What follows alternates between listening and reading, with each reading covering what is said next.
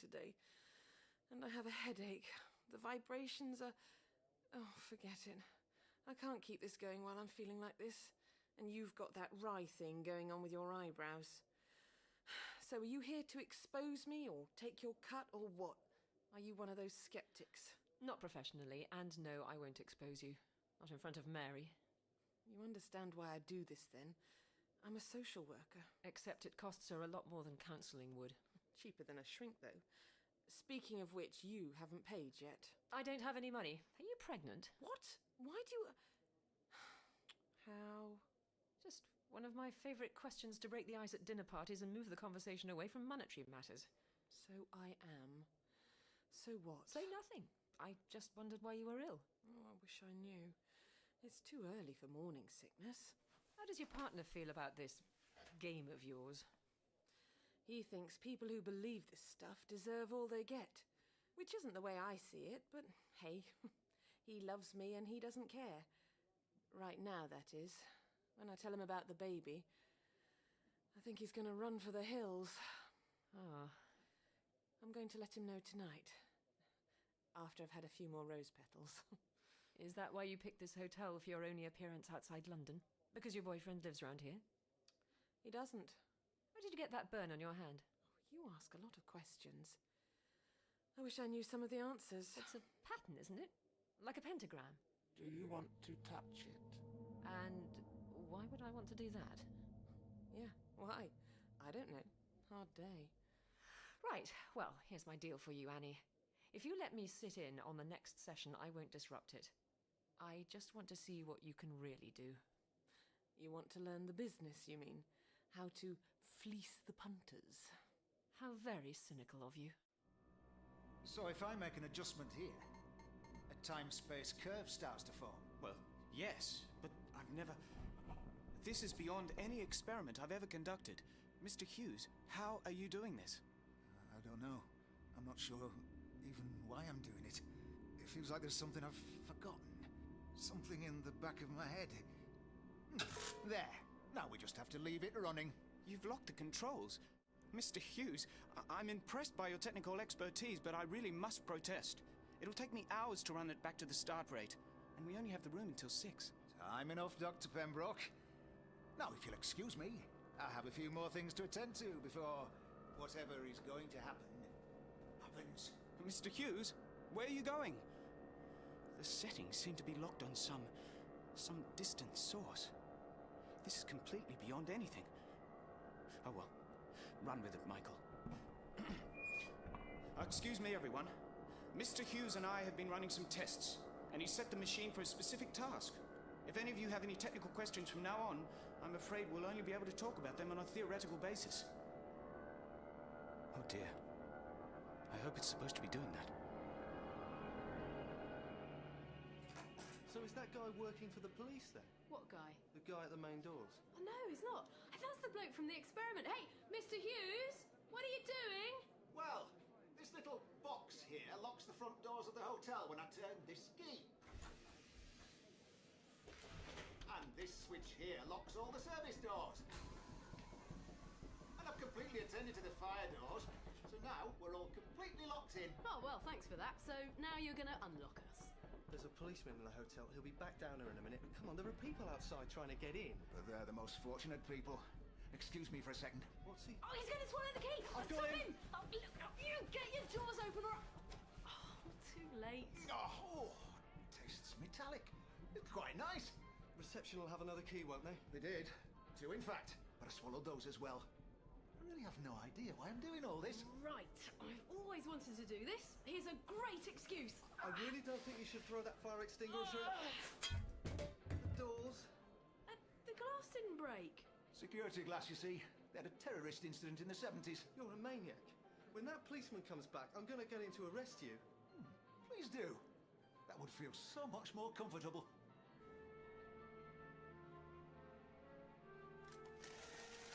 I have rested and we may begin again. I've talked to Professor Summerfield here, and I'm convinced she's a sincere seeker after truth. So she may rejoin us. Oh, good. Take your seats once more. Take my hand, Professor. You may once more sit beside me. Now, all of you, together, focus, concentrate. We will re-establish contact with Orm.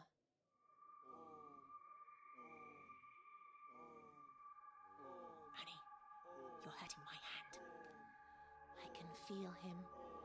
I can feel him approach through the ether. Mary, I don't like this. I can feel him too. Excuse me? Hello? Can any of you actually hear me? Contact is being established. The gateway is opening. All right. Let go of my... Let go! Now, everybody stay calm. This is quite normal. My God. Look at these readouts. What is it doing? We've locked on a distant source, and the machine is running according to its own paradigms now. We're doing some good science here. Science that nobody's ever done before. I don't believe it. Was that actually an earthquake? The displays! Save the displays! Ah! That's my 10x10 dolphin swimming in the Pacific! Stuart, help the dealers! Jamie, get the AV... Oh, what's going on? This isn't supposed to happen in Kent! They're coming! They're coming through! Who are? What are you talking about? What's he talking about? Look at his eyes! Get away from me before it's too late! Our leader is coming, humans. Rejoice. Rejoice in your submission to the Scourge. Do you reckon there are any weapons or security points or defences in this hotel? At all? I think the staff have a private bathroom. Other than that... Then I think it's time we found... Doctor! Hello. I see you've met the demi-leader. Oh dear, he is having trouble. I think his host mind must be trying to fight him off. We will all die. You are food for us.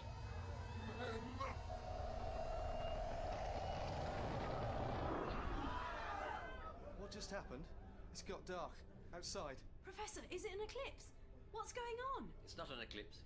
Everything's going to plan. Not long now. Get away! Everybody out the doors! The demonstration is over!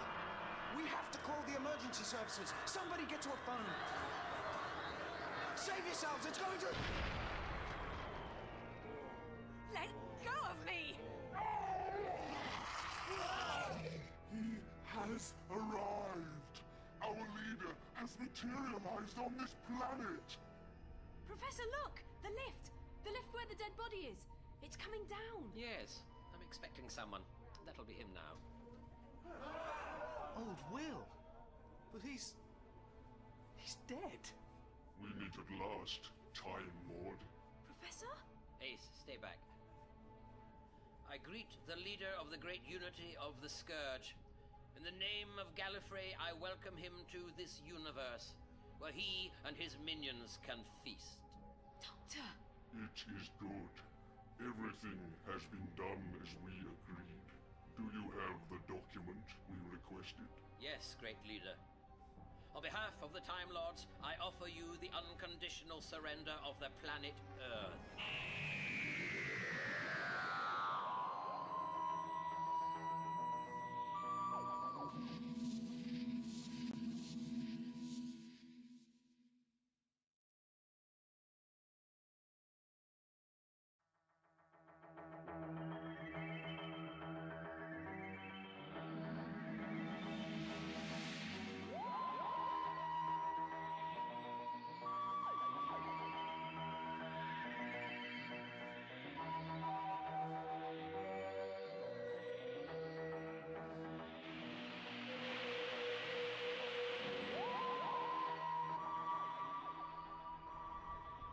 Professor, look! The lift!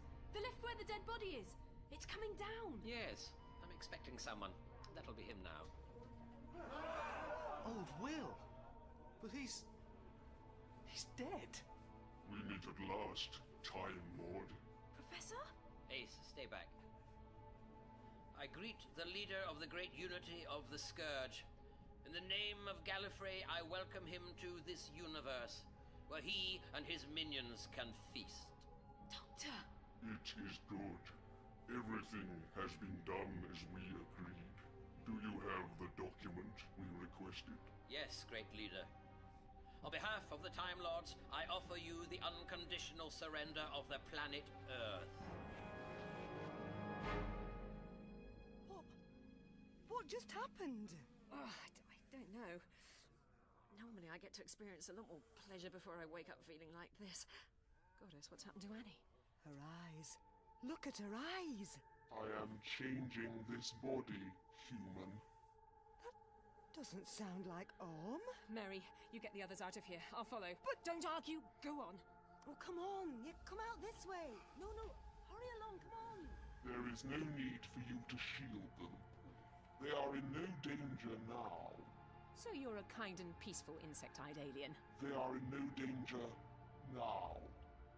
But they will be later. Ah. Somehow I knew that was what you meant. So you are aware that there's more than one of you in there. What's happened to the baby? I can feel another human presence within this form.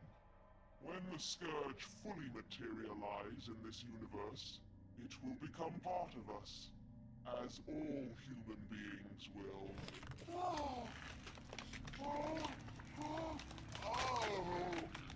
The change continues. Oh, that is really icky. Excuse me. I've just got to go and powder my nose. Dear me, we seem to have attracted quite a crowd. What's happening? Why has it gone dark outside? Listen, all of you, hotel staff and customers, leave us. Doctor, talk to me. Why are they walking away? It's like it's hypnotized them. Stay calm, Ace. The Scourge can make people obey their commands. You obviously don't think of yourself as a customer.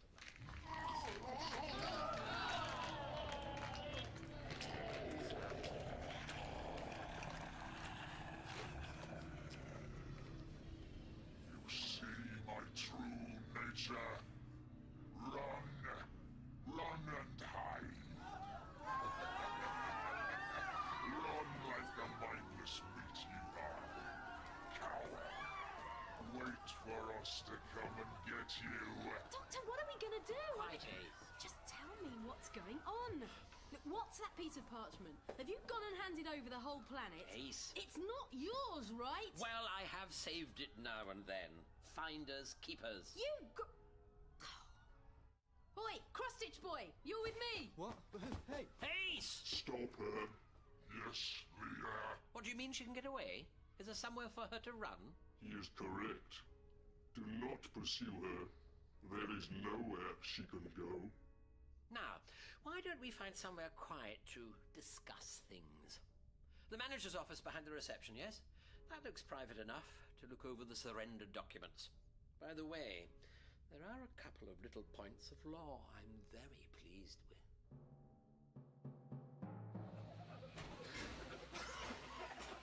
Everybody, get away from the machine. There may be danger of a secondary detonation. Here, give me that. What? There's something still going at the heart of the machine. Something glowing. My God. If the power cells are exposed. Everybody out of here! Someone call the fire service! They won't come. You again? Yep, me again. And you should have listened to me last time. Oh, this is my mate. What was your name again? Mike Duff. I'm with the cross stitches. What?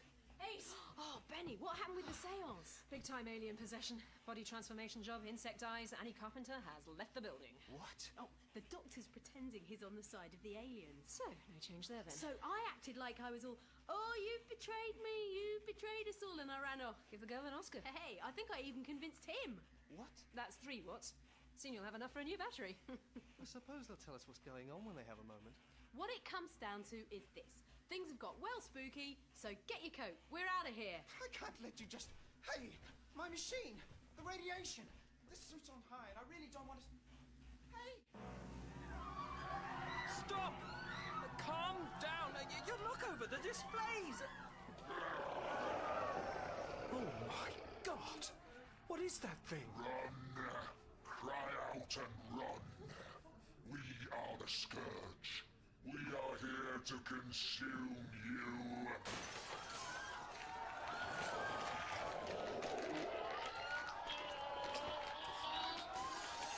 Mike, thank God. We have to stop it. It's wrecking everything. It's got Julie trapped in the corner. I don't think it can see her behind the tables. Hasn't anyone called the police? Well, there was one copper, but we found the body in the corridor. He tried to take that thing on and just ripped him apart. We're on our own now, Gary. The doors of the hotel have been locked. Where did that thing come from? Is it Brian Hughes? It's taken over his body and it's changing it. Okay, now it's smashing up the displays. I think I can go and get Julie. No, Mike, you don't know what these things can do. Sorry, I have to try. Mike! You are our prey. Well, keep away.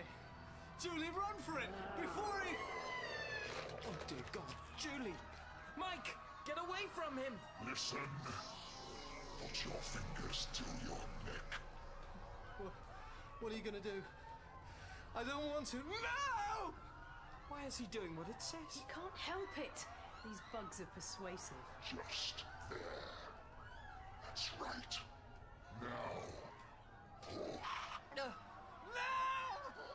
Bless him.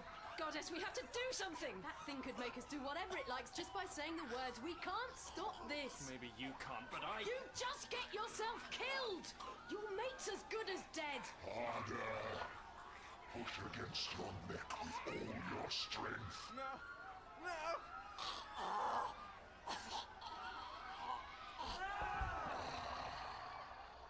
The first sweet death of so many. Paragraph 3, subsection 2.5 states that should your species ever lose control of this planet, become extinct, devolve to a pre-sentient state, etc., etc., except in the case of another alien race invading you, then all rights to the planet Earth revert back to me in perpetuity. We accept your conditions, Time Lord. Oh, what lovely new antennae you have there. So, if there is no more to be discussed... Ah, but we must get the little things right. You know, the devil's in the details. Where's Brian? He'd be fascinated by some of these subclauses. The demi-leader is creating fear and terror amongst the humans. Of course. You need a certain level of panic, don't you? Still, perhaps I should go and get him. You'll be needing him soon. Leader, I recognize the bridgehead. This is the Time Lord? I prefer just Doctor. You must be Annie. I am the bridgehead. I have never seen a Time Lord before. You are complicated. Oh well, I don't like to boast. I can see your shadow stretching back and forward across what your people call time. You have different facets, different faces. As do all my people. Some of them hidden. But none to you. If I break our bargain, I'm well aware of what will happen to me. You would be wise to remember that, Doctor. We have your soul in our keep. We have but to close our fist, and you will be ours. Of course. As long as you still have a fist. I was interested in the trivial reward you accepted for betraying your entire cosmos. Such a small matter, a biodimensional implant. We use them to torture humans in our universe. We stretch them across different possibilities, and allow their bodies to mutate over centuries. I had a different use in mind. Freedom for my mind to roam through all the manifold multiverse. Freedom to travel. You know of me. Surely you're aware of what such liberty would mean. Indeed. It is the central feature of many texts concerning you. You've read about me. I'm so flattered. The stories were part of the intelligence material our army consumed when the Great Unity first devised this plan. Since we became aware that the humans of this universe were the primary source for our feeding, we have sought to annex this cosmos, to take control of the resource and manage it more efficiently. We stepped through what you call time, seeking a point where we would have an advantage, and that is where we found you, on the astral plane, petitioning us, ready with your offer. I was just dreaming. You know. Too much cheese before bedtime? That offer caused us to seek out all information about you. You take the side of one species over another in small conflicts within this universe. You often defend the humans. I suppose I do. I haven't really paid attention to whose side I was on. You often lead those who would harm them into traps. That's true. Silly monsters, all of them. Only a very foolish species wouldn't see one of my traps coming. I rely on the fact that I'm much more intelligent than those I battle. Ironic, considering how small your intellect is compared to ours. Isn't it? Now, it is time to begin the focusing. I will summon the demi-leader. I'll go. Time is of the... Yes, well, anyway, adieu. I've never felt so helpless. That poor man. You just stood here. How could you... We're gonna even the score with these guys, don't you worry. They're gonna pay. But like Sun Tzu told me, you don't get angry and fight battles you aren't gonna win. Sun Tzu?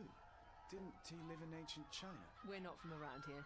What's that thing doing to Mike's body? He's touching palms with it. That's what he's doing. He's trying to transfer the pentagram symbol. He's going to turn him into another one of his own kind. Right. So anyone with one of them on their hand is the enemy. But if it's as easy as that, why isn't ex-Brian slapping high fives with everyone in sight? Because it takes a bit more than that to make a scourge. The demi-leader would need a good half hour to achieve full infection. Doctor, you scumbag! You sold us out to No those... need to bother, Ace. Brian's not paying any attention. Every time I think I've got one over on you, Professor. 9 out of 10. I see I got here too late. Why? Could you have stopped him doing that? You wait and see. He'll have saved the world before supper. Very possibly. That's the thing about the Scourge. They're so convinced of their own superiority that they don't bother to watch their back or listen behind their backs. They think their control over the humanoid nervous system makes them invulnerable. But it's actually their Achilles heel. You've encountered them before. Oh, we all have, in various ways. But my experience is of a practical kind. Now, here's the key to my room, number 666. I'll meet you there in 15 minutes, after I call Brian in for his dinner. Now, go on, get out of the way. Go on, shoo. Good luck, Doctor.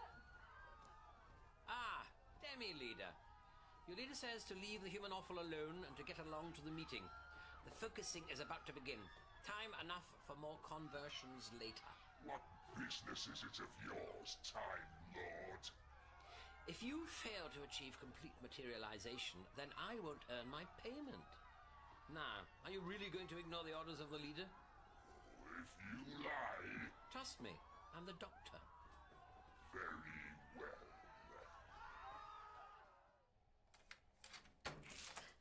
Okay, it's empty. Everybody in, quickly! It's terrible. All those people, they're just running around like they don't know who to turn to. There's nobody to turn to. I've never seen human panic like that. I feel as if I should try to find people I know. But you can't stop and talk to any of them. They're too frightened to do anything but run and hide. If only we could get out. I'll put the kettle on. Tea, as always, will help. It's like those things are herding people about, keeping them scared. People like our attendees. Oh, I don't know how many of my friends have been killed. Poor Mike. Why are we sitting here having tea? The professor said 15 minutes. It's only been 14. So shut it, okay? Okay. Fine. What is it with her? She's as scared as we are. Only she deals with it a bit differently. She bashes it. Let's see if we're on the news. If anyone's coming to help. You're not going to get a picture. I've never heard interference like that before. Interference be damned! That's cosmic background radiation. The whispered echo of the Big Bang. There should be all kinds of radio sources out there louder than that. Terrestrial sources, other planets, the stars even. I take it we're a long way from the home counties. If we can hear that clearly, we're not even in the same universe. We'd be in a cosmos where there's nothing.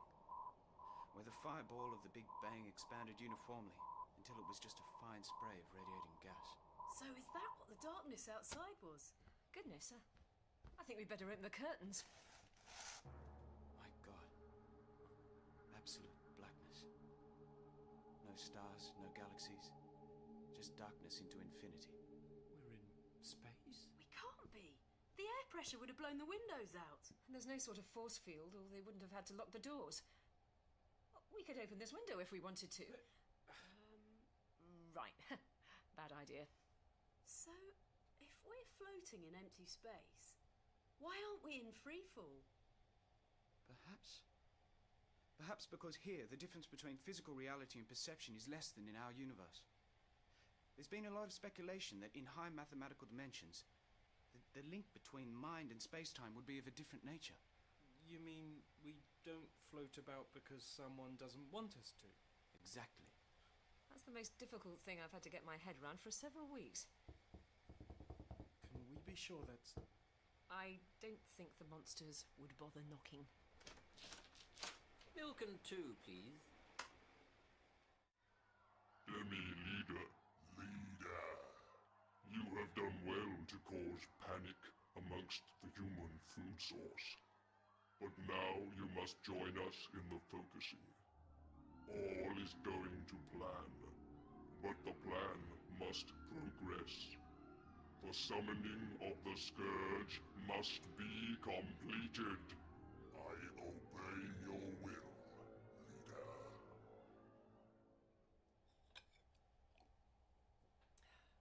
It's one of the eternal mysteries of the universe.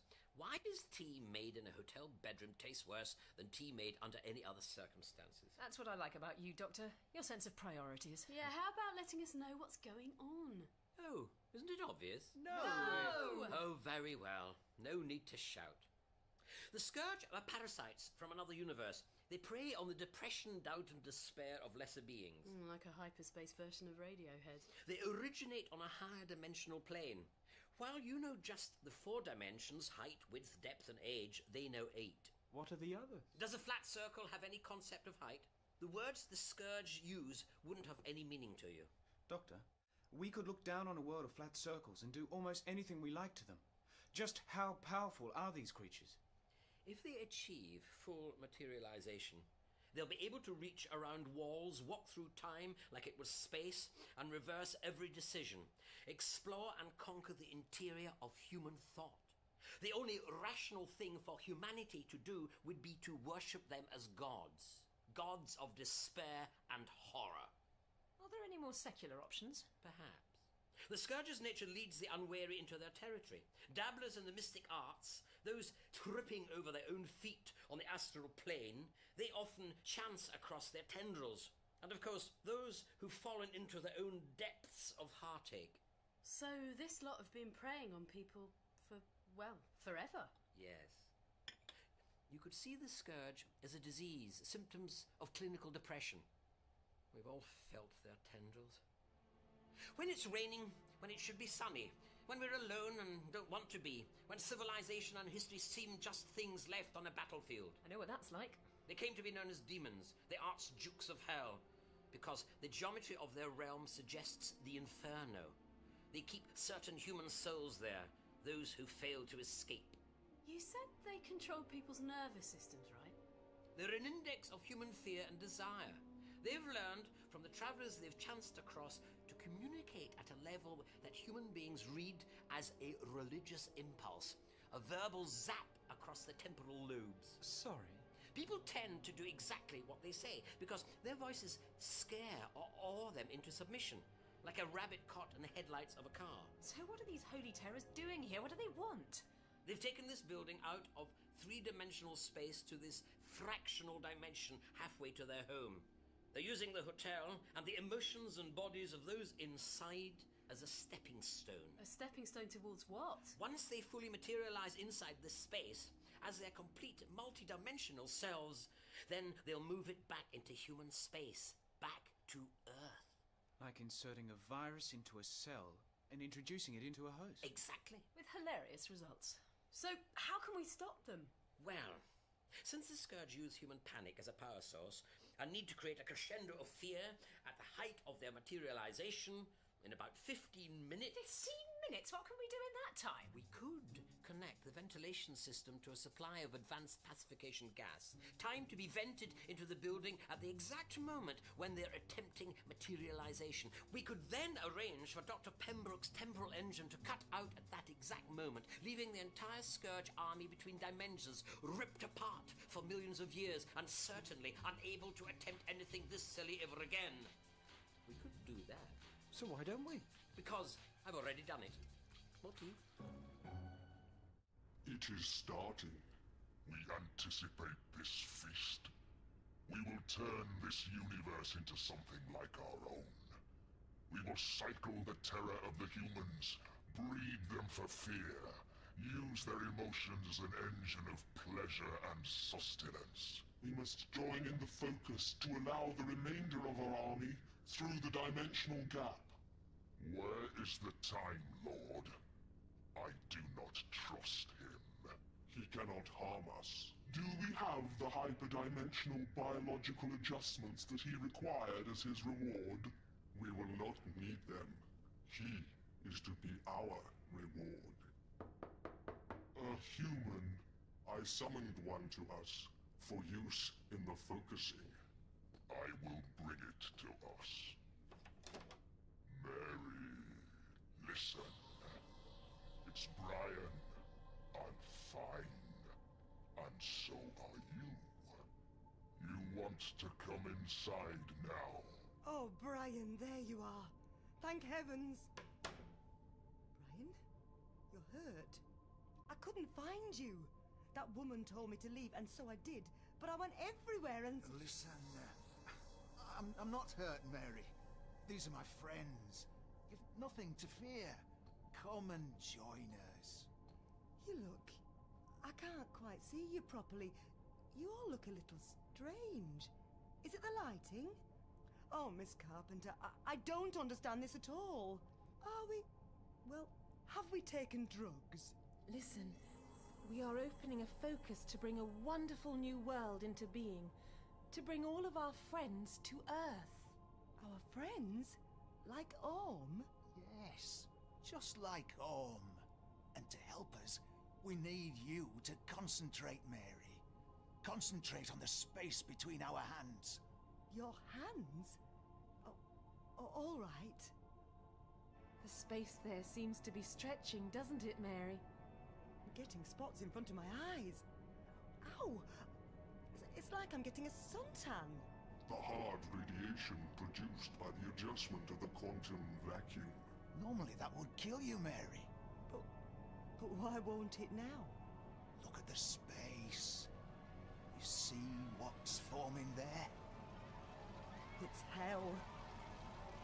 A vision of hell. Mary, you won't die here. Because that's where you're going.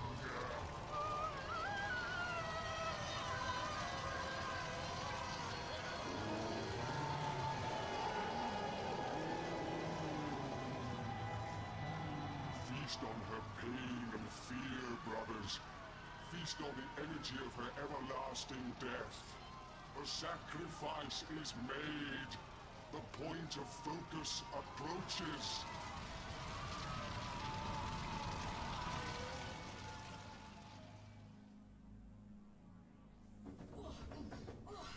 I don't think anyone's been in here since the place was built. You've got your foot on my head. And I decline to mention where your foot is on me.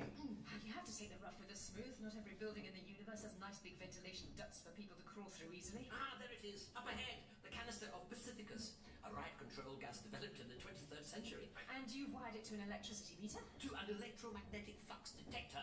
And by the way, the needle's bouncing. Things downstairs are hotting up nicely. So, as soon as things get cosmic, the gas gets pumped into the ventilation system. Everyone falls over and bang goes the Scourge's panic and terror. But that's not all. When the needle crosses the line, the meters send out a radio signal and... well, let's just go and check on that.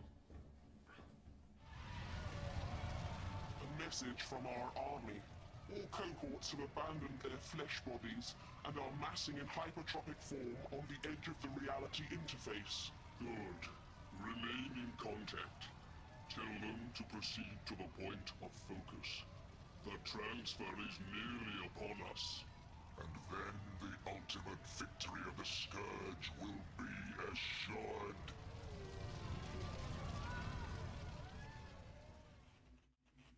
Good Lord.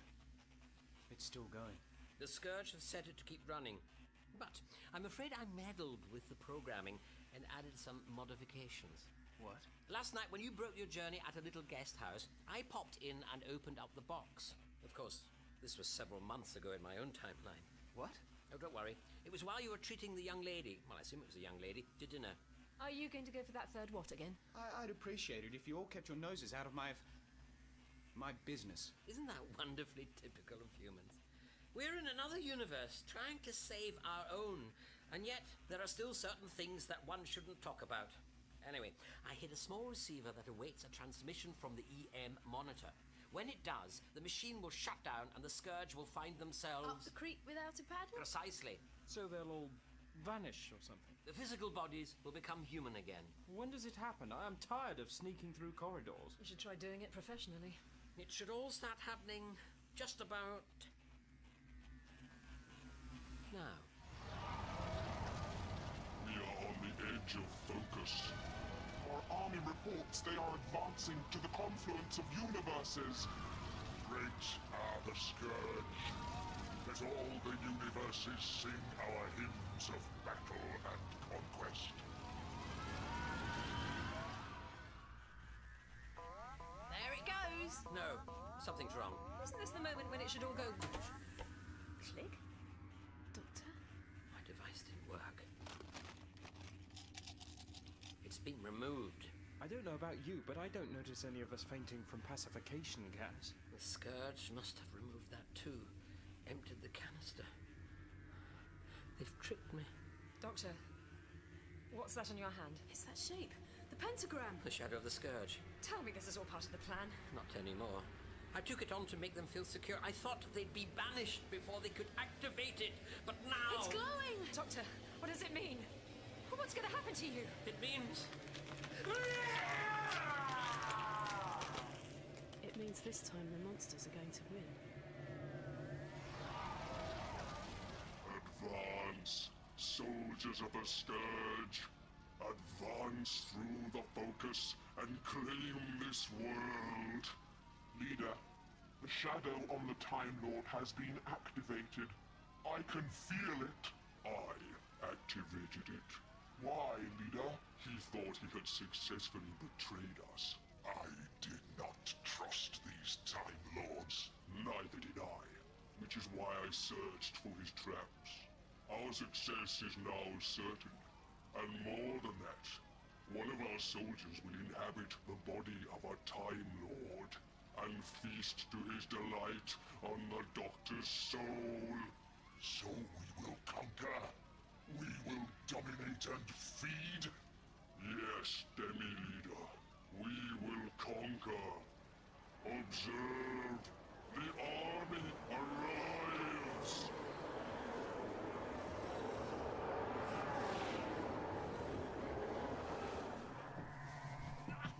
Doctor! He's having some sort of fit. It's a transformation! He's trying to fight it! He's turning into a monster. If he becomes one of those things, he'll kill us all. We have to get out of here. I am not leaving him. Look, outside. It's light.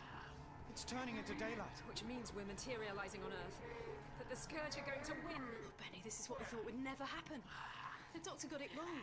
He played chess against these monsters, and they beat him. We have to save ourselves. Please! Please!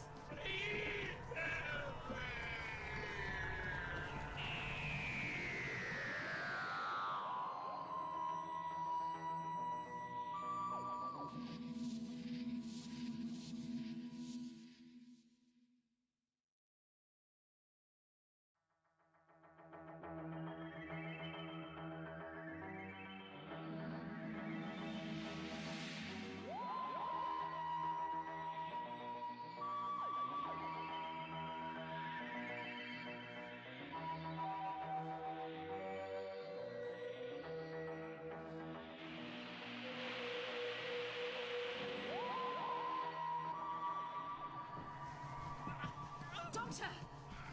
He's having some sort of fit. It's a transformation! He's trying to fight it! He's turning into a monster. If he becomes one of those things, he'll kill us all. We have to get out of here. I am not leaving him. Look, outside. It's light.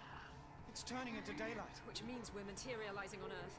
That the Scourge are going to win. Oh, Benny, this is what we thought would never happen. The Doctor got it wrong.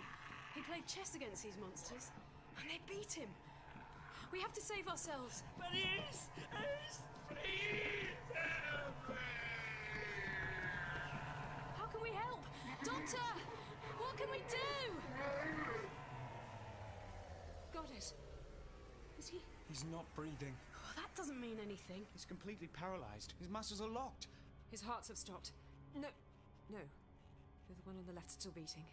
Just really slowly. So he's in some sort of coma. Maybe he did it to protect us from the monster he was becoming. Should we get him into the recovery position? I think the extra arm would get in the way. Hey, look outside. It's dark again.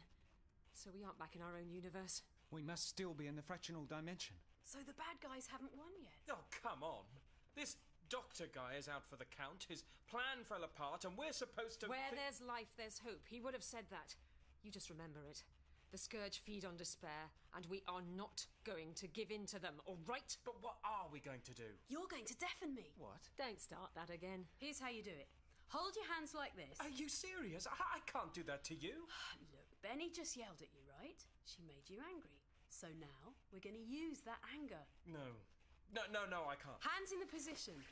When I give the signal, you smack them hard on both my ears at once. Gotta hit at the same moment. Dorothy McShane, are you absolutely certain about this? These bugs control people through sound. If I can get close to one, maybe I can kill it before it realises I'm not such a soft touch. The TARDIS infirmary can put my eardrums back together again after we win. But that's far beyond anything modern medicine could do. It's okay, we're from the future. Go on then, Gary. Give us a smile. Okay, that's close enough. Deep breath.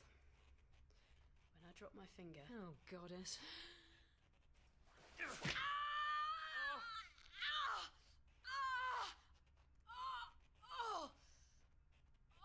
That's the top 10 most painful things I've ever done. I'm sorry, you did ask me. You're bleeding. What? Can't hear you, mate. So it worked anyway. Have a tissue. You're one of the bravest people I've ever met. Do you know that? What? Now she's doing it. I feel vindicated. So which bug do we hunt? Annie. Eh?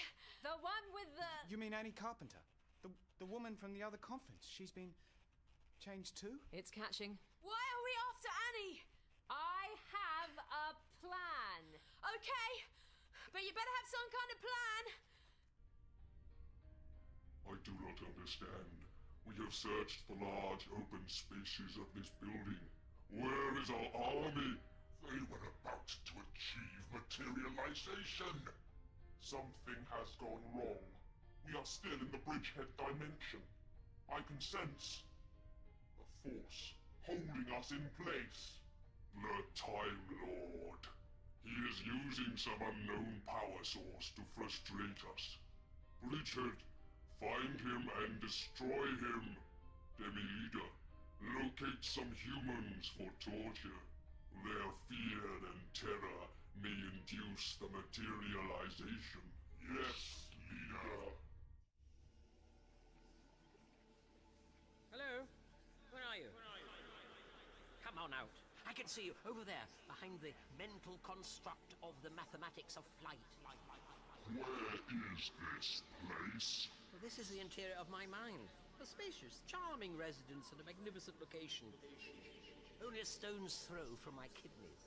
You must be the Time Lord. And you're the skirt soldier who was due to take me over using the shadow your people planted on my hand. Sorry to spoil your plans. How is it that we are here? Oh, a bit of mental kung fu. When you tried to take me over, I let you. Then hopped in after you and slammed the door. Now, neither of us is in charge of the body. And your people are a bit stuck. Being a group mind, if one of you gets trapped between universes, you all do. Your body will now have mutated into one of our forms. Small price to pay for the survival of Earth. It will not survive much longer, Doctor. This is only a delay. We will conquer the interior of your mind first, then go on to consume your favorite planet. As William Shakespeare once said to me, come and have a go, if you think you're hard enough.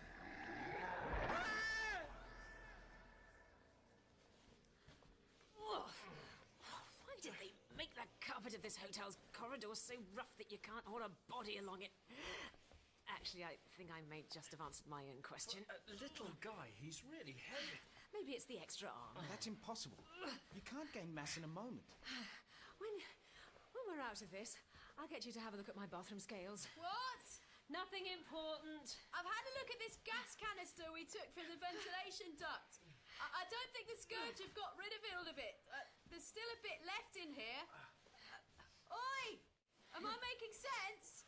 I can't hear myself speaking. You're fine, and there's no need to shout. Where are we taking the doctor? To a hiding place.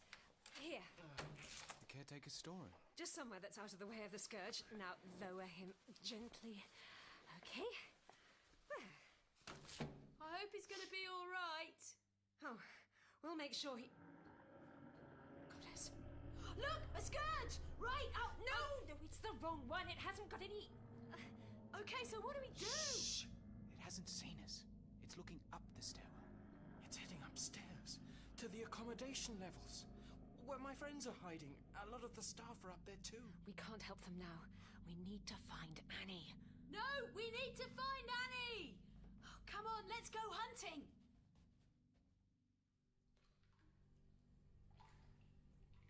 I can sense him. I can smell Time Lord. He exists across time and disturbs the waves that wash through the universes. Hey, in here. I found her. Down there beside the swimming pool. It looks like she's searching for something. Oh my god. Did that thing used to be Mrs. Carpenter? She's walking in circles. The pool must be right above where the doctor is. She's sniffing him out. We need to get her up here into the office. It'll be easier in a confined space.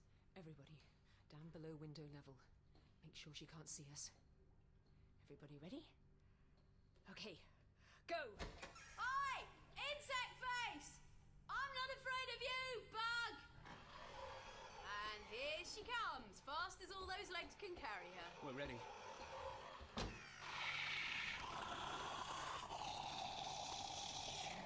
Little human, mammal scum, self-hating morsel of semi-aware soul. You dare to defy the power of the Scourge? You lot really need people to be afraid of you, don't you? Bet you own a pit bull terrier. Listen. Use your fingernails to pluck out your eyes. Sorry, can't hear a word. I've got her! I've got her mouth! Use the gas! Which end of this thing is that? Like that? Put it in her face!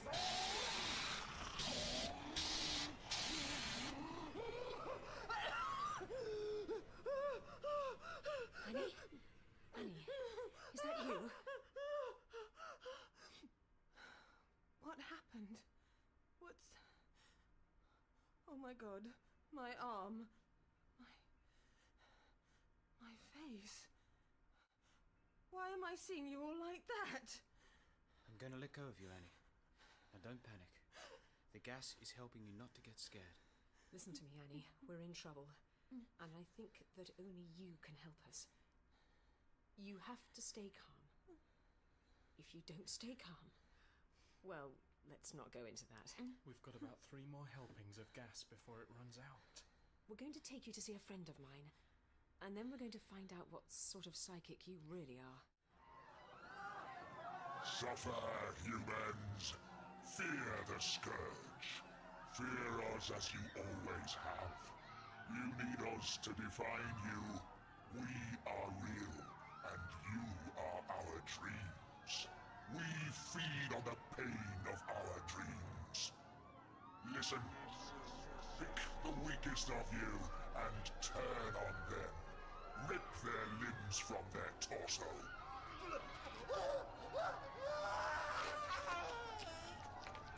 Report, Demi-Leader. I found these humans hiding in one of the rooms. They have shut themselves in all over this building, barricading the doors and hearing the screams of their fellows being tortured. Good. I can feel their fear. It is good you feel fear now, humans. This will prepare you for when your minds are conquered and your bodies invaded by our army. A fate you will come to enjoy as you worship your despair and pain. Though they flee, shall I pursue them, leader? No, their fear is pleasurable and sustains us in these forms. But we can only kill so many of them. Perhaps we should give them time to breed. No, we are vulnerable while we remain stranded between the universes. I have detected a source of temporal energy on the roof of this building. Perhaps it is that which the Time Lord is using against us. Destroy the mechanisms which the humans use to move against their gravity. Block any other paths. I will go to the roof to examine the energy source. Yes, leader.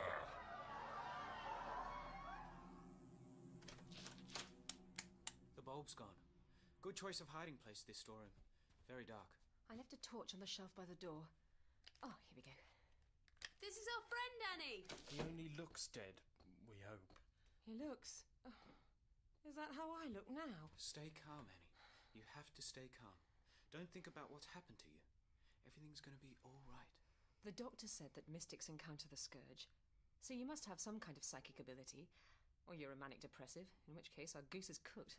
I've never been honest enough to get depressed. Good. I want you to channel the doctor. But I don't know how. I made all that stuff up.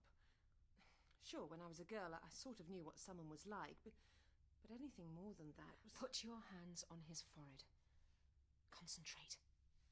If he can find a way to communicate, he will. Okay. I don't know what this is all about. I don't know why. Shh! Just concentrate. Right now, I wish I believed in the things you do, Annie. Bernice? Ace? She can't hear you, Doctor. You have to tell her. Tell her? Tell her to get to the TARDIS. It's urgent. Go. Get to the TARDIS. Right. What does she have to do there? Can't fight them much longer. Can't move. Not enough energy. Can't talk for more than... Bernice? You have to help me. How?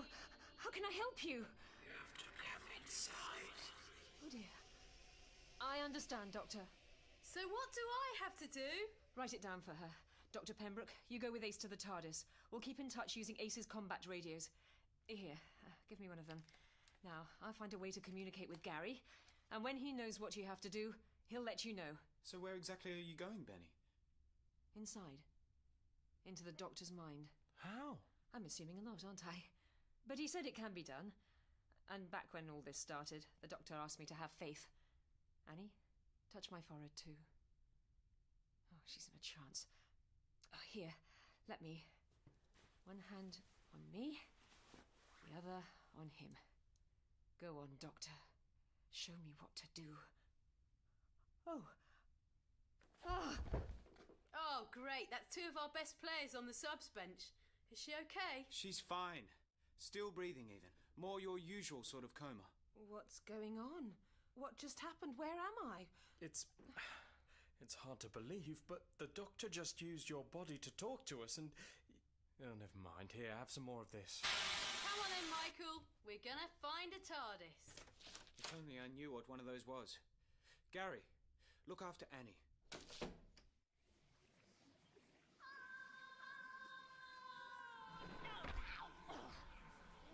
Right on my coccyx. Hello. Welcome to my mind. Sorry about the mess. What are you doing up there? Hanging from a stray thought by one foot. What does it look like? It looks like a big echoey void with lots of rather tasteful furniture scattered about. Hey, he's told me she'd come here once, and from what she said, it didn't look like this at all. It depends on the way you come in. The door you enter by. Some things change. Some stay the same. Ah! I see we have company. You mean that lot standing by the little bridge? Who are they? My younging archetypes. You might call them my other selves, past and future. They only manifest themselves in times of dire emergency. They're going to help us then? No. They can't. I'm in charge of who I am, and they can't interfere in this battle, even if they think I'm doing a terrible job. And do they? Probably. Who knows? They turn their many noses up at me whenever we meet. Which one is he? Who? Him. The one with the hair. Oh, the eighth me. You haven't met him yet. Not planning to regenerate soon? Oh, just asking. Bernice, if I lose this battle, I'll regenerate into a scourge, and the Earth will be the first planet to fall while they take over the universe. Ogle my possibilities at a later date. Sorry. Let me help you, Dan. Oh, did you say something about a battle? Yes. That's how I got up there. I'm fighting the scourge on the astral plane, metaphorically, as it were. How are you still alive? When they tried to infest me, I grabbed the soldier that hatched from the shadow and brought him into my mind.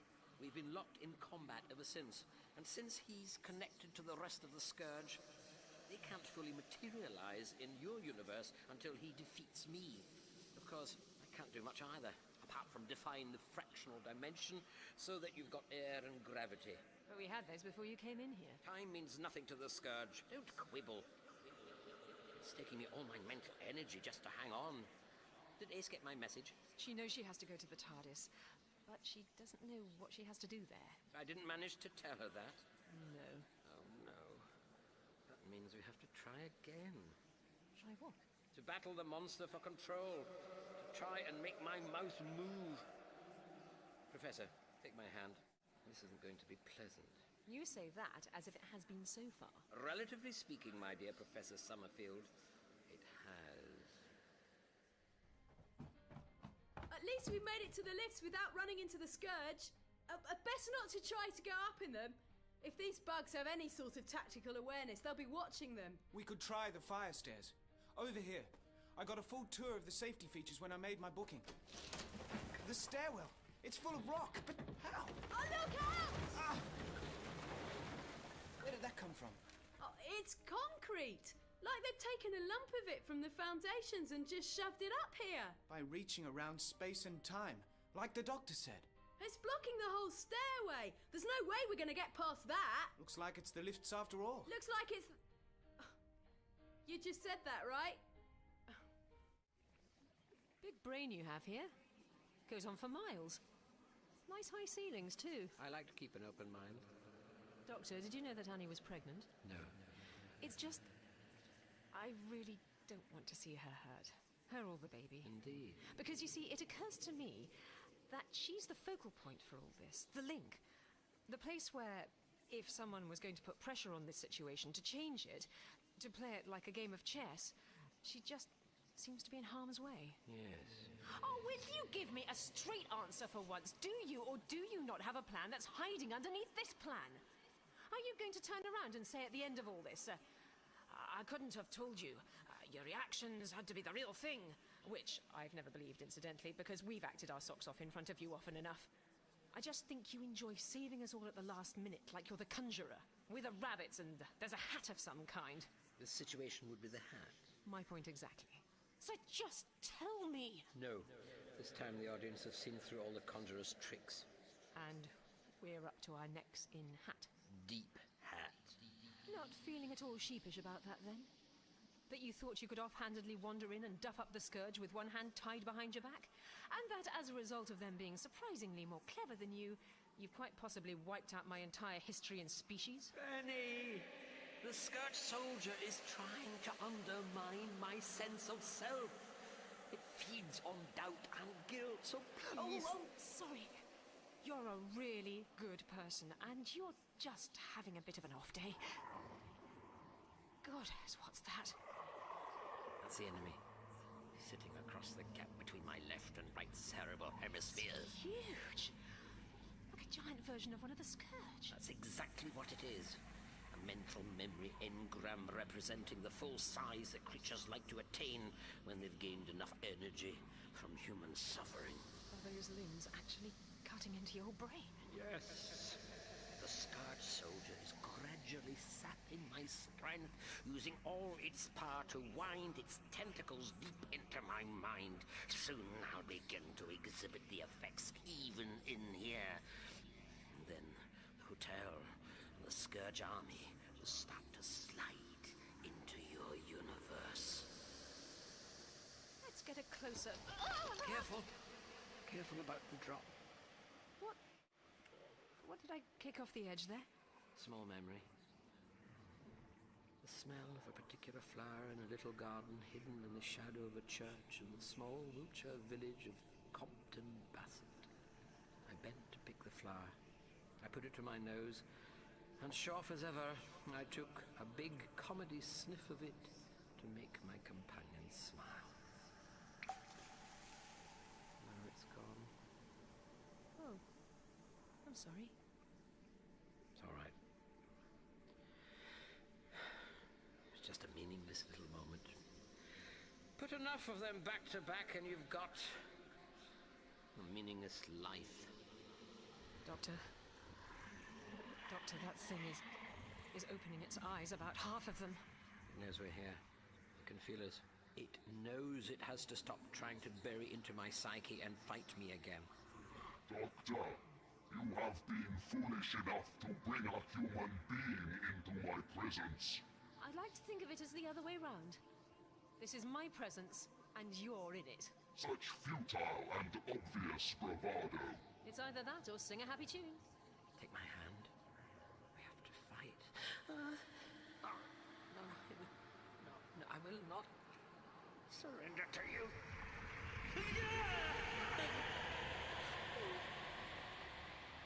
It keeps doing that. Showing me that myself isn't myself. My sense of self is myself. Myself is... What is myself? You're the doctor. Keep remembering that. The doctor? Yes. I think I knew him once, Piece by piece, Doctor. Piece by piece, the Scourge are becoming the masters of your mind.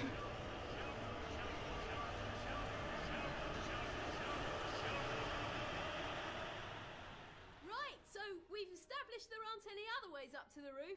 Unless you fancy opening a window and free climbing in cosmic nothingness. Oh no, I got vertigo on the harbour bridge. I'd guess that was a no.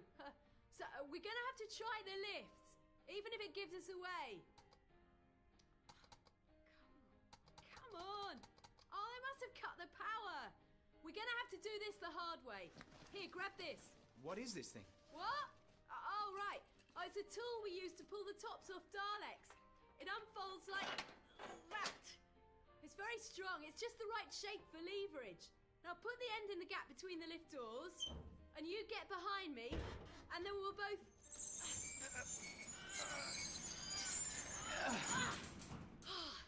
Done it. Let me go first. Go? Up the lift shaft. Oh, come on. It'll be fun. Do you have a different definition of that word in the future? I put Bernice in one of the staff bedrooms, locked it, then slid the key card under the door in case she comes round. Great. I only wish we could move the doctor so easily. He seems to have grown into the space here, like these new limbs want to cling on to things automatically. I can feel mine wanting to do that. How is he? He's not breathing, and I can't find any heartbeat. We must try and have faith. Oh, yeah. Like you're an expert in that. A con artist who... Sorry. I was told to keep you calm. I'm trying to be. I feel like I'm going to wake up and this will all have been a dream. More like a nightmare. This was going to be a really good event. A great many of my friends are here, and now they're all in hiding.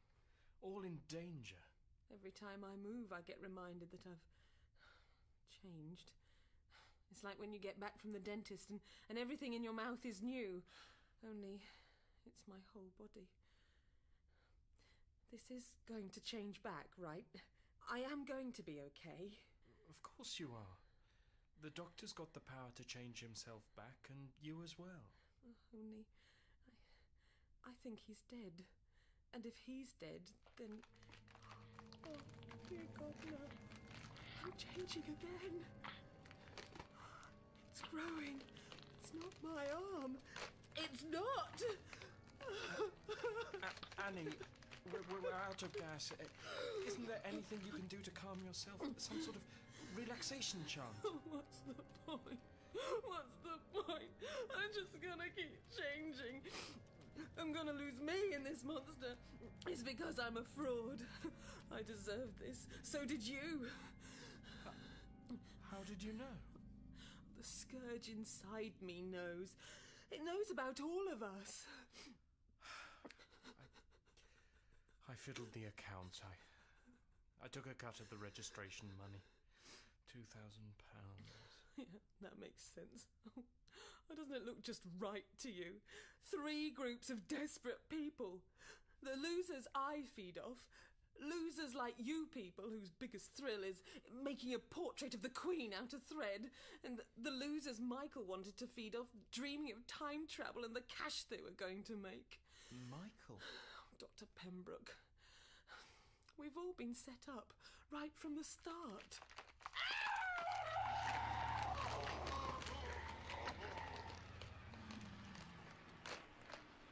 Human, I am returning.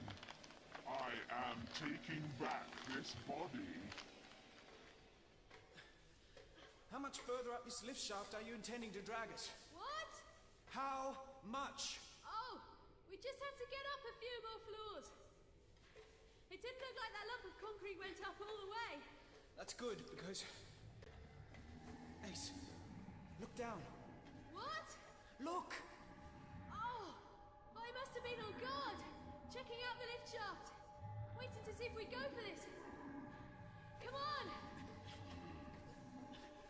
You will die in agony, and serve us in hell. Doctor! You try and save them all, Doctor. You're like the arsonist who starts a fire to rescue people, to be a hero. It's the only kind of love you get. The love of a species. So... Doctor, is that you or the scourge? Soon there will be no difference. But they don't love you. They fear you. They turn to you. They deny you your home because of theirs. Because when you visit, you bring the monsters. You'll never be able to go home to them. Don't say that! Listen to yourself! What you're saying is insane! Monsters! This body is mine. This flesh has become my flesh. Now I will destroy you. No! Keep back! Listen, Gary. I'm listening, damn you. You will let go of me. I can't help myself. Annie, listen to me. I know you're still somewhere in there. Listen. Be silent. I have learned a lot about human bodies. Take yourself by the throat with both hands. Put your thumbs on your carotid artery and jugular vein, and squeeze. It would not normally be possible for a human to kill themselves in this manner. Primitive reactions take over and prevent self-destruction. But now, you are so weak and so guilty. I can feel in your mind that you know you deserve this. You and Annie and Dr. Pembroke. Don't worry, I won't harm him now. He is nearly ours. I can smell the sweetness of his despair. Perhaps before you die, you will meet another of us.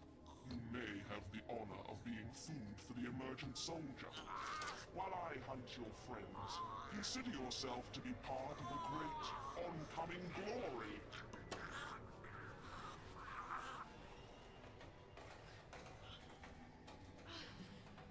Oh, if we can just get this door open! I've got it. Heave! It's right behind us. Up these stairs! They'll get us to the roof! My God. The nothingness. Forget the sky! Use this to fasten the door! Help me! That won't hold him for long. That won't hold him for long, but it doesn't need to. That's what we're after. Over there. Come on! A police box. Key. Where did I put the key? Hayes, look out! Behind the police box! Poor humans. So impotent in the face of the inevitable. this to me, and I will allow you a simple death.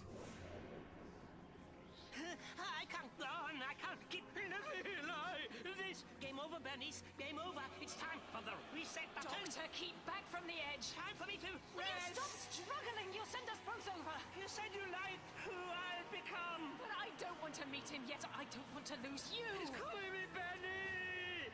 The darkness down there. The darkness at the heart of my own You mind. can't give in to it, Doctor. You're loved by millions of people.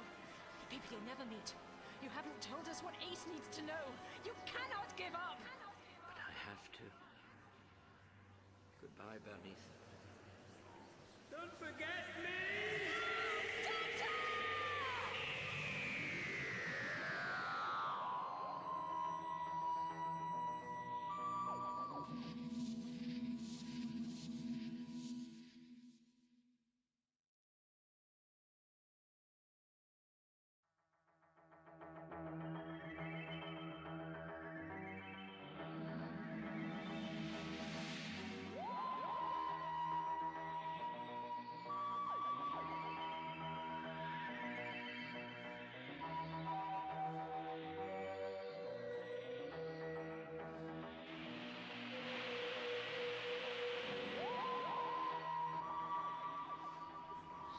I can't go on. I can't keep living like this. Game over, Bernice. Game over. It's time for the reset button. Doctor, keep back from the edge. Time for me to Will you rest. stop struggling? You'll send us both over. You said you liked who I'll become. But I don't want to meet him yet. I don't want to lose you. He's calling me Benny. The darkness down there. The darkness at the heart of my own You mind. can't give in to it, Doctor. You're loved by millions of people. People you'll never meet. You haven't told us what Ace needs to know. You cannot give up. But I have to. Goodbye, Bernice. Don't forget me!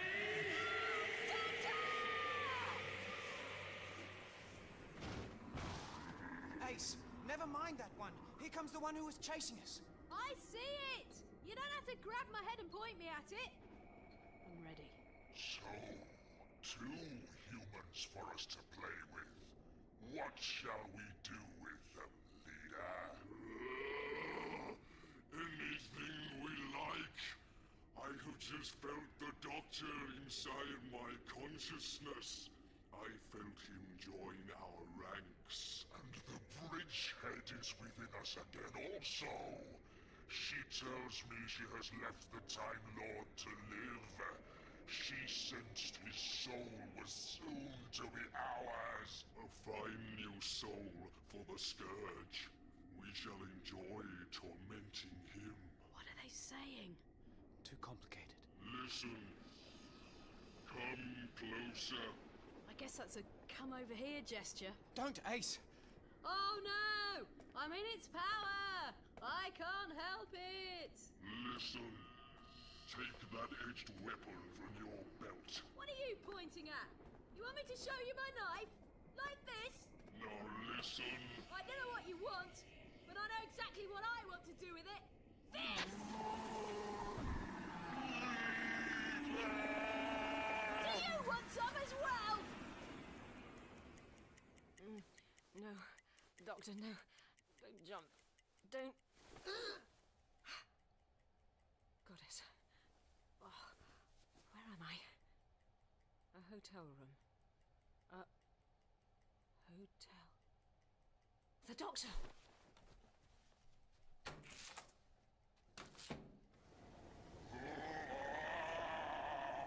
The human woman cannot hear us. Ace, keep away from him. You're not gonna go for it, are you, Brian? You're more worried about what I did to your leader. She has merely wounded me. Listen, you, the male human. Demi leader, direct him. I'm not listening to you. Listen. Take the female and throw her off the building. Hey, Michael, what are you... No! Ah! Ah! Gary, what are you doing? Help me, I can't stop myself. I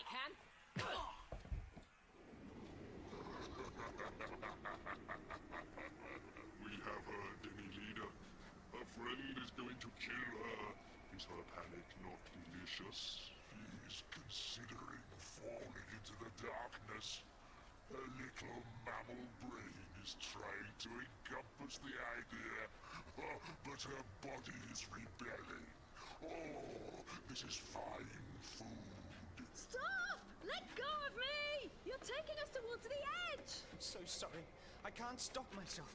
Maybe it's for the best. But I mustn't take you with me. I mustn't! I can't hear you, but I don't like that look on your face, mate. You don't deserve to die. Yes, I do. You're worried because you meddle with time travel and all that stuff. Well, we discover all of it later, and the Doctor meddles everywhere. No, I mean... Oh, God, I'm glad you can't hear this. I mean, I deserve to die because of my wife. Your wife? Oh, it's pretty easy to lip read when someone's got their hands around your throat. Oh, great. You think this is one of those horror stories where you have sex and get killed? Or steal the petty cash and get killed. Or fleece loads of gullible fools and... No, couldn't read that bit. Gary stole the money. The Scourge knows. The Scourge is telling us all about each other. About how limited we are. How futile our lives are. Look out! The edge! I can't hold back for much longer. You're gonna have to knock me out or something before we both go over. I can't stop you doing this! You're stronger than me now! It's the Scourge. They're inside us. They're going to take us both. As soon as we go over, we'll be theirs. Theirs? Why, is that what you're saying? No! No! We won't be. They're not gonna have us. Listen! You have to get this. I've been under fire. I've been threatened with death loads of times. And I know that quite often, lots of people get killed who don't deserve it at all. You don't deserve what's happening to you! We tire with these darn sneak puppets. It is time for you to leap in despair and become ours in the void. I'm sorry. I have to throw us over now. What's happening? Why are you looking like that? Because, Ace, I've just taken charge of Dr. Pembroke's brain. Follow me. We'll take the pretty way back to the TARDIS. Stay on the edge of the roof and step round the back. Now, come on, totter. Struggle. Act like you're fighting me off. Professor? How are you doing this? And how come we can hear you? I'm beaming my thoughts straight at you through Dr. Pembroke. Sorry it took such a long time to tune in. Just getting used to the way the Scourge do things. Where are you? I'm with the Scourge, nestled up amongst their group soul in the deepest part of my brain. I had to sacrifice myself to get there, to use their own power against them.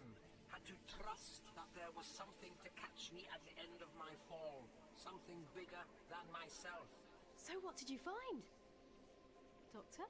It is an astonishing viewpoint, Ace, seeing through the eyes of a Scourge soldier, the sheer power.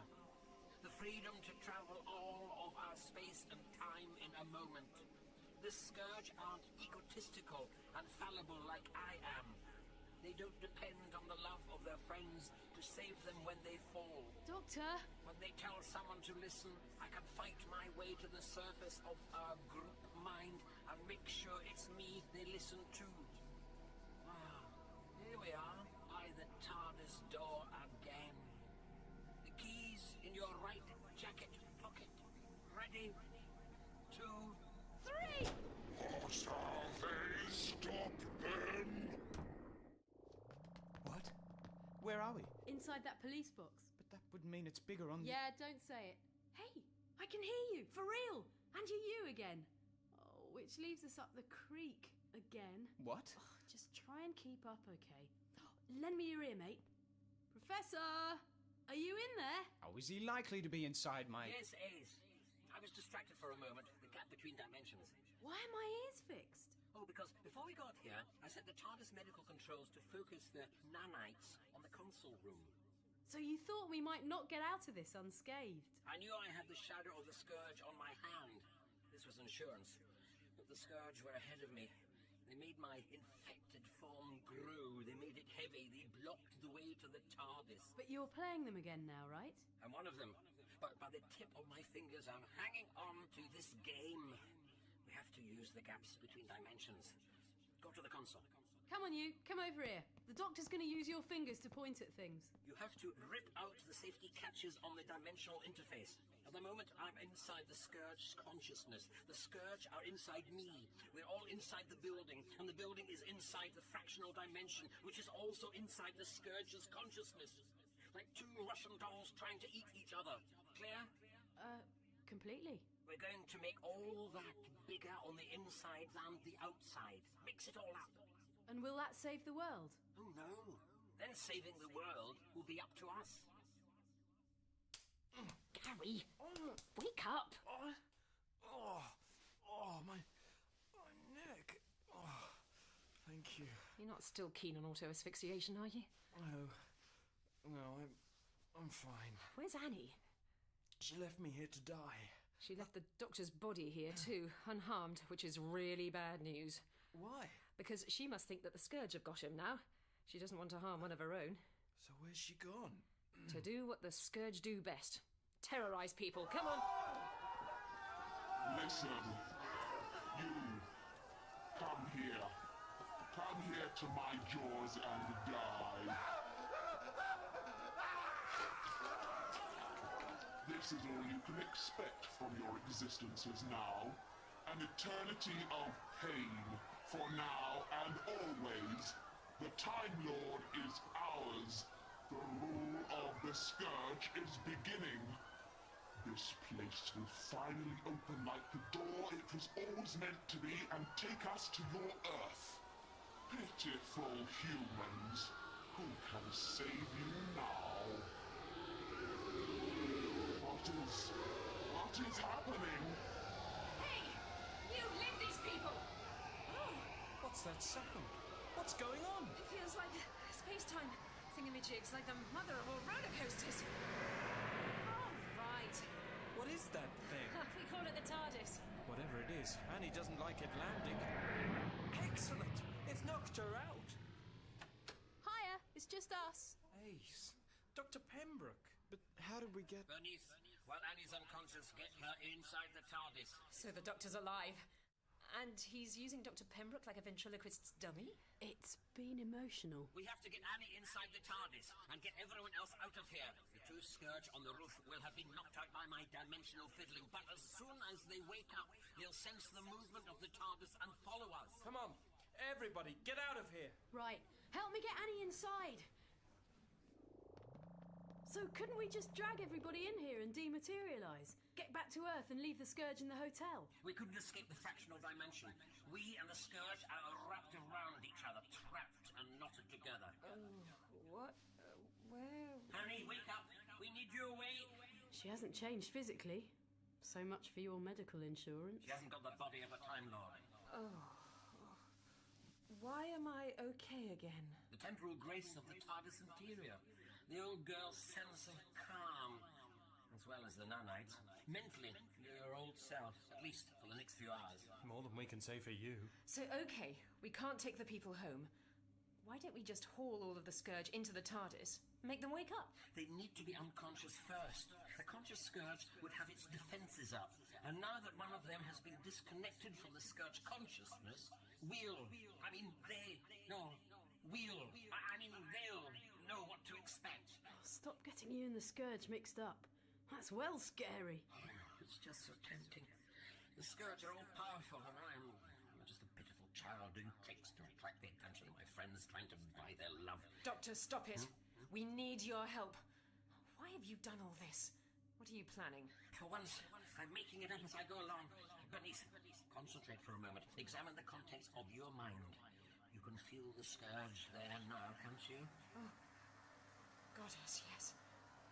That's terrible. Why have you done that to me? Me too. Doctor! I can feel it now. The weight of it. All the things He's done it to all of us. Have you really sold us out then? Have you surrendered to the Scourge? No, Ace! Have a little faith! I haven't surrendered. I've put us all in the same dimension, on the same playing field. The Scourge are us, we are the Scourge. I get it. They can't tell us to listen anymore. We're as strong as they are, even if some of us are still, changed. You all have to get everyone together in the foyer. Wait there for the Scourge to arrive. You'll be able to fight them. I know you can beat them. What about you? I have my own battle to fight.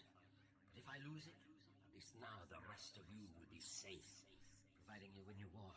I'll see you on the other side of all of this. Now, Dr. Pembroke can have his... Body back? Well, come on, you lot. Everyone get down to the foyer. Come on, Benny. You heard what the doctor said. The foyer. I'm not going. I've decided there's something I have to do.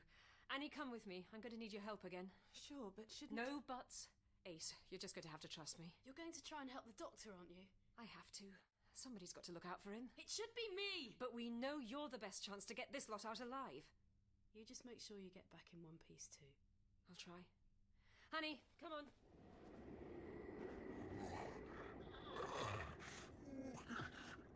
Leader, are you? I am whole. Tell me, leader. I am recovering. What just occurred? The nature of this dimension has changed. We and the humans are both inside it. We cannot reach around it, or through it. We have no connection backwards or forwards in what the humans call time. One of us has been exorcised. Leader, the bridgehead has been destroyed. I feel her loss also. It is like losing our senses. I feel lost, imprisoned. We cannot fight them like this. Our physical forms are still stronger than these humans. We are still what they dread in their dreams. We can still will them to surrender their bodies to us. Yes, leader. I will follow where you order. The Timecraft is on one level of this building, but the humans have gathered on another. Then we shall go and remind them who their masters are. When we have triumphed, we will alter the nature of this cosmos and restore our power within it. This universe will still be ours. Here he is. Annie, I need you to put me back in the doctor's head. You two must be really close for you to risk the scourge for him. He's my best friend. I won't leave him behind. I wish I had someone to feel that way about me. When you tell your chap that he's a father, then you'll know. Now come on, help me do this. When you've linked us, get back to the foyer. They'll need you for the battle. Let go of me! I will return to my own form. I will help my friends. Stay with us. Share our power. In your world, you are an attention-seeking child striving to gain attention. You tell everyone you are a rebel, but you crave oneness so much that you're lost when you're alone. And I'm forever testing my companions, forcing them away from me to see if they'll do what I always expect them to do, and leave. I know that.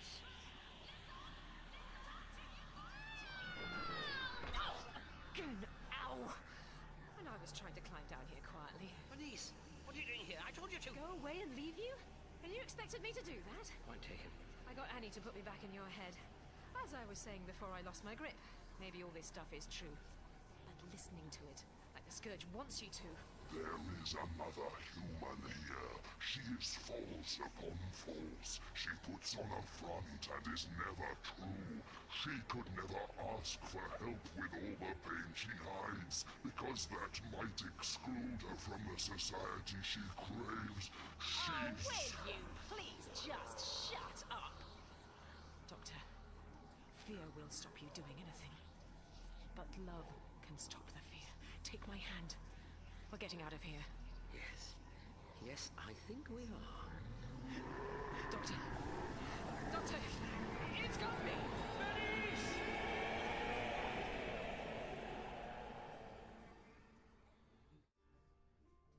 Where are they? They should be here by now. Hold on, Gary. You just keep your bunch holding the line. Dr. Pembroke's got his delegates ready. And Annie's back. She's preparing her lot. But I can feel it in my head. It's whispering to me.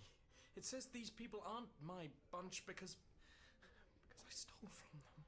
I can't lead them. I keep thinking of Lisa, my wife. I never had the courage to go with my heart and finally leave her. Let her heal. You have got the courage. It just took you a while to find it. My scourge keeps telling me that I was a fantasist who made things up to get people to listen to her. But you know what? What? I'm not a fantasist. I really am a psychic, because I kicked their alien ass. What's your scourge saying to you? Just that I'm not happy with bashing heads together all the time. That I'd like to have a real life. But I knew that already, and it won't stop me from doing a bit more of that today. Here they come. Everybody stay down behind the chairs until they get closer.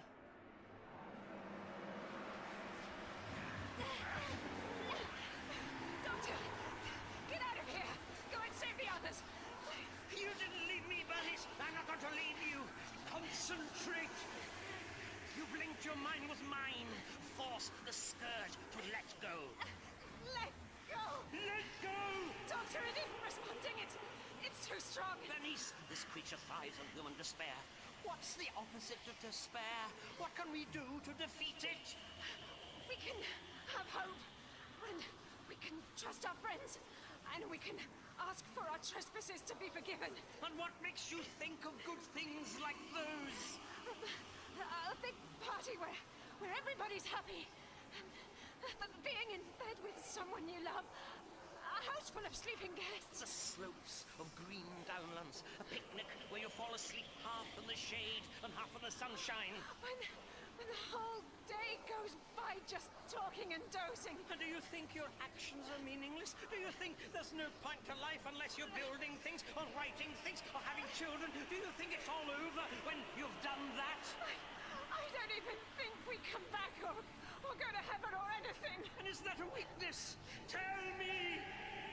No! I think happiness with those we love means everything. I think these creatures are preying on the floor. That's humans being stupid and not trusting to their own strength and not being able to say they need help. And it would be all okay if we could all just get our hands on some tea and scones, because those things are great. Yes! Yes, they are! The little things in life, that's what we can use against them. It's easing its grip.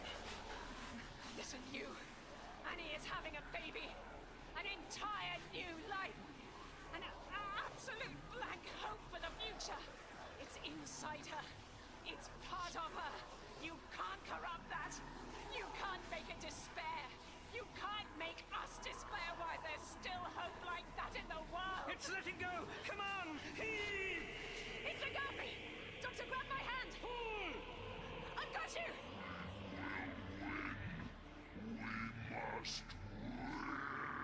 Be quiet. You're nothing if we say you're nothing. Come on, Bernice. Leave this thing to its despair.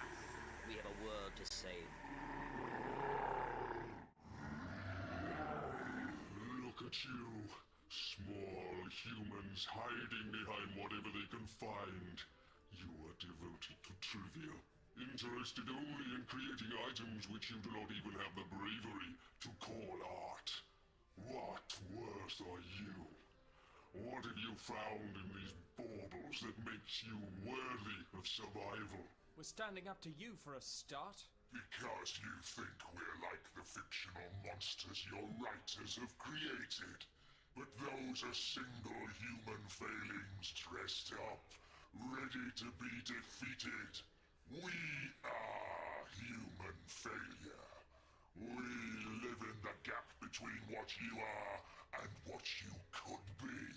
We have been parasites on your kind since the first Australopithecine became conscious. In one instant, that beast was aware of her own self, and in the next, she doubted she deserved the happiness she experienced at that awareness. You belong to us. The multiverse was organized this way, so that you would be our food. We won't let you win. We can feel you in our minds. Stand up! Come on, all of you! We're ready to take you on. Are you?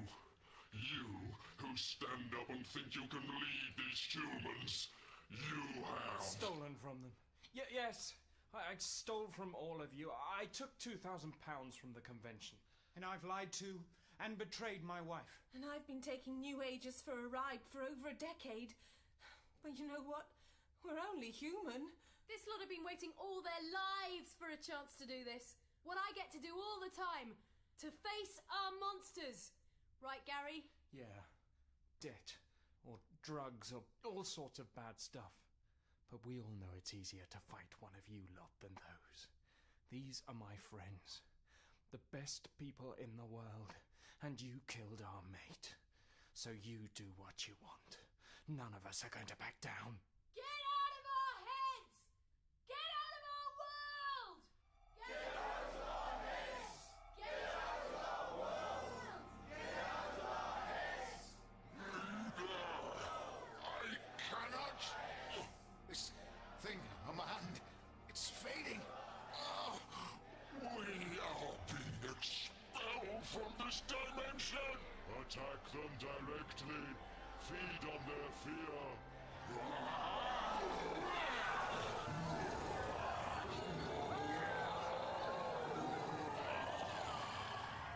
I can taste their despair. It rises out of them. This is what will happen to you all soon, humans. Death is coming. For you and all.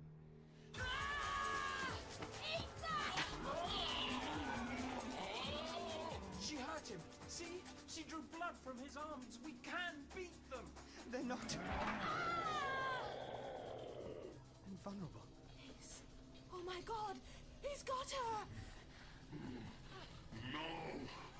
You will watch as I take this human apart, organ by organ, and your fear will take us to your Earth, where we shall feed. Go on then! Do it! I'm not afraid of you! Ace! Do I tell them to look or not to look? It doesn't matter. It's all over. We got what we deserved. But it can't end like this. It just can't! Doors opening. Ah, there you are. Leader, demi-leader, Ace. Professor! Benny! Isn't the leader a bit heavy lying on top of you like that? He could do with losing a few pounds. Oh, the Time Lord! You still wear one of our bodies! Yes, I'm thinking of keeping it. The extra limbs come in a bit handy. It is good you are here. We can feed on your fear also.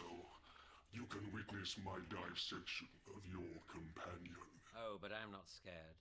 After all that has happened to you. Because of all that's happened to me. Bernice sorted it all out for me. You dare smile at us? You see, I set myself up as a slayer of monsters, someone who battles with demons.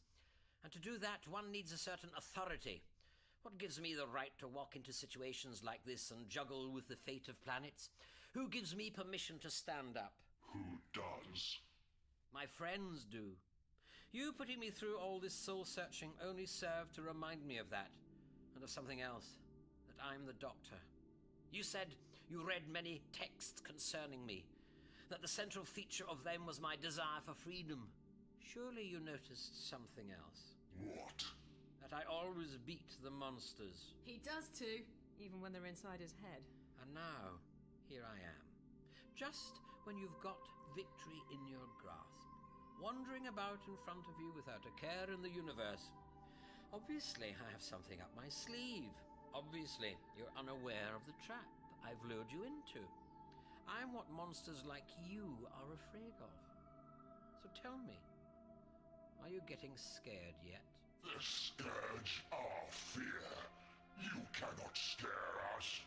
Dr. Pembroke, did you know that Annie was pregnant? What? Annie, is this true? Michael, I was going to tell you. And how do you feel about this, Dr. Pembroke? I feel absolutely wonderful about it. Amongst all this destruction, you and I, Annie. You mean it's okay? I mean, I'm damned if I'm gonna die now. Not when I'm gonna become a father. So, those two They say opposites attract. And the Doctor noticed that. He just keeps on surprising you. Do you see now, Brian? Do you see the other side of what humans are like? Does this move you at all? I am not. I am human. Oh, no! No, you cannot! Oh. Help me. Get this thing out of my head. Your army is losing its grip, leader. You can abandon your invasion, abandon these bodies. Let the Scourge consciousness retreat back to your own dimension. Or suffer the consequences. We mock your arrogance, Time Lord. We shall consume you after I have ripped apart this woman and her... No! Don't you... Doctor! Listen, leader. You can't move. You cannot, but I cannot. How? We're the Scourge. The Scourge are us. And that means we can tell the Scourge what to do. Listen. Hear me, leader. You are Brian Hughes, director of Hughes Aviation. No! I will not! Will not! Your wife is dead. Many innocent people are dead. But none of it was your fault. You have no guilt, no fear, no anger. It's a quiet night at home. The owls are calling outside your window. Be at peace and let the Scourge be gone. No! No! This will not!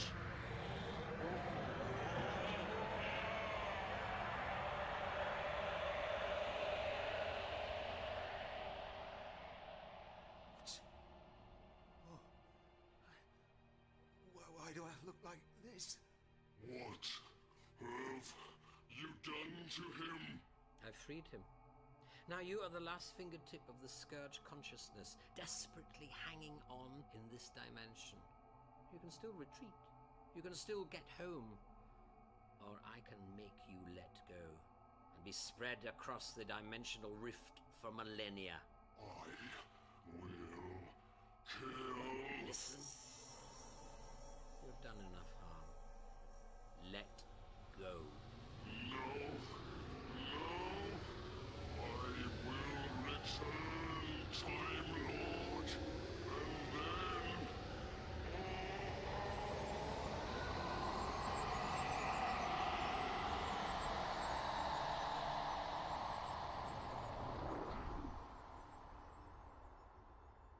That's all we were afraid of. A poor old man who died alone. Isn't it odd, the things we see in the dark? I can't feel the Scourge in my head anymore.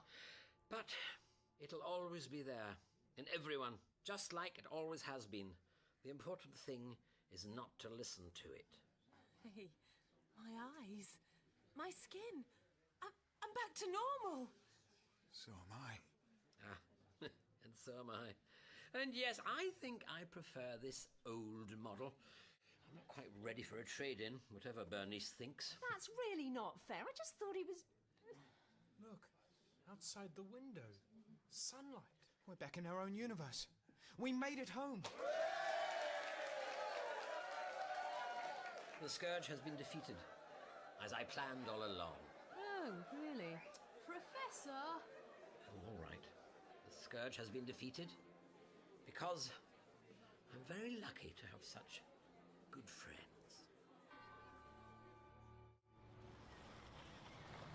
Isn't it amazing how quickly things get back to normal? Almost as soon as one gets back to one's own universe. Be careful with his head. That's a nasty cut. There's a possibility of infection. Doctor, I think the ambulance people know their jobs. I suppose so, but there are so many small injuries, and I'd hope to avoid bloodshed. These people owe their lives to you, Professor. I didn't save Mary or Mike. That wasn't your fault. There were always casualties. They're saying that while we were gone, the hotel just vanished. There was a big hole where the foundations were and a police cordon, which is just as well when we reappeared. They'll forget it ever happened. They always do. They. Doctor, I've been hearing about what happened. About what I did. To you and to Mary. Then remember that that wasn't you. The Scourge will return when the guilt of humans allows them to. Don't make it easy for them. How can I do anything but feel guilty? That was my Mary. My life is over. I will meet you in 10 years' time, Brian Hughes. And then I'll remind you and your new wife of this conversation. I don't believe you. You don't have to. You've got an appointment with the doctor. Now, go home. All right. What else is there to do? Is that true, Doctor? Do you meet him in 10 years? We'll see. On our next trip to Earth. So you don't know? I have faith. Time heals all ills. Where off to, Doctor? I have to get home to see my wife. To tell her about Annie and I. To start the divorce proceedings. We're going to set up a house together. You two really managed to keep this quiet. Which is how we've stayed together so long. I was that girl in the boarding house. What, you thought our double booking was a coincidence? Never. But I'm pleased to find the universe continues to surprise me. I thought this hotel merely contained the three things any fire needs. The fuel of the cross-stitch convention, the oxygen of Dr. Pembroke's time experiment, and the spark of your psychic ability, Annie. But there was also the baby. Something to put the fire out. Exactly. A coincidence of the utmost grace. Knowing the scourge, I suspect it took our deception to make it all explode. Or my cowardice. So no more of that. From now on, it's me and him, and who cares who knows it? A joining of science and... mysticism. The real thing. I have a lot of catching up to do. And I have to continue my experiments. If that's all right. You don't need my permission. There are no things man isn't meant to know, Dr. Pembroke. Except two women at once. I'm, satisfied with that your hypothesis is true, Professor Summerfield. Hey, you lot, you're never going to Gary! How was your emergency committee meeting? They took a vote, and they forgave me, unanimously. Least they could do. You helped save their bottoms. Well, I do have to pay the money back in monthly installments. Who would have thought cross-stitchers would be so finicky? Anyway, I get to stay on the team without access to any cash, and they're already talking about reorganizing this event. Everything's going to be okay. I see, so a stitch in time saved your bacon. Doctor... Oh, don't be so hard on me. I'm only human.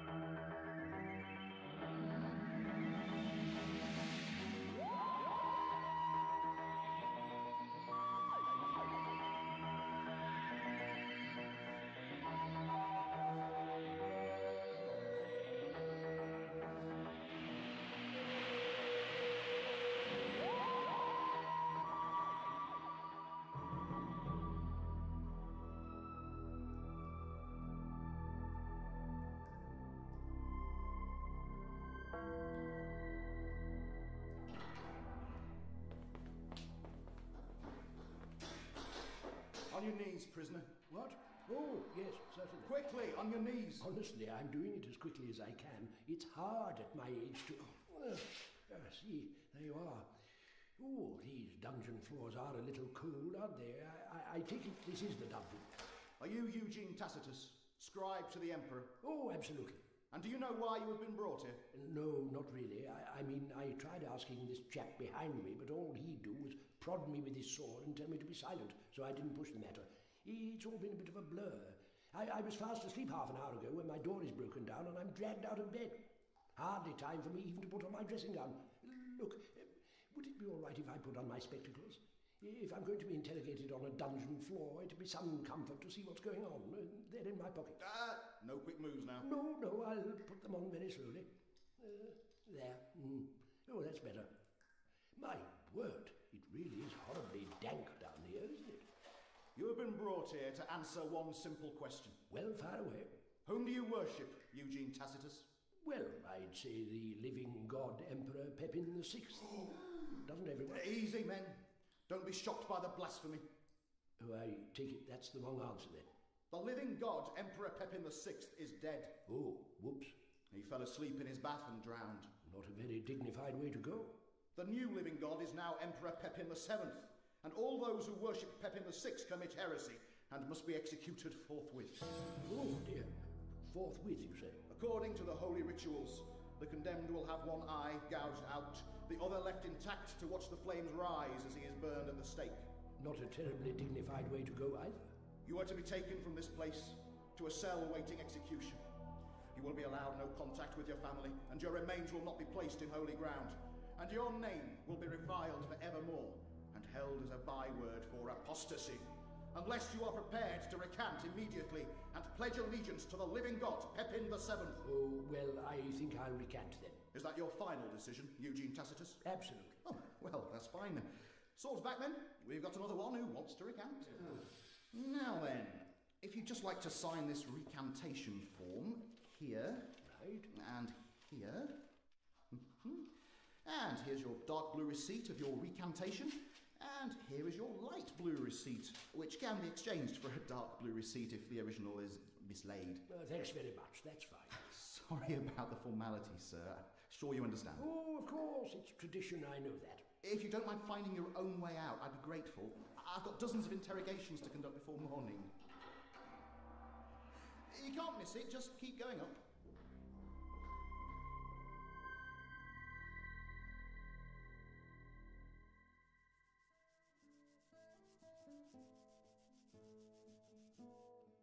Why have you stopped, Livilla? Are you tired? No, Your Highness. I shall continue. Of course you're tired. I've had you polishing my toenails for the last 4 hours. Your arms must be ready to drop off. Tell me the truth now. Yes, Your Highness. I am in great pain. Well, that's no good to me at all. Not unless I can hear the pain in your voice. You shall continue scrubbing them then, Livilla. We'll see how long it takes to make you cry. Yes, Your Highness. I want my toenails so shiny, I'll be able to see my face in them. Or could. If only I could see my feet over my stomach.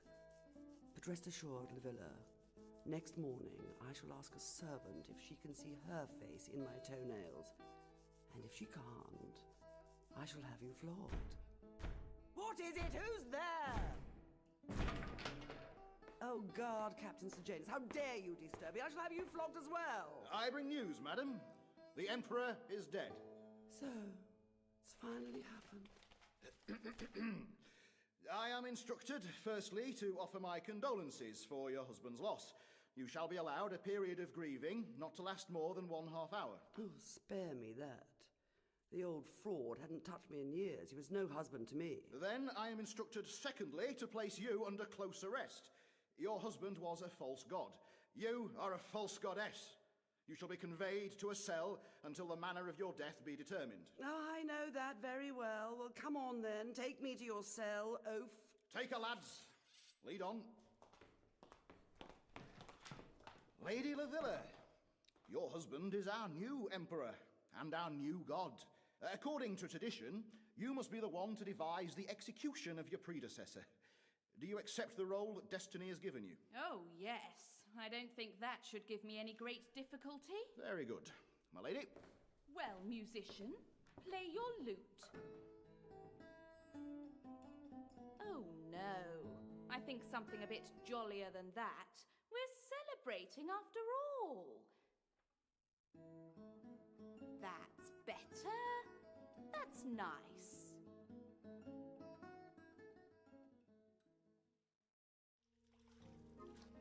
That's it. That's the idea. Find somewhere to hide. But there is nowhere to hide, is there? There's just you and me. The hunter and the prey. Swim away as fast as you can. It makes no difference because there's no escape from me. Now, hold still. Hold it. Damn it. Okay. Shall I eat you now, or would you like to play some more? Officer, are you in there? Oh, Oh, hey, Doc, can it wait? I'm kind of busy at the moment. Oh, yes. So I can see. Hey, do you mind? What's a guy got to do to get some privacy around here? We're in trouble. The TARDIS is out of control. The TARDIS is always out of control. Is it worth interrupting my bath time? It's embarrassing. I'm all naked here. Frobisher, you're the shape of a penguin. You're always naked. Well, that's what you think. I usually morph myself a black and white pair of pants as well. None of the controls are responding. It's as if the power's been drained elsewhere. What was that? What was what? Is that a gumball jack you have in there with you? Well, it's a fish at any rate. He didn't introduce himself. And you're hunting it? Yes. And going to kill it? That's the idea. How very cruel. Hey, don't make me feel guilty just because you prefer the taste of salad. There's no need for you to be hunting at all. There's a whole room down the corridor filled with cans of tuna. Oh, come on, Doc. That's no fun. I have to capture it myself and eat it alive. I'm a penguin, for Pete's sake. No, you're not. You're a mesomorph. A shapeshifter. A whiffadill. Okay, so I'm not a real penguin, but that's fine. This isn't a real fish either. What? It's a 3D replica I got the TARDIS to conjure up for me. There are a whole heap of buttons on that console you don't do anything with, you know. You haven't been playing with the dimensional stabilizers, have you? No. Well, possibly. Does it matter? Does it matter? The dimensional stabilizers give the TARDIS its structure and form. The walls, the floors, the air we breathe. It's constantly generated by the ship, held in balance, and checked and rechecked. It's the most difficult job a TARDIS has to do. And you've been overriding them to make fish? No wonder the old girl's under a bit of strain. Okay. I'll eat the fish, problem solved. Hey, where did it go? It just vanished. Oh, no. What's happening? Why has it gone so dark? Have I broken something? Worse than that, I'm afraid. The TARDIS has had enough. She's gone on strike.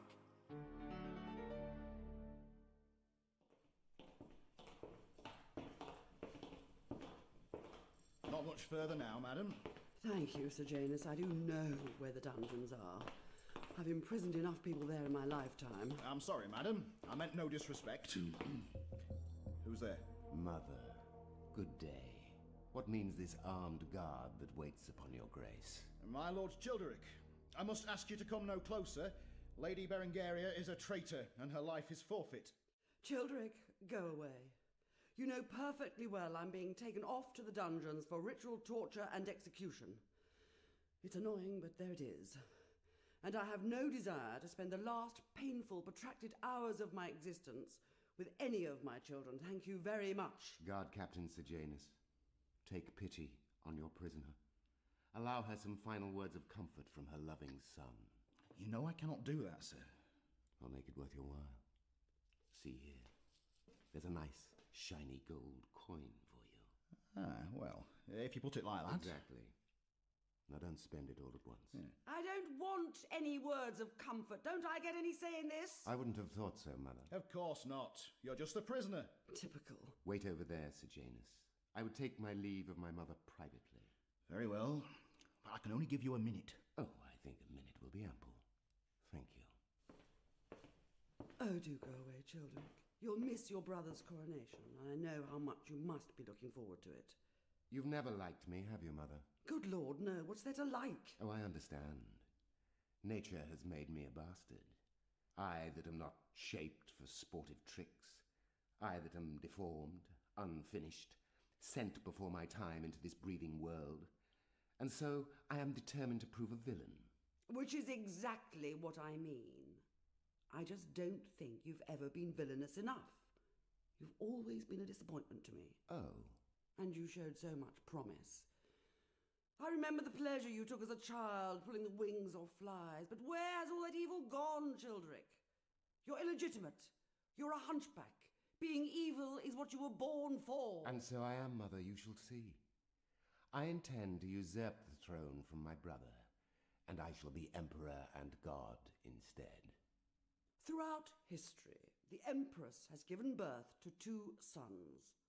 One good, virtuous, heroic, the rightful heir to the throne.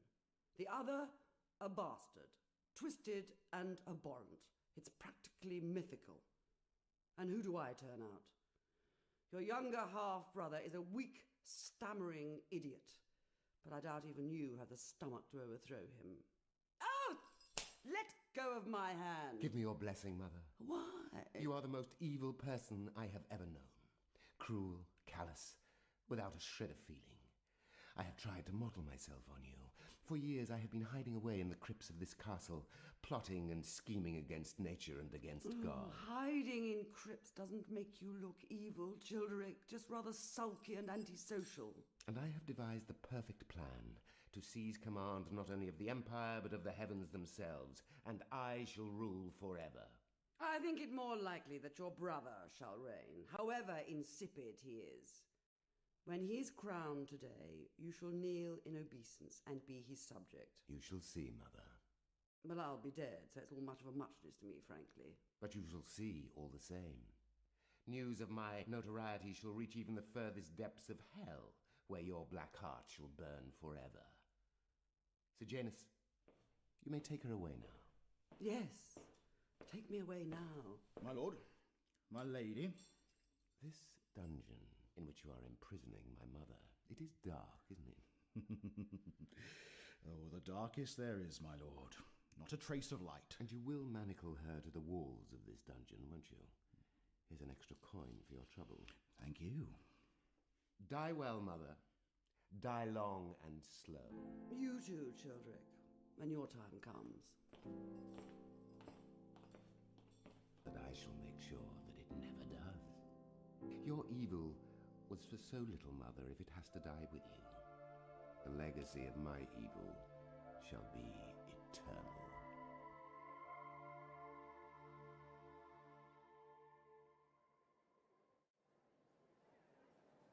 Well, Your Highness, your coronation awaits us. In less than 1 hour, you shall be crowned the new Emperor and become the true living god of us all. Yes. Emperor Pippin VII, the illustrious son to Emperor Pippin VI, and the no less illustrious grandson to Emperor Pippin V, the last and greatest of the royal line of Pippins. Well, here's hoping. I was wondering if I could write down any great thoughts you might be having. Great thoughts? You know, for the Bible, something that might live for posterity.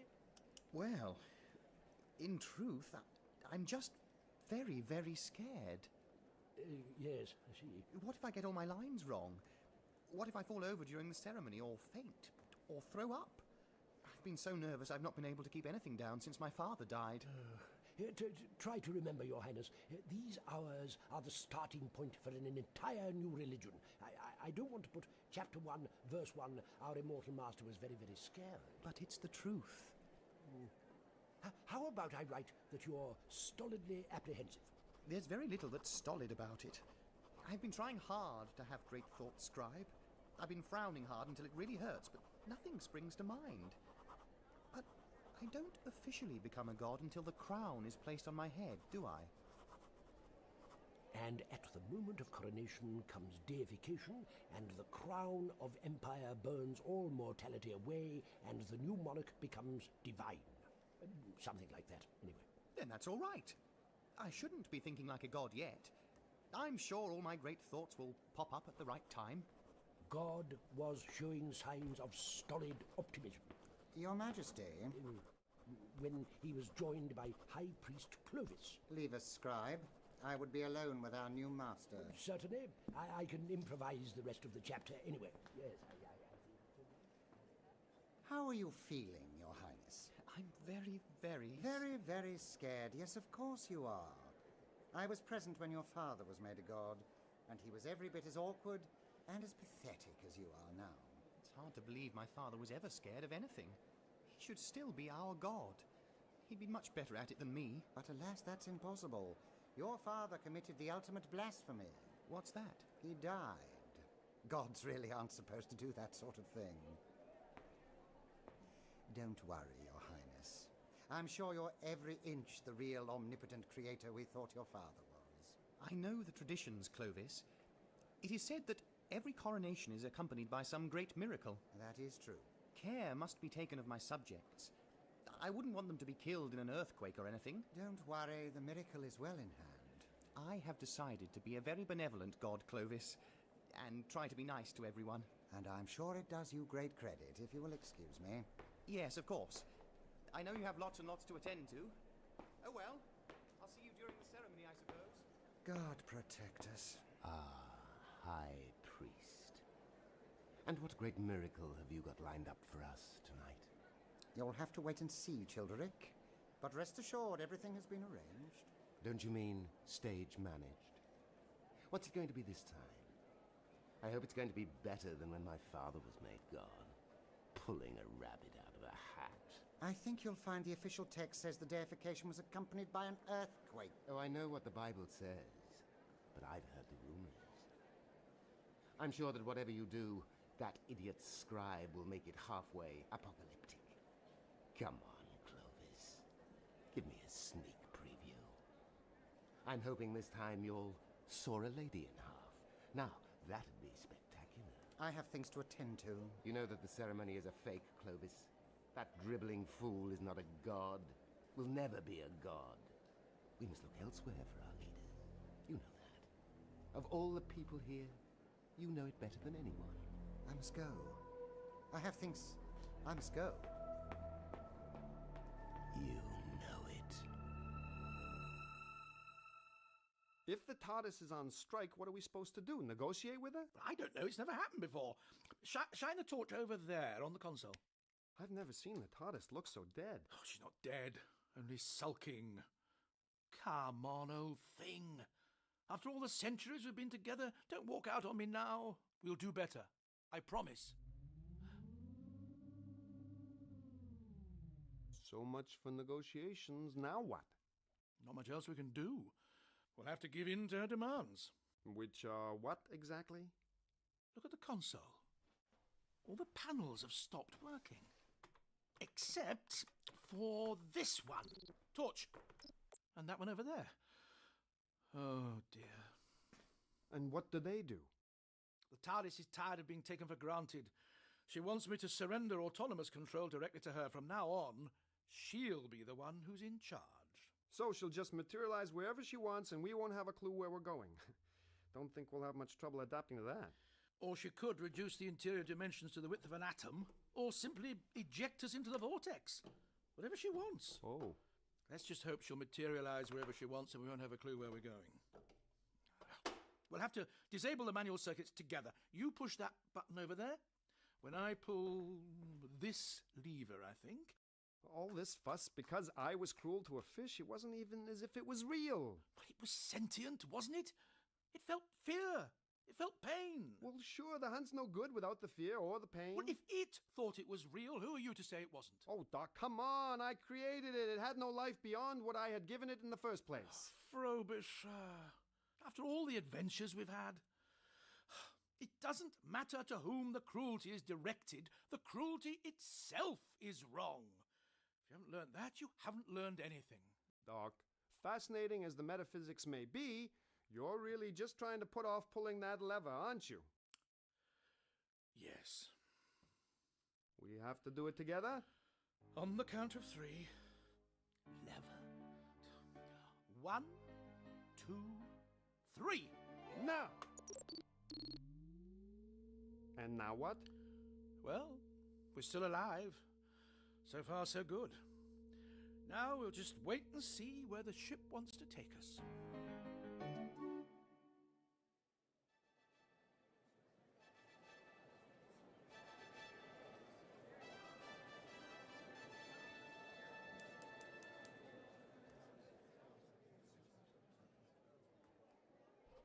And at last the hour of the coronation had arrived, and the congregation had been gathering in the throne room for the past 2 days, and they were sore relieved because they had been getting sore impatient.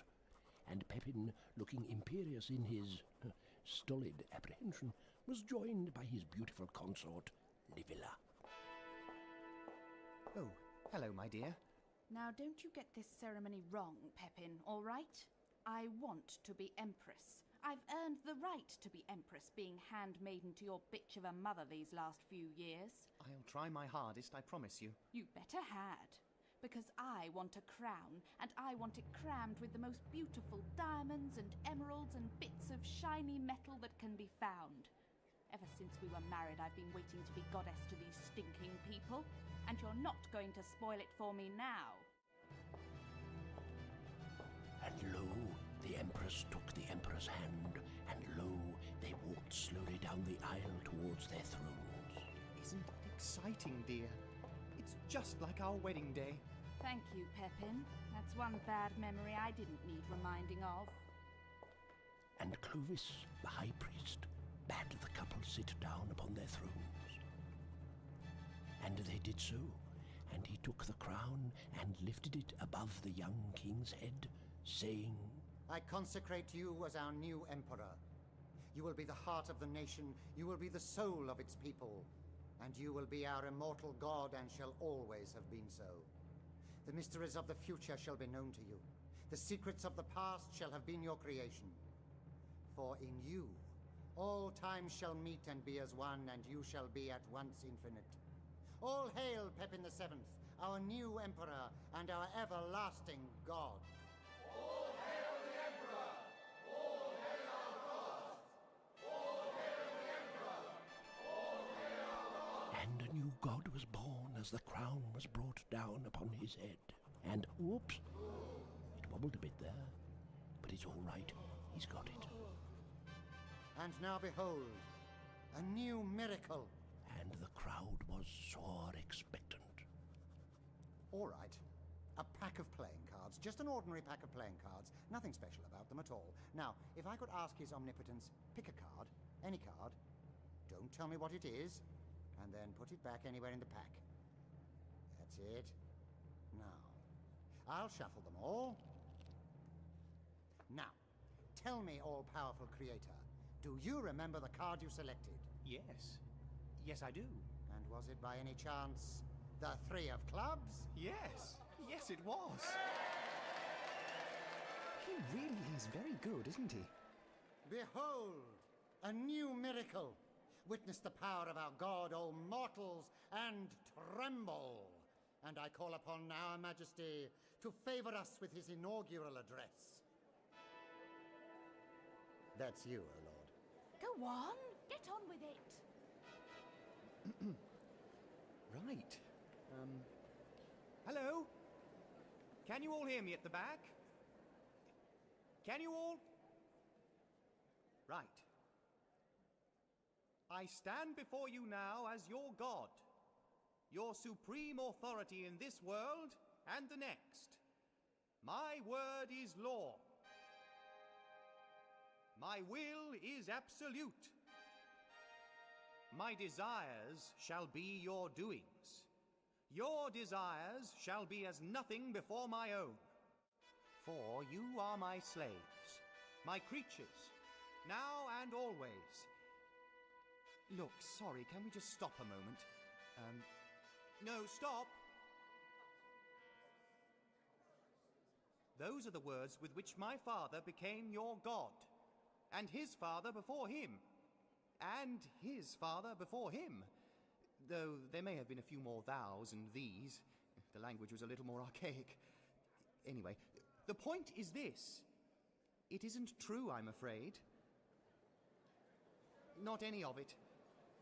Back when Clovis put the crown on my head, I was really expecting to be transformed into a god, to have all my mortal parts burned away, and so forth. I was, honestly. But I feel exactly the same. I thought I felt the twinge of something divine for a moment, but I think it was just indigestion. I've been having terrible trouble keeping food down lately. So, the ceremony hasn't worked. I'm still just as mortal as the rest of you. I'll still be your emperor if you like, but I expect you don't want one without the other, and I really can't be your god. So, sorry everybody, basically. And I hope you'll find it in your hearts to put me to death as painlessly as possible. This hadn't happened before. His own words condemn him. He is not our god. Well, exactly. That's the point I've been making. Death to the apostate. Death to the false god and his wife. Well, that's great, Pepin. You've killed us. You all know me. I am the late Emperor's other son, the illegitimate one, the bastard. But I say that the divinity has passed to me. I am your new emperor. I am your new god. Sorry, my dear. Don't even talk to me. If Pepin can deny that he is a heretic, let him give us another miracle. And a better one than last time. If not, let him pay with his life right now. Last time I tried to get power by marrying a moron.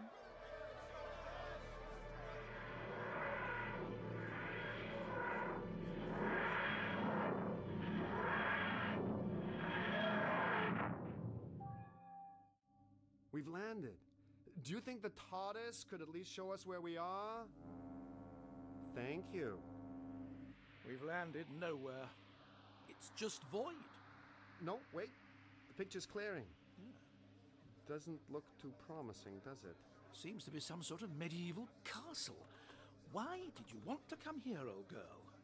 It hardly looks a sort of place where you'll get some TLC. Everyone's staring at us. Yes. We're a little more conspicuous than I'd have liked. Still, never mind. We just have to hope they're pleased to see us. You're going outside? Has it occurred to you that if we leave the TARDIS, there's nothing to stop it from taking off and stranding us here forever? I don't think she's offering us a choice. After you, Frobisher. Best flipper forward.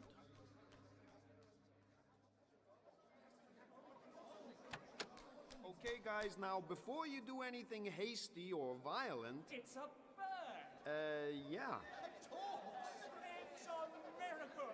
Hello? Doc, you better take a look at this. Here comes another one. Is that a bird? Nah, it's just a man. Doc, they're all on their knees before us. Perhaps they've all dropped something. It's the miracle we were promised. They're angels from heaven! Worship them! See, Frobisher? They are pleased to see us. That one doesn't look too pleased. Who are you? Demons from hell? How dare you interrupt my insurrection? No, he isn't pleased at all, is he? You asked for a miracle, Childeric, and there it is. But you all heard Pepin. He said he wasn't a god. Perhaps he was testing our faith. Was that it, O Lord? No, I'm afraid not. I'm as surprised as the rest of you. Shut up, you idiot. We shall ask the strangers. Were you sent to us from heaven? No, really, we are just travelers. Silence. I'm addressing your master, the big talking bird. Charming. Well, are you emissaries of God? As the doc says, no. Then you shall die. Or to put it another way, yes. And you were summoned to prove the divinity of the Emperor Pepin? What, the guy on the throne? Absolutely. But I'm not a god. Pepin, what do you think you're doing? No, Lavilla, it's the truth. I wanted to be your god, but I'm not. I'm sorry. Kill them. Yes, kill them. No, you must stop. You have no right. Who are you to stop us? Come forward. It's only the court scribe. A pen pusher with no power at all. I am the keeper of the old texts, and I tell you, after the Emperor has been consecrated, it is recorded that he always suffers from a period of mental exhaustion. Rather than condemning him, the confusion our Emperor shows now confirms that he has become God. Well, that stands to reason. Being made immortal like that's bound to take it out of you. Let me through there. I'm a doctor. Thank you. Let me through. Excuse me. Thank you. Very good. Excuse me. Let me through. It is true that I'm very tired. Could I have become God after all? I should be so lucky. We should get you somewhere you can rest. Yes. Take me away from this place. Will you accompany me, Lavilla? You've always humiliated me at social gatherings, Pepin. But today you nearly got me killed. That really is going too far. I shall be in my own quarters, with a very large headache. Well, that's fair enough. Out of the way there! I'm the Empress, I am. So move it. Are you ready, Your Majesty? Thank you. There's a little room just down there. Stand aside for the Emperor! What's your name again? Pepin, the 7th. Stand aside for Emperor Pepin the 7th. Stand aside. Hey, you, whoever you are, let us pass. I am Childeric, the rightful heir to this throne and all its power. I don't care who you are, bud. You're blocking the way. I shall not forget this. It will take more than an oversized bird to deny me my true legacy. Musicians, why are you not playing? Our Majesty is leaving the throne room. Trumpets, sound for your new god. Can I be of any assistance, Your Omnipotence? I wouldn't have thought so. You wanted him dead 5 minutes ago. But that's when I believed he wasn't our god. Well, I'd have thought the prerequisite of a high priest is to have a little faith. Sounds like you're unsuited for the job. The big talking bird and his servant will attend us whilst we rest. And me, Your Majesty, I will need to record your slumbers for posterity. And the court scribe. Nobody else may enter. But I'm the high priest. He said nobody else. Please, leave us. Of course, sire. Whatever God will. Guard Captain Sejanus. Yes, sir. Is everything ready for the next stage of the ritual? Yes, sir. I shall carry out the deed myself tonight. Good. Do it well, Sejanus. Remember, the eyes of tradition are on you. Yes, sir. But first, clear this rabble away. The show's over. For now. Sir. Right, you lot. Move away. Go home. Show's over now. That's enough miracles for one day. Off you go. Off. He's asleep at last. He seems very weak, Doc. What's the matter with him? Just completely exhausted, I think. From the look of him, I don't think he's slept or eaten in days. He'll be all right. And lo, a blue box appeared out of thin air, and out stepped a big monochromatic bird, and in contrast, a man dressed in every colour that could be conceived. Oh, this is excellent stuff. I couldn't have done better myself. We're glad you approve, Mr. Tacitus, Eugene Tacitus. Hello. Oh, yes, your arrival here was a perfect miracle. I was going to put in a volcano or a plague of locusts, but this is far better. What are you, some sort of journalist? I'm the court scribe. I chronicle everything that happens here. Yeah, a journalist. I get the impression he's rather more than that. I'm the man who writes the Bible. What? As in Holy Bible? Chapter and verse. That's me. Well, someone has to do it. Your arrival here was foretold, you know. Was it? Was it really? Well, it will have been when I finish writing it up. I see. I dare say a lot of things which happen are foretold. Oh, only when they're unusual. I find I don't have to write awkward explanations if I say it was all predestined. You saved our lives back there. Thank you. Possibly. It all depends if you and the bird really are immortal or not. Yes? To be honest, I'm keeping that part of the account a little vague for the moment. Either way, if you live or die, I'll say it was foretold. People feel reassured that way.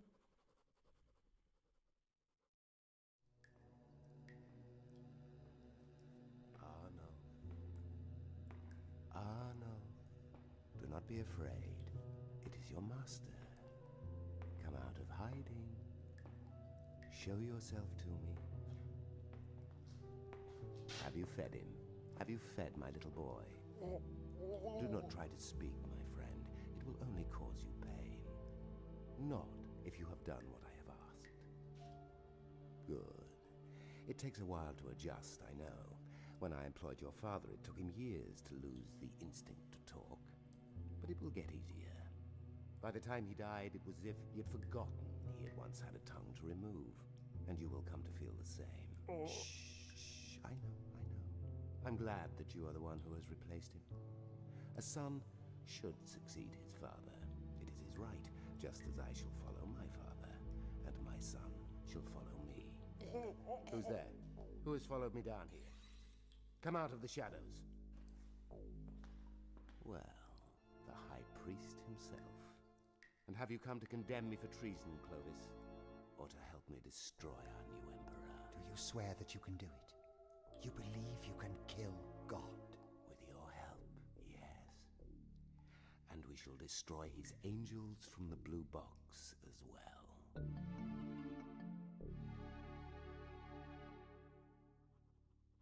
And lo, the new emperor still slept, and the style of his sleep was imperial indeed. Doc, do you think we could just leave? Persuade the TARDIS to take us somewhere else? No! There's a reason she wanted to come here. We must find out what it is. Besides, you're doing very well for yourself. Play your cards right and you could be the new High Priest. Thanks, but no thanks. Been there, done that. As a private eye, I've often had to morph into the shape of the clergy. I went undercover as a vicar once for a while. Turned out I had an allergy to dog collars. Had a rash on my throat for months. You can't go in there. There's trouble. Your Majesty, wake up! What? What is it? Your Majesty. Sir Janus, what are you doing? I ordered that no one be allowed to enter here. He's got a gun. I thought you all used swords here. We do, but traditionally guns are the weapons of choice for all the important assassinations. Assassinations? If you truly are our immortal god, then you shan't feel the bullets when I shoot you. And if you're not, so dies a heretic. That is very true. Shoot me and we'll see. No, wait! To death, or life eternal! No!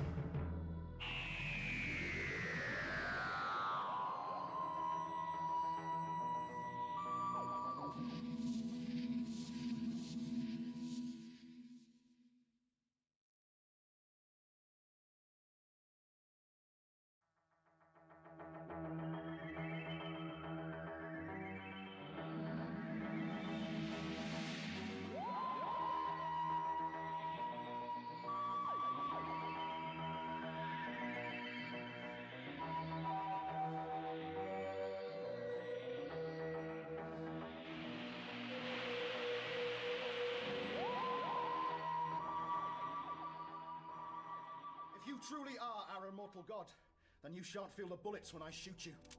And if you're not, so dies a heretic. That is very true. Shoot me and we'll see. No, wait! To death, or life eternal! No! And yet I live. And yet I breathe. You cannot spill my blood, for the blood that pumps through my veins is not mortal. Do you accept? I accept. I am your god. The weapons of mere men cannot hurt me, nor their opinions sway my awful judgment. For I am your master, reigning supreme and eternal. What is he talking about? Frobisher, this is interesting. Do you accept? I accept. You are our god, reigning forever, reigning supreme. Amen. Give me your gun. Here, sire. My life is forfeit. Your gun is in my hands. Your life is in my hands. But you can't! I forgive your attempt on our life, for you are our agent, proving I cannot die. And to this end, I shall give unto you the imperial coin as a sign of forgiveness. Scribe, I don't have one. Sorry, sir? I don't have a spare coin. I wasn't ready. Oh, here you are. Thanks. Take this and go with our divine blessing. Do you accept? I accept, my lord, my emperor, my god. I depart as your subject, I depart as your slave. Amen. Oh, thank God that that's all over. Which is me, isn't it? Thank me. Well done, your omnipotence. That was word perfect. Except for that bit with the coin. Damn it. I should have been better prepared. Do you mean that was all a ceremony? Of course. The ritual of the coronation is always followed by the ritual of the assassination attempt. Has been since time immemorial. Well, I wish you could have warned me. My flippers are still palpitating. Oh, you faint-hearted penguin. I'm sure there was no real danger. May I have the gun, Your Majesty? As I thought. You see? Blanks. So there you are, sire. Your inauguration is complete. Congratulations. I'm going to write it up immediately. That's all very well. But I still don't feel like a god.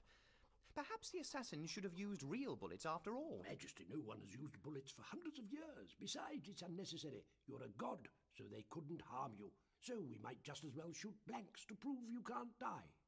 Well done, Eugene. An excellent syllogism. You'd make a politician. You see, Frobisher, in age-old ceremonies like this, no one need die. Oh, yeah? Doc, you better take a look at the gods out here. Knife blow to the heart. And this poor chap's the same. What is the meaning of this? Is this part of your sacred ritual? Is there a problem, Doctor? They're only guards after all. Let me give you a piece of advice, Your Majesty. If you want to be God, you'd better find a way to start caring for the people who worship you. But that's just it, Doctor. I don't want to be God. The guards have to die for the ritual to make any sense. The new god cannot be killed because he is immortal. Be fair. The guards can't be immortal too, can they? And you condone this? It's not a question of condoning. It's what's written in the old texts. And before they sacrificed their lives to antiquated tradition, did these guards happen to read your old texts? No. They only had to ask. But no one's interested in history nowadays. I'm interested. You better show me before anyone else gets killed. Do you have a library of some sort? Yes, of some sort. Frobisher, you stay here with Pepin. If I'm right, you should be perfectly safe. There'd be no point in playing the same ritual twice. And if you're wrong? Then I'm wrong, aren't I? Come on, Eugene, lead the way. Oh, dear Doctor. Did you have to leave the guards face up? Let's see what this library of yours has to offer. Thanks, Doc. That's very reassuring. You have too many scruples, Clovis. Really, it's hardly a quality one looks for in a conspirator to treason and murder. My family have been high priest to the royal family since records began. I cannot betray my god lightly. What is that tongueless slave of yours doing? Arnulf is laughing at you, Clovis. He may be from the lowest dregs of society, but even he knows the reputation of your family. What do you mean? Tell him to stop laughing or I swear. Enough! That's enough. Both your father and your grandfather plotted against their respective gods. Your family is notorious for being corrupt and treacherous. And they were both executed for their crimes as well.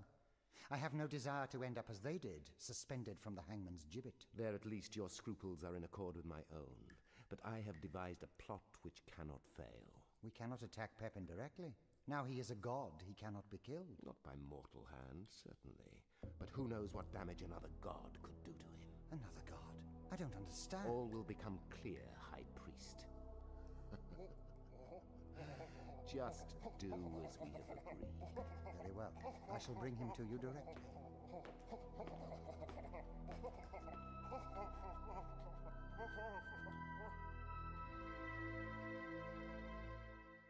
How are you feeling now, Your Highness? Oh, entirely back to normal. That's good. Not really. I don't think that my normal is all that impressive, probably.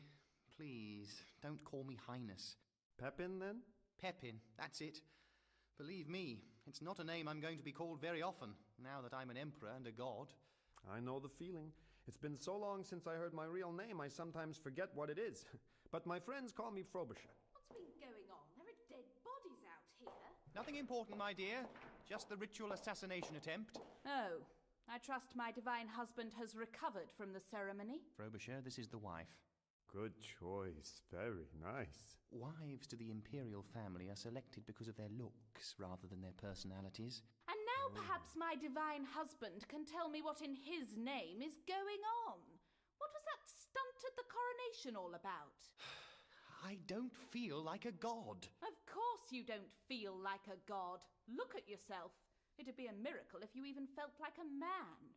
Heaven knows how we're going to produce you an heir. Livilla, my dear, listen to me. No, you listen to me. We both know you can't be a god. You're just a pusillanimous little nobody. But it would take no effort on your part to pretend. The people are already worshipping you. They are building statues in your honor and decorating your new blue temple with garlands of flowers. Livilla, I cannot in all conscience rule my people as god, knowing I am as weak and powerless as I ever was. I will abdicate. Then they will kill you. Yes. Worse, they will kill us. I shall not become a martyr to a man I have never loved. If you force me, I shall join Childeric and Clovis in rebellion against you. You've already got a rebellion against you? It was only a matter of time. The bastard half-brother always tries to overthrow the new god, and the high priest always sides with him. And when he is defeated and executed, his son is made high priest in his stead. Why? It's tradition. I suppose it is a bit silly, come to think about it. I need to know where I stand. Are you my husband and my god? Or shall I be forced to take up arms against you? I'm sorry, my dear, but I can't be all-powerful. Not even for you. Very well. Next time we meet, I shall kill you. Never get married, Frobisher. Hey, I'm way ahead of you. I tried it once, didn't work out. That's the problem with being a shapeshifter. She said I wasn't the Ogron that she'd fallen in love with. So, now what do we do? Predictably, our lives are in danger again. Well, we can take sanctuary in the Blue Temple Livilla mentioned. No one would dare to strike against us there. And what is this Blue Temple of yours? I really don't know. Shall we go and see?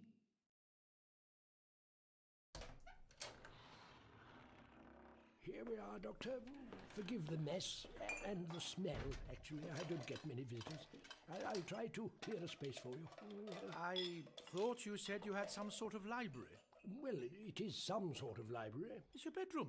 You keep these sacred texts in your bedroom? No one in court's much of a reader, never have been. For generations, my ancestors have been writing these Bibles, then rewriting them from scratch when a god dies, and we have to find another. We try to record every last thing our Messiah says and does, and no one's ever been much interested, but we keep them close in case anyone ever asks to look. As doorstops and to balance uneven tables. Got to put the sum of all human knowledge to some use. Don't pick up that one. Was holding up that table. Sorry. Please, Doctor, sit down over here, shift these old volumes, that's it, and read whatever takes your fancy. Oh, here, try this. This is the Bible of Pepin III. Oh, and when did he reign? Oh, centuries ago, I should imagine. They're all in a bit of a jumble, I'm afraid. I tend to forget who succeeded whom. And on the 15th day since the last ritual of the bath, Pepin III decided to take another. And he did immerse himself in warm water and play about his body with soap. And the people were sore relieved, for he had begun to smell a bit. Are they all like this? Oh, yes, every detail of their lives recorded for posterity. What exactly were you looking for, Doctor? Anything. Everything. I think it could take a little time. The prose style isn't much to write home about, but it's very thorough. The blue temple that everyone's worshipping, it's the TARDIS! I should have guessed. Its appearance was what convinced them I'm a god.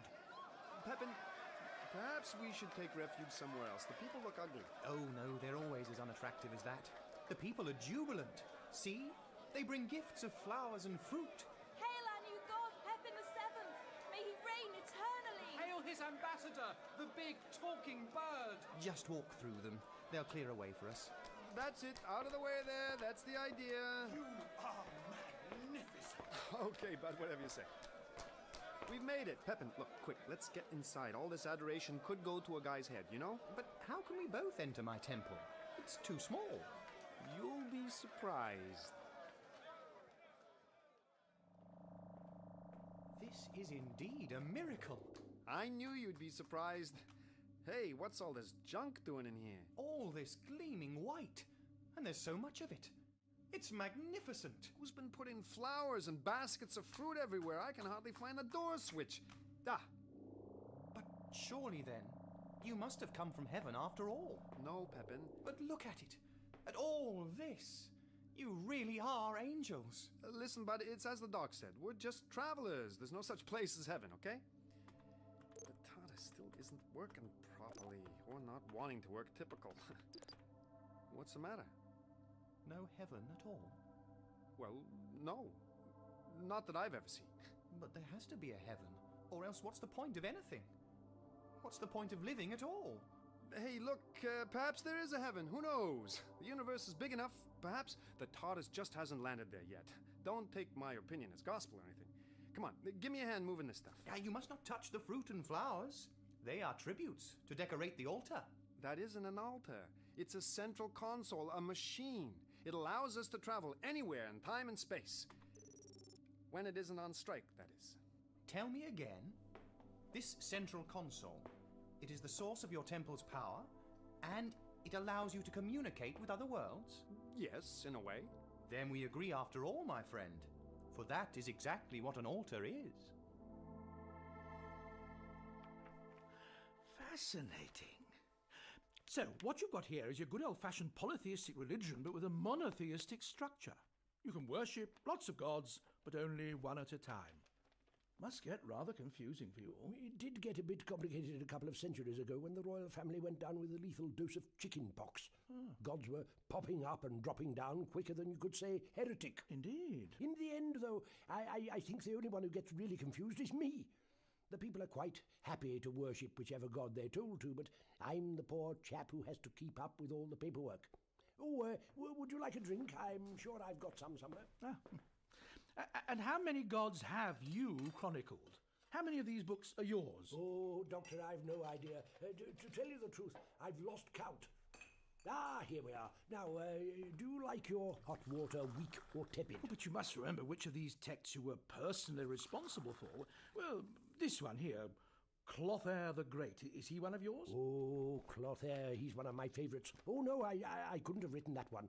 He lived hundreds and hundreds of years ago, except... Except what? Well, it is hard to be sure. I've read and reread all these books so many times, I feel I might as well have written them. Certainly Clothair seems as alive to me as young Pepin does now. More tepid water, Doctor? No, just that, thank you. You know, Eugene, there's something odd about this, something that doesn't add up. You mean the handwriting? Oh, no. I hadn't noticed that. What about the handwriting? Well, it doesn't matter how old the book is, the handwriting is always the same. Let me see. I've always thought that was rather strange. I suppose it's because my father taught me how to write, and his father taught him, and so on. Yeah, no, that doesn't make sense at all. I didn't think it did. Now, tell me, Doctor, which part of these texts doesn't make sense to you? Well, you say that every time a god dies, you start writing in a completely new book. Yes, of course. The death invalidates the whole Bible. I have to start all over. Quite so.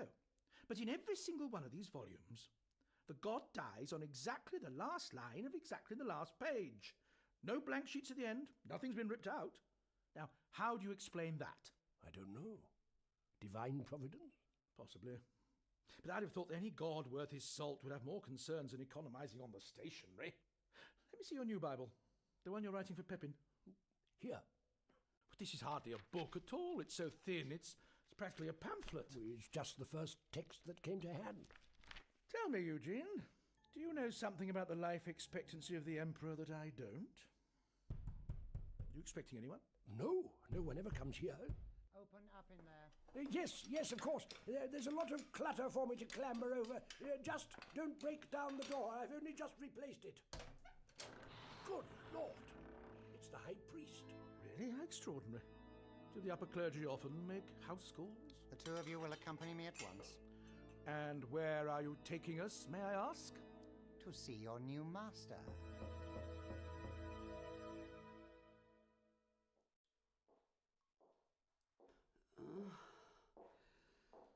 What? Who's there? Is that you, guard? Have you come to feed me already?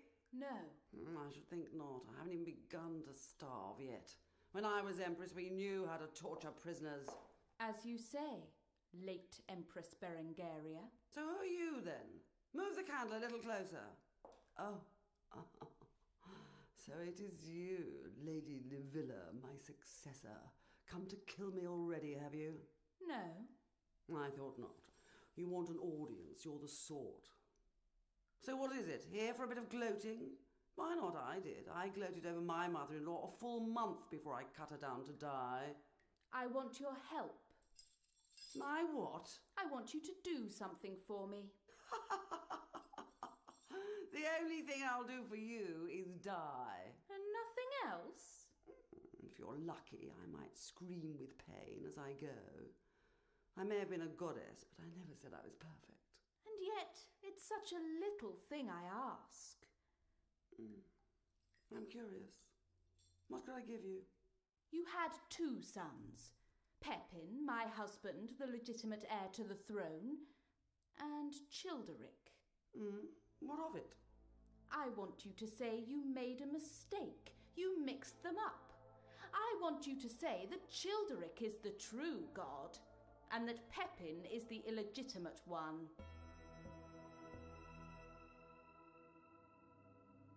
Pepin, I think I know why the TARDIS brought us here. You do? It's always landing us in the middle of trouble. Seems to have a knack for it. The Doctor thinks there might be something philanthropic in the circuits. Always taking us to places where we have to right wrongs and defeat evil in the nick of time. Defeating evil? Just like real gods are supposed to do. Me? I just think it's being bloody minded. It's come here for the attention. It's got garlands of flowers all over its console. It's being worshipped as a holy church of a living god. I bet you're having the time of your life, aren't you? Even the background hum sounds smugger than normal. We won't be allowed to hide in our humming temple forever, Frobisher. What do you mean? Sooner or later the people will come for me. They'll expect me to make proclamations and judgments and that sort of thing. It's going to be horrid. Doesn't sound that bad. One of my first commandments will be to execute 1/10 of the population for heresy. What? Tradition. Fair's fair, they are all guilty. Last week they all worshipped my father. They'll have to be punished somehow. Why? You're the god, aren't you? Tell them you forgive them. Tell them you just won't do it. But the people demand it. They won't let me stand against tradition. There's no point in having a god if he isn't a bit vengeful now and again. Either their god kills them, or they will kill their god. That's what religion's all about. What's that? Let's find out. I thought you said your subjects were happy. They are. Then what's all the vandalism for? Just high spirits? They've just torn down a 30-foot statue. The statue was of my father. Oh. They will desecrate his image wherever it can be found. The portraits will be burned, the mosaics smashed. By now a mob will have been to the mortuary, found his corpse and ripped it apart. That's obscene. They feel betrayed. He said he would oppress them forever, and he lied. And I have to ask myself whether I will lie to them as well.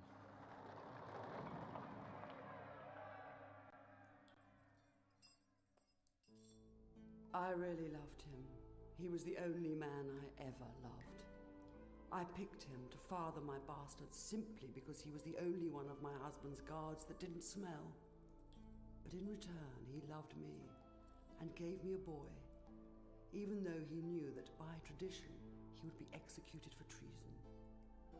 When he was hanged, it took him 16 hours to die. I know, I counted everyone. But he was Childeric's father, not Pepin's.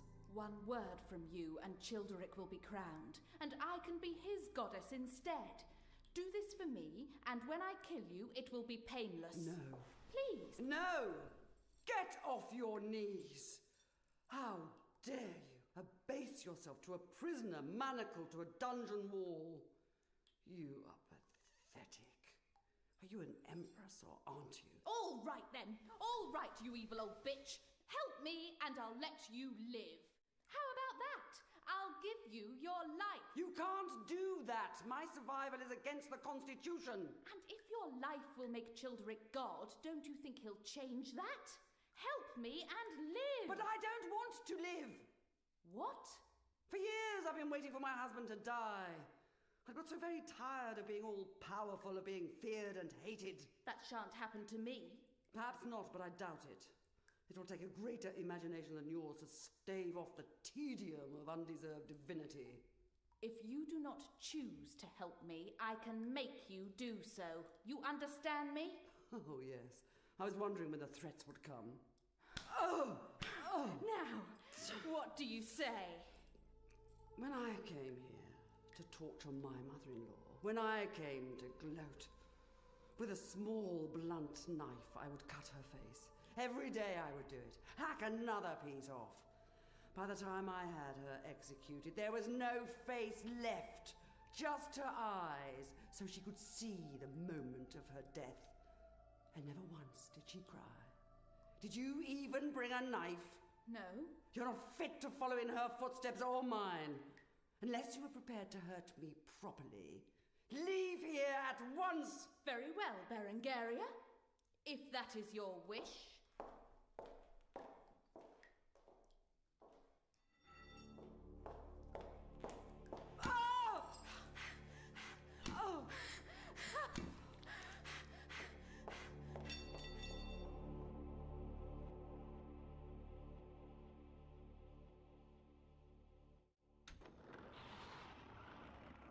Is this it? Both of you, inside. You take us all the way down a whole series of wet, dark corridors just to bring us to a wet, dark room? Oh, I had been hoping for something a little more climactic. Ah, Clovis. I see you've brought our guest. Welcome. Let me shake your hand. Thank you. I trust that your invitation here hasn't inconvenienced you. No, not at all. Frankly, I'm delighted to be here. Sooner or later, the enemy always want to meet me. Which suits me fine, because sooner or later I want to meet the enemy. You are the enemy, I take it. Clovis, what did you bring this idiot for? He was with the scribe. I couldn't very well leave him behind. Less of the idiot. Well, I can't be so stupid if you realized I needed capturing now, can I? But we didn't want to capture you.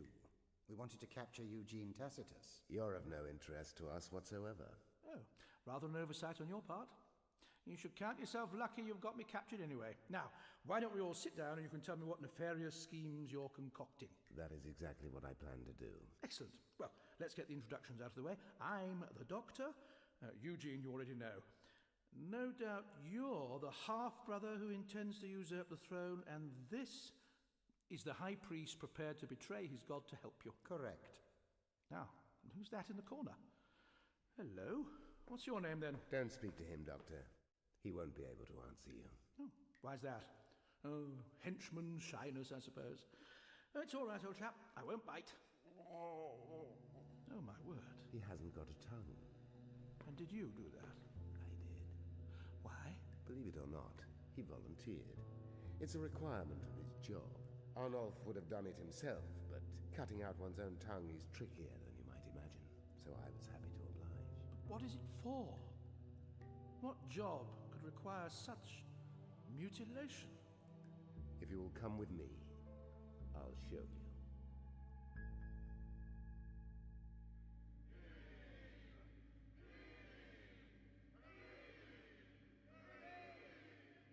Well, that's one statue they're not going to be able to topple. Look at the size of it. It must weigh tons. Oh, your subjects are stronger than they look, aren't they? And that's the last one. It took 15 years to finish, and 12 men died in its construction. It was a masterpiece. And now it's in rubble all over the throne room floor. This is insane. Oh, give them time. They'll build one of me just as magnificent. And then one for my successor. And then one for his. The same stones used over and over again. Pepin, are you all right? By now, every trace of my father will have been wiped away. Very soon, I shall forget what he looked like.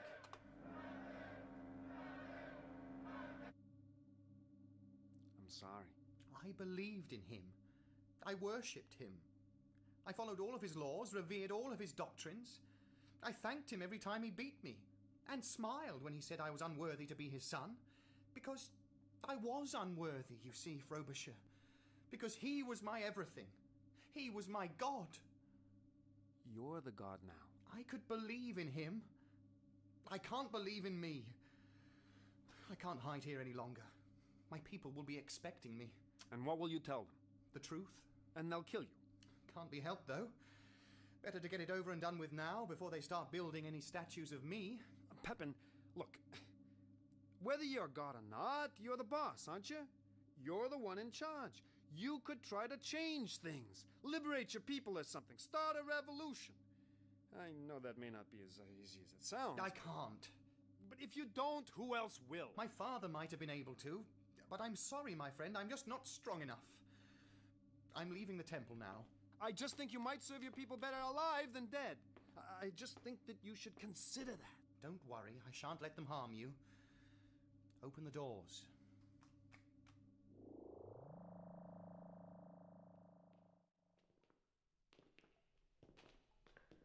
No one really believes in God anymore. That's what makes Pepin's honesty at the coronation all the more pathetic. No one expects him to become immortal and rule forever. Oh, they'd kill him for saying so, of course. The laws against heresy are without mercy. But there is no true faith anymore. The people commit heresy secretly every day in their hearts. The laws by which their ancestors feared for their lives have become empty rituals without number and without meaning. Childeric, it's inevitable. No matter how fundamentalist a religion may be at its root, it gets compromised sooner or later. It happens to every belief in every nation on every planet. The extremists die out, and what's left is something woolly and fuzzy. Come through this doorway, all of you, and down these steps. Where are you taking us, Childeric? Are you frightened, Clovis? The lower we go into the catacombs. You know I am. You have little faith. What a high priest you turned out to be. But it's not your fault. As the people began to doubt, so even the gods who lived amongst them became corrupted. They began to believe that they were fallible, that they were not the beginning and the end. And as the gods grew corrupt, so the people who worshipped them were corrupted even further. High priests used to burn with the passion of their faith. Not Clovis here, who's frightened of the dark. It's not just the dark I'm frightened of.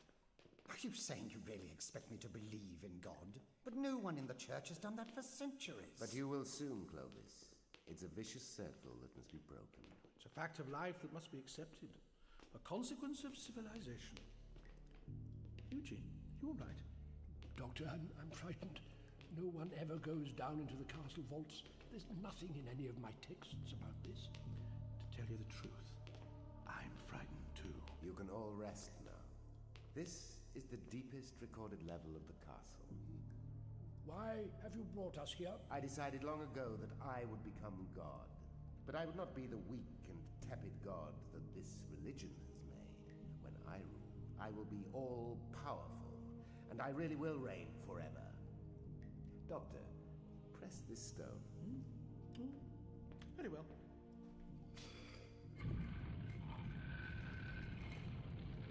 A secret passageway. Hidden for centuries. And down there, in the pitch black, the steps continue, deeper and deeper into the bowels of the castle. And what is down there? Hidden alone since birth, untainted and pure. My son, and your new Messiah.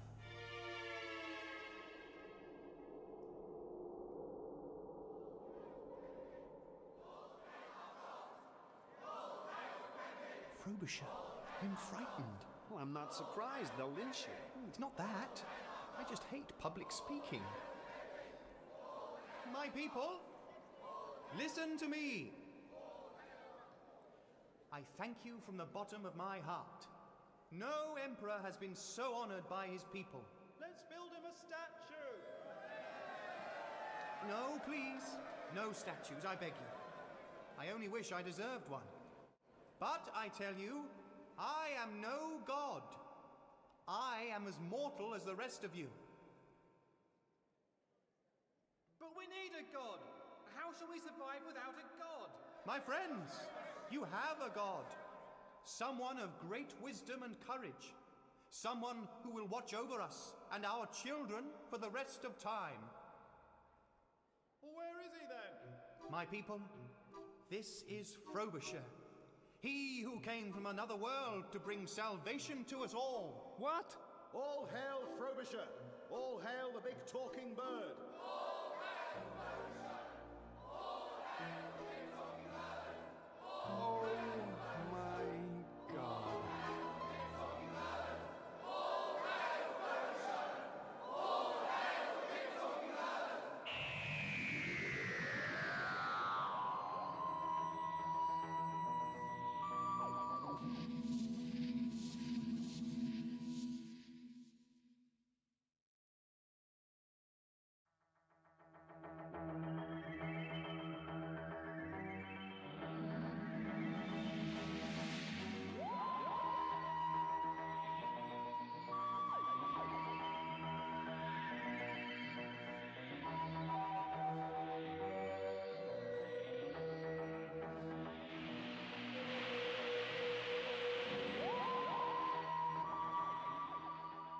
All hail Frobisher! All hail the big talking bird! Oh my God. Where I come from, this is known as passing the buck. But you are a god. I know that you're the only one with a vision to bring salvation to my people. Thanks to you, I think I will have my work cut out just trying to stay alive.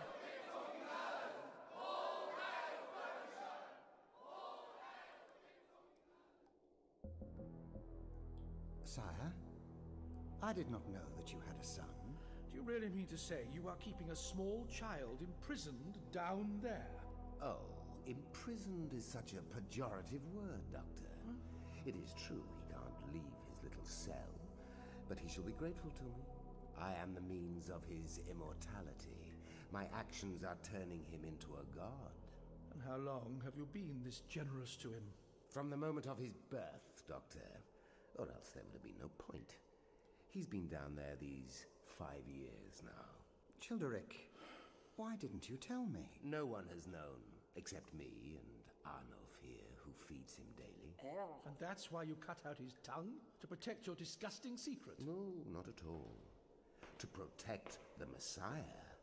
If he heard even a single word from a mortal, his transformation would be threatened.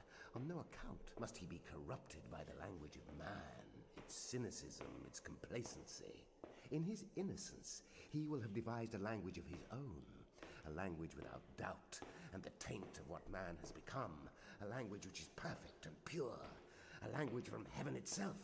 And to safeguard that, even the servant who slides the food under the door of his cell must be physically incapable of speech. You're a good man, Arnulf. We thought you couldn't have a child. Your wife disappeared all those years ago, and you have refused to marry since. But my wife never disappeared. I know precisely where she is. You murdered her? Oh, not at all, Clovis. I'm sure her usefulness simply came to an end. Isn't that right, Childrick?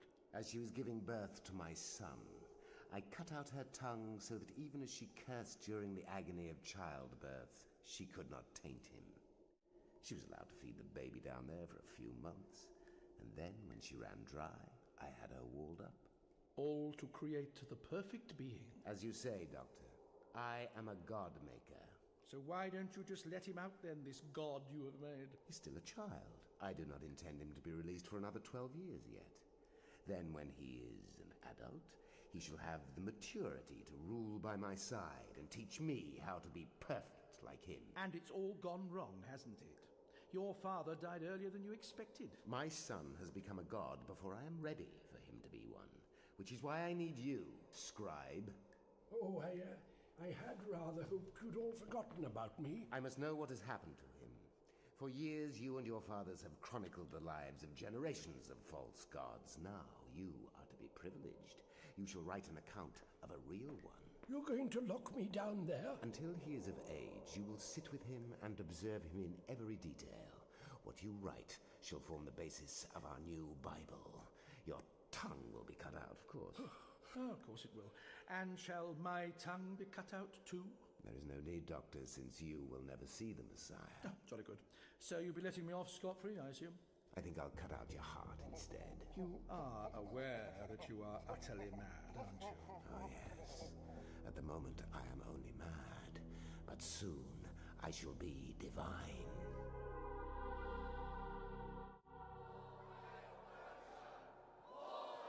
Now you must speak to the people and make assurances of your divinity. No, wait, but I'm going back to the TARDIS. Hey! Let me in! Open this door at once! Who's that man coming towards me? That is Guard Captain Sejanus. And why is he drawing his sword?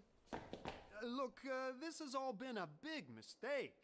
I lay down my sword before my new lord. What? Oh. Yes. Good. Hail the big talking bird! Hail the big talking bird! I wish you wouldn't call me that. Wait, and you can stop kissing my flipper, too. I am yours to command, your omnipotence. What are your orders? Well, I don't have any at the moment.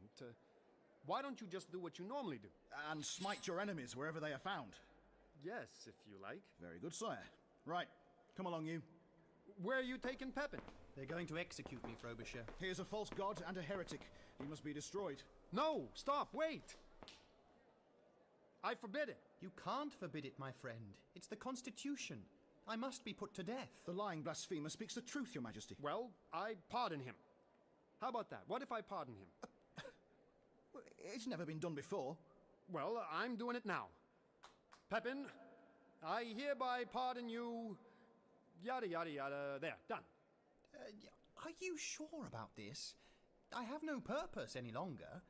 Honestly, perhaps it would be better if I just went off with the guard captain here and let him hack me to pieces. Might be better all round. Yeah, I'd have thought so.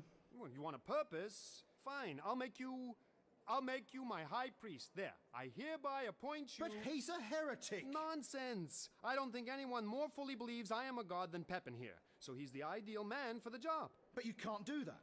It makes a mockery of our history and tradition. Silence! Am I your god or not? You shall obey me in everything. My lord. So you really are our god after all? Seems I have to be. Then speak to the people. They await your blessing. My people!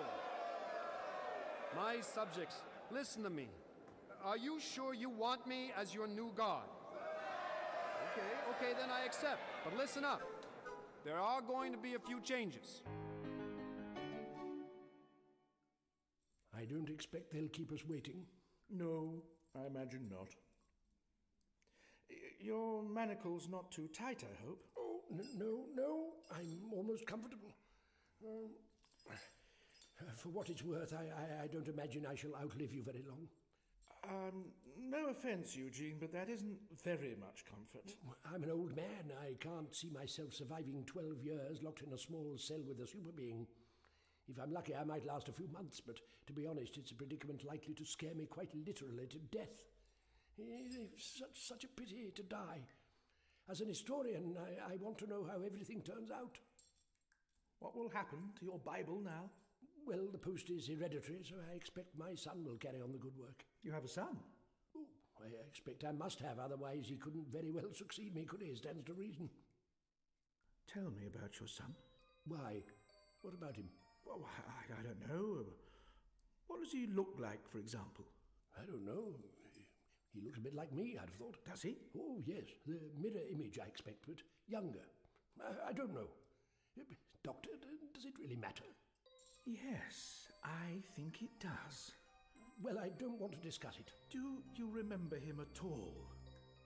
Eugene, can you remember your own son? He's not very important. That's all. That's all there is to it. Eugene. All that is important is recorded in the old texts.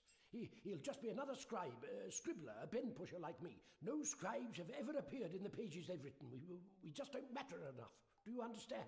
I think I'm beginning to. All of us. We're worthless.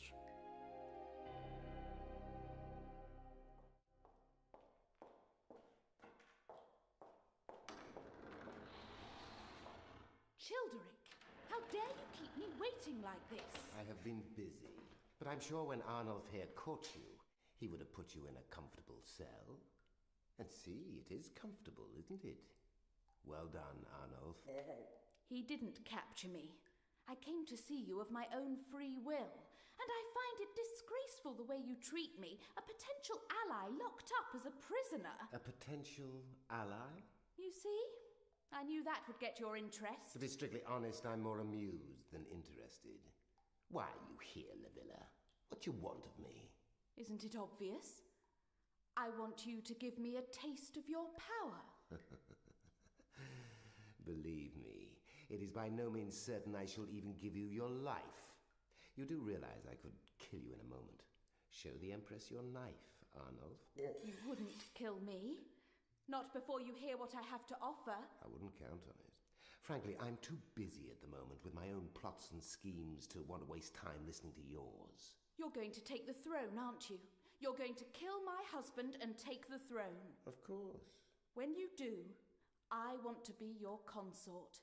I want to sit by your side and rule forever. I take it then that you're not here to plead for your husband's life. Of course not. You are my only god. I would have more respect for you if you were. I can offer you my beauty. And you would give that beauty to a man as ugly as I am. But you're not ugly, my love. No, not at all. Look at me. Look right into my face. Is this the face of God? Yes. You are indeed beautiful, my dear. Unfortunately, I have little taste for it. Living in the shadows as a renegade all these years has seen to that. You could make me ugly if you wished it. Batter me, bruise me, whatever suits your pleasure. If you will make me a goddess. What do you think, Arnulf? Shall we mark her now? I'll consider it. What else can you offer? I'll give you a child, an heir. Indeed. You must know that a son is my prime concern. But if you want to be God, you must act now. I have been patient many years, Livilla. I can be patient a while longer. My husband has abdicated, and another god rules in his place. What? When you've been locked up for execution or torture as often as I have, you'll find the worst thing is all the hanging around, waiting for them to get on with it. Speaking as a novice, I've got to say they can take as long as they like. Oh, I'm sorry, Eugene. Seems they're ready for us.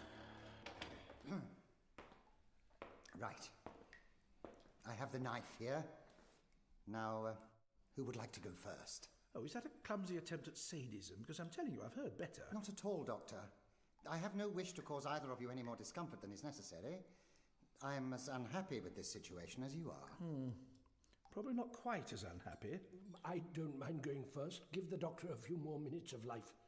Very well. Oh, that's very good of you, Eugene. Well, if there's one thing that being an historian has taught me, it's that death and torture are bound to happen sooner or later to all of us. Best just to grin and bear it. If you could just open your mouth for me, please. As wide as possible. Yes, that's it. Oh, yes. I see it. Now, this may prick a little. If you're so unhappy with this situation... I am. I'm a holy man, not a butcher.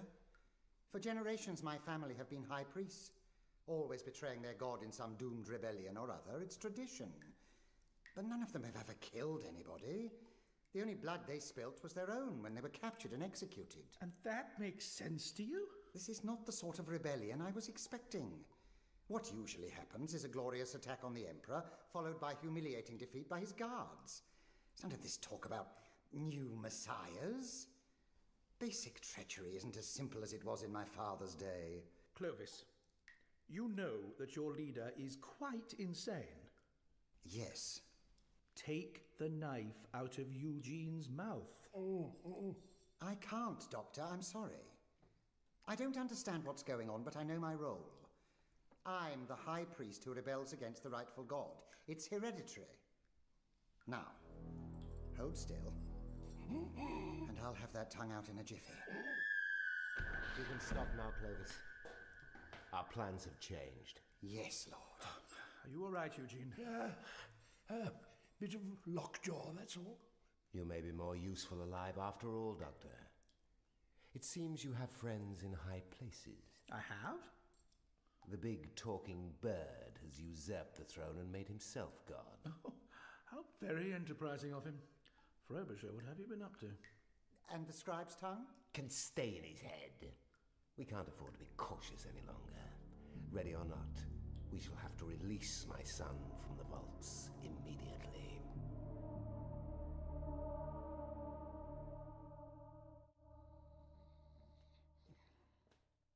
Am I disturbing you, Your Majesty? May I approach the throne? What? Sorry, I was just taking a nap. Being a god is certainly draining, isn't it? How right you are, my lord. But what you say is always right. Please don't farm Pepin. I'm Frobisher, same guy I always was. If you say so, your supreme and unquestionable omnipotence. Well, I think I've made good progress anyway. Excellent progress. Excellent progress, yes. I've introduced the people to parliamentary democracy, religious toleration, and the concept of equal rights. All in half an hour. And how are the elections for Prime Minister going? Well, that's why I'm here, sire. Your subjects are ready to cast their votes as you instructed them. Good. And they've asked me to ask you, which candidate would you like them to choose? For my next speech, Pepin, remind me to bring up the subject of free will. Whatever you command shall be done. Your wish is all that matters. What of the doctor? There's no trace of him, Your Majesty. Or of the scribe we need to chronicle your great edicts. You'll continue to look for him, won't you? Maybe he got outside the castle. Outside the castle? Yes, you know, lower the drawbridge or something. I'm sorry, sire, I don't understand. What is it? The door's giving way. What is this? Who dares disturb my great thoughts? Get out! Sejanus! If you truly are an immortal god, you shan't feel the bullets when I shoot you. Oh, not another assassination. Get out! What? You heard me. Go on, get out. But, Your Majesty, it's my job. This is what I do. Be fair, Your Majesty, it's what he does. But what's the point? Your gun's loaded with blanks anyway. Since the doctor complained about the injustice of the ritual, the order was given for live ammunition to be used. Oh, thanks a lot, Doc. To death, or to life eternal.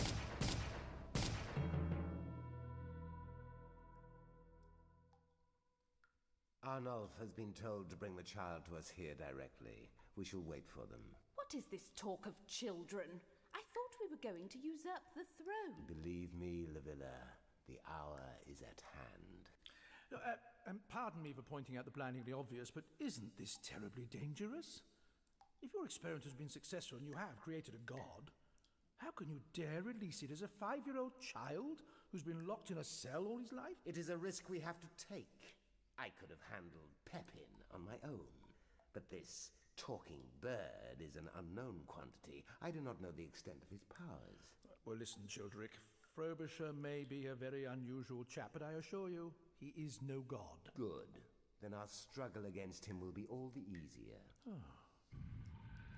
Arnulf is coming. Bringing his new master sleeping in his arms. Remember this, scribe. It will be a most poetic start to your new Bible. Doctor, look at the child's face. Well, what is it, Eugene? Well, it's just a perfectly ordinary face. A little pale, I admit, but well, that's no surprise, considering... No, it's the face. I've seen it before. Come back to haunt me. Let me hold the boy. You mustn't wake him up. If you do, it'll be the death of you all. His eyes are opening. No! I command you, awake and begin your reign here and now.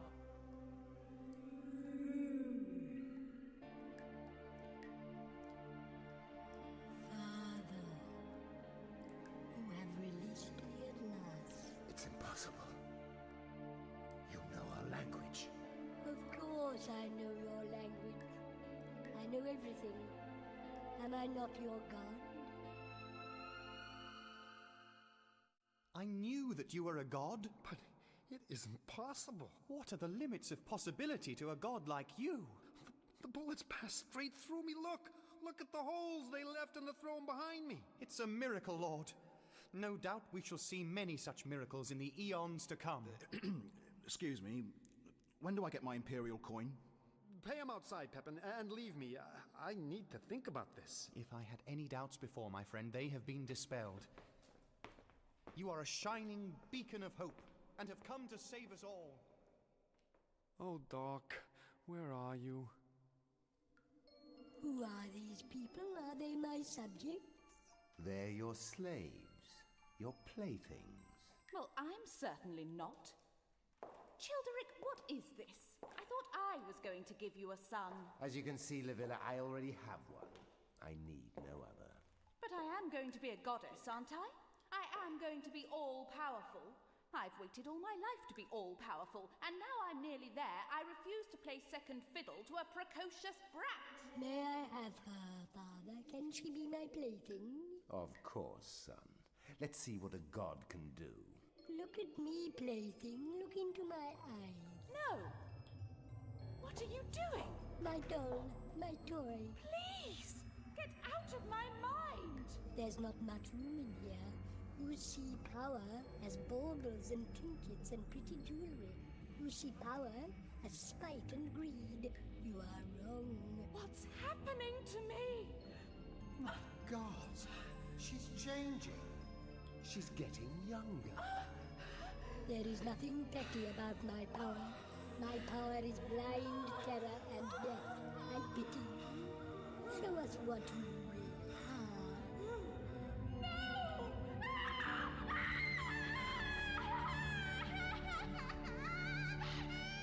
She is an infant, nothing more. She is unworthy to be my slave. Doctor, do you see? Do you see now what we're up against? That face, always the same face. Quiet, Eugene. Don't make a sound. That plaything was no good, Father. It's broken. I want another. Not now, my son. There will be time for that later. But I'm still hungry. I want to kill another. I really think you've had enough, don't you? Now be a good boy. Stop that at once. Is that any way for a god to behave? I want to kill. I want to kill. I want What's to happening? The mental force of that child is incalculable. It's It's just throwing a little tantrum. What are we going to do? I suggest we run. Where are you going? All of you, come back! Childeric, come on! We have to get out of here! No! I shall stay with my son!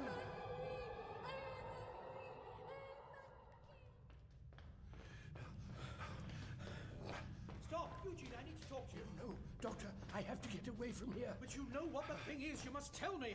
I know so many things, all written in the old texts. No, not in the old texts. You've seen this before, haven't you? It's the face. Always the same face. Always on a different child. What is it, Eugene? What's it doing here? It's come for me. It wants to revenge itself on me. And only you? How can it keep coming back, Doctor? The face. I killed it. I keep killing it. Why won't it go away? Where are you going? I think I know what the child is. I must try to make it see sense. Do you really think you can succeed? If it's what I think it is, I haven't got a chance. So we'll just have to hope I'm wrong.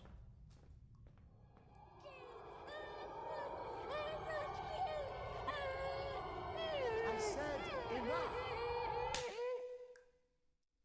You slapped me. Yes. For that I should make your hand drop off. Do you promise to be a good boy? Well, do you? Maybe.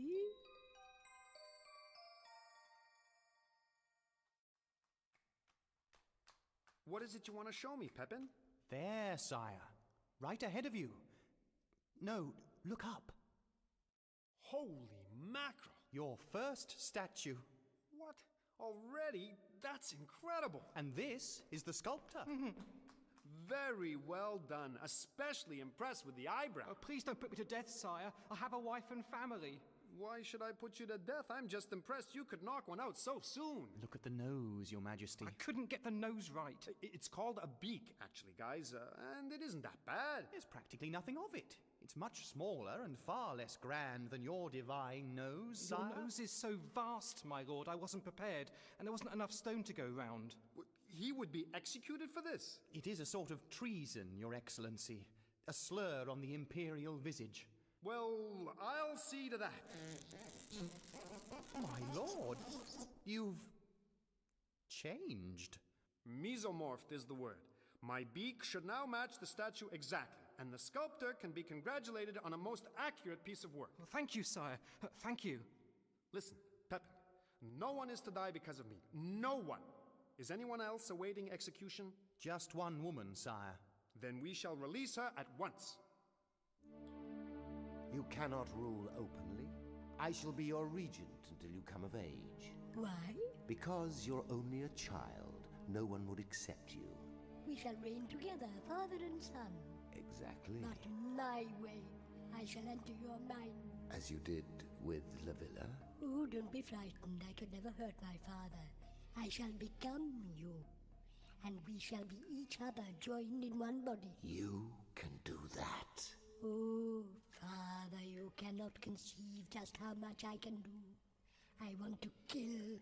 I'm hungry. I want to kill. There's no one here to kill. You'll have to be patient. But when we are on the throne, then you can execute all the heretics you like. What about him? Arno's not a heretic. He's our good and loyal servant. We shall need servants like him. We shall need no one at all. He has no tongue. I plucked it out to ensure your divinity. Come here, Arnold. Come closer. That's it. I shall give you back your speech. The pain! It stopped. I can talk again. I can talk! But of course, I had to give you your tongue back so I could find out what your dying words would be. Please, my lord, no. I have looked after you. Let me live. Do not hurt me. No! I'd been hoping for something more profound than that. How very disappointing. When is all this killing going to end? Doctor, Why have you come back here? I thought you'd run away with the other unbelievers. Oh, I believe in your son only too well. Tell me, what will you do with your great powers? I shall be emperor, and everyone will do exactly what I say. Not you, him. What will you do? Kill. And what else? Destroy. And what else? We cannot just kill and destroy, son. Or who will be there to worship us? And what else? There is nothing else. After I have destroyed everyone in the castle, I will destroy the castle, and I shall be alone with my father. And what about outside the castle? Will you kill all the people out there too? What do you mean, outside? Out through the front doors, Childeric, into the rest of the world. There are no front doors, Doctor. The castle is our world. The castle is the world. As I thought. You call this an empire? You call yourself a god? A god of one single building? Might as well call yourself a landlord. So, I ask you again, what is the point of such great power now?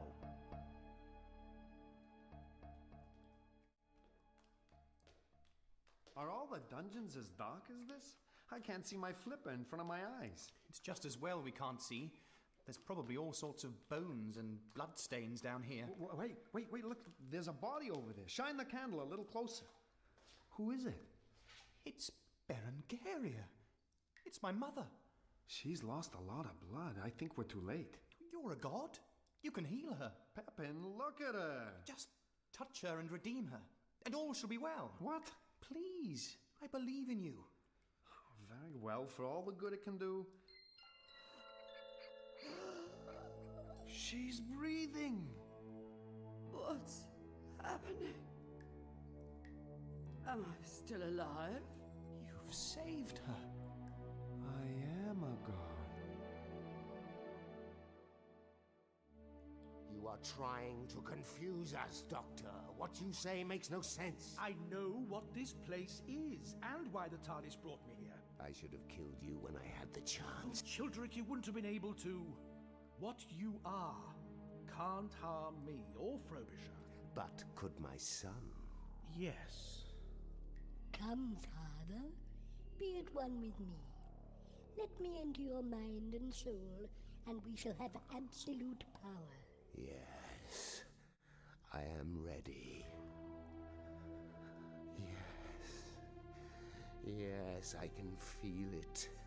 I am becoming a god at last. What? What is this? You are not my father. Of course, I'm your father. I've had you incarcerated since birth. Who else but a father would do that? You are not my father. You have betrayed me. No, stop. You're tearing me apart. You shall die.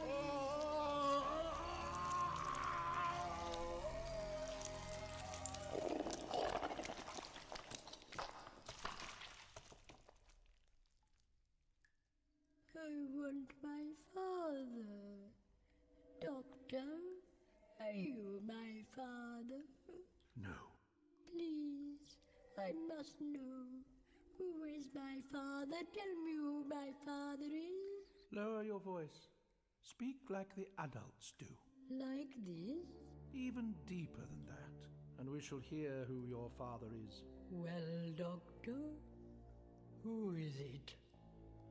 Do you recognize this voice?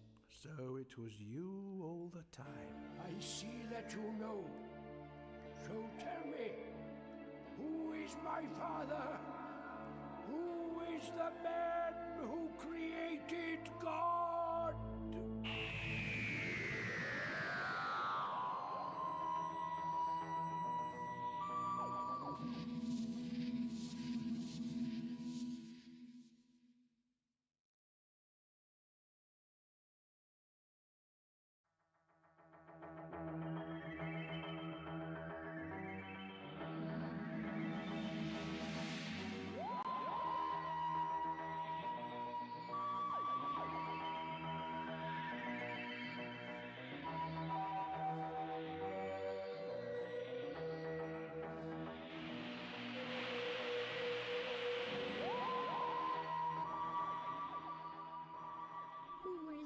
father. Tell me who my father is. Lower your voice.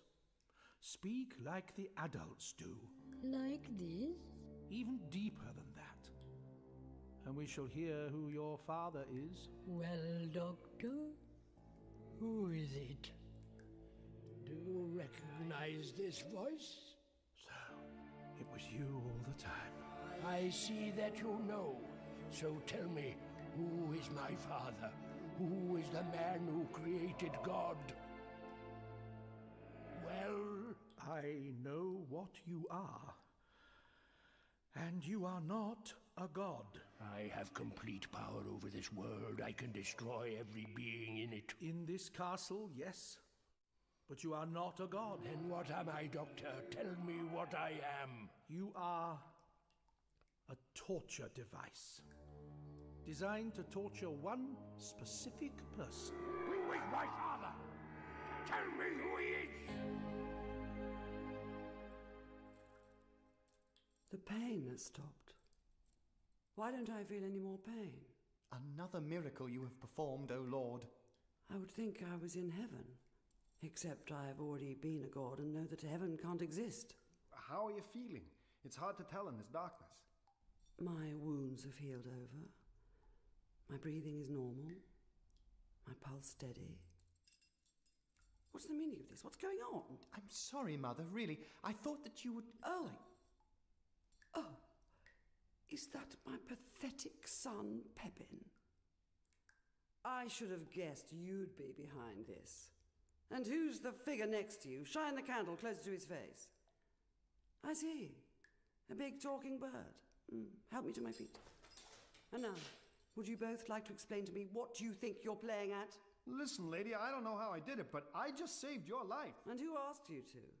If you hadn't interfered, I'd be happily dead by now. But, Mother... I was just beginning to feel my life ebb away when you two come in and ruin everything. But surely you can't want to die. I am the wife of a dead god. I have no purpose any longer. I am an anachronism. Pepin, you are a god. However spineless you were as a mortal, you should know better now. No, Mother. I abdicated. Frobisher here is God. Impossible, he's not even in the family. I'm now the High Priest. Fallen gods don't get to be their successors' high priests. Like me, Pepin, you have no function now. The rituals say we should be dead. Mother, Frobisher believes that the rituals are wrong. He believes that we can think for ourselves, make our own choices, and find happiness. Well, big talking bird, is that what you think? Well, it did seem like a good idea at the time. The rituals by which we run our lives are sacrosanct. They're the only things which give our existence any meaning. But they don't make any sense. Of course they don't make any sense. Otherwise, they wouldn't have to be rituals. We'd be doing them without a second thought. But they bring a continuity, a certain security. You, Pepin, as High Priest, do you intend to betray your bird god here? Of course not. He's my friend. But the High Priest always betrays his god. That's what he's for. It's tradition, don't you see? When you don't, everyone will get confused. But when they see that treachery and murder aren't the way it has to be, that you can make your own decisions. Then what? You do my people no favours by giving them free will, bird god. The king will still be king, the slave will still be slave. At least they knew that before. And they knew that, persecutor or persecuted, their time would come, and each of them, like me, will one day die a heretic's death in a dungeon somewhere. All of us, we're all executed eventually. How long have you been a god? How long has it taken you to wreck our society? Well, I started this afternoon, actually. I don't want you to save me, bird god. I want to die as I should have done. If you touch my wounds again, can you take away my life as freely as you saved it? I don't think so. I'm sorry. Then what is your divinity worth? Leave us. I would be alone with my son one last time.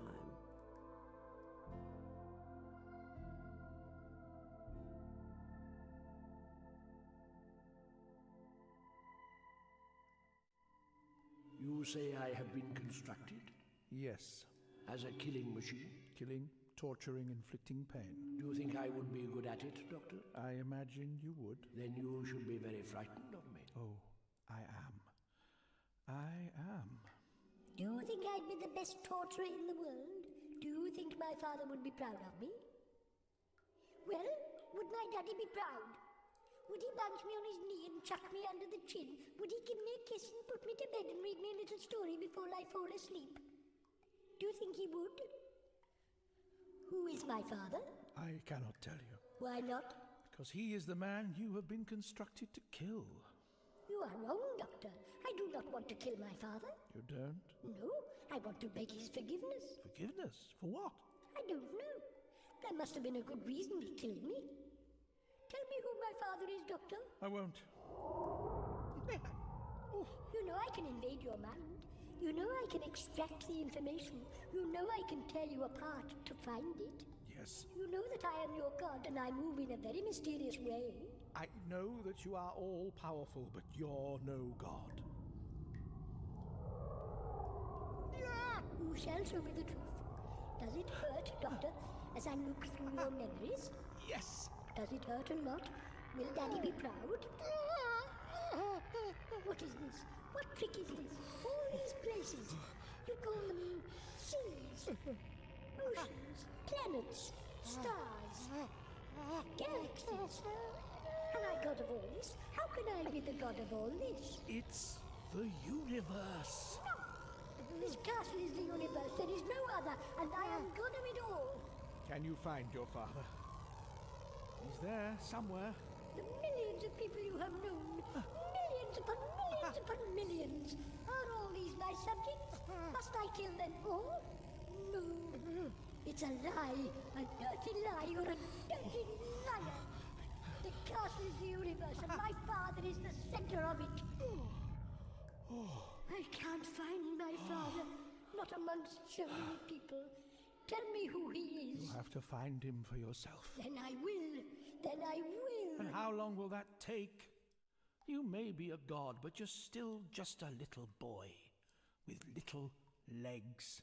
You've got maybe 2 miles of steps to climb, and I'm not going to carry you. Don't laugh at me. I'll find him and ask his forgiveness, and we'll rule forever, and then you'll be sorry. He's gone. He's just gone. Oh, of course, I'm a fool. He must be able to move anywhere in the castle at will. This is his world. And within it, he can do just about anything he likes. Oh, 2 miles of steps. I must find Frobisher. Just hopeless time.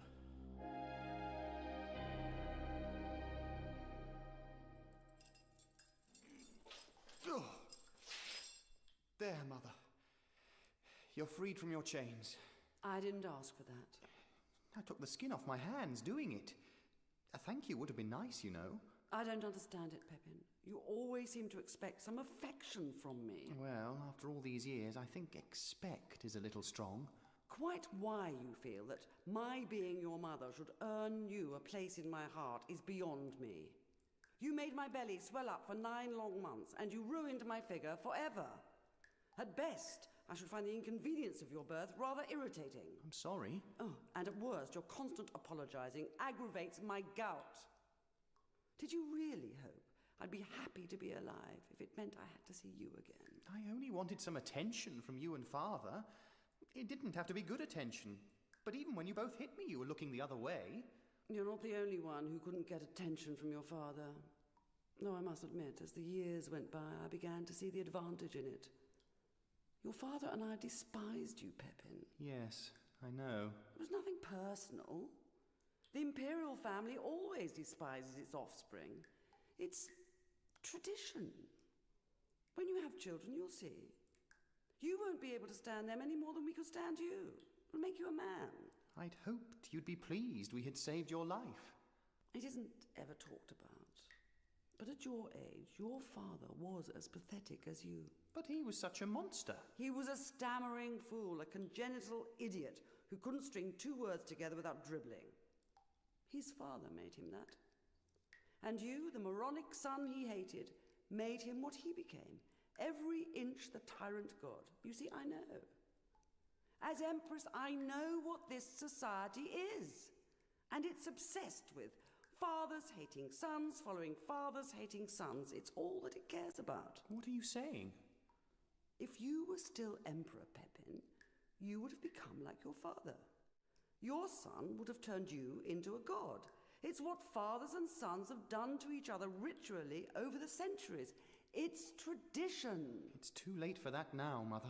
And tradition has been broken. Oh, from what you've told me, as soon as that blue temple appeared in the throne room, it destroyed all that we hold dear. I'd have preferred to have stayed in these chains, but they're broken now.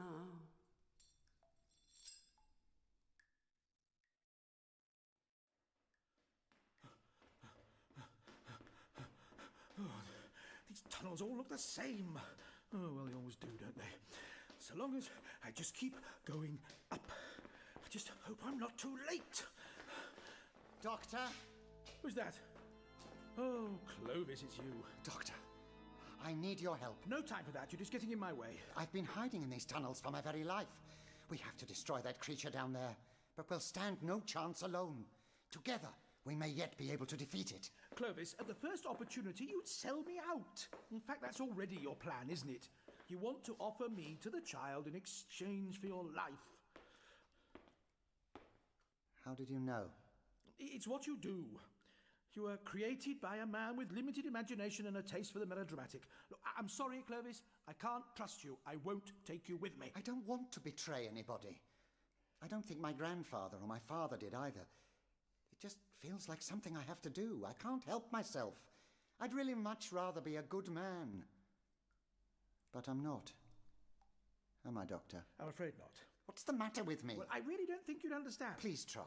Look, there's really very little time I don't want to be this way. I've been trying to puzzle it out for years. Please. You're a stereotype. A stereotype? I'm afraid the man who created you had very little interest in giving you any real depth or personality. You behave in a series of predictable responses to the events around you. The man? Our creator? Your creator, Clovis, and the creator of your world. This place and all that is within it is a fiction. You are a fiction. Nothing you say or do counts for anything because it's already been predetermined. But that's what our religion has always taught us, Doctor. That we have no free will. I can't take you with me, Clovis. I cannot trust you. It's not your fault. I feel sorry for you. You're not even the lead villain, just a sort of sidekick henchman. Goodbye, Doctor. And good luck. When the creature kills me, I shall try to die nobly. Against my nature. Well, I'm sorry. Good luck. Right. Right. Think noble. Think noble. Oh, God! You found me. It's too early. I haven't found a way to be noble yet. Are you my father? Be brave. Think noble. Try acting against my nature. I said, are you my father? Keep away from me. Don't hurt me. Father? Is that you? Oh, don't kill me. I'll tell you anything you want. The doctor. Are you looking for the doctor? He's just run that way. You can still catch him. Oh. Oh. Hush, little man. You don't need to tell me anything. I can take what you know for myself. Ah, this is better. A much easier mind to digest.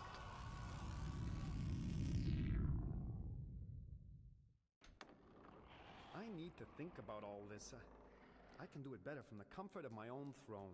If you've got to think, might as well do it in the most comfortable chair in the castle. Hey, you! Yes, you! What are you doing in my throne room? No one is allowed in here without my permission. Keep away from me. Do you know who I am? I'm God, that's who. And there's no use hiding under the throne either. Hey, come on. I can still see you. It's coming to find me. Don't let it find me. Wait a minute. You're the scribe, the one who was with the doctor. I'm Eugene Tacitus, only Eugene Tacitus. Where is the doctor? The doctor's dead. What? He must be. He went back there. He'll never have survived. But it doesn't matter, you see, it doesn't matter. What are you talking about? Leave me alone! Come out from under there. I'll pull you out if I have to. Right. No, please, leave me somewhere to hide. What do you mean the doctor's dead? Tell me. He would have died anyway. You're all going to die anyway. It's coming for me now, and it'll kill everything in its path. What is it? What's wanting to kill you? Oh, it won't kill me. That's not the way it works. I'll kill it. I always kill it over and over again. I'm so sick of it. What's that? You're all going to die for my sins. I'm only Eugene Tacitus. I'm nothing. Who would have thought I was worth such carnage? Where is my father? Are you my father? No? Then die! I like the smell of death. I like the sound it makes. My daddy would be proud if he could see me.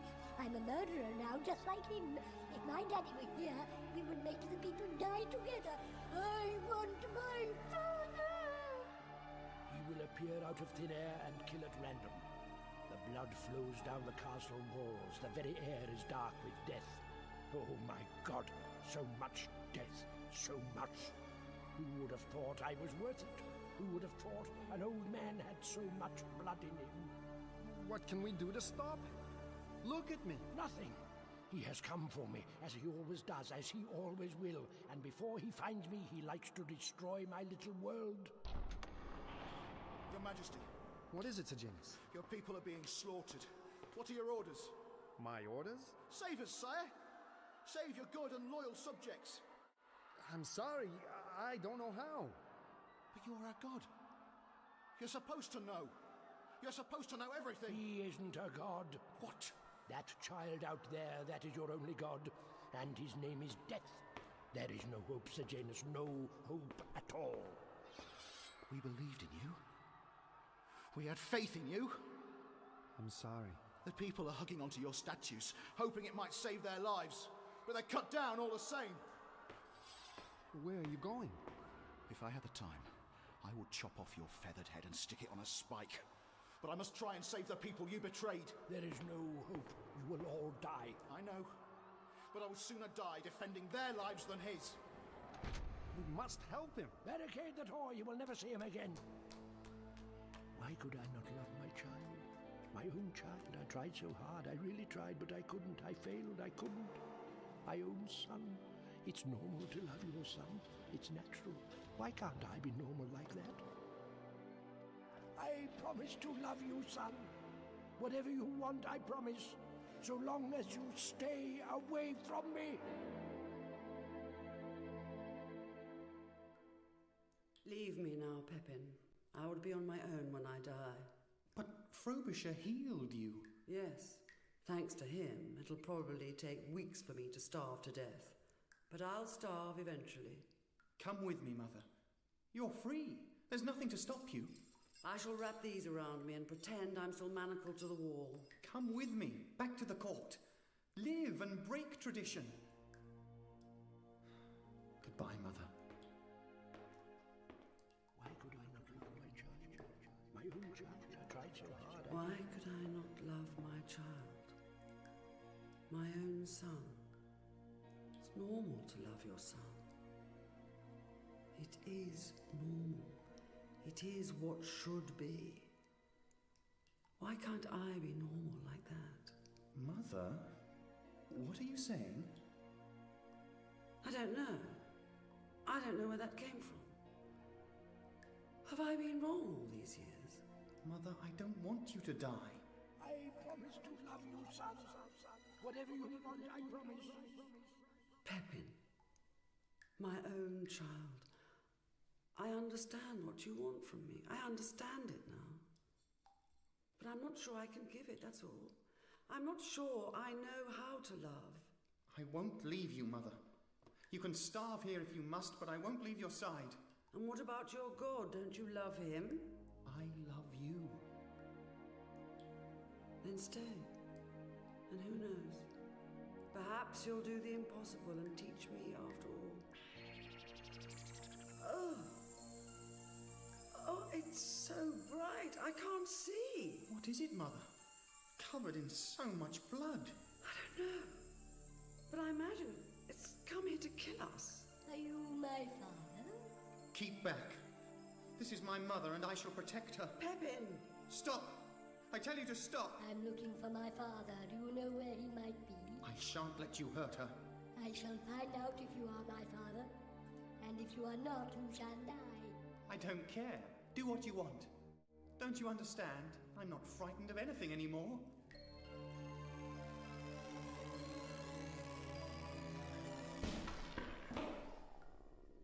He didn't scream. I like it when they scream. You killed my son just as I was getting to know him. You can't be my father. Hardly. I thought you weren't. I'm looking for my father. Tell me where he is and I will let you live. Will you? No, but tell me anyway. And when I find him, I shall be God and rule forever. You're no god of mine. I certainly am your God. There's no one half as godly as me. Get down on your knees and worship me. And I shan't worship you. Why not? Free will. I choose not to. You choose? I choose. Maybe the bird was right after all. If you don't worship me, I shall kill you. I kill lots and lots of people. I believe you. But I choose not to live in a world where you are the master. Then die. At last. I've been waiting so long. They'll all be dead now, Frobisher. That's always the way it happens, and it'll come for you soon enough. You know, you're not really helping. And then it'll just be me, and I'll have to kill it and go through it all over again. Always, all over again. There's someone out there. Not possible. All dead, everyone. No! You mustn't open it! If there's a chance anyone's still alive, can you hear me out there? I won't let you open it! No! Get off me! I'm not ready to kill again! Get off! I don't want to hurt you, but I'm a private eye and I can protect myself. Sorry, but I did warn you. No! Don't let it in! Well, you took your time. Doctor! I thought you were dead! Oh, don't bother closing the doors, Frobisher. But we had barricaded ourselves in. There's no point. What we're up against can bypass doors or walls at will. What are we up against? It can't be. You should be dead. It always kills everyone before it comes for me. Ah, Eugene. I wondered where I would find you. Keep away from me. He's scared out of his wits, Doc. And frankly, underneath my cool penguin exterior, I'm getting a little rattled myself. Am I pleased to see you? Yeah, crammed your beak. Looks blunter somehow. Oh, that's not the half of it. Some homicidal child is out there killing my subjects, and I seem to have become immortal. Oh, come now, Frobisher. Things may be pretty grim, but you're not a god. The universe can take some comfort from that. The bullets passed right through me, Doc. I was shot at point-blank range, and I wasn't even scratched. This place is a fiction, Frobisher. A very elaborate fiction, I grant you, but no more substantial than that. And it is populated by fictitious people. They can't hurt us. What? This is all make-believe? But it seems so real. That's the idea. Well, if they can't hurt us, then we're okay, aren't we? I mean, everything's all right. Everything is very far from being all right. We're not the only two real people here. There's still the author of this fantasy and the killer out there trying to find him. Well, what author? Well, who do you think? Who's been writing this all along? You mean that little man is responsible for all this? In a way, yes. He created all the people here and the pointless rituals by which they ran their lives. Ooh, right. Come out of that pile of furniture. Have I got a few bones to pick with you? No, please don't hurt me. Take it easy, Frobisher. I think if he ever knew he was the author, he's long since forgotten. Look at him. Please don't let it find me. I can't go through it all again. Sure, that's part of the punishment. To create a world for yourself and only be a servant in it, to be a god, but never know it. The punishment? Well, you didn't create the world out of choice, Frobisher. This is a prison. There's no escape from it. A prison? What, all of this castle's a prison? That's right. Just for one prisoner, just for him? Well, it's a bit big, isn't it? Oh, I don't think think so. I imagine from the outside it looks no bigger than a blue police box. Father! Father! Can you see me? I have destroyed all the people you made. Aren't you proud? And now I shall destroy your world.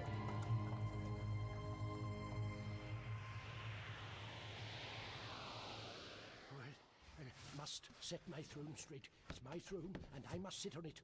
Eugene? No, Doctor. I'm the god now. I'm the one responsible for all this. His mind's completely gone. It's hardly surprising. He's probably been trapped here for hundreds of years. It's not possible. Well, just think about it.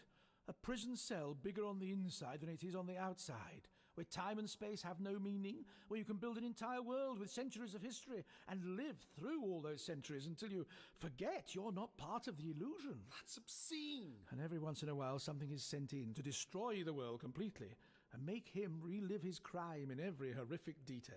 The little boy he's been talking about. Oh, this time, yes. This time it took the shape of a 5-year-old boy used in a cruel religious experiment. Next time it could be the high priest or the queen consort. Or any character within this fiction of his. And always with that face. Always with the same face. Well, how long have you known? Not long. But I've always had my suspicions about this place. I knew there must be some reason the TARDIS brought us here. After you interfered with the dimensional controls, she was drawn to something which had similar properties. An artificial environment in which she could recuperate. I thought that it brought us here because it quite fancied being a temple. I'll have you know, Frobisher, that like her owner, the TARDIS has her ego fully under control. Doctor, look, outside the door, there's nothing there, just static. It's what the TARDIS saw when we first landed. The child must have almost finished its work and destroyed the prisoner's creation. Which means it's nearly ready for us? I'm afraid so. My world! What's happened to my world? Eugene, listen to me.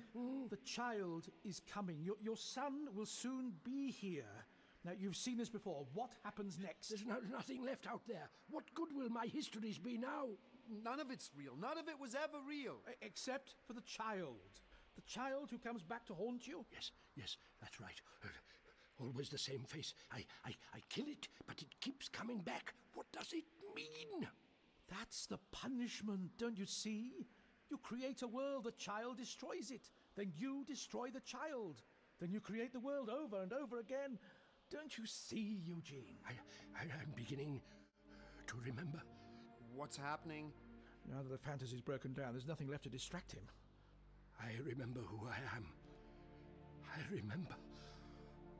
Oh my God. What happens next, Eugene? Is that who I am? Oh my God. Doctor! Not now, Frobisher. The child is here. It's covered in blood. I said, not now. Tell us, Eugene. Are you my father? Keep back, Frobisher. Look at the boy, Eugene. Father? No. What did you do to this child? I murdered him. I murdered my son. Oh, no. I created this world, a perfect place to live, everything ordered, everything ritualized. And for a while I can forget what I did. I can live in peace without the guilt. And then the history stops making sense and the face comes back. The same face comes back to remind me. Father, tell me, are you my father? But don't worry, I have a knife. I'll kill it again. I'll save you both. No, Eugene. And I'm the only one who can stop it. But that's what you always do, Eugene, isn't it? The child wants you to kill it. It's trying to make you act out your crime again. Are you my father? Are you my murderer? Kill him, and you'll be killing him again and again forever. Break the ritual. I can't. Set yourself free. I'm frightened. Look around. There's nothing left. Even the throne room's disappeared. There's nothing left of your fantasy except your dead son. Speak to him. You have no choice. Are you my father? Yes. Really and truly? Yes. What are you doing? Why are you on your knees? To ask your forgiveness. My forgiveness? No, please, don't say that. I must have done something very wrong, Daddy, for you to have killed me like that. What did I do? Oh, my poor boy, I don't remember. You do, Daddy. You remember everything now. Why did you do it? I remember You were sleeping still on your bed, peaceful, and I took the knife and I held it over you for a while, trying to work out if I could go through with it, to work out if I could stop myself. Why did you kill me? Because I am insane. My poor boy, because I'm quite mad. My poor beautiful son, how could I ever think of harming you? You're holding a knife. Are you going to kill me again? Don't do it, Eugene. You've got to break this cycle. No, I can't. Throw away the knife. Just throw it away. Eugene, no, don't give it to the child. Not this time. You're going to have to be very brave. No, what are you doing? Eugene, stop this. Take the hilt. Like that. I take the hilt. And hold the blade against my chest. You've got to stop this, Doctor. Do something. I'm trying. I can't. I can't touch them. I can't pull the knife away. My fingers are going straight through. This is my world, Doctor. This is my fiction, and I choose not to make you part of it. Eugene, don't do this. There has got to be a better way. Shall I push the knife into your chest, Father? Don't let this happen. I can take you away from here. I can set you free. But I remember it all, Doctor. Who I am and what I have done. Please, I can't go through it all again. Eugene, stop! Only I can set myself free. I am ready, Father. And push the knife in. That's it. I love you, Daddy. I love you too, son. And I'm so sorry. No. Look at the boy, Doctor. He's aging. I love you, Daddy. But it's all over now. It's all over now. It's all over. His mirror image. He's killing himself. Daddy, you were a god to me. And I thought we would rule forever. He didn't have to do that. He didn't have to do that. They've gone. They've both gone. Child's purpose was over. And there's nothing but the void. The void and the TARDIS. Come on. Everything should be back to normal. TARDIS should be fully recovered. All the fruit and flowers on the console, they've gone. Everything's gone. Gone forever. And all those people, they were killed just to punish Eugene? That's terrible. If it's any consolation, they were never actually real in the first place. No, Doc, that's no consolation. They thought they were real, didn't they? Just like the fish in the swimming pool. They felt pain, they felt fear. And more than that, they had hopes and dreams and families. Yes, it is terrible. But that's what comes of travelling in the TARDIS. All the people you meet, all the planets you see, you know they won't last forever. And our next journey could be to a time when they'll all have been long forgotten. Such little lives. And we can feel like gods, set apart from them all. And that's supposed to make me feel better? No. No, not at all. For a while back there, Doc, I actually felt I could do some good. I actually felt I could save them all. I know, Frobisher. Believe me, I know. Come on, let's get away from here.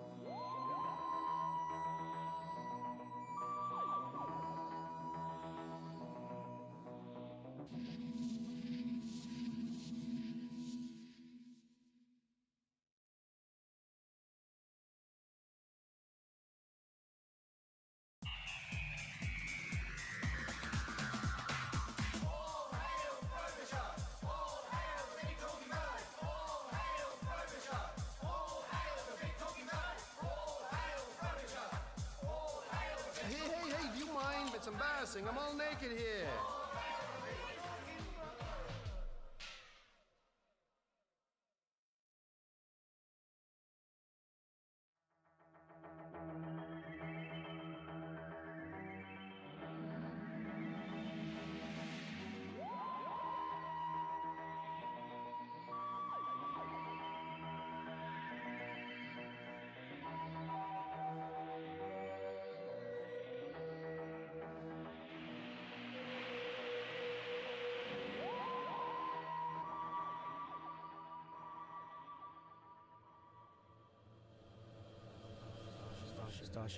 Starship Dione.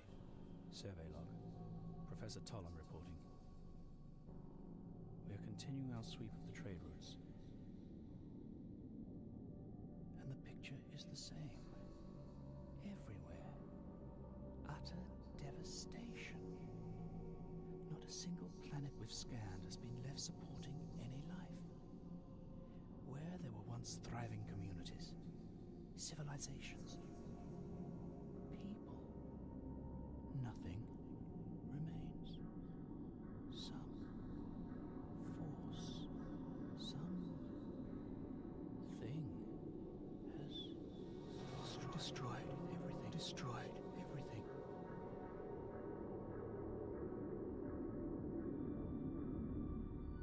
Energy scans have come up with nothing recognizable. It's almost as if there was some kind of natural disaster. But the question is... Commander Ganatus to Professor Tollum. What is it, Ganatus? Toll, we picked up something on long range, and I'm getting a bad feeling. On my way.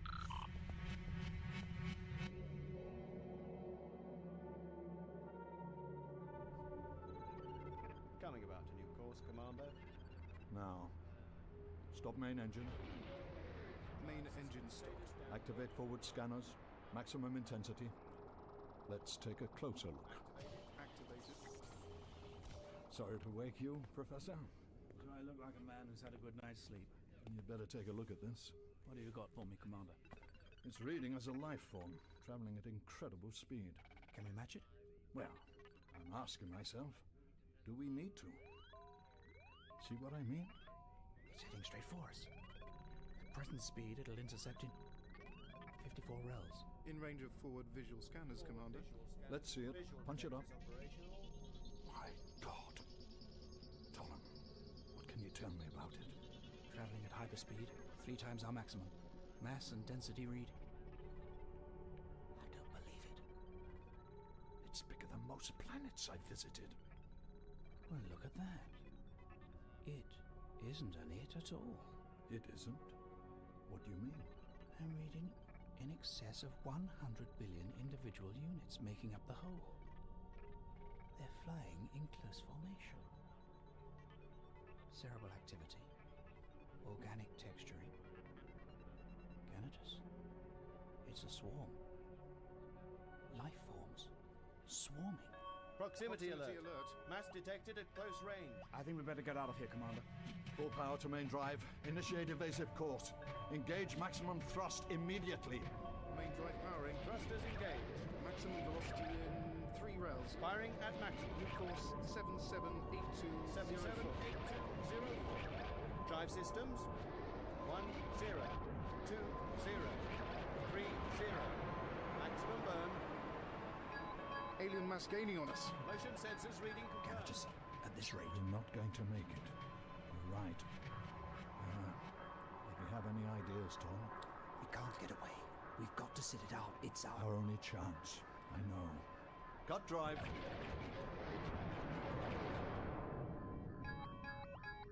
Divert all engine power to defense screen. Now. Diverting power now.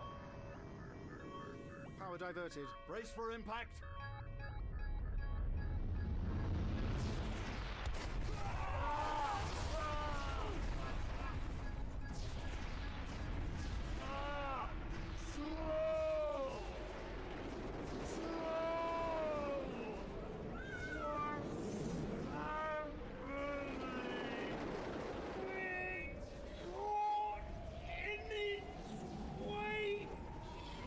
Traveling at incredible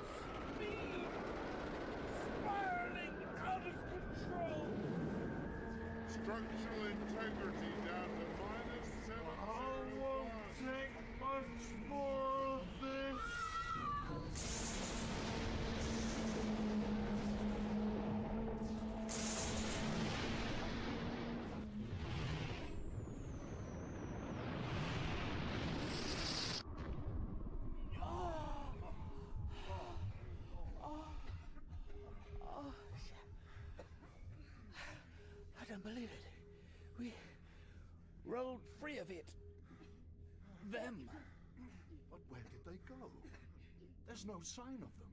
More to the point, where are we? At that speed, we must have traveled... Oh no. What is it? Don't you recognize the coordinates? No. Reinitiate forward visual scanner. Recognize that.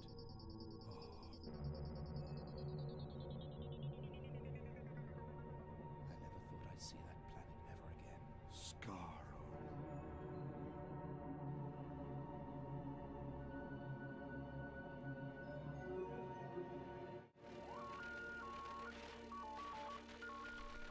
There.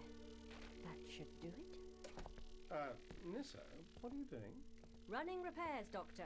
Ah, I see. Look, I don't want you to take umbrage, but might I suggest that interfering with the console is something best left to me? I know you're a brilliant technician. That's very patronizing of you to say so, Doctor.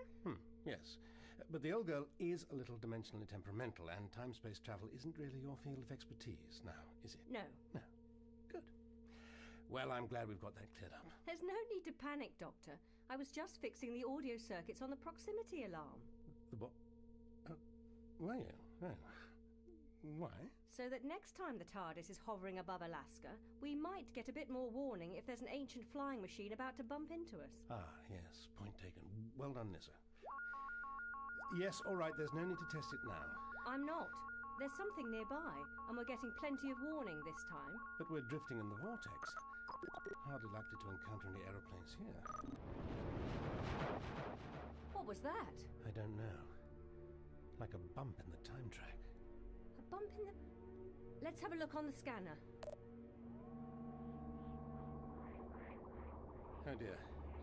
I don't like the look of that. We're detecting quite a bit of temporal fluctuation. Not surprising, really. There's some sort of time-space induction channel, kind of corridor. That means we're being drawn towards it, doesn't it? Yes. Yes, it does. Slowly, inexorably. Presumably that's bad. Presumably. The corridor is almost certainly artificial in origin. Whoever's controlling it is unlikely to be acting responsibly.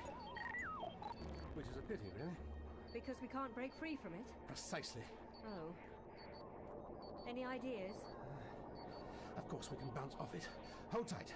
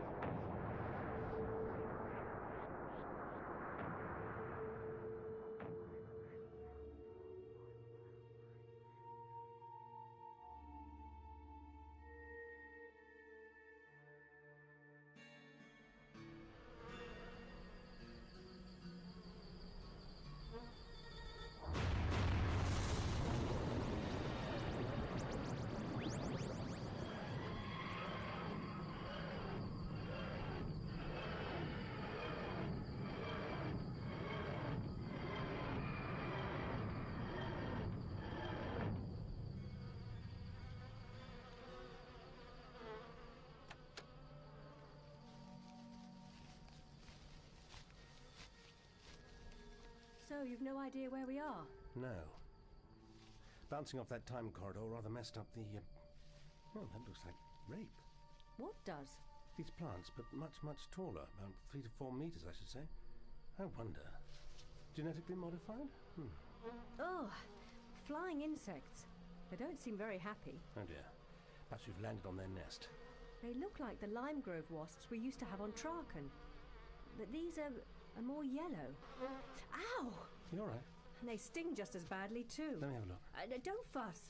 I've been stung by plenty of wasps before. Yes, but we don't know how dangerous the wasps are on this planet, do we? Just give me your arm. Oh, ow. That's not very pleasant. The pain's already going. Not fatal, then? Well, I think I'm still breathing. Good. Fit enough to explore? Absolutely. What was that? Just a blur. But a sign of civilization, wouldn't you say? Yes, I would say. Now, my feeling is that this is some sort of cultivation field. Well, the vegetation is planted in a linear pattern. Precisely. So if we walk for a little while, we'll come to the edge of the field and... encounter something interesting. You read my mind. Come on.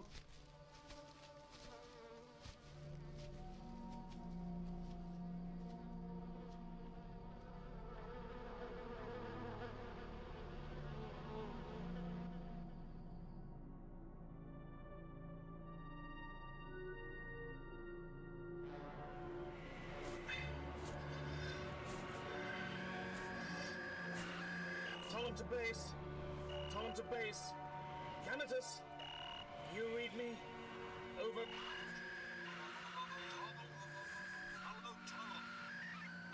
Canitus?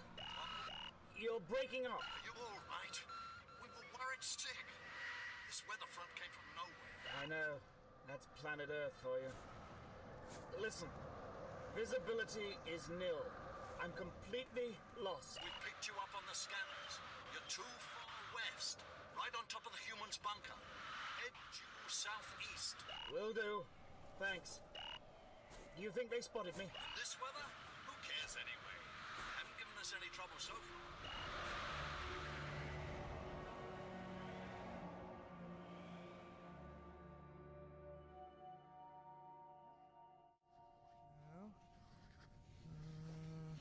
No. Focus, focus. Oh, no. Well, Your Royal Highness, spotted anything through your periscope today? Young lady, will you stop jogging my pile of books? I'm quite adequately balanced here. But if you will insist on rollicking about the place... Rollicking? Is that one of your upper-class swear words, then? Oh, do be quiet and give me a hand down. Oh. Oh, well, there you go, HRH. Thank you, Dolores. And please, refrain from calling me that. I beg your royal pardon. Well, anyone up there today? Not in this weather. I did catch sight of one of them stumbling about earlier, but he soon disappeared. Do you think they're going to help us? My dear, they've already helped us. Food supplies and... that medical checkup they gave us. Yeah, but they seem a bit, I don't know, distant? Like they don't really care? No. I'm sure they do. Well, they're aliens, you see. Well, they may look rather like us, but they are aliens. Well, they're bound to behave differently. Well, I've never trusted them. And what happens if they decide to blast off back to wherever they came from, eh? That food they gave us won't last forever.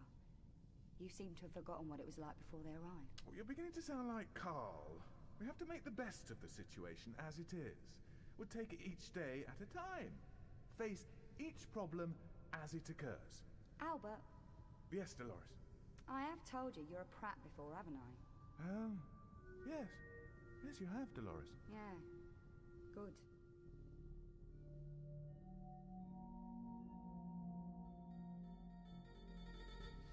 This is a pretty big field, Doctor. Yes. Now, what are those things? I wish they'd move a bit slower. Then we'd be able to have a look at them. It was heading in that direction. Shall we follow? The TARDIS is in that direction, Doctor. Is it? Oh, yes. You're right. Well, perhaps... Oh, dear. Primitive weaponry. Primitive, but still very effective. Perhaps we had better head back towards the TARDIS. What a pity.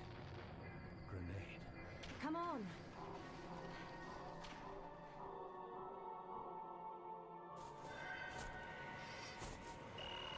Open the door, Canitus. I'm coming in.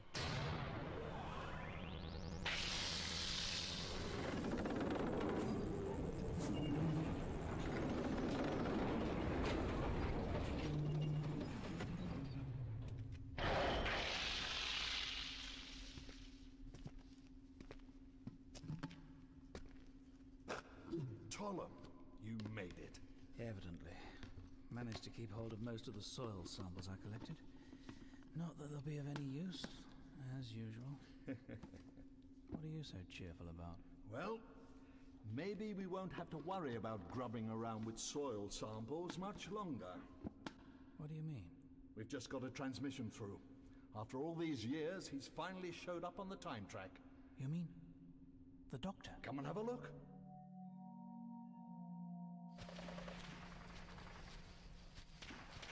Stop a minute. Dan, are you all right? Yes. How's your arm? Never mind my arm. We're lost, and we've got to get back to the TARDIS before some of those bullets come flying our way. I knew I should have brought the tracker. Let's just try to get our bearings. Now, I'm sure we came that way. No, Oh, no. Now, don't panic, Nissa. Just try and stay... I'm not panicking, but look. A body.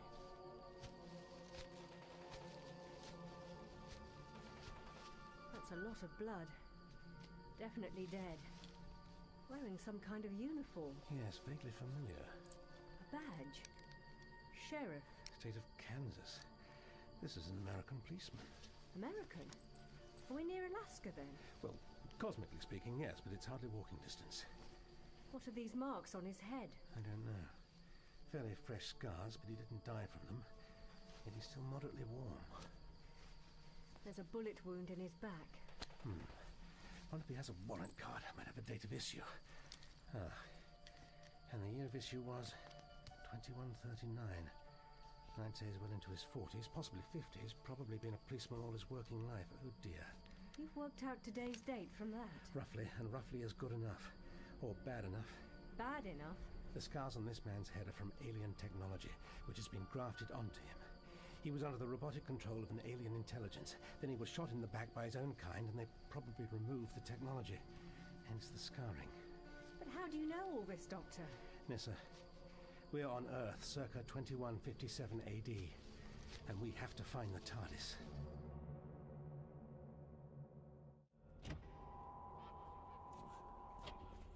Activate time track. Here, he encountered the time corridor at this point. But bounced right off it. He has a reputation for being resourceful. But where has it got him? And when? There. Earth. So close. And yet so far. Local date 2150 AD or thereabouts.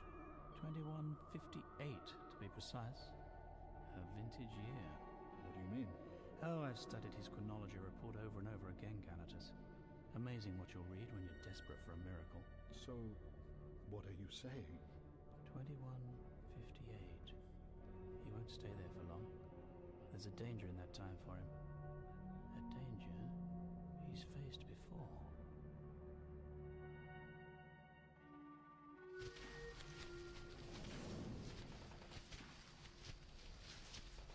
Yes, it is this way, Doctor. I remember. You're right. Come on. Nissa? Don't move. We're not moving. Doctor, another sheriff. Who are you? What are those strange clothes you are wearing? And this one comes complete with alien technology. Silence! Are you with the other freedom fighters? Freedom fighters? No, we're not. But I can show you where they are. Where? You see that blue box just over there? Yeah. They're hiding in there, aren't they, Nissa? Oh, yes. Yes, they are, definitely. I do not believe you. The freedom fighters are still at liberty in this field. What's he going to do? He doesn't seem awfully bright, Doctor. No, just frighteningly obedient. I'd watch out for those wasps if I were you. They're rough vicious. Doctor, I'm positive that one just stung him and he didn't react at all. No sense, no feeling, no humanity. Control, have captured 2 humans, requesting backup. Oh, no. Doctor? Doctor, what is it?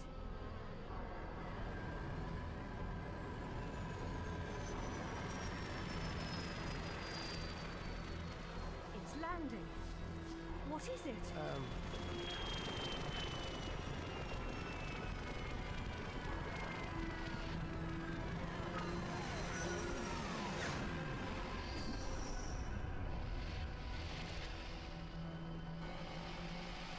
Identify yourselves. That, Nissa, is a darling. Identify. A little dented and battle-scarred, but definitely a darling. Identify. We're lost. We went for a walk and... Silence. You have escaped from the work camp.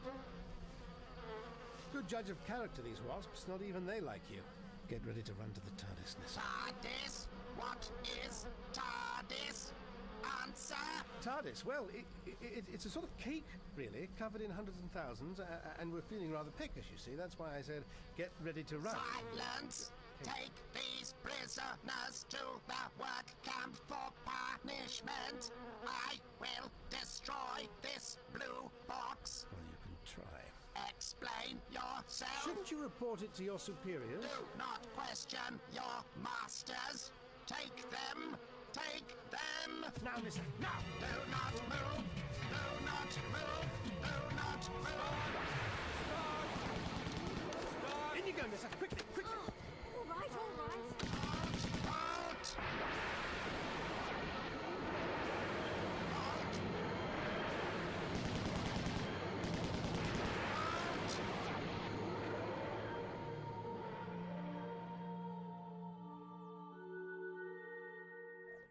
What was that thing?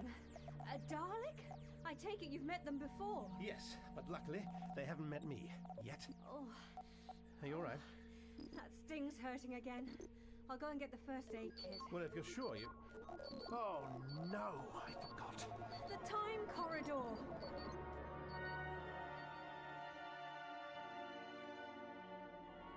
That's it. Check it, Canatus. Time corridor detectors confirmed. The TARDIS has entered and is in transit. We've got him. Then his future lies with us now. The power's at full, Doctor. I know. We just can't break free. I can't get the destination to register. The system must still be suffering from that bouncing trick of yours. Pity you couldn't do it again. I wasn't thinking. The moment we dematerialized, we got sucked straight into the corridor. If only we knew where and when it's taking us. Oh, it doesn't matter, really. Doesn't matter. Wherever it is, there are bound to be Daleks waiting for us.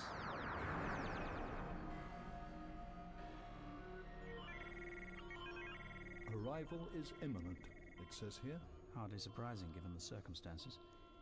We'd better greet them, I suppose. Do we have a choice?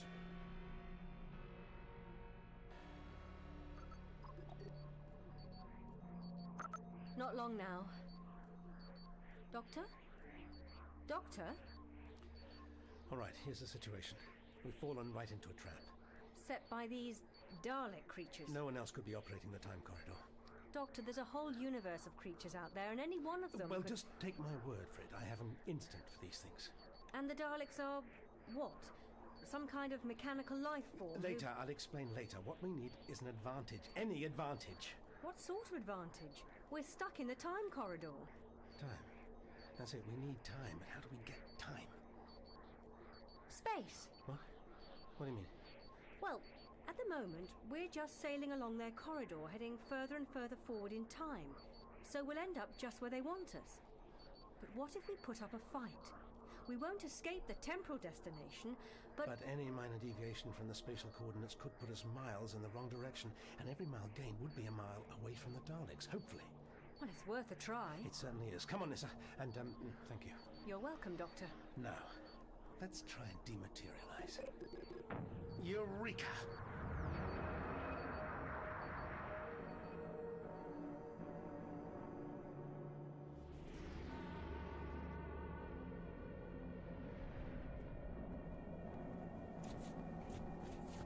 Time corridor is activating. Hey, Tom. You all right? All right. I don't think I'll ever be all right again. What has happened to us, Canatus? What are we doing here? Don't you ever ask yourself that? Yes.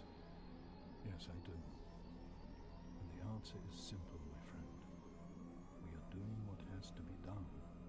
You're right, of course. But I still can't get used to this. Even after all these years.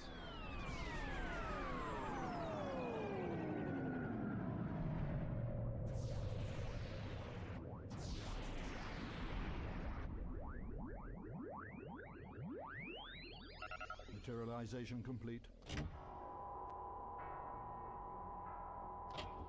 Report! The doctor's arrival is imminent. Excellent! Soon he will be in our power! I don't think the TARDIS can take much more of this, Doctor. No. Has there been a shift in spatial coordinates yet? I don't know. I can't tell. Then we'll just have to risk it. Materializing now.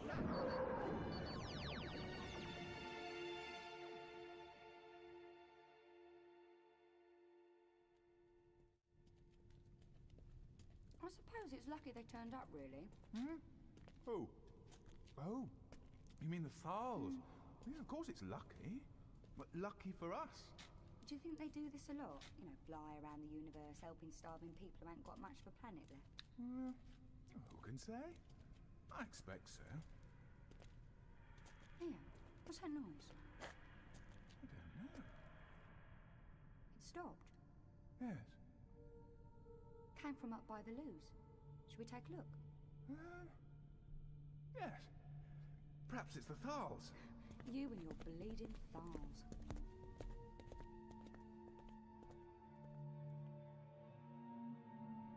Well, we made it. Ow! What's the matter? Wasp sting. Yes, we'd better have a look at that. Let's have a look at what's outside first. I can't see much. It's dark. Looks like we're inside. Some kind of architectural structure? No Daleks, that's a good sign. Perhaps they're hiding. Show a little optimism, please, Nissa. We are honoured. 3 of them. They're normally pretty jumpy about just one Dalek leaving Skari these days. Rather touching, isn't it? They wanted to give him a proper wreck. Where is the Doctor? The time track indicates his TARDIS has arrived. It can't have done. The alarms would have gone off. Do not contradict the Daleks. The evidence is clear. It's probably your equipment that's at fault. It's given us nothing but trouble since we got here. Dalek technology is the superior. Oh, please don't start making speeches. I'm tired, and I'm as anxious as you are for the Doctor to get here. I have analyzed the time track readings. The TARDIS has exited our time corridor at the correct point in time, but the Doctor has altered the spatial coordinates. Well, Colum, you said he was resourceful. Silence! Can the TARDIS be located? There is no clear coordinate reading. You see, this damn thing needs an overhaul. Silence! Readings indicate that he is somewhere on this planet. Somewhere on this planet? Well, that's marvellous. We'll just start searching the whole planet Earth then. Silence! That shouldn't take more than a few years. Silence! You don't mind if we wait for the storm to die down before we start, do you? Meteorological conditions are irrelevant. The Daleks will supply equipment for the search. Professor Tolem, you will continue with your work.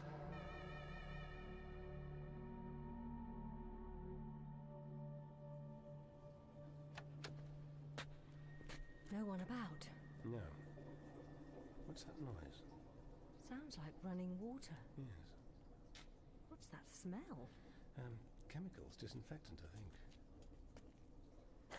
Reinforced concrete, but it's cracked quite severely, and the floor too. Very uneven. Subsidence? It's cold and the air's damp and dense. I think we're underground, and this structure is under a considerable amount of pressure from whatever's above, hence the cracks. So what do we do now? I don't know. One thing's for certain, if we try to leave in the TARDIS, we'll end up right back in the time corridor. Someone's coming. At least they've got feet, could be friendly. Doctor, if those Daleks were occupying Earth in 2157, maybe they're still here now. If this is Earth. Maybe your friendly feet belong to more of those zombies under Dalek control. No, didn't happen like that. The Dalek occupation of Earth was foiled in 2167. Don't tell me you were there. I did play some small part. Well, I'll tell you one thing. They're definitely not Thals. No. No, they're not. Did you say Thals?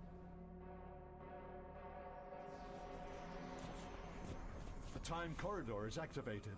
Leaving us so soon? We are now returning to Skaro in our time zone. There's no need to be so nervous. All our research so far shows the mutant phase isn't an airborne infection. In the light of that, don't you think this self-imposed quarantine of yours is a little paranoid? Your research is not conclusive. No. This discussion is at an end. Enter the time conduit. We are very What's the matter with it? I don't know. Are you experiencing a systems malfunction?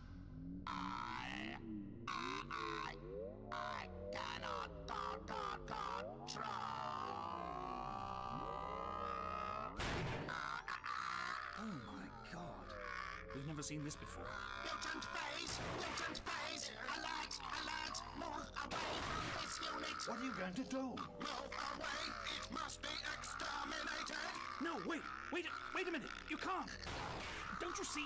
This is our first opportunity Silence! Silence! There must be no impurities in the Dalek race! This creature must be... Creature?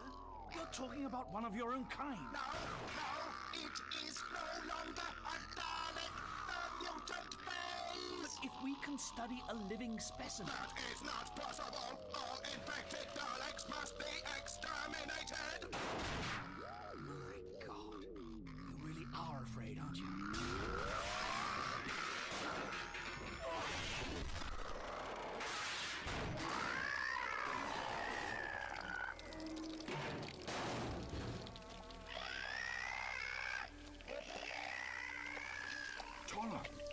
Look at it! Mutant phase! Exterminating! Exterminating!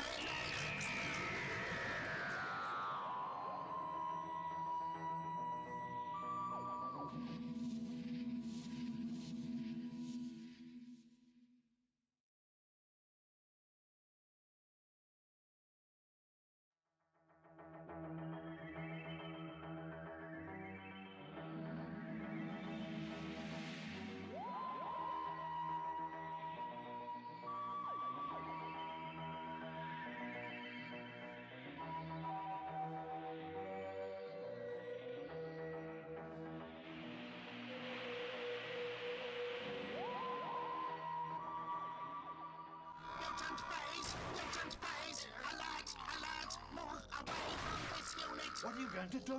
Move away! It must be exterminated! No, wait a minute! You can't! Don't you see?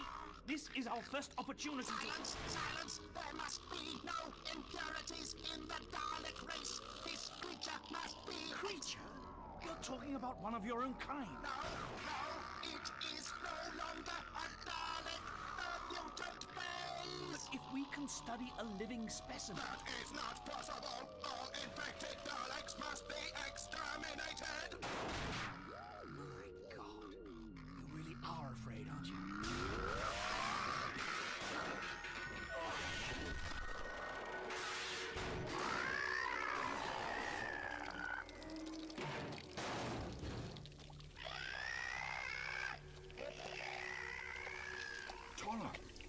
Look at it! Mutant phase! Exterminating! Exterminate! Exterminate! Exterminate! No! Tullum, what are you doing? Move out of the way, Professor Tullum, or we will destroy you also! I don't think so. Not without orders from your Emperor. All mutant creatures must be exterminated! I was granted full authority to do whatever's necessary to achieve our aims here. Look at it. Is that what you're afraid of? The Dalek race must... Just listen to me. We have never captured one of these creatures at the larvae stage. Analysis of it could give us the vital chance we need. Now that the Doctor has been captured, your research is of secondary importance. But the Doctor hasn't been captured, has he? You may have dragged him across eons and parsecs, but by your own admission, he's probably just wandering around somewhere on this planet. And in case you've forgotten, the planet Earth in 4253 AD is not a very safe place to be. So, we're still on Earth. And you say the Thals came here to help you? Oh, yes, that's right. Doctor. Yeah, they're a right bundle of livestock. And what about the Daleks? The what? Daleks. Oh, are they friends of the Thals? Hardly. Look, could you tell us precisely what's happened here? No. Oh. Well, not precisely, anyway. Well, vaguely will do, if that's all you can manage. There was a global disaster. That's what they called it, didn't they, Albert? Oh, yes. Yes, global. About 30 or so years ago. Well, I was a very young child. Dolores here... My mum was one of the survivors. Apparently, they had a plan to repopulate the Earth. But they hadn't reckoned on the food shortage. And nothing grows up there, you see. My mum starved to death. Gave her rations to me. Silly cow. What was the point of that, eh? I see. I'm sorry. Why? What caused this global disaster? We'd better take them to see Carl, Albert. He's the only one who really seems to understand. Who's Carl? Professor Carl Hendrick. Well... He's the clever one. Yes. He'll be able to answer all your questions. Hey, is there something wrong with your arm? Hmm? Only you keep rubbing it. Oh, it's nothing. Ah! Let me see. Looks like it's turning septic. Are you a proper doctor, then? No, not really. Doctor, I'd better go back into the TARDIS. We have some medical supplies here, from the Thars, you see. Perhaps I... Good idea, Your Majesty. You take Nissa to the study, and I'll take the doctor to see Carl. That's very kind of you, but... I'm sure it'll be all right, Nissa. Well, if you're sure... The sooner we find out what's going on here, the better. Well, Dolores, did you say your name was? Please, lead the way to this Professor Hendrick of yours.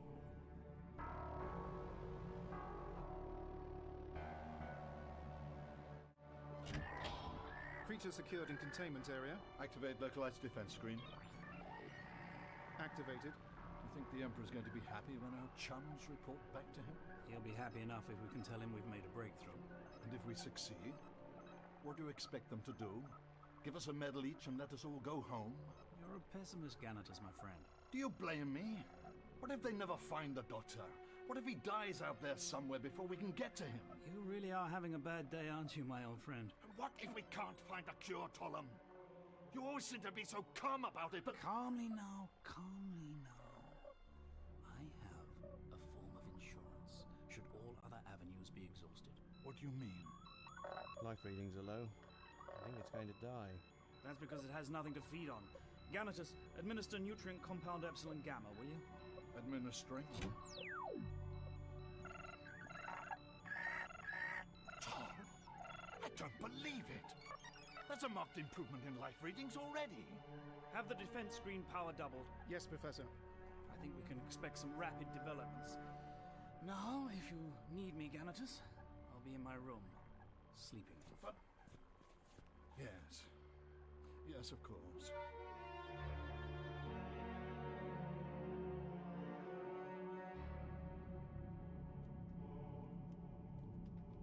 How many of you are there down here? Dunno, not many.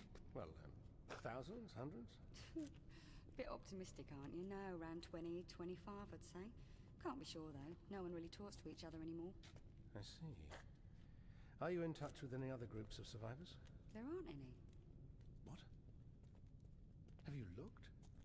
How do you know? The Thals told us. They did what they call a planetary sweep. To start with, they thought no one had survived at all. They seemed to be a bit surprised to find us, to tell you the truth. So they weren't looking for you? Don't know what they were looking for, Doc. At the end of the day, I think they got their minds on other things. What other things? Dunno, but I reckon they'll leave us in the lurch. Really? Yeah, I get feelings about things like that, you know? Do you? Yeah. I reckon it's over for us. Human race, I mean. Carl says there are other people out there in space, and colonies and such like. But where are they? That's what I want to know. Why haven't they come to help us? Indeed.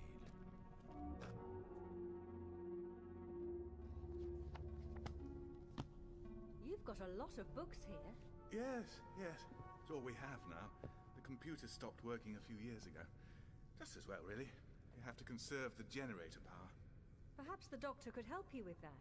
Oh, I'm sure the Thars will get round to it. Please, sit down. I'll get the first aid box, put some ointment and a plaster on that arm of yours. Where did these Thals come from? Oh, from space. Yes, from out there. Somewhere. Now.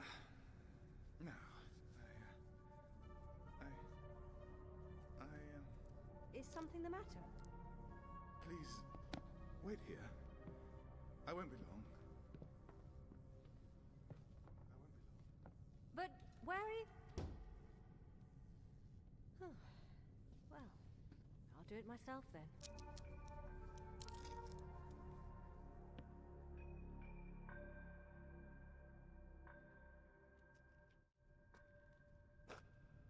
This is his room. Good luck. Where are you going? To tell you the truth, I can't be bothered listening to all his weird stuff, Doc. Well, you're the one who wants to know all about it. Don't see the point myself. Carl, visitor for you. Oh, just go in, eh? He won't mind. See you later. I see. Well, here goes.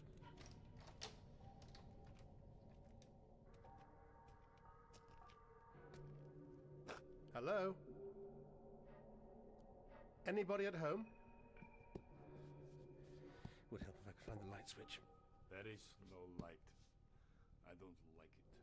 Come in. Dolores said you could tell me... Well, tell me what happened here. Here? On Earth. I said come in. Shut the door. There is draft. Yeah. Don't worry. Your eyes will become accustomed to the darkness. Mine have. Over the years. I see. Or rather, I don't see.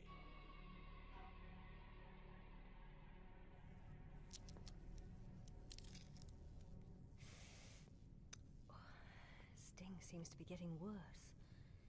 Still, that'll have to do. Now, where's Albert? Albert? Albert?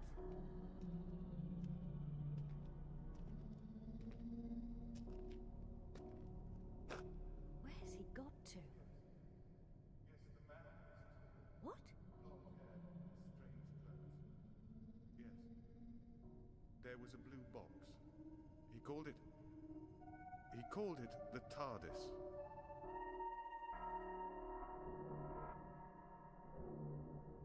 Are you a Thal? No. You look like a Thal. Same blonde hair. Strange clothes, though. Yes, look, I just want to know what... Definitely not a Thal. They already knew. I don't ask questions. Don't answer them, either. We are here to help, they say. I don't trust them. Why should I trust you? Please, I'm not asking you to trust me. I just want to know why there are only about 25 inhabitants of the planet Earth left. What happened here? Why do you care? Look, I've been dragged to this planet by a race called Daleks. Have you heard of them? Daleks. Yes. I do remember something. There was war with them once, something like that. Oh, yes, there have been many wars with them. But I want to know why they brought me here. Perhaps they were responsible for what happened here all those years ago. No. You seem very sure about that. Well, describe these Daleks to me. Machine creatures, metallic outer shells with a genetically mutated being inside. Fiercely intelligent, aggressive, devoid of all pity. No, it was not them. You're sure? Positive. I would have remembered them. How are your eyes? Can you see anything yet? I can just about make you out. Good. What is your name? I'm known as the Doctor. Doctor. Good. I'm going to show you something, Doctor. Follow me.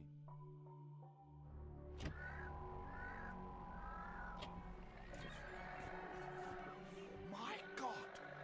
The rate of growth is incredible. Yes. It's doubled in size and the mass is still increasing. It's also showing signs of the maturing process. Look, just there on the lower thoracial area. It's growing legs.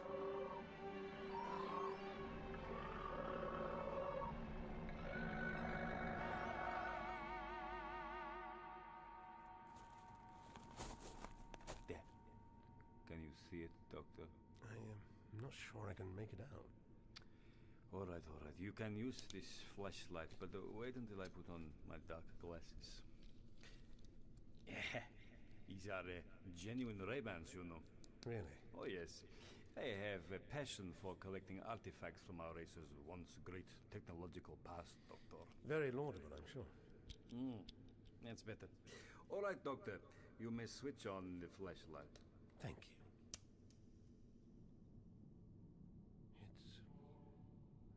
It's unbelievable. You don't believe your own eyes? Imagine the skies full of these creatures. A swarm so thick that the light from the sun would smother it. I've never seen anything like it before. vaguely insectoid, but must be over 100 meters in length. These wings, like some sort of metallic shielding. It is dead. They all died. Those that did not fly back to the stars, but not before they had sucked the life out of this planet. Sucked the life? It sounds rather melodramatic, doesn't it? There are no minerals left, no plants, no microorganisms, no nutrients in the Earth's crust. The oceans are dead. What did they do? I remember, like a nightmare that won't go away. To touch them meant death. And any weapon ranged against them, they just absorbed the destructive power. They were invincible. Invincible, but they died? Suddenly, yes. How? Why? I don't know. One day, they just started to die where they fed. But it was too late. There was nothing left on Earth to sustain life, just crumbling cities, cowering survivors, and rotting corpses. Soon it will all be dust, and mankind's last ignominious chapter will be at an end. But what's the connection with the Daleks?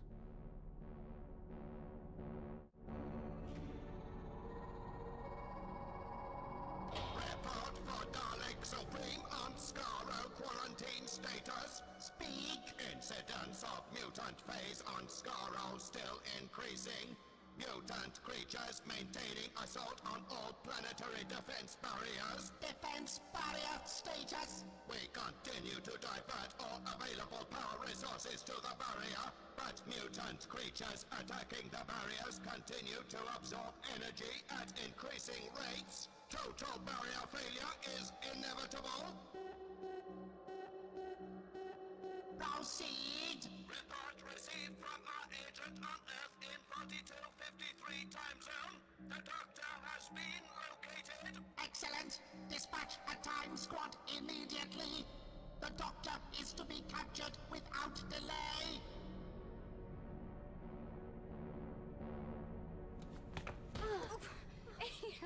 Why are you in such a hurry? Where's the Doctor? What have you done with him? Done with him? What are you talking about? Where's Albert? What have you done with him? What are you people up to down here?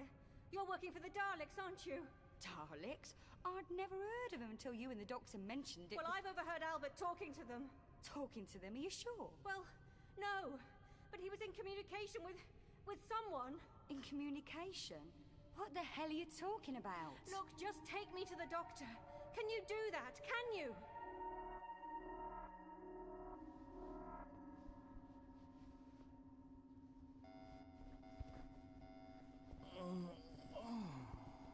What now? I knew it was too good to be true. All I ask for now and again is a few paltry hours of sleep. Tom! Tom! Wake up! The Daleks are here again. What? Why? They say they found the Doctor. They want us to go with them.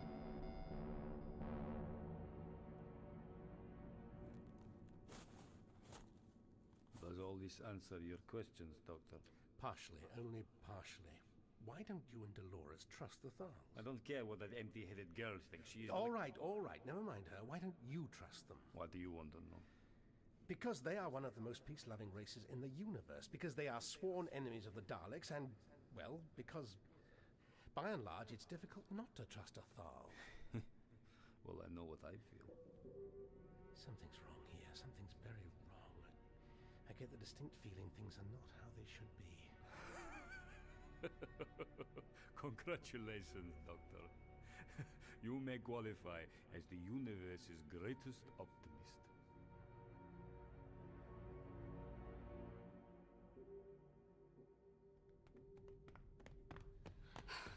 This way. Carl will have taken him to see the monster. Monster?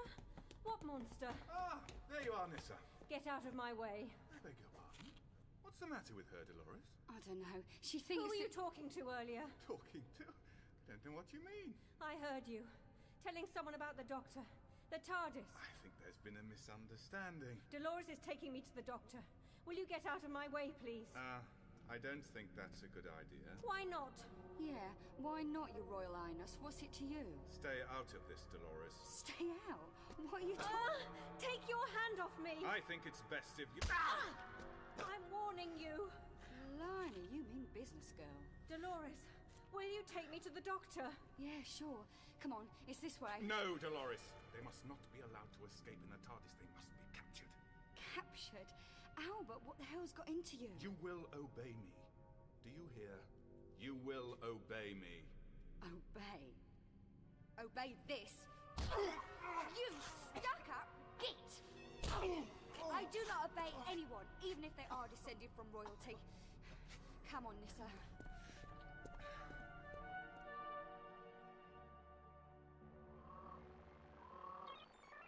The damn thing's still growing. This creature should be exterminated. No! It's a vital part of my work.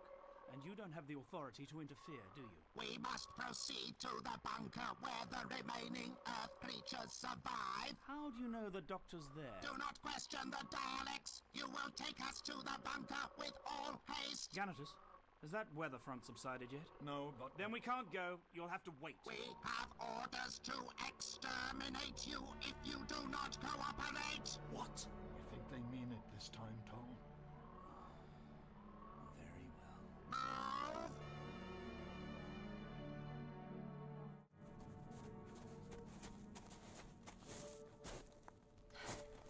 Yes, sir. Doctor, we have to get back to the TARDIS. Why, what's the matter? It's Albert. Something's got into him. He's gone weird. Weird? What do you expect? He is descended from British royal family. They were never big in the brain department. I'm afraid I didn't follow. I think he's working for the Daleks. Are you sure? No, but I heard him communicating with someone. I don't know how he was doing it. I couldn't quite see. It was dark. But he was identifying you and the TARDIS. Well, I'm sufficiently convinced you were quite right to panic, Nissa. The only safe place for us right now is in the TARDIS. TARDIS? What is this TARDIS? Never mind. It's their spaceship, isn't it? I'm right, aren't I? Doctor! Yes? I'm sorry, yes? That creature. What is it? What, indeed? Come on. I have a feeling time is against us.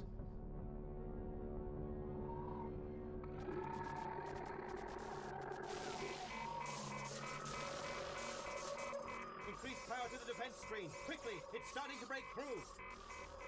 Professor Ptolemy chose a hell of a time to leave.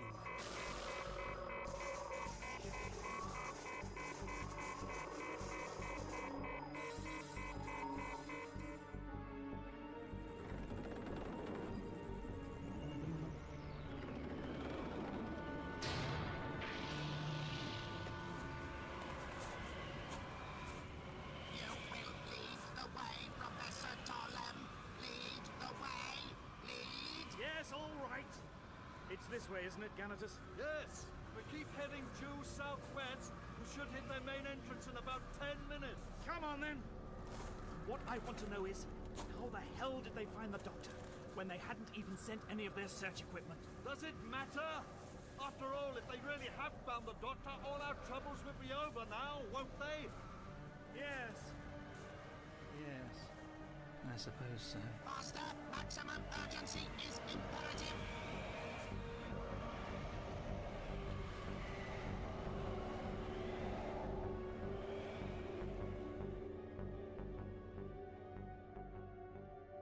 How far is it now, Dolores?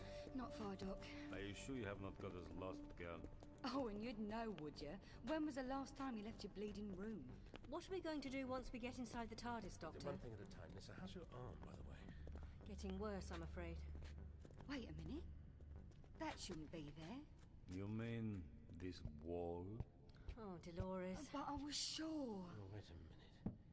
This isn't a wall, some kind of bulkhead door. And this is the right way. I remember those cracks in the floor there. Somebody must have activated one of the old emergency doors. Somebody? Who?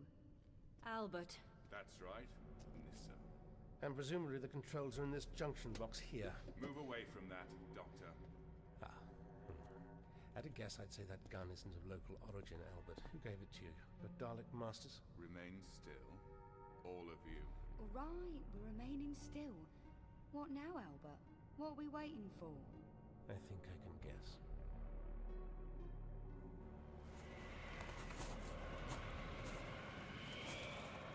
This is it. The main entrance is down those steps. All Daleks, activate hover mode. We obey.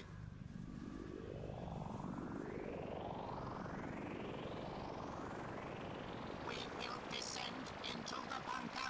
You will follow. If you insist. All Daleks will initiate heat scans. Calibrate to recognize Gallifreyan physiology. Locate the Doctor. We obey.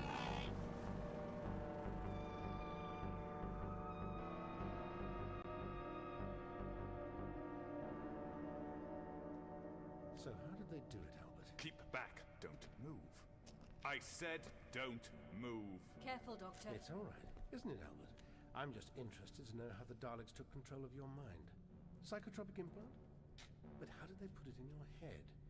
Was it the Thals, Albert? Don't move or you will be exterminated. Doctor? Oh, now that was definitely a good old-fashioned piece of Dalek rhetoric, wasn't it? You will be exterminated. Silence! But that's all it is, isn't it? Rhetoric. What? What do you mean? Stay where you are! Well, let's face it, Albert. If the Daleks had wanted me dead, they'd have had you kill me the moment you saw me, wouldn't they? Now give me that gun. No! Doctor, he's going to fire! Carl, you sly old devil. As I said, Doctor, I love collecting artifacts from mankind's past. This automatic pistol is one of my favorites. I don't think that was entirely necessary. Doctor, he's not dead. I never claimed to be a good shot. How long have you been carrying that thing? Ever since the Thals arrived, they made me nervous.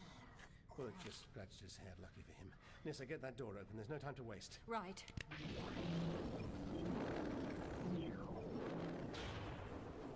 And hey presto, the TARDIS. So what are you going to do? Get in that funny-looking thing and just fly away? Unfortunately, that isn't possible. No, but we are going to get in it. Why? Because my guess is that this place will shortly be swarming with Daleks. Come along, Nissa. Carl, Dolores, I suggest for your own safety you join us. Are these Daleks really that dangerous? Oh, I assure you. Doctor! Nissa, quickly, into the TARDIS. I'll hold him off. No, Carl, you don't stand a chance.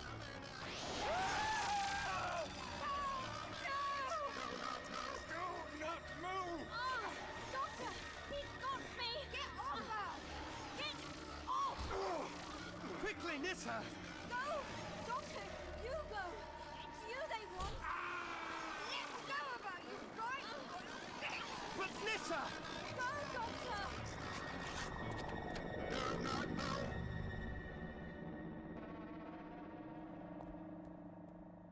This isn't going to solve anything. Let's see what's going on out there. Doctor, you are our prisoner. You will surrender. What do you want of me? You will leave the TARDIS. You will surrender. I'll leave the TARDIS when you answer my question. If you do not leave immediately, we will exterminate these humanoids one at a time. How predictable. Answer the question, then let the girls enter the TARDIS. Then and only then will I surrender. Unacceptable. Looks like trouble. What's going on here? Using your usual ham-fisted tactics, are we? Don't antagonize them, Tollum. You will not interfere, Professor! Do you want the Doctor or not? Let me persuade him. He's not going to listen to you. You've got all the persuasive powers of a food dispenser. A food dispenser with a gun, Tollum. I know what I'm doing, Ganatus. Doctor, I am Professor Tollum. Well. A Thal who sold out to the Daleks. I know how it must look, Doctor. But if you'll just give me a chance to explain, I'm sure you'll understand and prove willing to help us. Help the Daleks? You really don't know me at all, do you? I know you better than you think, Doctor. You and your predicament. I know there's no point you're taking off in that thing. Not with the Daleks' time corridor waiting to catapult you straight back here. I don't deny it. So what objection can you possibly have to letting the two girls come into the TARDIS? I'll feel happier when they're safe in here with me. Then you can explain everything to me from out there at your leisure, since you're so sure of your argument. Terms are unacceptable. Why? What harm? Silence! Doctor, you will surrender or we will exterminate one of the humanoid females. Doctor, you can't give in to them. They mean it, Doctor. Exterminate her. I obey. Nissa! I'm all right, Doctor. I'm all right. But They've killed Dolores. Surrender now, or we will exterminate the remaining humanoid female. Surrender! I surrender.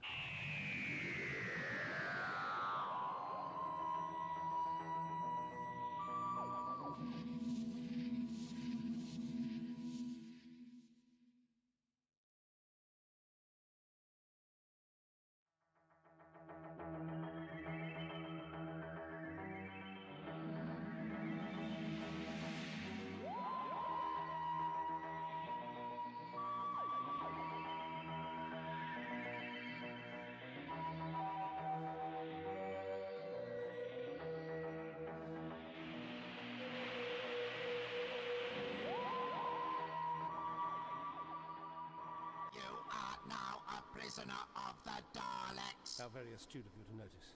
Strange as it may seem, Doctor, I assure you that you won't regret this. I'm regretting it already. Release Nissa. You are in no position to make demands. You will be taken to the Thal base. Take him. Please, somebody, help me.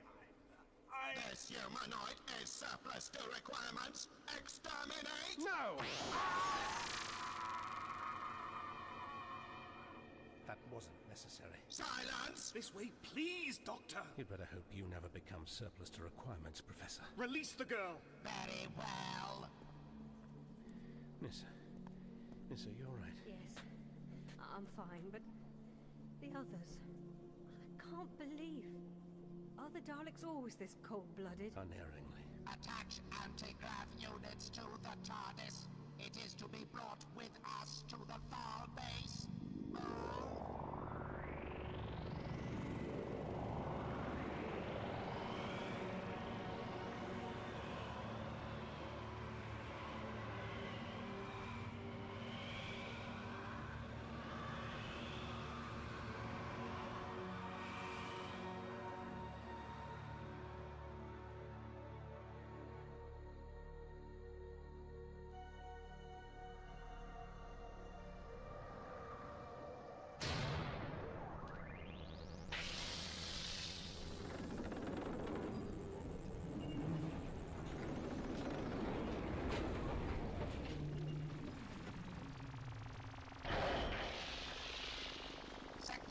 TARDIS.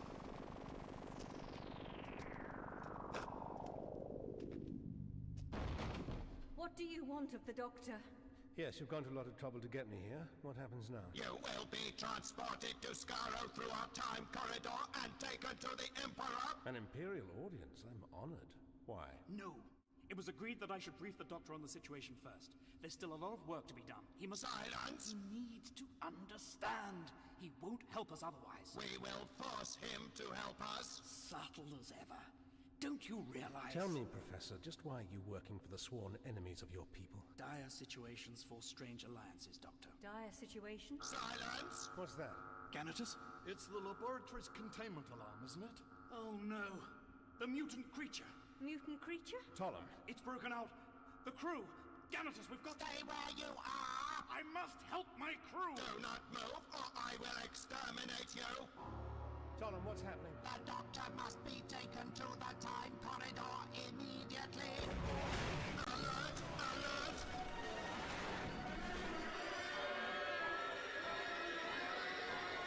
Everybody back! Back!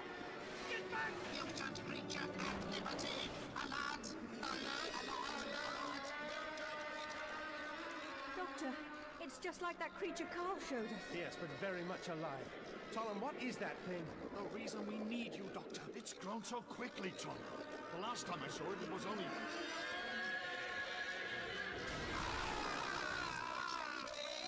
Retreat! The mutant creature must be exterminated! Fire! Fire! Fire! Can they kill it? Probably not. But it should die relatively soon anyway. Why? Not enough for it to feed on. Feed on?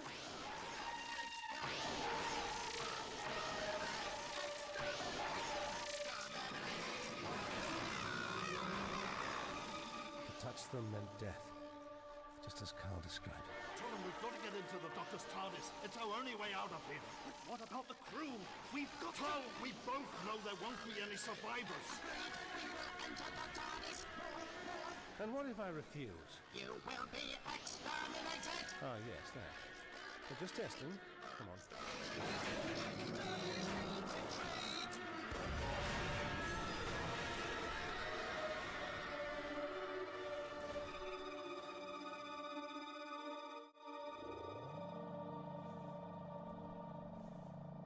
So it's true.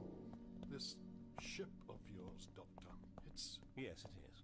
Yes. Very impressive, Doctor. Activate the TARDIS immediately. Activate. Yes, all right. Calm down. We're perfectly safe in here. Doctor, if we dematerialize, we'll end up... Yes, I know.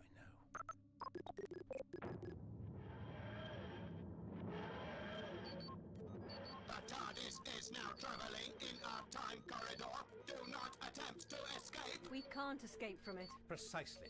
Now, would someone mind telling me what that creature was? Well? It was a Dalek. That is not correct. It is what you are becoming. No, you can't deny that, can you? The Daleks are changing. It's a random genetic mutation. The Daleks call it the mutant phase, and as yet, we don't know what triggered it, or how to stop it.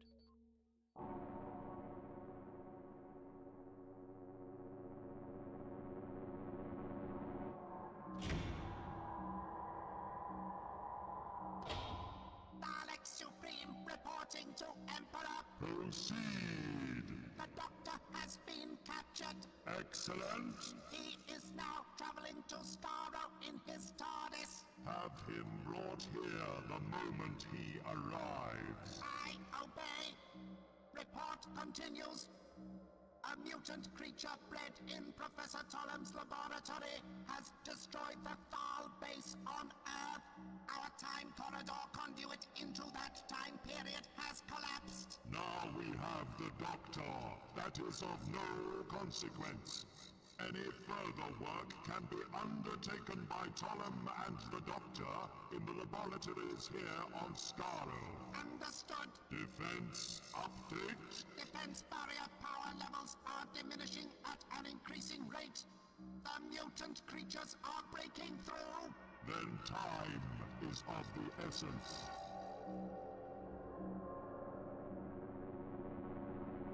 So, a swarm of those creatures is traveling through space, sucking the life out of every planet they encounter. That's right. How did they develop? Some genetic flaw or infection in the Dalek creature is apparently triggered at random.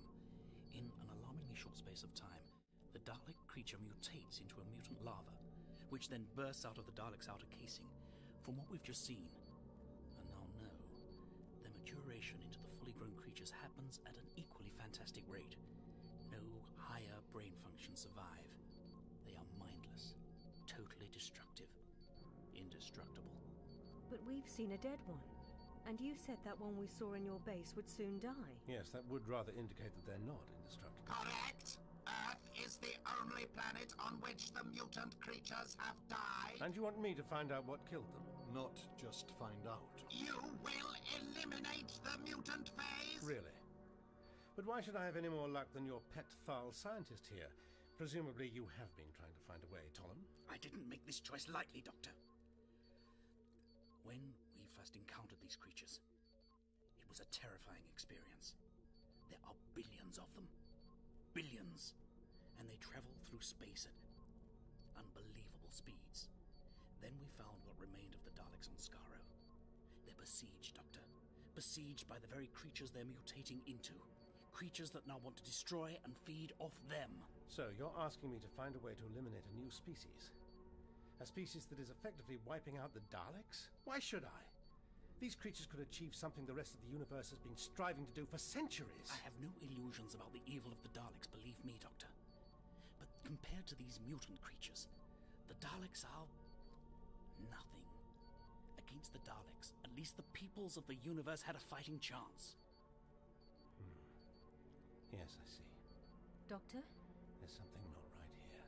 This is not right. I feel it. What do you mean? You have a gift for understatement, Doctor. Doctor? Nissa, do you remember when we first encountered the time corridor?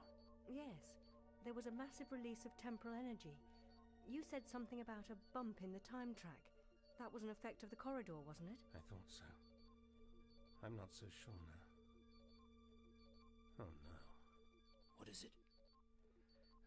Nissa, that arm of yours. What? Oh, It's looking distinctly unpleasant. I know, and the pain's getting worse, but it's not... We've arrived. Doctor, what did you mean You will be taken to the Emperor now. No, first I have to find out everything Tollum knows about these mutant... The Emperor will explain all. Oh, will he? Very well. Move. Good luck, Doctor. Tollum, would you take a look at Nissa's arm for me, please? Yes. Yes, of course. Move. Oh, after you. Move. Have it your own way. Well, let's have a look at your arm. Careful. Looks like the doctor was right to be concerned about it, Nissa.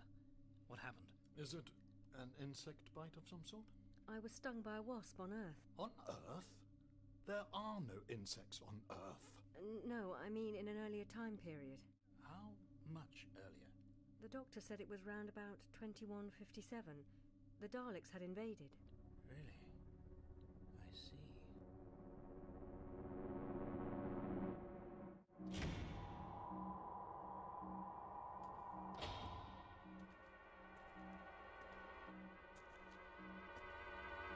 Doctor! Looks like we both had a facelift since we last met. Now, what seems to be the trouble?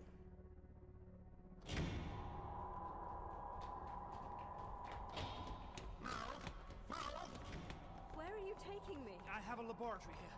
I want to take a closer look at that arm of yours. Why? It's just so... I've had an idea.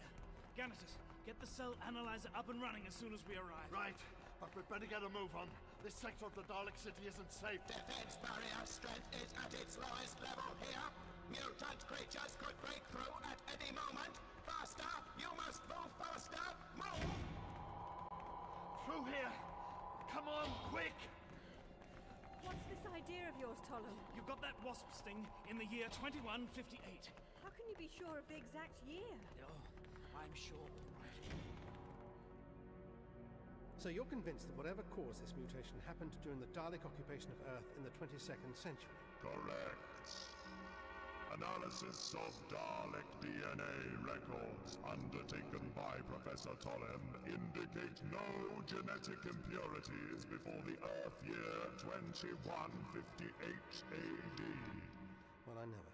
Daleks keeping medical records. Do you all go in for routine checkups, then? Genetic material is regularly extracted from all Daleks to facilitate operations at our reproduction plants. I see. So, theoretically, an undetected infection from one Dalek could, in some form, work its way genetically through most of the Dalek race in time. It is possible. You want me to go back there and stop that infection from spreading, don't you? Correct. Why haven't you tried to do that yourselves? Because they don't have the power to make their time corridor stretch back that far. But why not? Hold still. Does that hurt? A little. Just sit tight. This won't take long. Now, remember, the Daleks are under siege here. Their power and resources are running out. They've barely been able to keep the time corridor running back to the Earth of 4253. Back? What time period are we in now? Ganatus, activate. Activating analyzer. Nissa, look at the screen. What is that? Looks like eggs. Tiny insect eggs.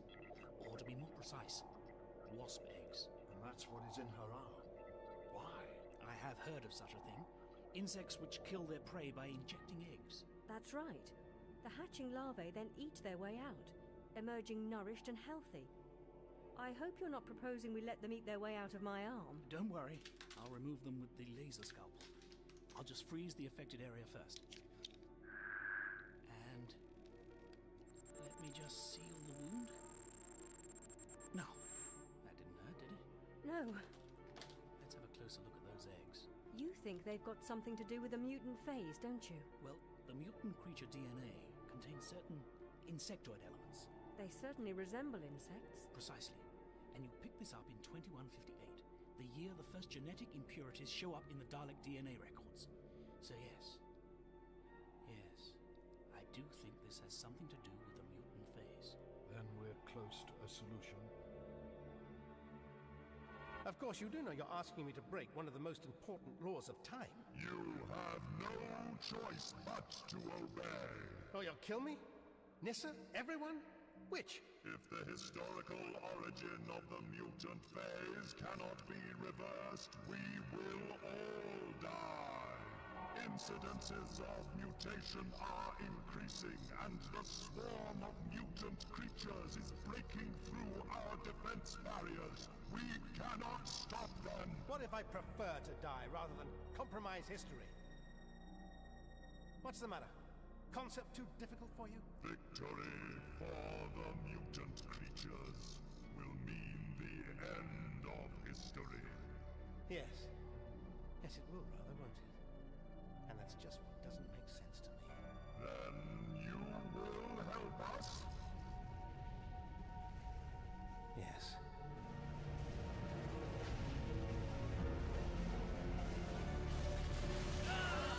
Mutant creatures are breaking in!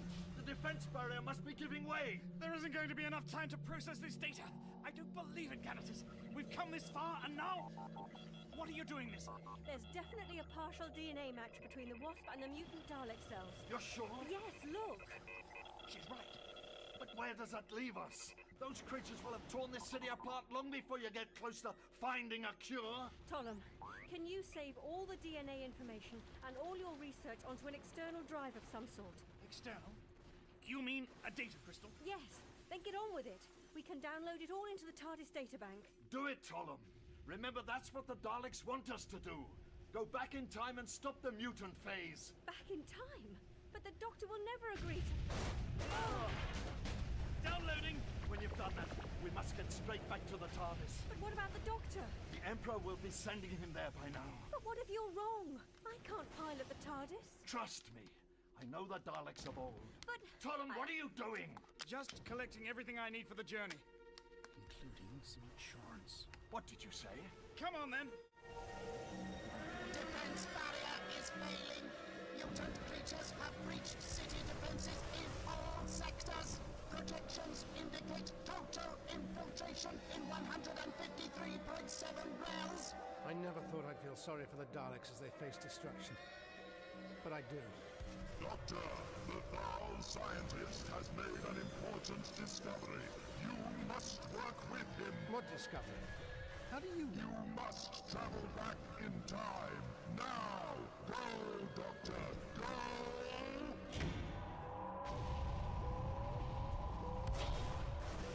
I'd wish you good luck, but... Leave us to our fate. Fate? Never heard of it.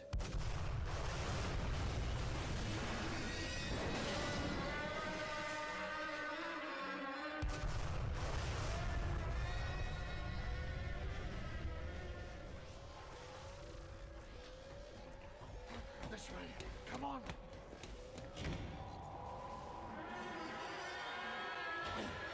Tollem, get back!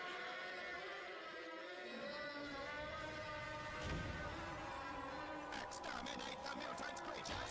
Exterminate! Daleks, get over here now! The humanoids must enter the time machine! It is the order of the Emperor!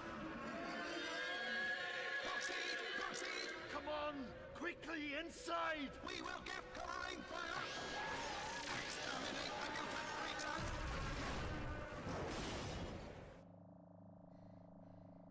Doctor? Doctor, are you all right? Yes. How's your arm? Better. Doctor, Did you agree to the Emperor's plan, Doctor? To break the laws of time? To tamper with history? Strangely enough, yes. Good. Although how I'll go about isolating one infected Dalek, I haven't the foggiest. Well, shouldn't you set your craft in motion? What's this important discovery you've made, Tollem? How did you... Well, it's Nissa we must really thank. We discovered similar genetic properties in... Tollem! Doctor, we're wasting time. We must leave now. Time is relative, Ganatus. And as I said, we're perfectly safe in the air. No! Ganatus, what is it? What do you mean? Don't you realize? The Dalek Emperor will destroy Skaro. And those filthy creatures with it. Rather than be contaminated or devoured by those things. What makes you so sure, Ganatus? Aren't we safe in the TARDIS anyway, Doctor? Perhaps. But I wouldn't like to risk it. If Ganatus is right, then the Dalek time corridor will implode, and we might be sucked into... how very worrying. What is? Doctor? Very well, Ganatus. I'll heed your warning.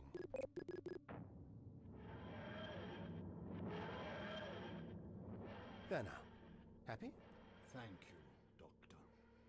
And now we're at a safe distance. The scanner, please, Nissa. Of course. Planet Skaro. In its death throes.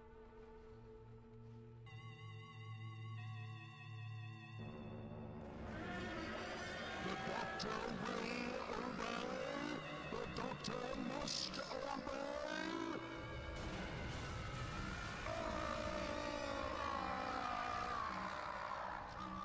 Sever time corridor connection now! Activate temporal drive boosters! I obey! Transmit total transference!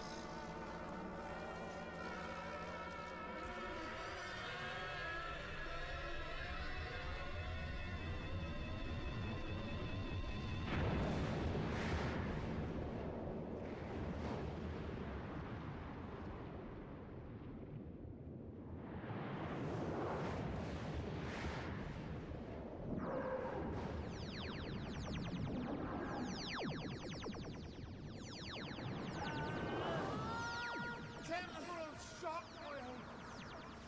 Time distortion! Doctor! Will your TARDIS... Will we survive this? I sincerely hope so! Ganatus! What is it? What's the matter with him? Help me!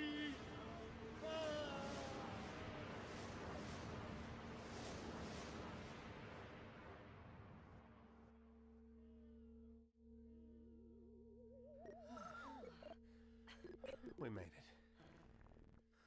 Not much damage, considering. Ganatus. Ganatus. He's out cold. Could it have been the time distortion? Possibly, but unlikely. Let's have a look. Oh, seems all right, just unconscious. His heart rate and respiration seem fine. All we can do is make him comfortable. We'll put him in one of the spare rooms. Nissa, I've set the coordinates for our original landing point on Earth. In America? The rape field, Kansas? Yes, it's as good a place to start as any. Just keep an eye on things here. Watch the old girl doesn't drift off course. Tollum, will you help me carry him? Of course, Doctor. Come on, old friend. Right. Oh, Tollum's brought a data crystal of all his research into the mutant phase. I'll input it into the TARDIS data bank. Good. It's in this case of yours, is it, Tollum? Yes. But don't touch anything else in there. Some of it is quite fragile. Please, Tollum, he's not getting any lighter. Come on! Now, let's see. I wonder what that is.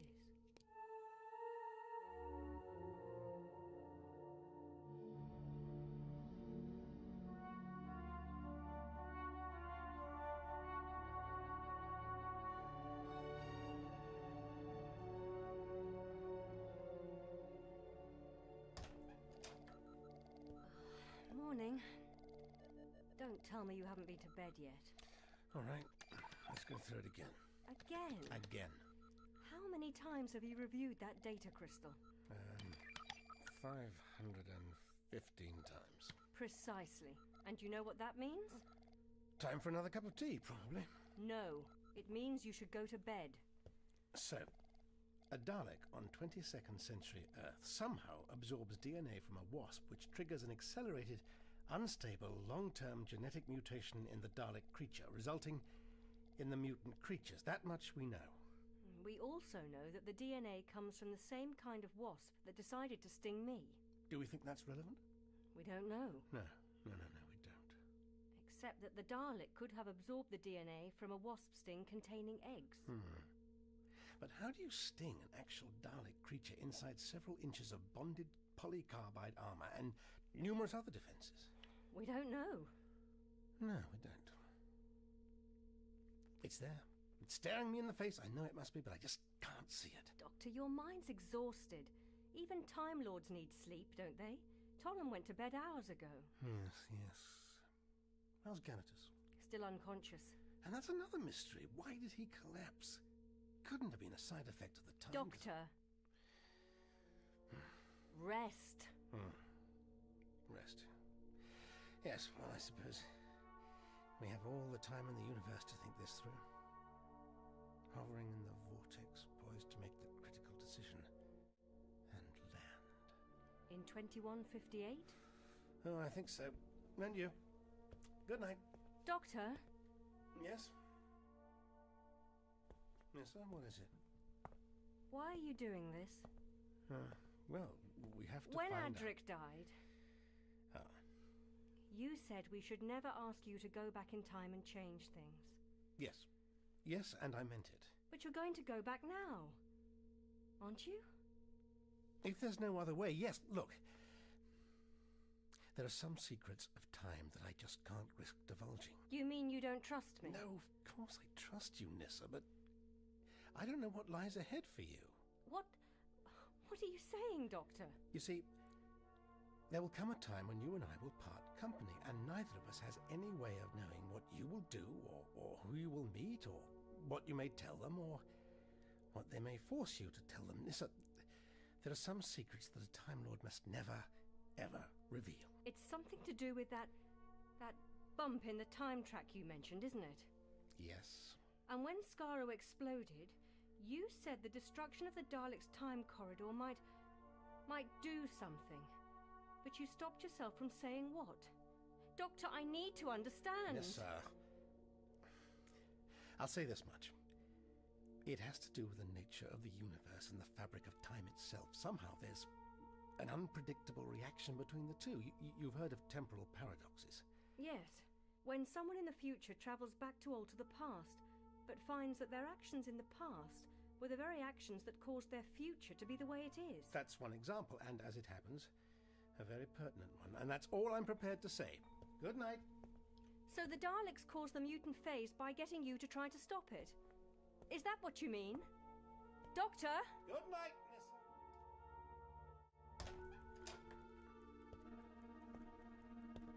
Ganatus?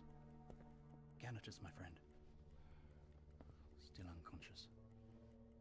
You know, I miss you, old friend. You've been at my side for almost as long as I can remember. Just two grubby-faced kids on an evacuation ship. From that day on, I don't think there was a decision I made or a thought I considered that in some way I didn't discuss with you.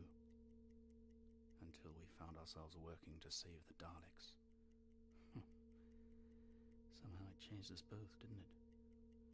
Oh, we've kept up the appearance of our friendship, haven't we? Shared the old jokes from time to time. But we both know there's been a distance between us. I'm sorry, Ganatus. Perhaps I've become distrusting and secretive. And the truth is, it's been so long, I don't think I can change now. Even this secret I carry now, this terrible thing I know I must do, I don't think I can tell you, even now. What? Ganatus. What secret, Tom?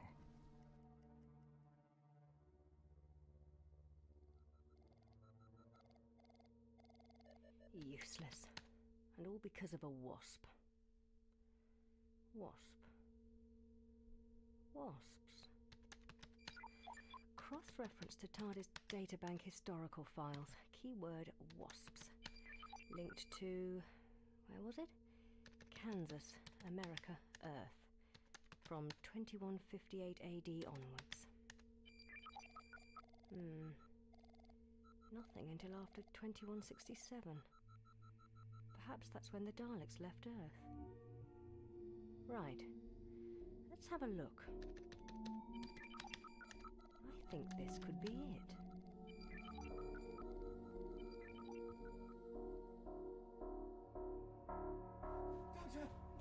Doctor! This wretched place. All the corridors look the same. Hello? Doctor! Nissa! Hello! Yes. I was trying to sleep, but now I'm awake. I'm sorry, Doctor, it's Ganatus. He's come round. I wondered if you could have a look at him. Well, I don't know what I can do. But Yes, of course I will. Come on. Yeah! Oh, what's happening? Oh dear, something bad. That's the cloister bell. Cloister? Oh, where are you going? Ganatus will have to wait. We must get to the console room. Come on! Tolum! Tolum! Doctor!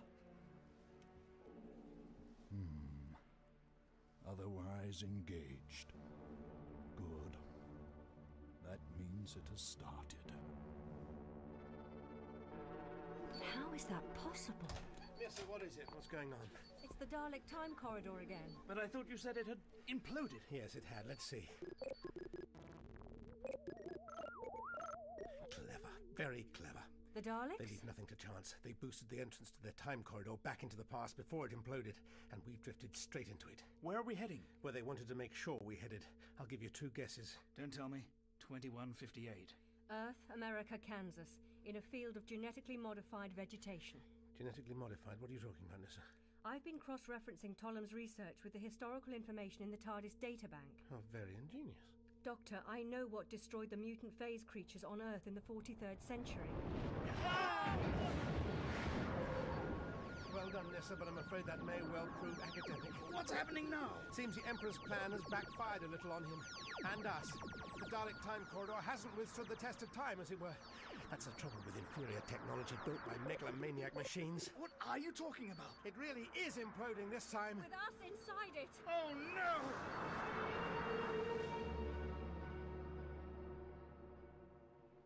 Everything is as it should be. The Doctor will destroy the mutant phase. And this time, the Daleks will never be defeated. The Doctor will obey. The Doctor must obey.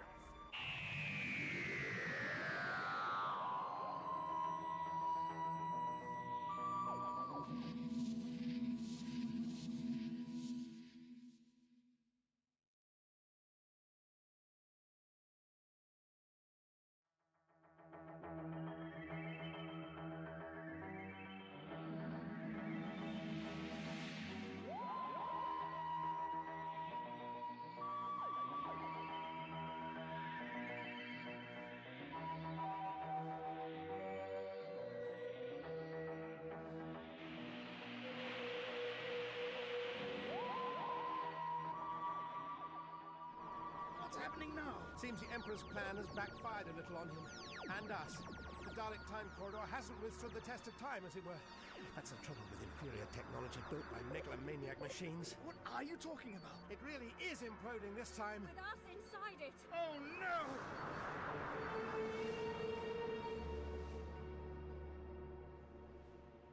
Everything is as it should be. The Doctor will destroy the mutant phase.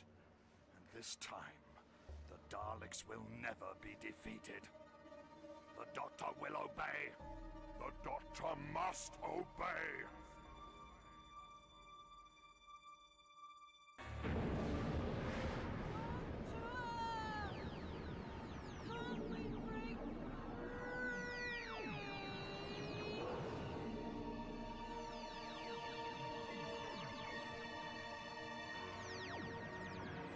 I don't believe it. Are we going to make it, Doctor?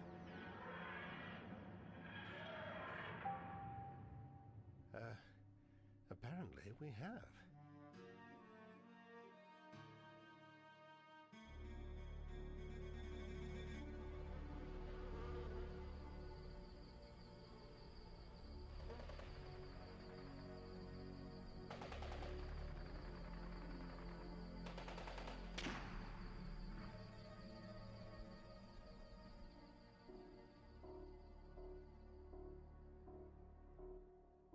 Is this where you landed before, Doctor?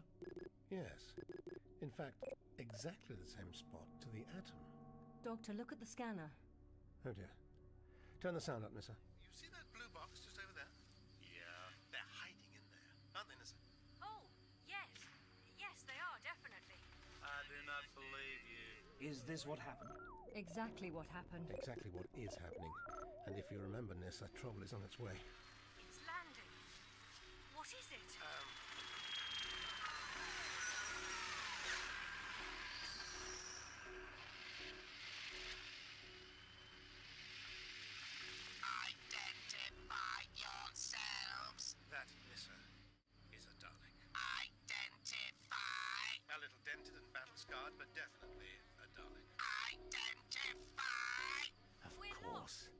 That's how a wasp could inject its DNA into a Dalek. Look at that Dalek, look at it! Dented and battle-scarred. Probably damaged by the grenade we'd heard earlier. It must have breached the Dalek's casing just enough for a wasp to crawl through. You're saying the mutant phase started just because one wasp managed to get inside one Dalek? It's that simple. History sways on the simplest of pivots, Professor. Doctor, we're coming this way. Now listen, now, do not move! Doctor, if they come in here with us, won't that break the... The laws of time, absolutely. What are you up to?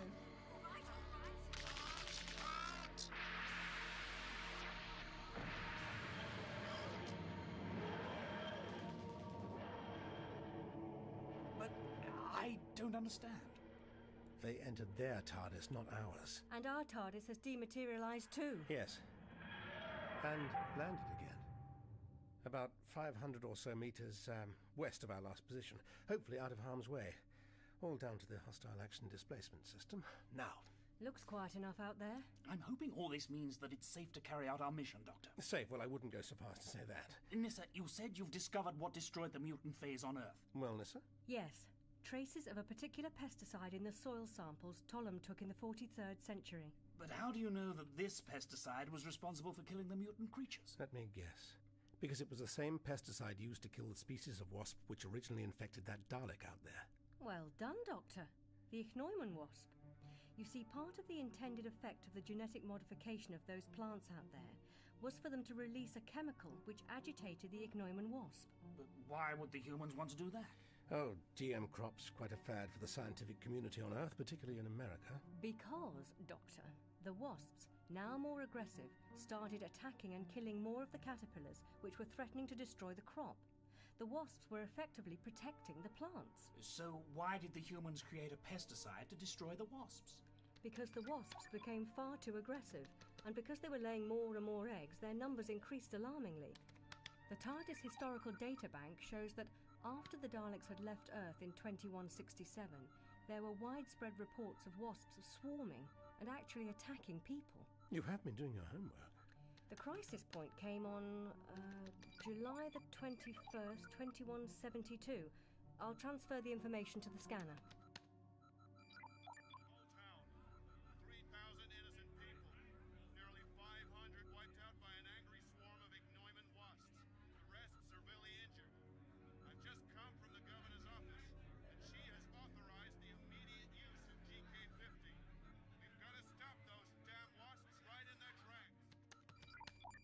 And that's presumably what they did.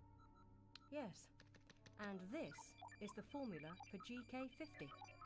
Those chemicals were present in the soil samples I took in the 43rd century. And we need them again now. Right, follow me. Where are you going? Come on. Time is marching ever forward and we haven't a moment to lose.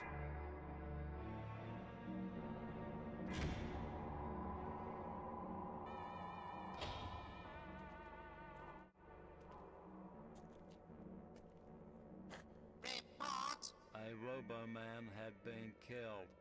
I found a man and a woman. They were strangely dressed. There was a blue box. This Robo-Man called for assistance. I ordered them taken captive, but they escaped. Why did you not exterminate them? They entered the blue box. It was resistant to our firepower. Where is this object now? Speak! I do not... Answer! It vanished. Do you concur with this Robo-Man's report? I concur. Unacceptable! Robo-Man will report immediately for reconditioning. Move! I obey. You have sustained damage. Explain yourself. Freedom fighters ambushed my patrol. You will report for cell donation, full diagnostic testing, and repairs to your casing. I obey.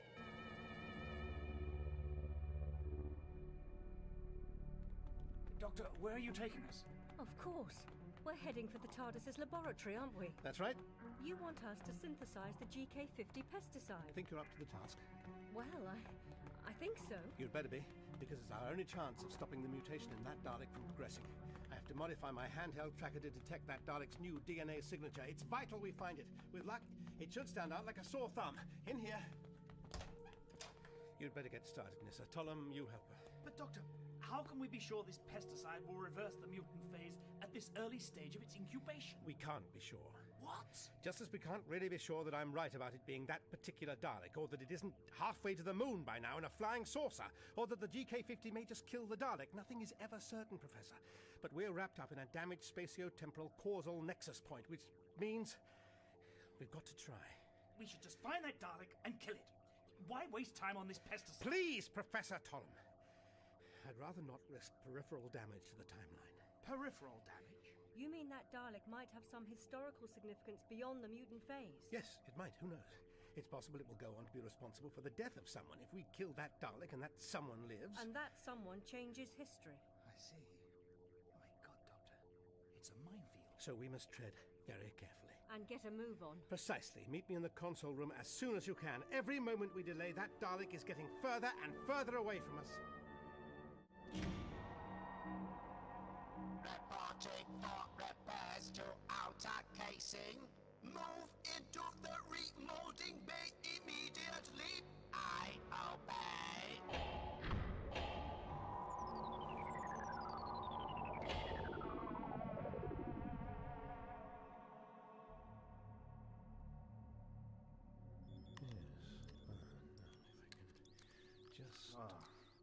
Hello.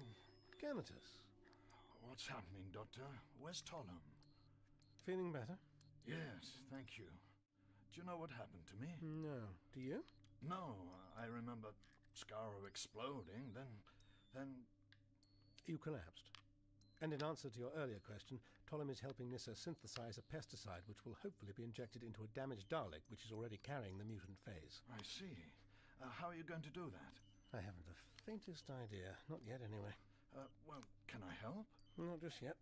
Yeah, that should do it. Now then. Why are you looking at me like that? You're a bit of a mystery to me, Ganatus. I am? I can't think of a single reason in the whole universe why you collapsed. Well, I'm with you on that. Neither can I. Neither can I think of why you were right about the Dalek Emperor destroying Skaro. I'm afraid I don't follow. Ever heard the story of the scorpion and the frog? No. No, perhaps you haven't. Doctor, we've managed to synthesize the GK50, and I've rigged up this injection probe. Oh, Ganatus, how are you feeling? Well, he's much better, aren't you? Yes, I am. Oh, no. Doctor, Tollum and Ganatus, they're frozen, like statues, but phasing in and out of existence. What's going on? I'm not sure, but I've got a few nasty theories. But you're not going to tell me what they are you? The cogs of a great machine locked together, turning in opposite directions, time and space, crushing each other to death like brainless beasts unleashed. Doctor, what do you mean? Tell me. It's getting worse, Nissa. The paradox? The time paradox? Yes, there are good and bad places to have them. This is a bad place. Just bad luck in the game of universal dice, really. But if we don't do something, everything could unravel. Everything? Everything. Almost too large a concept to have any meaning, isn't it? Can you imagine the chaos in every particle of matter accelerating to the point of destruction? And even destruction is too small a word. Terror, agony, they don't even come close. So if we don't stop the mutant phase... I'm not even sure that's what we've got to do now. You mean you don't know what's caused the time paradox? I thought the nexus point was when the Dalek was stung by the wasp, and that we had caused that by bouncing off the Dalek time corridor, landing here and accidentally drawing a damaged Dalek into an area where a wasp could get inside its casing, when the seeds of the mutant phase were sown, as it were. But what's made you change your mind? Ganatus. Yes, Doctor? The time distortion stopped. Time distortion? When? We were outside time, Nissa. Looking in on the impending disaster. Why? Be careful, Nissa. Wouldn't drop that injection probe if I were you. Here, let Nissa! No! Don't let him take it. Take this? And why not? An ingenious piece of work, Nissa. I take it one simply holds the grip, inserts the probe into the damaged Dalek's casing, and... Ganatus, what are you doing? Let him go. Doctor! I take it the contents of this probe would be lethal to the Doctor if I injected even the smallest amount into his neck? I wouldn't advise you to try it. I'm sure you wouldn't. Ganatus, I don't understand. Why? And you thought you were the one with the terrible secret? Well, whatever it is, it doesn't matter now. Nissa, open the external doors. The Doctor and I have an appointment with Destiny. To make the Daleks invincible. Doctor! You will obey! Of course. That's how you knew the Emperor's plans. Their minds must be linked somehow. But the Emperor was killed when Skaro was destroyed. How can there be a link? I am the Emperor. Do you think I would permit a foul scientist, no matter how brilliant, no matter how well-intentioned, to work unobserved? You've been at my side all these years, Ganatus. Watching your every move. I thought you were my friend. I retain all relevant information from Ganatus. But my mind is now a perfect copy of the Emperor's consciousness. His final act on Skaro was to transmit the signal for total transference of thought. Because you couldn't trust me to carry out your mission for you. Couldn't trust me, couldn't trust Tollem. You have a problem with trust, don't you? Typical Dalek neuroses. The door, Nissa, or I kill the Doctor now. Thank you. Do not follow us. Doctor! Stay in the TARDIS, Nissa.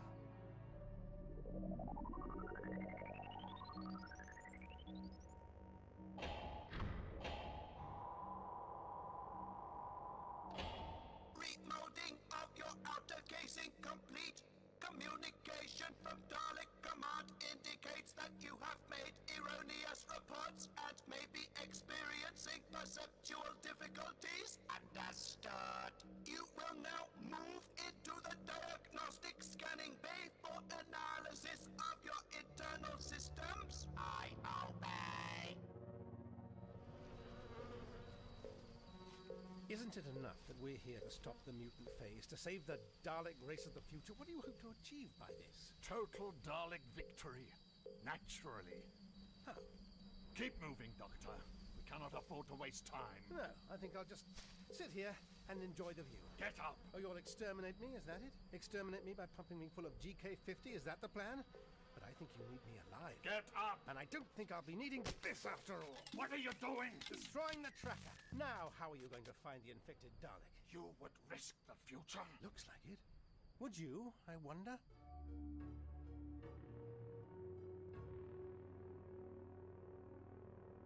No sign of them. They're out of scanner range. Tollem, what are you doing? What we should have planned to do in the first place. I saw that capsule in your case before. What is it? An insurance policy, Nissa. Something I developed little by little during my years working for the Daleks. It's somewhat raw, untested, perhaps with dangerous side effects. I had hoped to be more confident of its effectiveness, but I'm almost certain it will work. Almost. You might as well tell me what it is. A genetic retrovirus designed to destroy the Daleks. Why didn't you use it when you were on Skaro? Because my initial findings indicated it wouldn't work on the mutated Daleks. But the Daleks in this time zone have not been exposed to the mutant phase. All I have to do is step outside the TARDIS, break the capsule, and from this moment, the destruction of the Daleks will begin. In 2 generations, they will have died out completely. Tollem, you can't do it. And why not? If it works, I'll not only have rid the universe of the mutant phase... You don't understand. There are powerful forces at play here. Forces that hold the universe together. I don't understand it myself, but from the little the doctors told me, our interference in the timeline at this point is dangerous enough as it is. If you try to alter history in any other way, it's... What? What will happen? Billions of worlds will be free from the menace of the Daleks. Is that such a bad aim? No. No, it isn't. But we can't take the risk with... Why not, Nissa? Why not?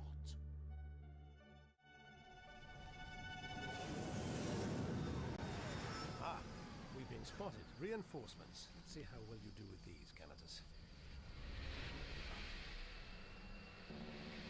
Do not move, or you will be exterminated. Daleks, take me to your commander. I have vital information. Silence. Why don't you tell them you're their emperor? I'm sure they'll believe. Silence. Silence. Touché. Patrol 5 reporting to Dalek Command. Speak.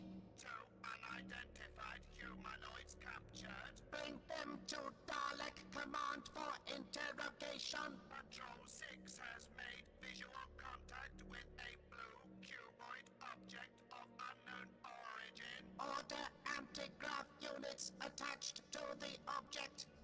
Bring it to control for full analysis. I obey. What are those Daleks doing out there? I don't know. I can't quite see. But I wouldn't suggest you go out there to find out. They'd kill you before you had a chance to break that capsule of yours. What does that mean? It's the external motion sensor. Yes. Look at the scanner. They're moving the TARDIS.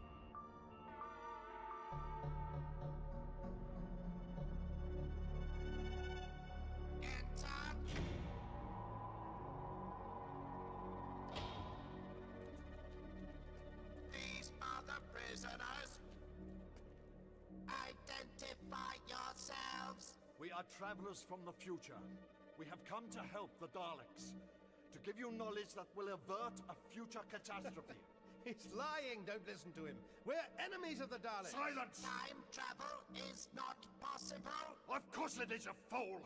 Even now, Dalek scientists on Skaro are well advanced. Nothing of Skaro. I know everything of Skaro. Silence. Not as easy as you thought, is it? You will be silent unless answering my direct questions. Listen to me! I am your Emperor! This human is clearly deranged. Kill it! I am your Emperor!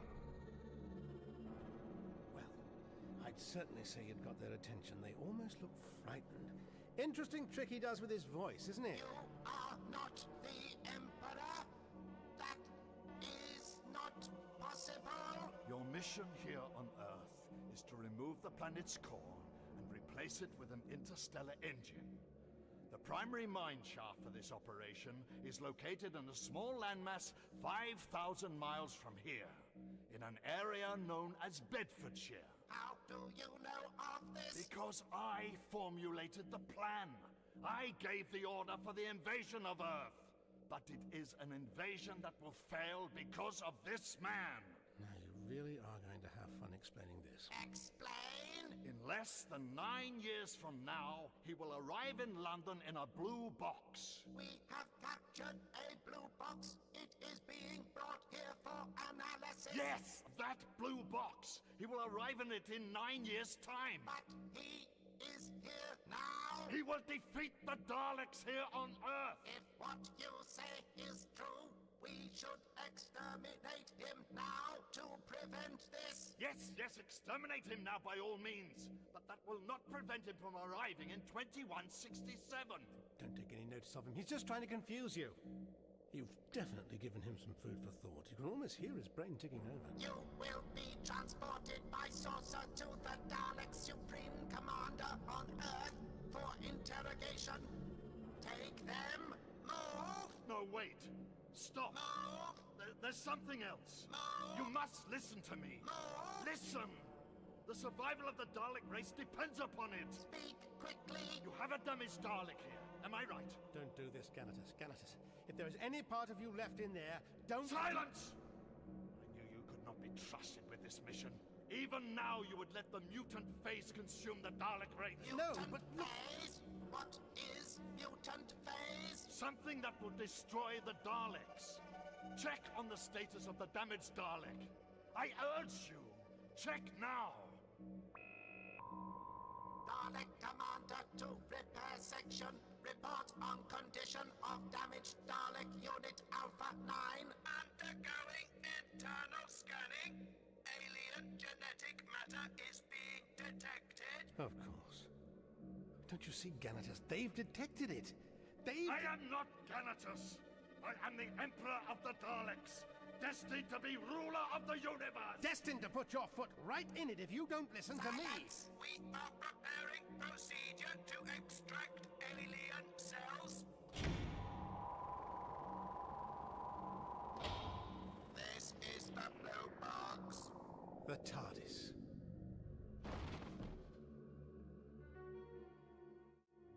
Doctor and Ganatus. And those Daleks are about to execute them. There's only one thing we can do. No, Tollum! Ah! I'm sorry, Nissa. There's no other way. No! Tollum, wait! Stay where you are. Do not move. Tollum, get back in the TARDIS! TARDIS? No, Doctor. There's something I must do. What? Doctor, he's got a retrovirus in that capsule. He's going to... No, Tollum, just wait, please, wait. You were right. Right about what? Dalek Commander, kill them all, but take this. No! What is it? It contains a chemical which will destroy the alien cells in that Dalek. No, Ganatus, don't you see? They've already detected the cells and are going to remove them. What? What are you saying? It won't work. The pesticide isn't going to work during this early stage of incubation. Silence! You're bluffing. Why on earth would I do that? We're sitting on one gigantic time paradox here, and you're the key. The key? Silence! I thought I was the key, but it's you! The Emperor sealed his own fate. Silence or you will be exterminated! Drop the injection probe. Drop it! Smash it to pieces! Kill them! Kill them all! Doctor, I have to do this! Thomas, no!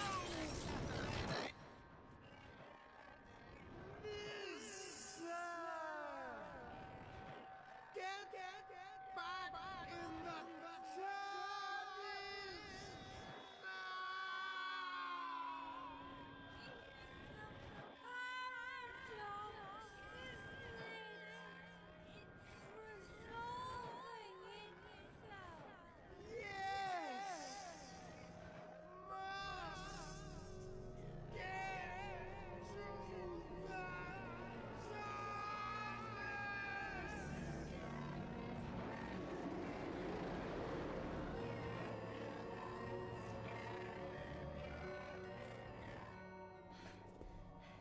What about Tollum and Ganatus?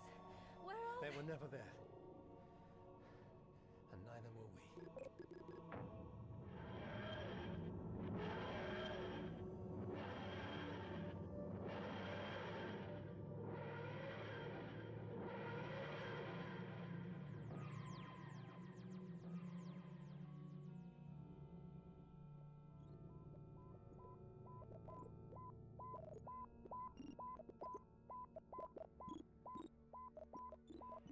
Doctor?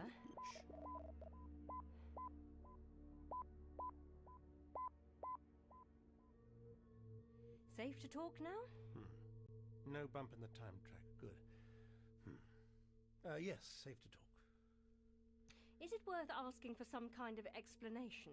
Or will you just start being high-handed and Time Lordish again? Try me. Where are Tollum and Ganatus? Oh, back where they were before they first encountered the mutant phase. I see. And Go on. what did you mean when you told Tollum he was right? Well, he was the one who suggested our synthesized GK50 might not work. So in the correct version of history, the Daleks located and extracted the wasp DNA. It's not so much that there is a correct or incorrect version of history. It's more a matter of the survival of the universe. The paradox was triggered by the Daleks trying to capture the TARDIS in their time corridor. It caused a dangerously high-level release of temporal energy. Which sort of damaged an already weakened part of the space-time continuum, making it what you called a bad place to have a paradox. Sort of. But the Daleks solved the potential problem of the mutant phase themselves in 2158 before it even happened, really. So, you mean it never happened? Not quite. You see, the real center of the paradox which caused the mutant phase was triggered by the Emperor Dalek traveling back in time with us and getting the Daleks to use our GK50 injection probe. The injection would have failed. The genetic mutation would have continued and spread. But you forced Ganatus to... You mean the Dalek Emperor? Yes, you forced the Dalek Emperor to realize just in time that he was the one who caused the mutant phase. Yes. Hope for the Daleks yet, isn't there? What's the matter? That doesn't make sense. Well, how shall I put it? Paradoxes very rarely do, Nissa. That's why they're paradoxes. I suppose you think that's clever. Yes. Yes, I suppose I do, really.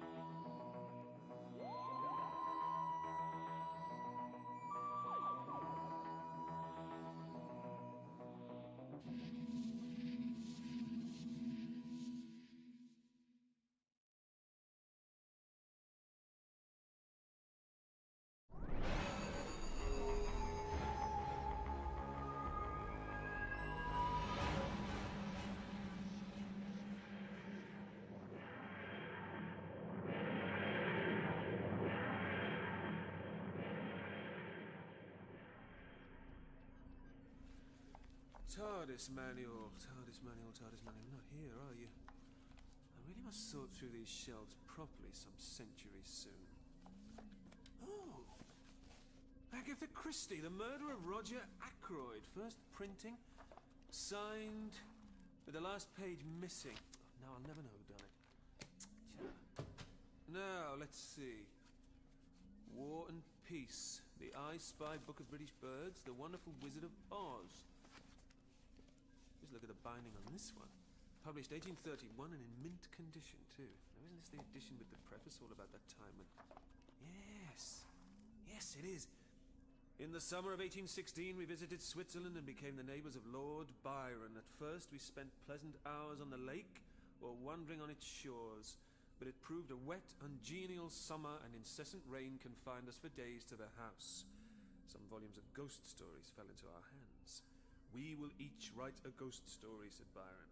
There were 4 of us. Well, that's wrong for a start. I busied myself to think of a story, one which would speak to the mysterious fears of our nature, to curdle the blood and quicken the beatings of the heart. Oh, Mary, Mary, if only you could have told the real story. Emergency stop, but that's not happened in centuries. Let's just see if the scanner can't shed a little light on what's going on there in the vortex.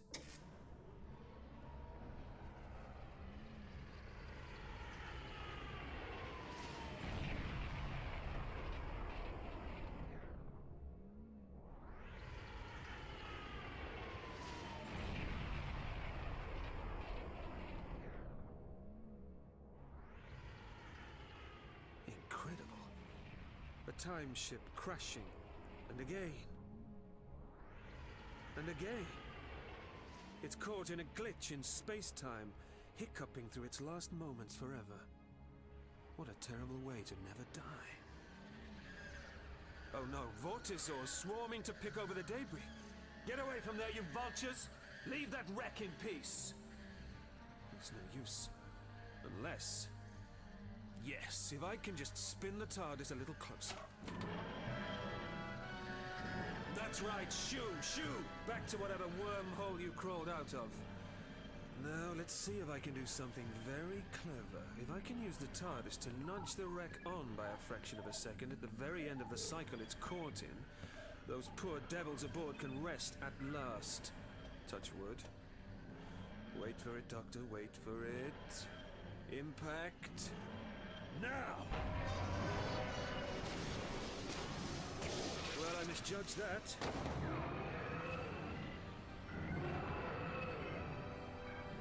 Come on, if we don't dematerialize very soon, old girl, we'll get caught up in the smash ourselves, and... Oh no. The vortisaurs. It's no use, there's a dimensional displacement system protecting this ship. You can't get in! What? Displacement system failing? Falling to 36% effective? 22% effective? Please, please, for me, just work. They're breaking through. They're...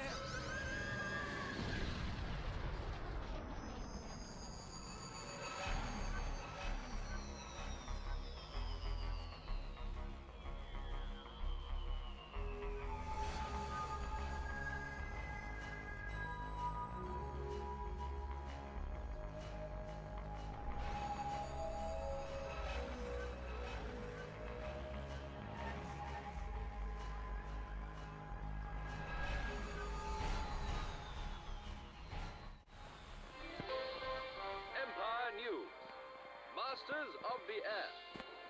Crowds gather at RAF Cardington, Bedfordshire to cheer on the latest addition to Great Britain's sky fleet, the airship R101, as she prepares to take to the clouds on her maiden voyage.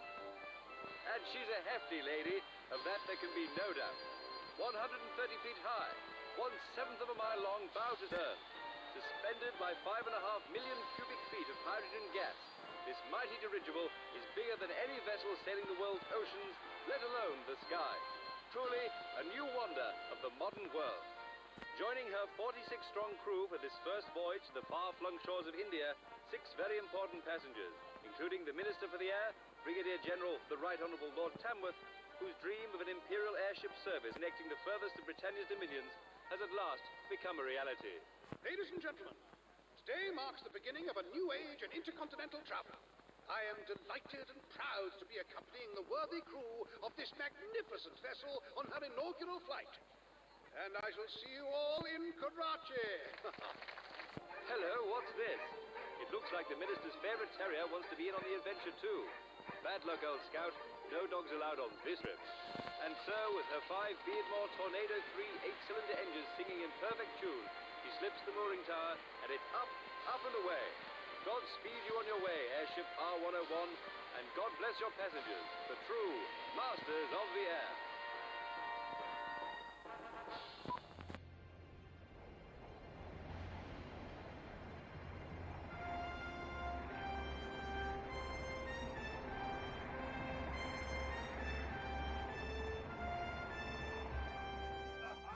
Have a look, I said. Foreign Office Waller opens up my dispatch boxes, 36 bottles of finest malt whiskey inside. Well, I said, if it has to be a retreat, don't see why it should be a dry one, huh? Well said, Tamworth. Yeah, but seriously, all of you know what this wonderful machine around us could mean for our king, our country, our world. Raise your glasses, gentlemen. I give you the R101. The R101. Ah, Frayling, over here, man, over here. Come and powwow with the fellas at the top table. I'd like you to meet Lieutenant Colonel Frayling here, sorting out the blueprints for our little chariot of the gods. Ain't that right, Frayling? I did have some substantial input into the design of the R101, that's true, but... Some substantial input? Damn thing wouldn't have got 6 inches above the ground without your know-how, man. Maybe one can learn something from grammar school education after all. A surprising sentiment for a socialist minister, if I might say so, sir. Well, I'm a funny sort of socialist. Oh, do cheer up, Lieutenant Colonel. Most men to be proud on a day like today. We're all proud of you, ain't that so? Maybe they wouldn't be singing our praises, Lord Tamworth, if they knew that this ship hadn't completed its trial. Shh. Not having this, not again. Safe as houses. On paper, sir, on paper, you know how unhappy I was with the modifications you imposed upon my team last summer. Extra weight, you insisted. She must carry 56 tons extra weight. Yet what do I find beneath my feet when I walk aboard the ship? Half a ton of Axminster carpet, sir. Half a ton. Right. Very fine carpet for a very fine occasion. I warn you, sir, I'm not to be...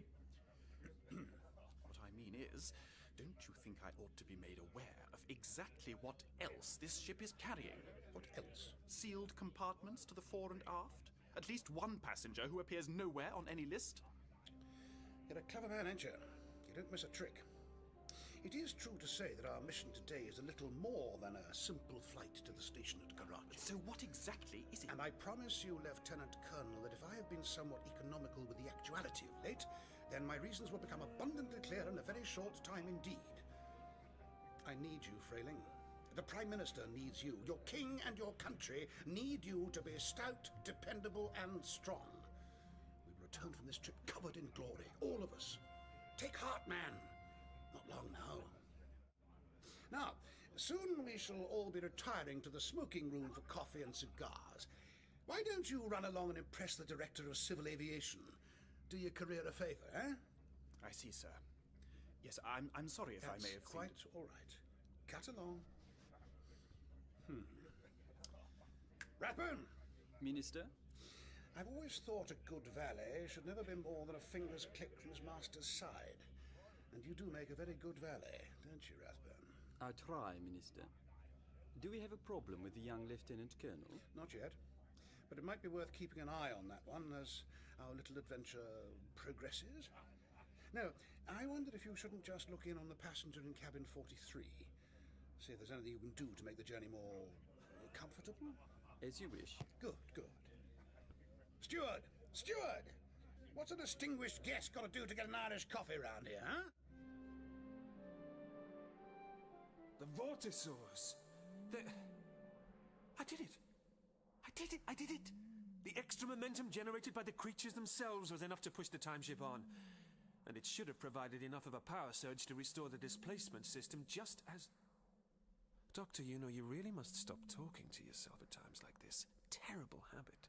First sign of madness, they say. Oh, so you're back, are you? Well, I'm not hanging around to be pecked apart like the last sardine in the can. Now, can I afford to make a jump straight out of the vortex this four-dimensional dateline? I think I'll have to. Fingers crossed. And... bye-bye!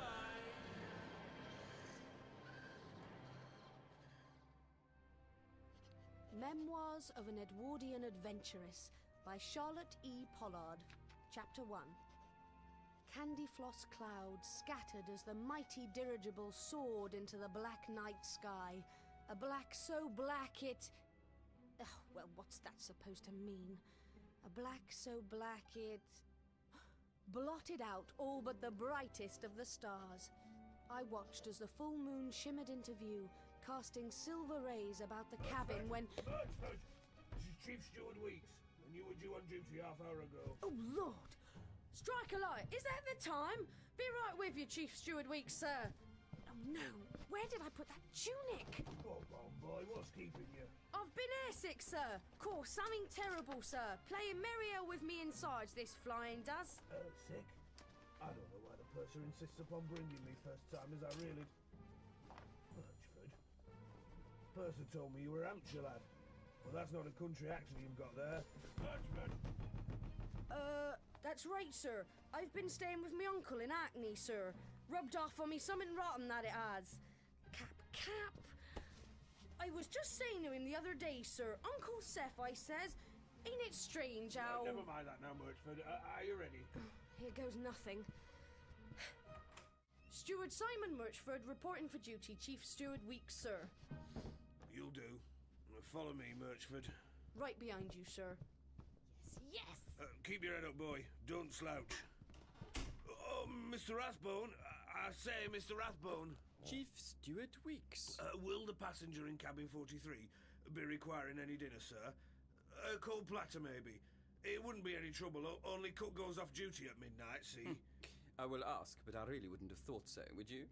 I'll tell you what, though. Send some fresh hot coffee up for me, eh? What's up with the fella in 43, then? Never you mind, son, never you... Whoa. Steady, Mr. Weeks, sir. Touch of turbulence, I expect. Nothing to worry about. Stop dawdling, Murchford. Work to be done.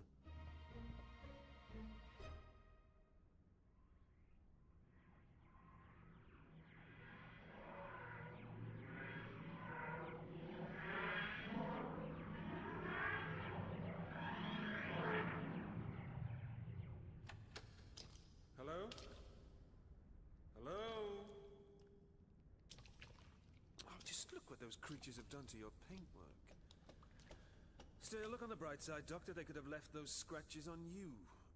Oh, no. These shoes are letting in water. Sheer walls. So, an interesting choice between a ladder up to that hatchway there, or a hasty dematerialization. And I've got a double-headed Altarian dollar here which says... we climb the ladder.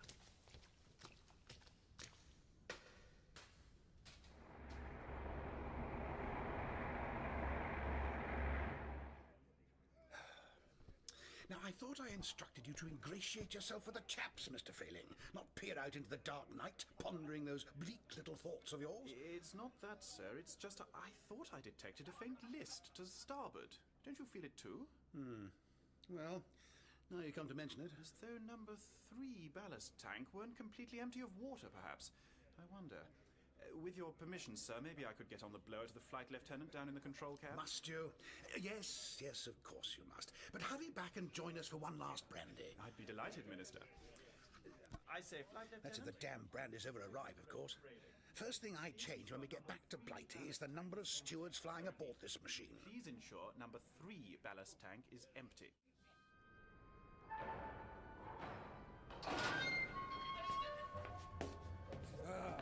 So, where am I? Now, why is it I'm reminded of Jonah in the belly of the whale? It's like a giant ribcage stuffed with obscene, pulsating organs as far as the eye can see. Maybe not. Maybe... What? The hatchway. Oh, no. Valves open and pressurized, Flight Lieutenant, sir. Very good, Hyde Coxon. Number 3 ballast tank ready. And releasing water ballast now. Ballast emptying now, Technical Director Frayling. Marvelous, Flight Lieutenant. Thank you. Over. use. The hatchway's welded tight by the pressure. But... what was that? Hang on. Those aren't ribs. They're girders. Steel girders. Everywhere the heavy smell of gas. An airship, then. So that hatchway must lead to a ballast tank. Oh no, the TARDIS! Stupid, stupid, stupid! Flushed out, ejected! Still, she's been in worse scrapes. Best work out where I am, wait for this vessel to land, then make my way back to her cross-country. Or under sea, if my lucky Altarian dollar's holding true to form. Happy now, Frayling? I was right, Lord Tamworth. Number 3 ballast wasn't clear. There's something else. We've received a storm warning, just minutes away. I said we should have postponed this trip. Not an option. Besides, our rendezvous is only an hour or so away. Rendezvous? But the midpoint in Egypt is a full day's flying from here. Like I said, Lieutenant Colonel, our rendezvous is only an hour or so away. At last! Here, lad, here! I trust that's a respectable cognac? Oh, yes, mister. Shall I... Mister? Ha! What's your name, boy? Murchford, sir. Now, see here, Murchford. What the devil? Rocked by something. Never mind that now, Frayling. Look what that silly arse has done to me best mess trousers. Oh, look, I'm really very sorry. I couldn't... I mean, I've, whoops. Stand up, Murchford. Into the light, damn you! Lot of hair piled up beneath that cap, ain't there? Missy? Now, who exactly are you, and just how do you come to be aboard my airship?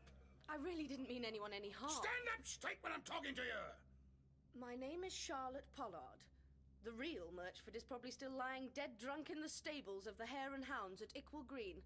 I got him plastered on the special ale, took his papers and kit bag, and, well, sneaked aboard. And exactly to what end have you compromised the single most important flight yet attempted by an Englishman, huh?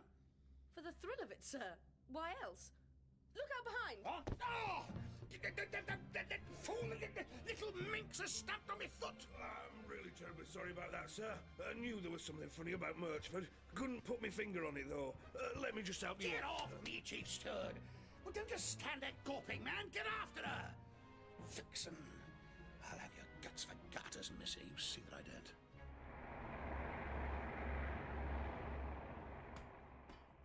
Now this looks promising. Living quarters. Cabin 48. Well, the numerals suggest what language I might be about to be accused of all sorts in. Or maybe I'm wrong.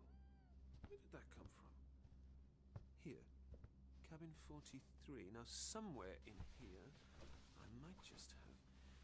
Yes! A stethoscope. Conan Doyle's, isn't it? Must return it before he gives up general practice. Eavesdropping, Doctor? That's another very bad habit you've picked up. Now then... Stop that. I said stop that, hey? That's better. Now, it's only a tiny needle. Don't want you too excitable today, do we? Now, hold still. You know, I don't like the sound of this one little bit. Maybe I should... Ah! Is that the greetings over with? What? I can do this too. How? That's good, isn't it? Geronimo taught me that. How? There, you got the hang of it already. What? Are you running away from something? Someone. No, it's definitely something. I can see it just behind your eyes. What you need is a hiding place. Hiding place. Ah, curtains there, perhaps. Yes, whatever. Come on then, quick. Murchford, whoever you are, I know you're down here somewhere, lassie, and I'll search every one of these cabins if I have to. Oh, have it your own way. No skin off my rosy nose. Well, you got that right, Chief Steward Weeks. It's redder than Mr. Lenin's pajamas. Red? Lenin? No. They were sort of mauve when I took the train with him from Switzerland to Petrograd. Remarkable mind, Lenin. Terrible at tiddlywinks. Well, I do declare, you might just be the oddest man I've ever met. You know, that's just what the Empress Alexandra said soon after. Now, there was a lady who liked to play games. Still, I'm the doctor, by the way. Oh, I'm Charlotte. Charlotte Pollard. Charlie to my friends. It's Charlie, then. I tell you what, shall we explore? This way, do you think? All these cabins make me think of that time on the Lusitania. And the Orient Express. Or was it the Hyperion? Or maybe Storm Tiddlywinks. He played Lenin at Tiddlywinks. Still, why not? Oh, hold on, Doctor, wait for me! Damn it all, Frayling, I want that girl found. I really don't see what difference she makes. Actually, she seemed like quite a sort. A sort? You know, fun. Devil may care, that sort of thing. She'd better care. Well, I may yet have to have her shot. Shot? That's very good, sir.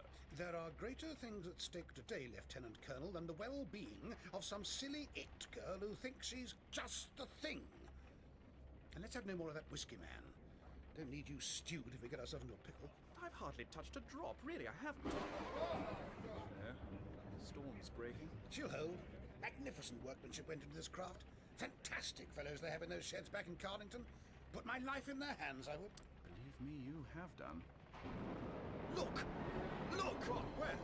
Through the porthole, lit up by the lightning. There's something out there, Tamworth. Let me see. Nothing. There's nothing there, man. I tell you, I saw something. Some animal with wings and claws. It looked at me, sir. I'm telling you, it opened up its eye and it looked at me. And I'm telling you, there's nothing out there, Frayling. Do sober up, or I'll have you on a charge. I'm not drunk. But I could have sworn I saw something out there. Oh, I love lightning, don't you? So scary and powerful. I know what you mean, Charlie, I know what you mean. So is that France down there? This glass is all misted. I think so. I mean, I can't see it, but that's where we should be. Does it matter? Well, yes, my TARDIS got ejected as ballast, you see, and I need to triangulate its position. It's terribly difficult in the dark. TARDIS? Yes, my time and space machine disguised as a police box. And before you say it, yes, I know, it sounds incredible. So do you know where we're headed? Karachi? Are you pulling my leg? Karachi? Karachi, India. You know, the jewel in the crown. Now, about this time machine business. The year wouldn't happen to be 1930, would it? Yes. And the month, October? Yes. And this airship, it wouldn't happen to be the R-101, would it? Yes. Oh, this isn't good. It's not. Why? Well, if I remember my Earth history correctly... What was that? I don't know. Shh. There's something dragging itself across the outside of the ship. It's only a touch of thunder and lightning, eh? Quite normal around these parts. You want some more of the needle, huh? You keep it up, you're gonna get some more of the needle. Told you, it's nothing to worry yourself about. Well, whatever it was, Doctor, it's gone. Perhaps. So come on, then. What's this great secret you really shouldn't be telling me? You're not supposed to be here, are you, Charlie? Doctor, you know that already. No, I mean, you are really not supposed to be here, are you? No, I'm not. Oh, come on, Doctor, what's the matter? It's just like I say, if I remember my Earth history correctly, the R-101 airship took to the skies for her maiden voyage to India early in October 1930. Yes, and? And crashed in flames in France during a storm in the early hours of the next morning, killing everyone aboard. And you're saying that's what's going to happen to us? Yes, Charlie, I'm very much afraid I am. Geronimo, Lenin's pajamas, Tiddlywinks with the Tsarina, and now you can see the future. Come on, Doctor. You are pulling my leg. Who are you really? Charlie, I'm telling you the truth. At least I think I am. And I'm sure I remember right. Charlie, where are you going? Don't go, Charlie!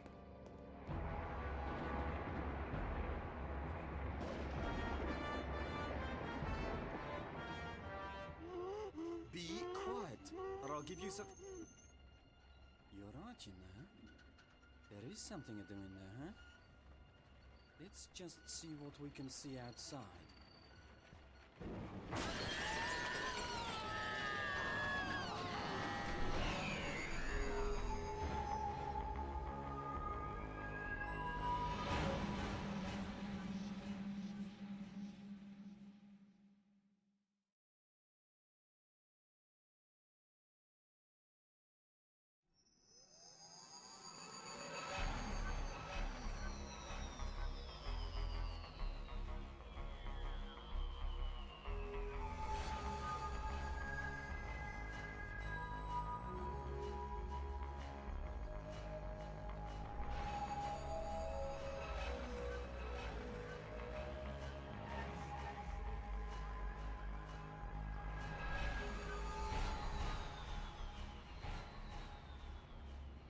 So come on then.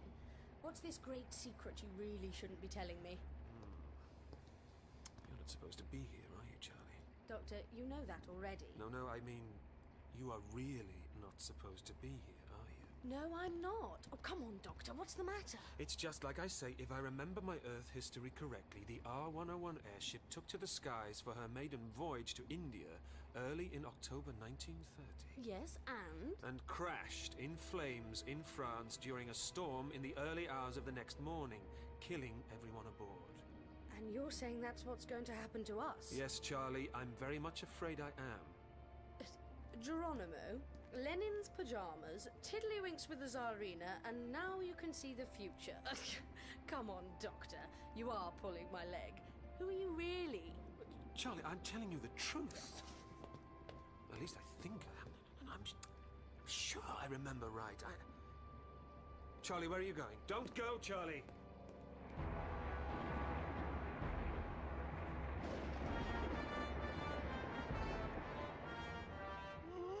Be quiet, or I'll give you some... You're right, you know. There is something to do in there, huh? Let's just see what we can see outside.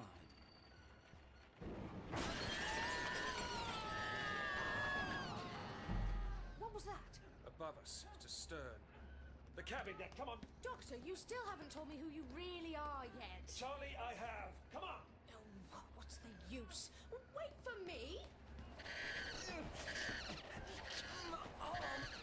Get off my arm, you filthy animal! Get off! I warn you, I'll tear your beak off if you don't.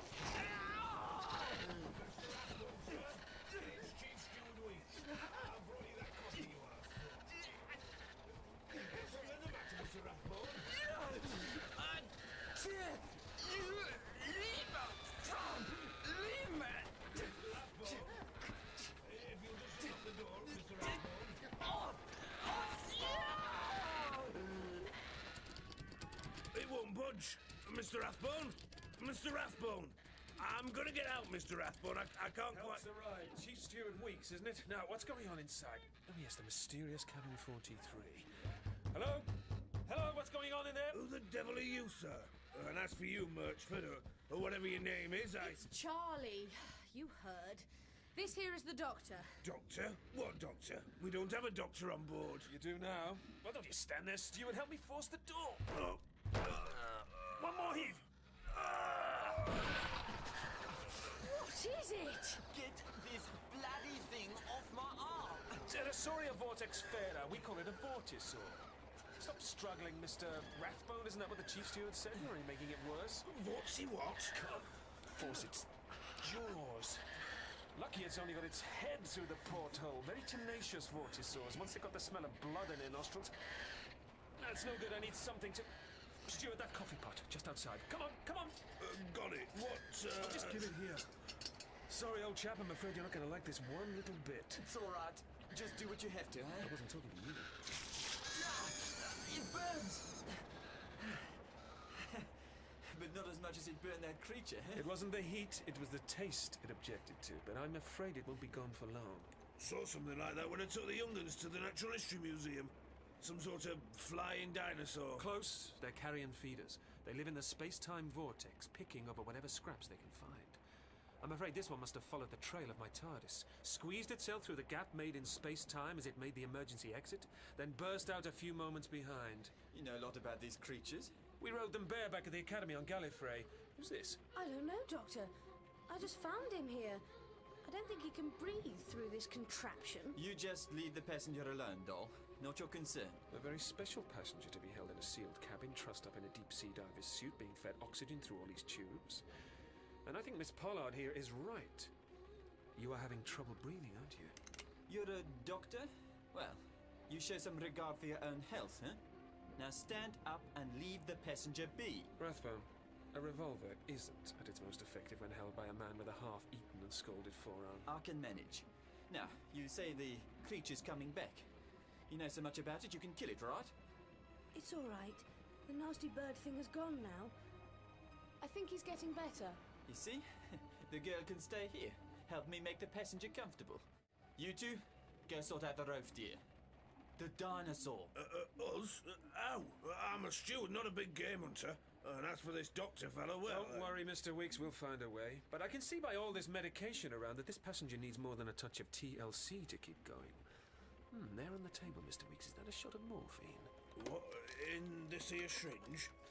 Oh, that's what it says on the label. Good, bring it with you. That's if Mr. Rathbone has no objections, of course. You do what you have to, Doctor. Then I agree. And when we return, maybe we can discuss the welfare of this poor unfortunate... When you return, maybe we discuss who you and the girl are, what you're doing aboard this airship, and whether or not we throw you off it, huh? Splendid.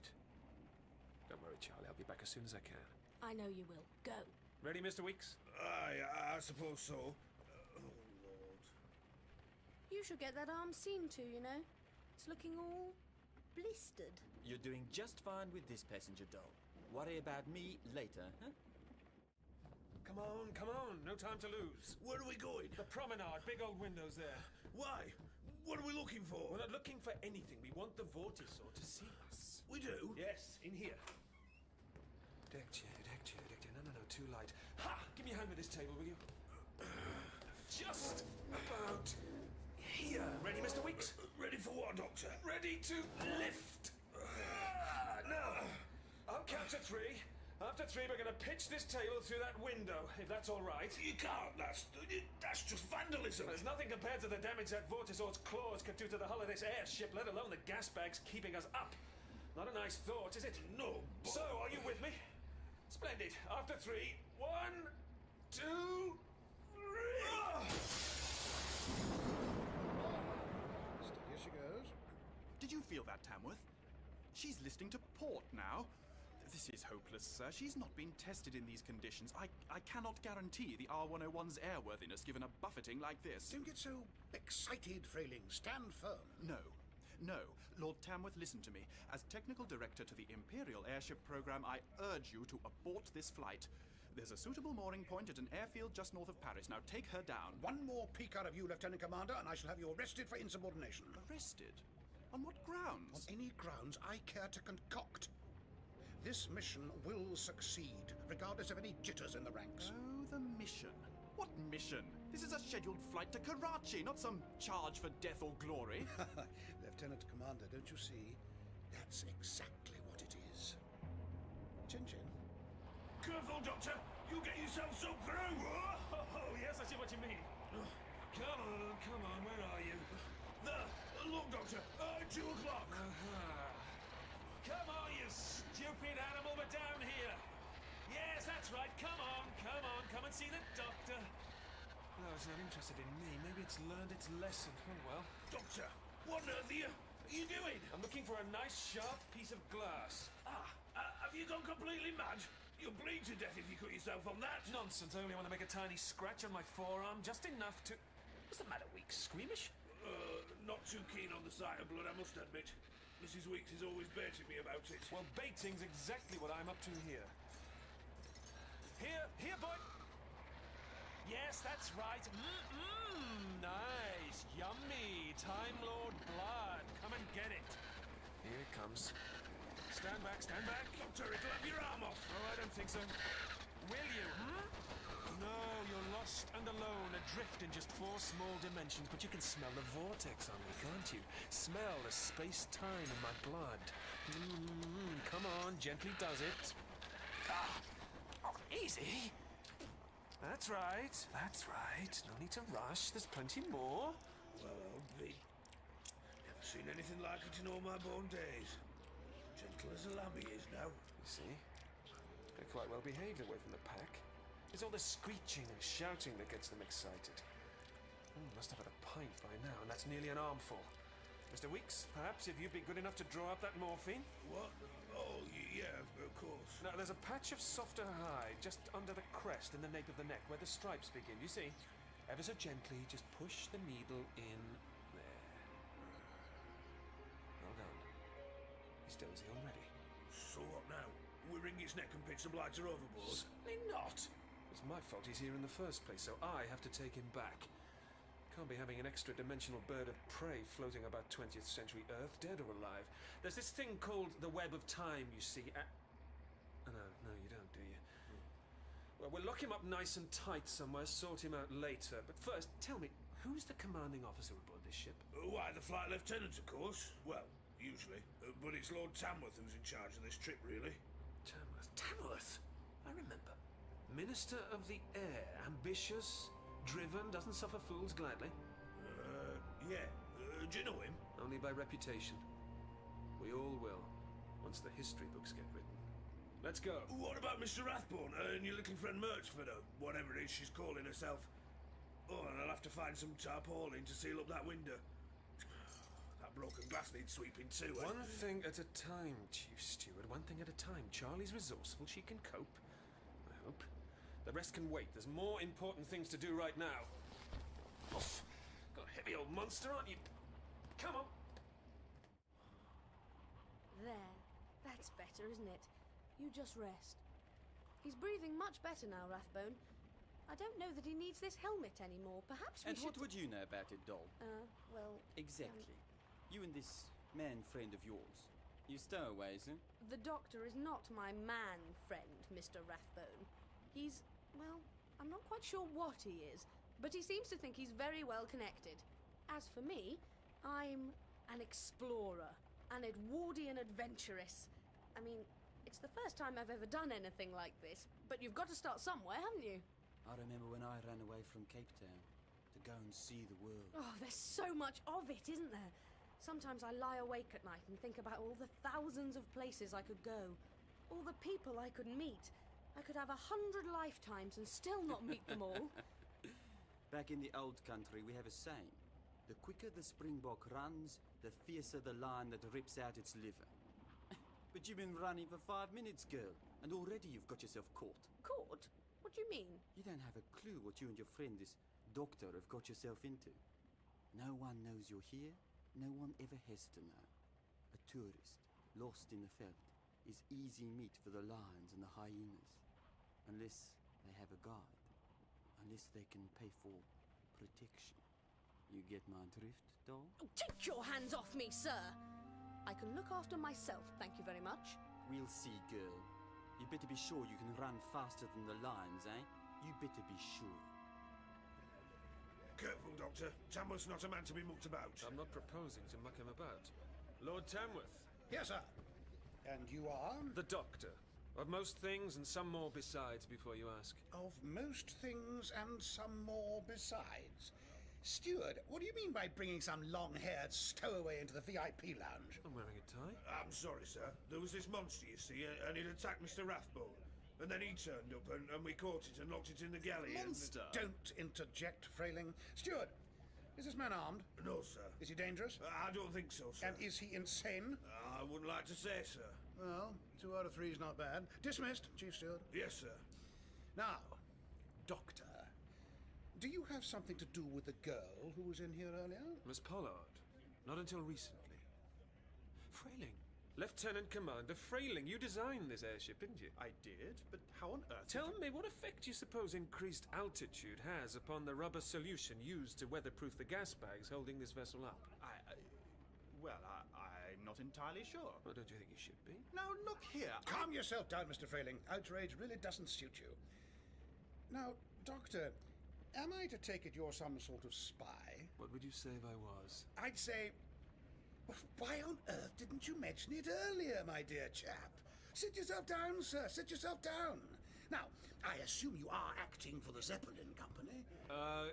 Yes. I must say your English is most impressive. Almost good enough to pass muster, huh? But not quite, eh? So, that rogue Herr Eckener wishes to know more about our marvellous airship scheme, hmm? Wonderful. I must say my pride would have been grievously insulted if he hadn't attempted to smuggle an agent aboard. So, your real name, Herr... Still Doctor, Lord Tamworth. Dr. Johann Schmidt of Stuttgart. Oh, what a wonderful old Teuton name. I take it you are a scientist, then? Well, I could hardly deliver Berlin a full dossier on the workings of this craft without a pigeon. Is that right? Pigeon of engineering? Huh? Could I know? Smidgen, I think you mean. Smidgen of engineering, of course. The accent is simple enough to master, but your colloquialisms are hard work. Old bean. You know, I'm so pleased you turned out to be a spy. Would have put me in a dreadful spot if you'd been a civilian. Why's that? Well, you know the rules, dear boy. Can't allow uncensored news of this mission to leak out back home. No room for loose cannons on this vessel. No. If you had been British, an inquisitive journalist, or a stowaway, say, I might have had to do something frightful, like throw you overboard.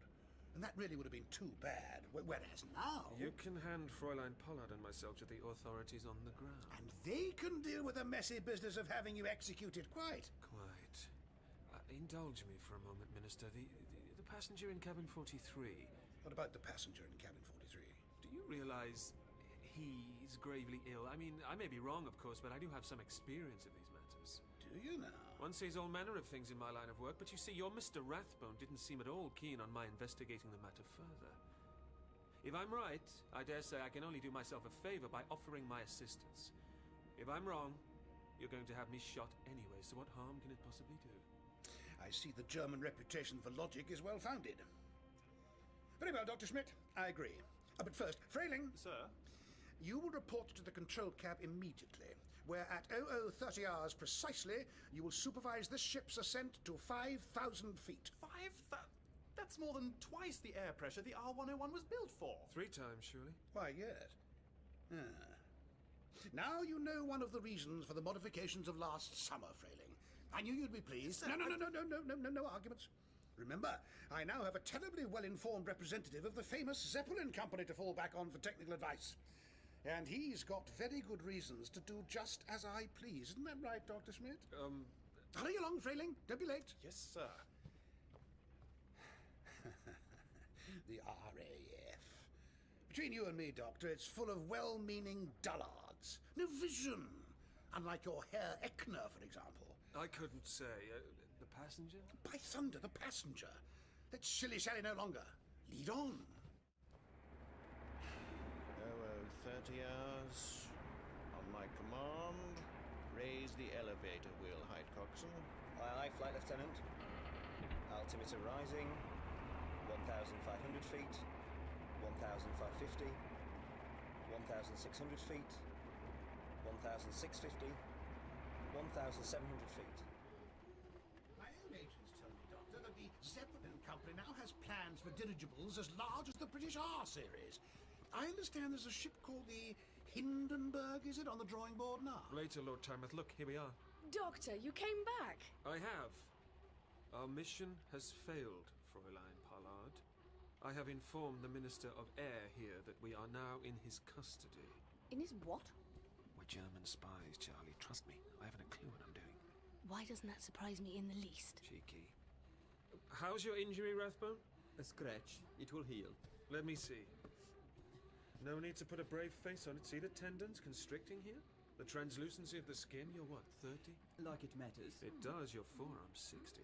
That's the trouble with 5-dimensional predators. They make 5-dimensional bite marks. Dr. Schmidt, the passenger, if you please. Oh, yes. How's he been, Fräulein Pollard? Quieter, Dr. Schmidt.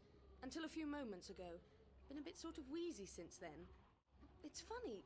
There's nothing to show for it. But I can't help feeling there's something very wrong. Feeling, Charlie? Touch his chest. Here. What do you feel? I don't know. Anxious and incomplete. Like the feeling you get when you meet someone you know is going to break your heart. Is this relevant? It could be, but no, not right now. How do you feel, Tamworth? No different. A little light-headed, maybe, but that's just the... Just the altitude. A touch less oxygen than you're used to. The reverse of your problem, isn't it, This person is hyper-oxygenated. With your permission, Lord Tamworth, I should like to turn off the gas and remove his helmet. What are you talking about, man? We know that the passenger needs oxygen to survive. It was the first thing we established. On the ground, yes. I expect this person does need a very specific combination of blood gases. Up here, the atmosphere is rather different, and it's changing. With every inch the ship rises. What kind of science is this, eh? The biology of an adaptive physiognomy very different from your own. It's your call, Lord Tamworth, but I wouldn't want to guarantee this person's health at 5,000 feet if you don't let me do as I say. And I think this person's well-being is very, very important to you. It is. Stand aside, Rathbone. Be right, Doctor. If you're not, I shoot Charlie girl through the head, There's no call for that. You are quite sure about this, Doctor? 99%. 98 at least. the last of the bolts. Now, let's see your face, shall we? Hello? Don't be frightened. I'm the doctor. Oh, Doctor. We know. That face. Disgusting, isn't it? No! She's beautiful. Is this skin? It's so smooth and grey and... Go on, Charlie. Touch her. Softly. You don't mind, do you? Go on. Oh, you're so cold. Oh, your eyes. It's like... Charlie? Charlie, why are you crying? Oh, no. There's nothing wrong. It's just then, seeing myself reflected in her eyes. She made me think of watching the dolphins at Regent's Park Zoo. I remember how even though they're only fish, it's like you feel them smiling. Dolphins aren't fish, they're mammals. Everyone knows that. Shh. It's all right, it's all right. Very far from human, aren't you? And very far from home. Tamworth, Rathbone, I hope you know what you're doing. Oh, I think she's trying to say something. Charlie. You are Charlie? No, I'm Charlie. You can talk. Charlie. You are kind. I don't know what to... Oh, it's all right.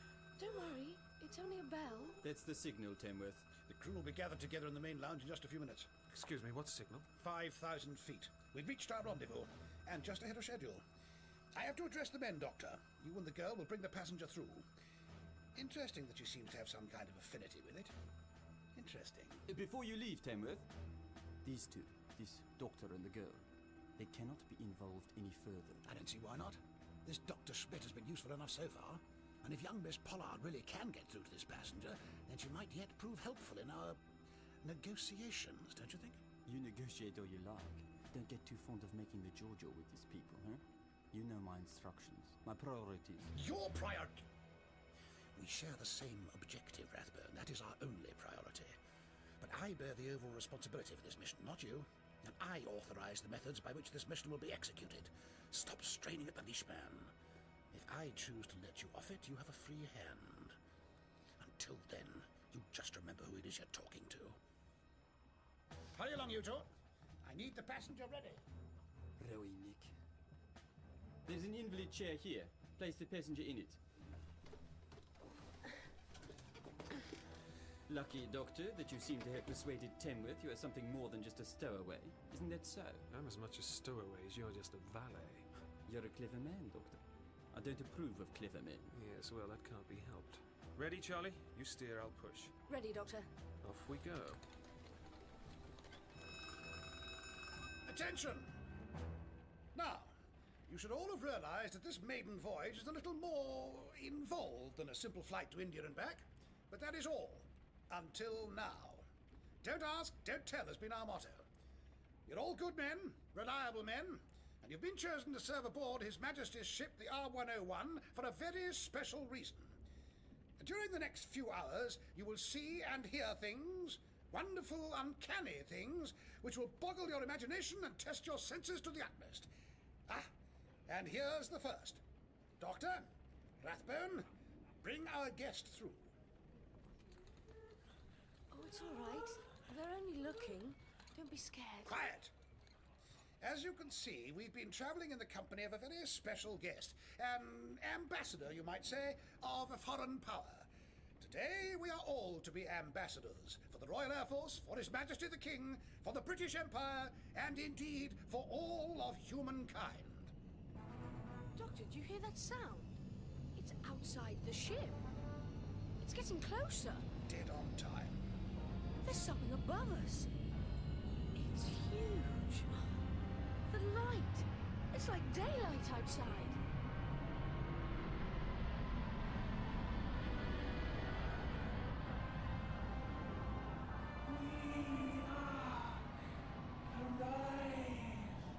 What is it? I suppose you might call it a flying saucer.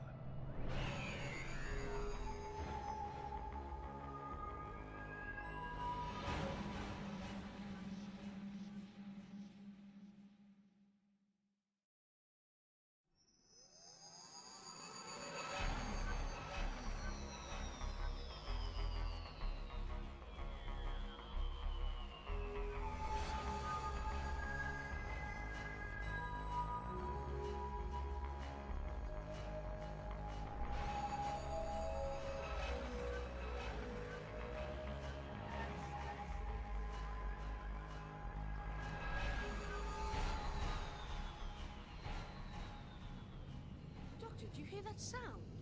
It's outside the ship. It's getting closer. Dead on time. There's something above us. It's huge. The light. It's like daylight outside.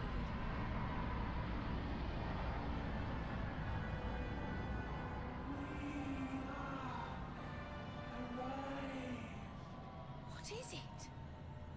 I suppose you might call it a flying saucer. It's just astonishing. Miraculous.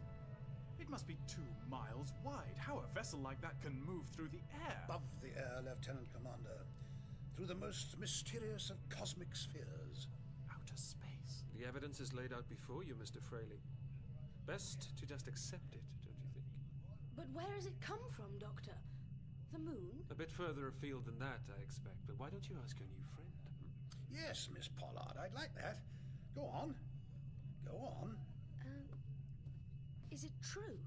Have you really come from outer space? From Mars or Venus? Charlie, it is true. I am Engineer Prime of the Triskele. We have traveled from places further than you have words for. You seem better, Engineer Prime. Why's that? Contact. I feel the Triskele within me once again. And what do you suppose that means, Dr. Smith? You know, don't you? It's like Charlie said earlier. She could feel the engineer's thoughts. These Triskele are telepathic. I cannot feel you, Doctor. These others, too, are all but close to me. There are some, though. Charlie, Zelda Madame. Who? Tamworth, I protest. This is classified information not to be shared with enemy agents. Oh, Rathbone, these people have proved their use. That's true, isn't it? Besides which, Rathbone, I hardly think you're in a position to get all high and mighty about a couple of captured spies. A bit pot calling the kettle black, isn't it? I think, Rathbone, the Doctor here has let the cat out of the bag. I work for British intelligence, yes. It has been my duty to ensure the security of this creature en route. Well, Rathbone, we're here now, so your responsibilities are at an end. Give yourself a pat on the back for a job well done. Well, nearly well done. Sit back and have a nice cup of tea. I'm sure the chief steward... Shh! Doctor, look. It's like she's hearing something. Tamworth, Lord. This vessel may proceed. Capital. How exactly? Forward. The hull of the Triskele will be insubstantial as you pass. Fascinating. Chief Steward Weeks. Sir. Listen here, old chap. Unusual circumstances and all that. I've decided to circumvent the usual proprieties. Served over 1418, didn't you, Weeks? Lance Corporal with the 8th Royal Lincolnshire, sir. Consider yourself recommissioned, Lance Corporal Weeks. Now, be a good fellow and convey this message to the control cab, will you?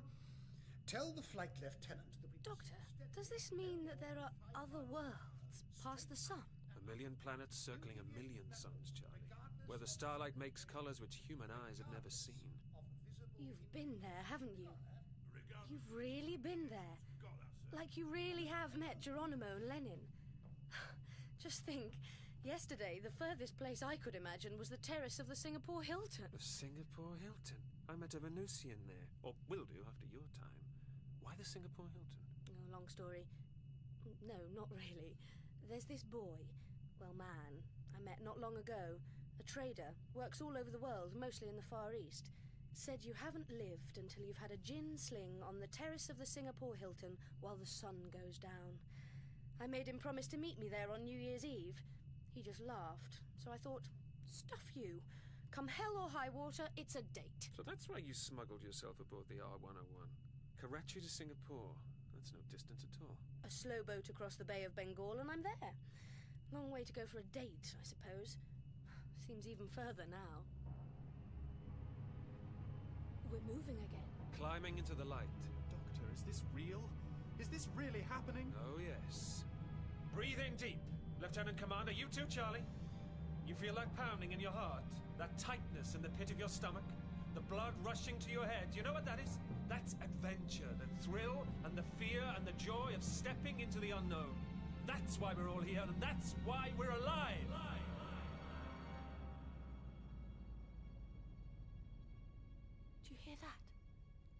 The engines have stopped. It's darker now. We must be right inside the saucer. Gentlemen, and others, it seems we've arrived. Arrived. Home. My congratulations too, Lord Tamworth. So tell me, what's the plan now? I'm afraid, Dr. Smith, that this is the point at which we wheel out the big guns, so to speak. Thank you. Thank you. The Guard of Honor will now assemble at the gangway and escort our little delegation off board. I shall be leading the procession, followed by the Director of Civil Aviation here, the officials from the Royal Airship Works, the... No, Tamworth Lord. This will not be 3 persons only to go outside. 3? Mr. Engineer Prime, you must understand that this is not how we do things. We have a full delegation of very distinguished guests gathered to greet our new friends in the proper diplomatic fashion. I understand. 3 only. For now, we shall be 3. You shall be 3. Oh, this is damned insulting. These are very important persons. What Lord Tamworth means to say, Engineer Prime, is that despite his reservations, he accedes to your terms gracefully. When in Rome, Lord Tamworth, Besides which, why share the moment? It was your vision got us here, after all. You're a very persuasive fellow, Dr. Smith. I'd have you on staff, if you weren't being shot. Protocol detects a change of plan. The delegation will now comprise just myself, the Director of Civil Aviation, and Mr. Rathbone, the latter representing British interests abroad. No, the 3 have been chosen. Tamworth Lord, Freeling, Director Technical, and Doctor the... No others. I say, this is the limit. Tamworth, Freeling, and Doctor. No others. Or no meeting. I have angered Tamworth Lord? No, not at all. Not at all. Freeling! Here, man, here. Charlie, will you be all right when I leave the ship? I wish I could be with you, but yes, I'll be all right. Good. Watch out for Rathbone. Things aren't going according to his plan. I wouldn't want him to start improvising with you. Doctor, I heard that. And between you and me, I'm no keener to let Rathbone out of sight than you are. Well then, are we all ready to see what's outside? I am. Freeling? I suppose so. Yes. Well then, Doctor, would you kindly steer the Engineer Prime towards the landing area? That will not be necessary. Let us depart. Doctor, she walks without touching the ground. Interesting, isn't it? Look after yourself, Charlie. I will. Mr. Rathbone. Yes, Minister. Best of luck. Don't choke on those good wishes. The ship is in your hands now. I know, Lord Tamworth. I know. Onward? Well, Mr. Rathbone, looks like it's just you, me, and about 50 airmen twiddling our thumbs. Whatever shall we do? We wait, doll. We wait.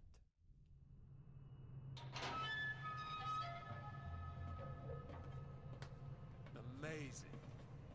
They've built a mooring tower for the R101. Just like the one at Cardington, isn't it? Exact in every detail. Oh my. It's big, isn't it? A space so vast it has its own wind currents. Mind your cap, Freeling. What? Oh! It's gone. I can't even see where this space begins and ends. It's so huge. Magnificent. Just magnificent. Just imagine. A man with such a machine could be master of the world, not just the air. Yes, Lord Tamworth, I expect he could. Dr. Tamworth Freeling, you follow, please. So tell me, Minister, Engineer Prime, what brought your 2 worlds together? The Lieutenant Commander and I are dying to know. One night last winter, I was told that an unidentified aircraft had crashed in woodlands in Westmond. I arrived at the site to see the wreckage disintegrating, dissolving into the ether, I suppose. Soon there was nothing left, just this fellow here. Ain't that so, Engineer Prime? That is so. Of course, no debris, no crash, not officially. Nothing to hide except an injured pilot, easy enough. Quiet sanatorium near the lakes was just the thing. Wonderful staff there, touch and go for a while, but we soon worked out what made the survivor tick, or kept him going at least. But 2 months went by with not a peep from this fellow. Not a word of English passed his lips. We had no idea where you came from, what you were. Thought you might be some foreign agent, as a matter of fact. Some diabolical goblin bred by a heathen villain, a Fu Manchu. No offence. I have to admit, pursued that line rather hard. Interrogation got quite intense. I know now what we did to you was wrong, old man. I'm sorry. You knew no better. I accept. So how did you establish communication in the end? Well, that's the strangest thing. Knock on the door in the middle of the night. Chap named Rathbone there, surrounded by hard-faced fellas in raincoats, intelligence men. Says he knows someone who can solve the mystery of Patient X. Takes me to a salon in Shoreditch, run by a woman called Madame Zelda. A spiritualist medium, would you believe? A what? I believe you. Go on. Well, turns out Madame Zelda is the real thing. A psychic who passes on tidbits from the spirit world to the spooks now and again, if you see what I mean. She says that she knows about our visitor. She's heard voices from beyond and requests a meeting.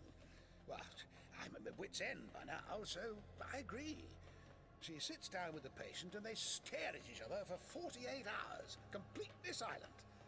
And when she comes out of her trance, this little fellow is willing to talk. Why did you keep quiet for so long, Engineer Prime? Until, Zelda Madame, all those allowed to speak with me were uncreators, or so it seemed.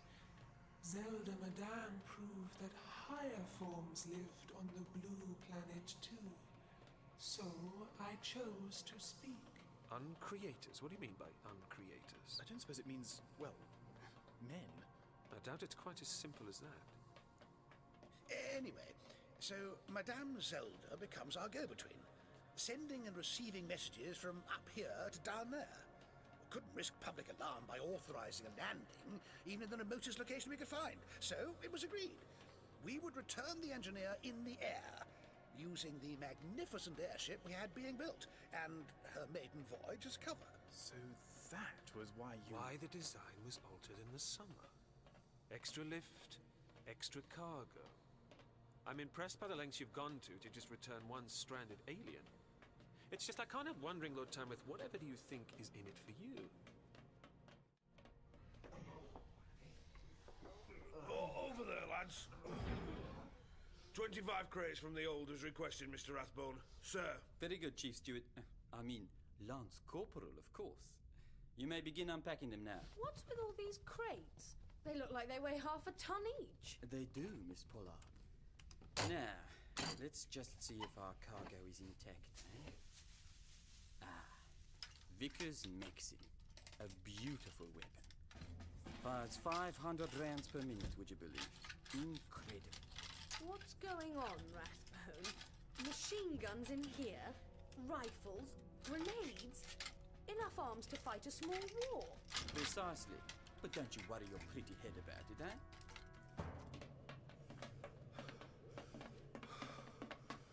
Oh. I thought we'd never reach the bottom. Few steps never hurt anyone, Lieutenant Commander. Now this is interesting. You see this symbol on the floor? A symmetrical device. 3 hooks joined together at the center. Yeah, I recognize it from somewhere, but Remember what the Engineer Prime called his people? The Triskeli. This symbol here is known almost universally as a Triskelion.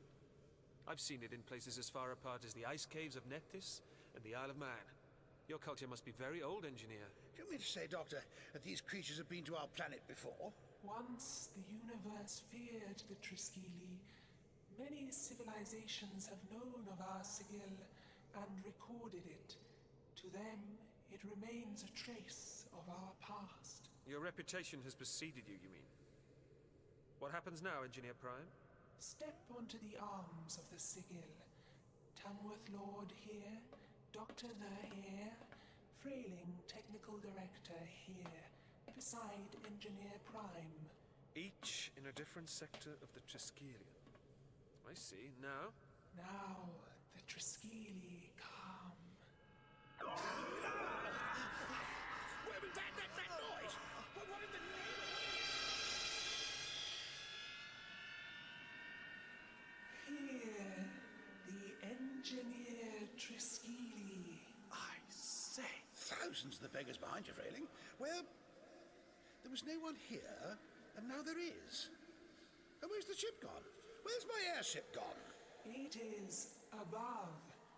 We are between. Fascinating! The decks of this vessel move around the people, something like that. That is correct. Something like that. The decks of this vessel move around the people? That's absurd. How can that happen? Why? Brilliant! Just brilliant! I love it! No stairs! So these are the engineer Triskeli. We are intellect. We construct this space for all the Triskeli. Construct this space? What does that mean? We perceive. We build. Remain on the sigil, please, Doctor. Sorry. So when are we going to meet the other Triskeli? Other Triskeli? There are 3 parts to the Triskelion, aren't there? Here, the engineer Triskeli, the rational thinking part. Architects, designers, mathematicians, physicists, statisticians. And the other parts, where are they? I think we're about to find out.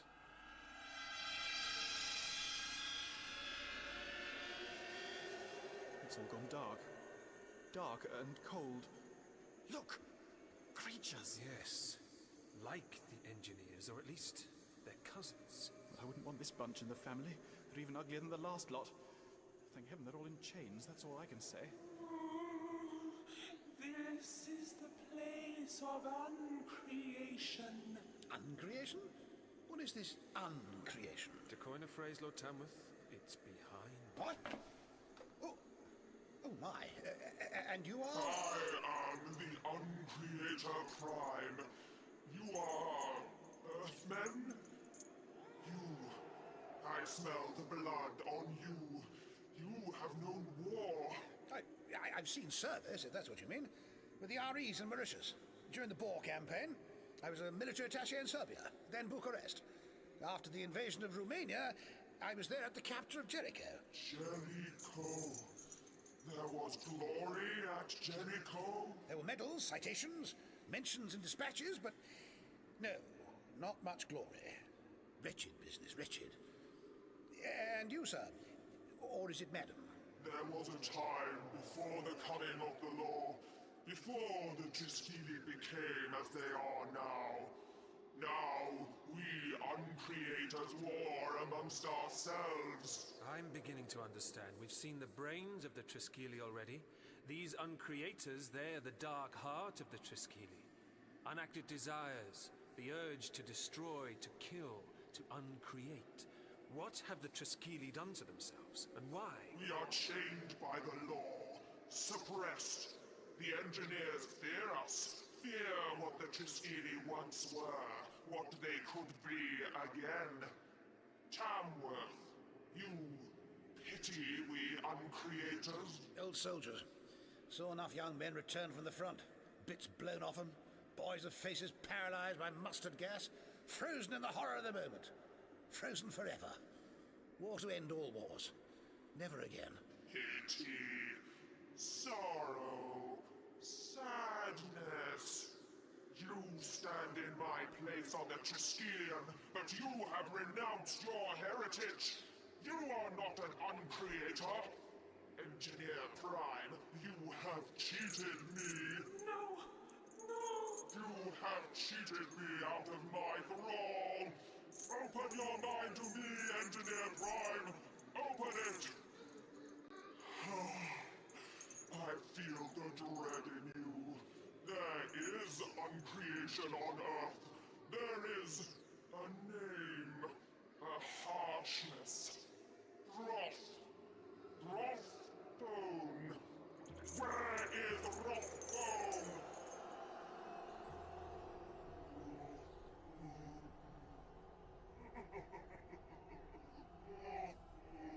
What? Who's that? Where are you? Who are you? Rathbone? Rathbone? Are you all right? I thought I heard a voice calling out my name. Yes, mine, just now. Yes, that must have been it. Must have been. Tamworth and the others, they've been gone too long with the alien. This is not good. They've only been, 20 minutes? I'm sure there's nothing wrong. No, half an hour. I have my instructions. 10 more minutes and then... And then what? And then... I'm must act. Where to this time, Uncreator? The schism. We must settle this difference between the engineers and the uncreators. And how do you do that? The law will decide the matter for us. The law? That wouldn't be the third part of the Triskele. You may be right, Lieutenant Commander. And this is... it's empty. An endless void. No up, no down, no left, or right, no... This time it's behind you, Doctor. Ah! And you are... Wait. Frailing stands with the Engineer Prime, you, Tamworth, with the Uncreator, so you must be my shadow. Or I your thrall, isn't that what the Uncreator said? I am the Lawgiver. All the Triskele are my thrall. Lawgiver? What, just the one of you? We've seen lots of engineers and uncreators, but I can only see one you. Unless... Of course! There's only one lawgiver. Because there's only one law. And that law is? His. Think. If the engineers are the intellect of the Triskele, and the uncreator's instinct, what's missing? Oh, come on, Tamworth. How do we choose between what the head tells us to do and what the heart desires? We just do. But how? Because you can. Because you have autonomy, free will. You have conscience. The Lawgiver is the free will of the Triskele, independent of these factions of engineers and uncreators. I mean, I could be wrong. It has been known. You are correct, Doctor. Am I? Oh. There was a time before the schism when we were all like you, individuals, part engineer, part uncreator, part lawgiver.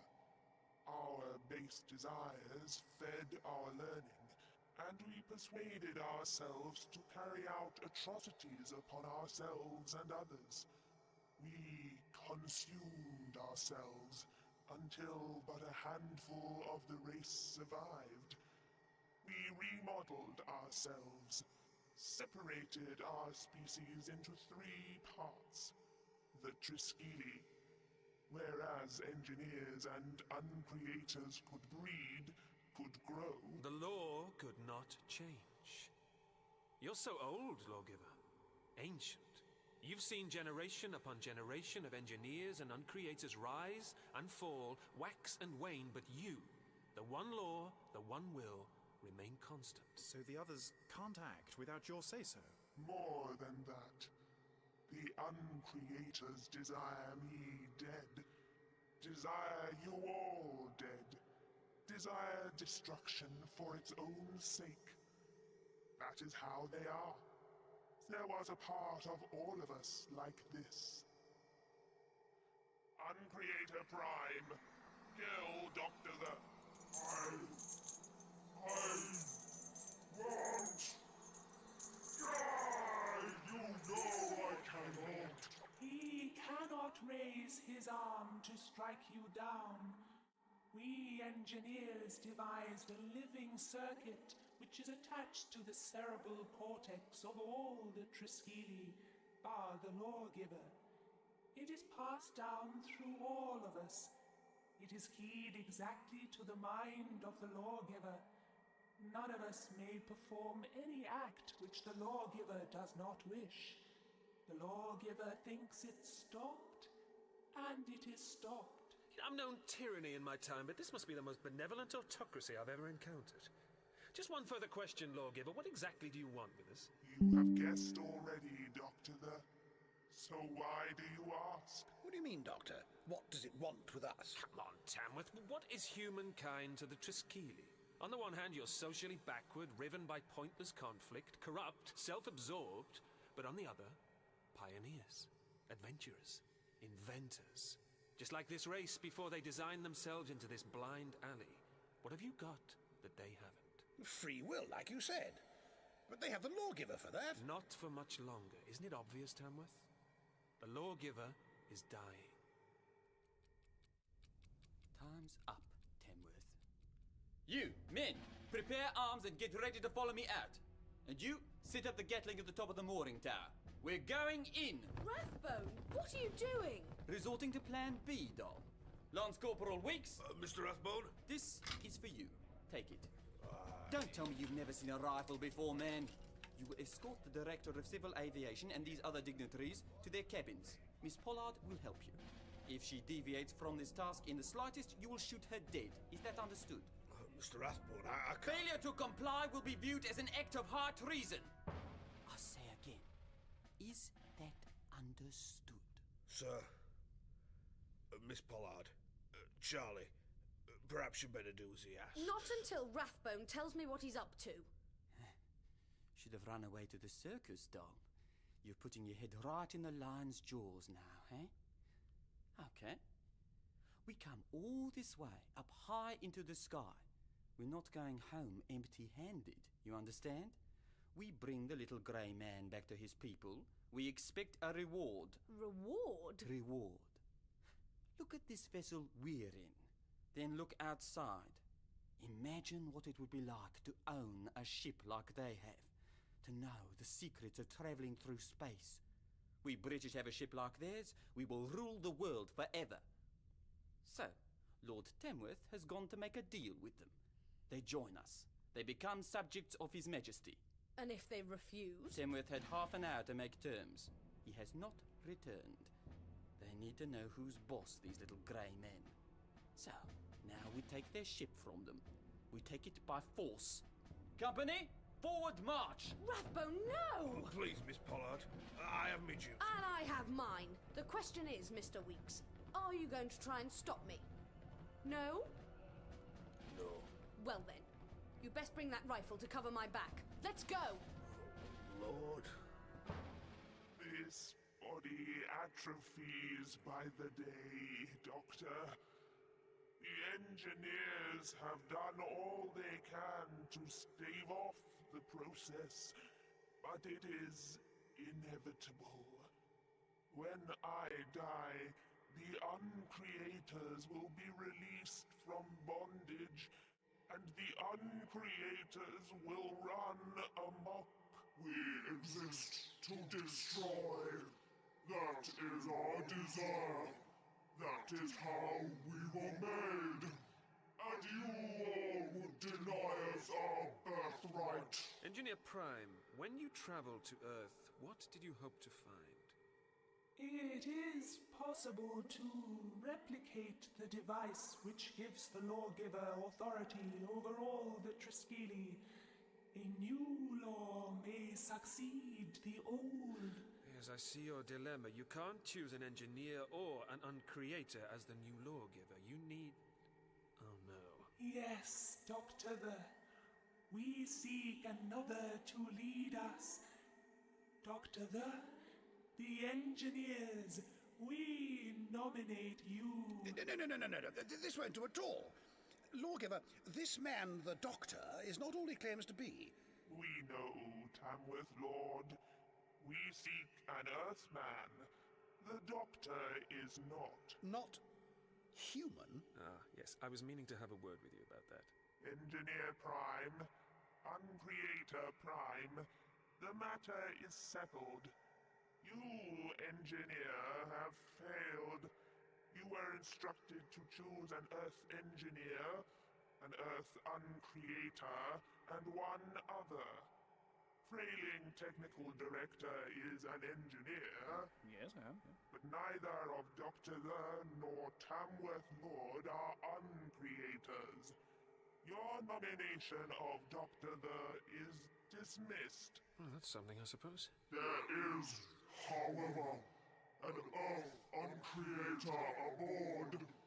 The Engineer Prime has sought to conceal his presence. His name is Rathbone. Lawgiver, I strongly advise against Mr. Rathbone as a candidate for this position. Rathbone, damn. Dr. Frailing, we have to return to the airship at once. Why the alarm, Tamworth Lord? Mr. Rathbone has certain specific instructions. And God help us all if he carries them out.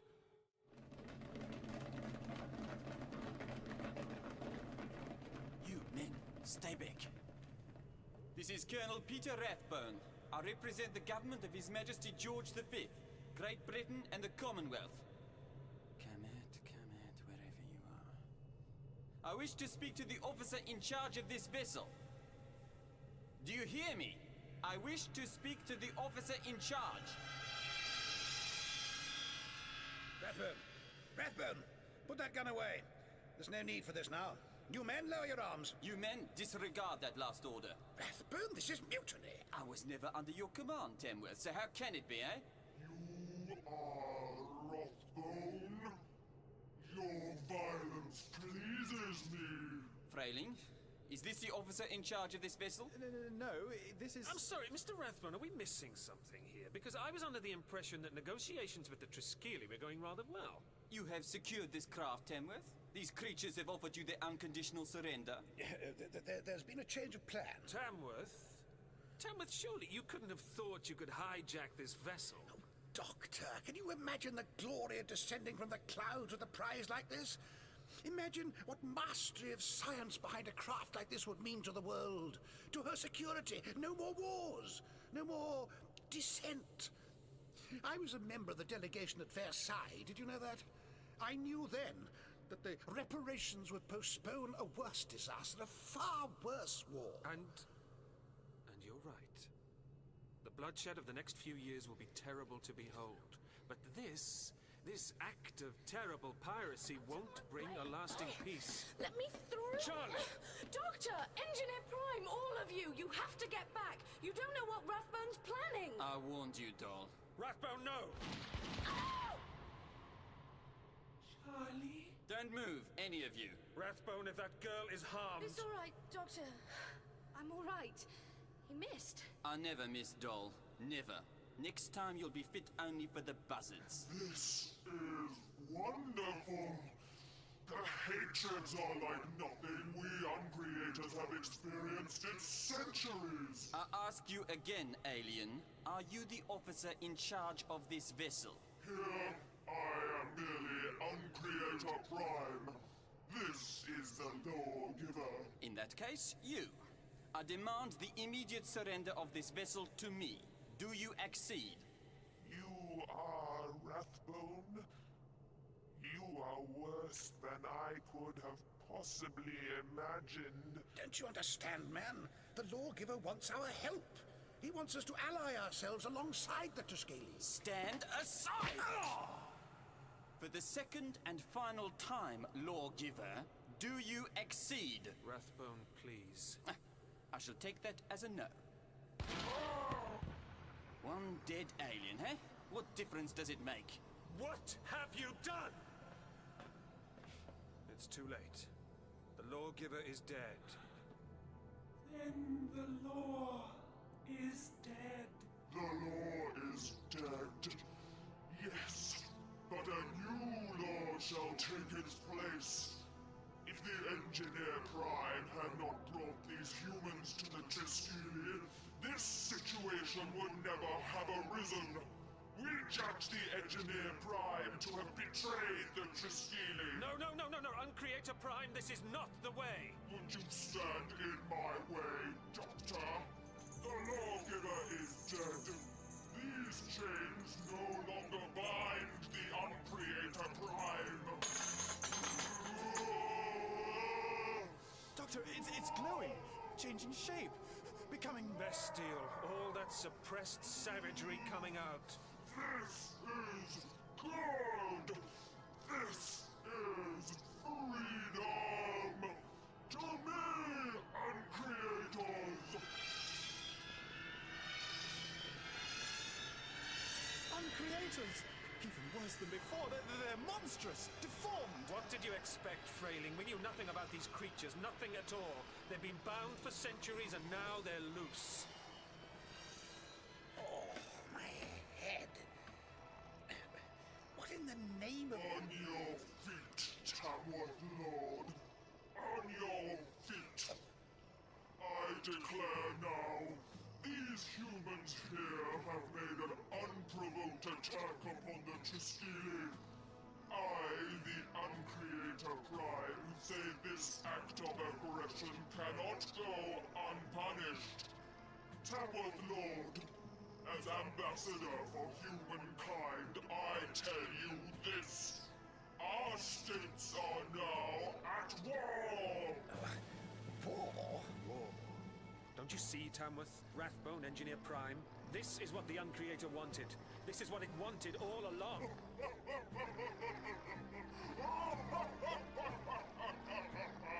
War! Uncreators! Kill them all!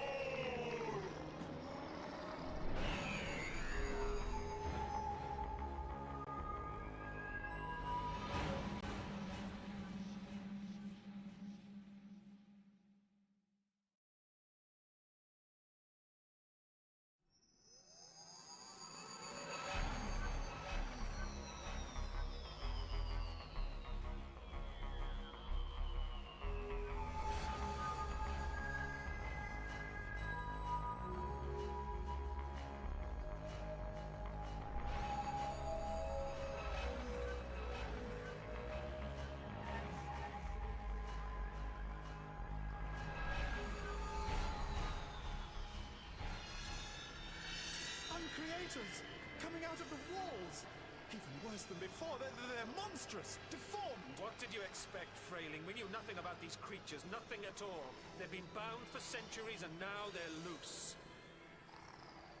Oh, my head. What in the name of... On your feet, Tamworth Lord. On your feet. I declare now, these humans here have made an unprovoked attack upon the Triskele.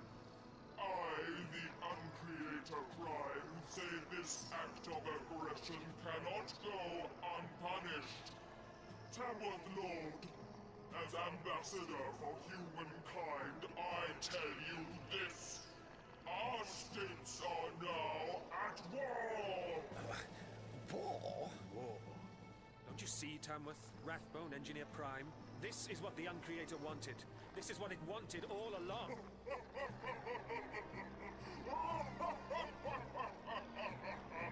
War! Uncreators! Kill them all! They're all around us! Massing for the kill. They've been waiting for this for a very long time. They mean to make this meal last. See what we've done, Rathbone? See what we've done? This is not how it was supposed to be. Pick yourself up, man. You've got your war, now fight it. Well, don't just stand there, you men. Might not be half the man I was back in 1917, but I didn't die then, and I'm not starting now. After me, present arms, and... Have you gone completely mad? They're coming from all directions. You risk hitting the airship if you start firing now. Were you at the sun, Miss Pollard? Oh. No? Believe me, I like this even less than you. Fire! Ow! That's just stupid. Tamworth, will you tell those men to stop firing? What's the point, Doctor? Look, one falls, another three take its place. Rathbone, what's the matter with you? Get up! All over. All over. Rathbone? He's broken, Tamworth. You know, I wonder if the Uncreator Prime hasn't been using him. Affected his mind to ensure he'd shoot the lawgiver. Poor fellow. Pity the rest of us, Doctor. Cease firing! Company, withdraw. Fall back to the ship. You can't just retreat. You can't just leave the Doctor and the others to die. Why am I reminded of Rourke's Drift here? Rourke's Drift, Doctor? This is Custer's last stand. No, it's more like Rourke's Drift. At least this is just how I remember it. No! You filthy blighter, get back! Back! Get back, I say! Did you see that? Tamworth, the creature, it's scared of you. Scared? I should bloody well hope it's scared. Again, man, again. You creatures back! I order you back! I'll have your gizzards if you don't get back! They're shrinking away, Doctor, they are. They're frightened of him. Think about it, Frailing. This generation of Uncreators have never encountered another predator before. They've been chained for centuries. They don't know what we are, what we can do to them. Let's try something. Here, Uncreator. Here, come on. To me. You see? You men behind, you drop your weapons and roar! Roar! Well, you heard the man. Let's have you roar!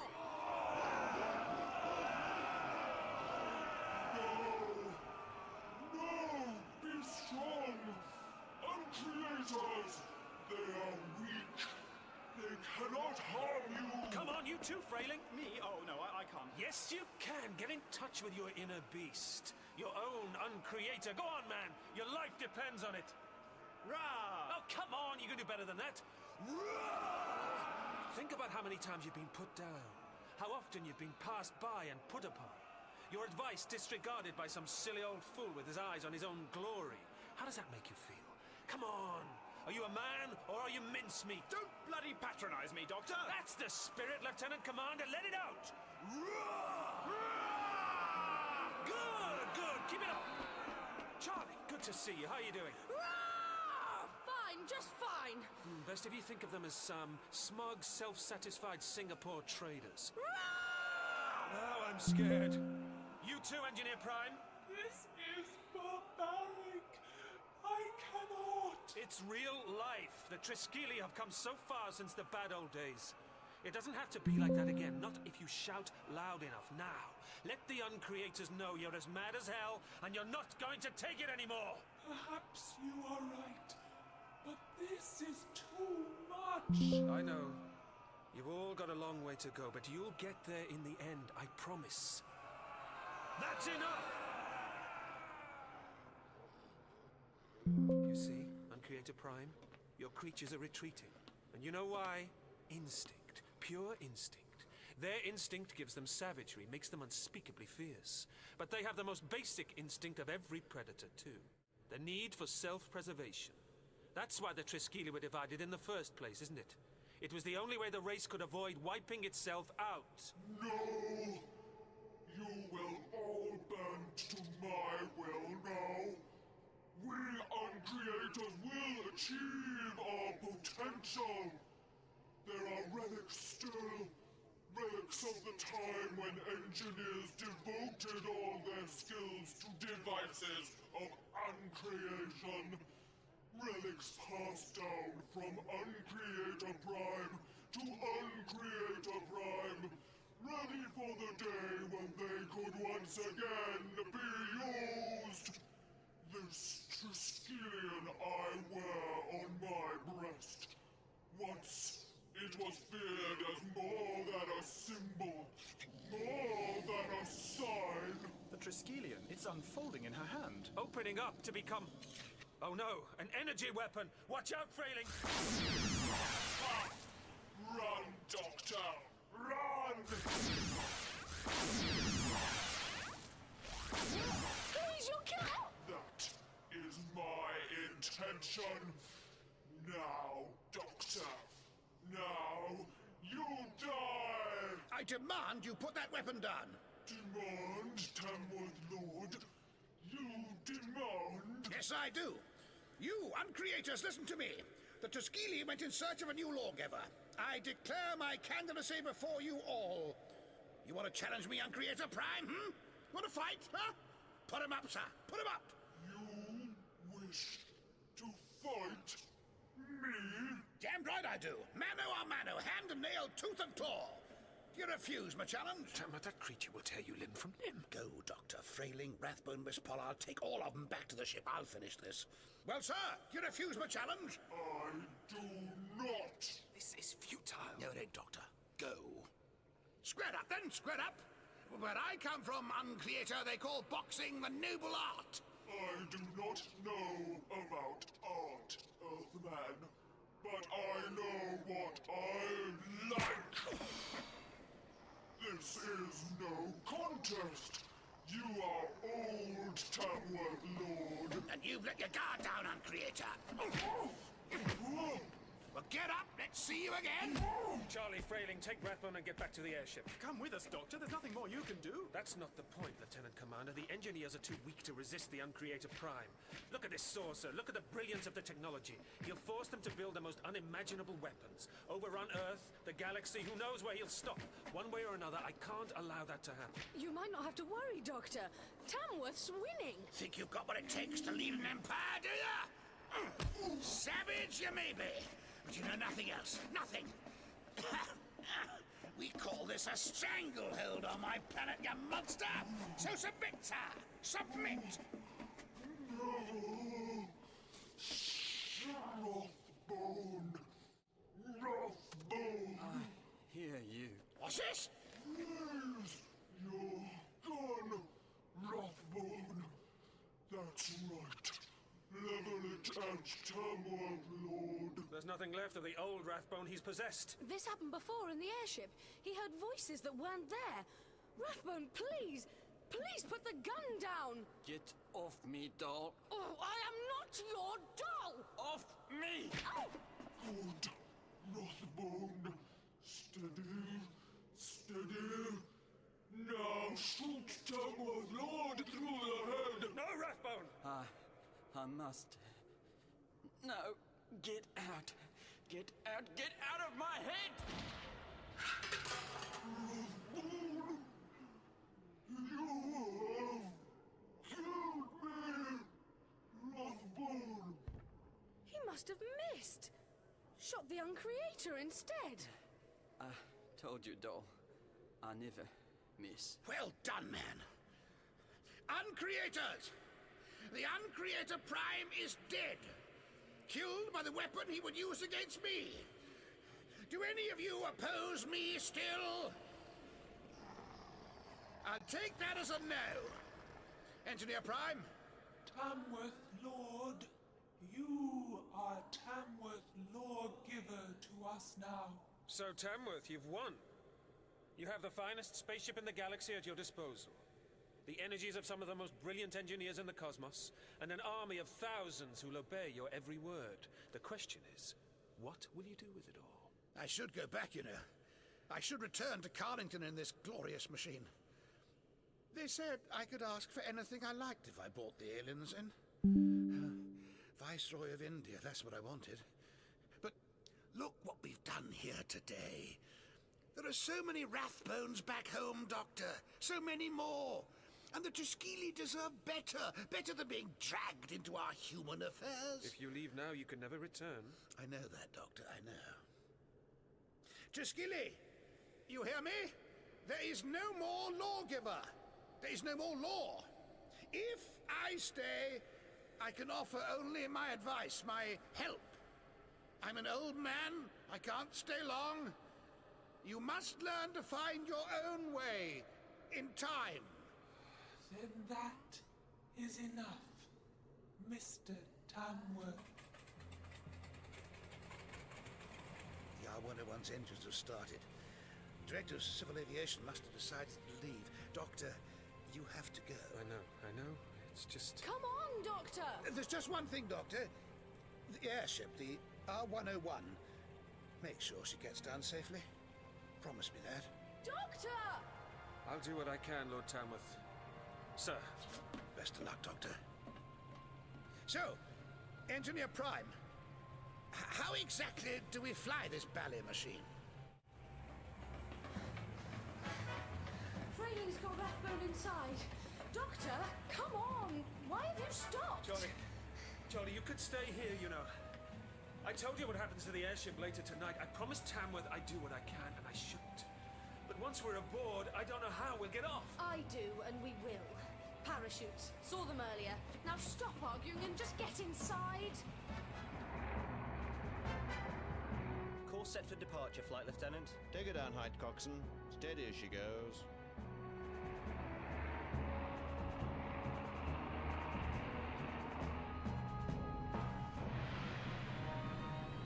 Doctor, look! The Triskeli! They're leaving!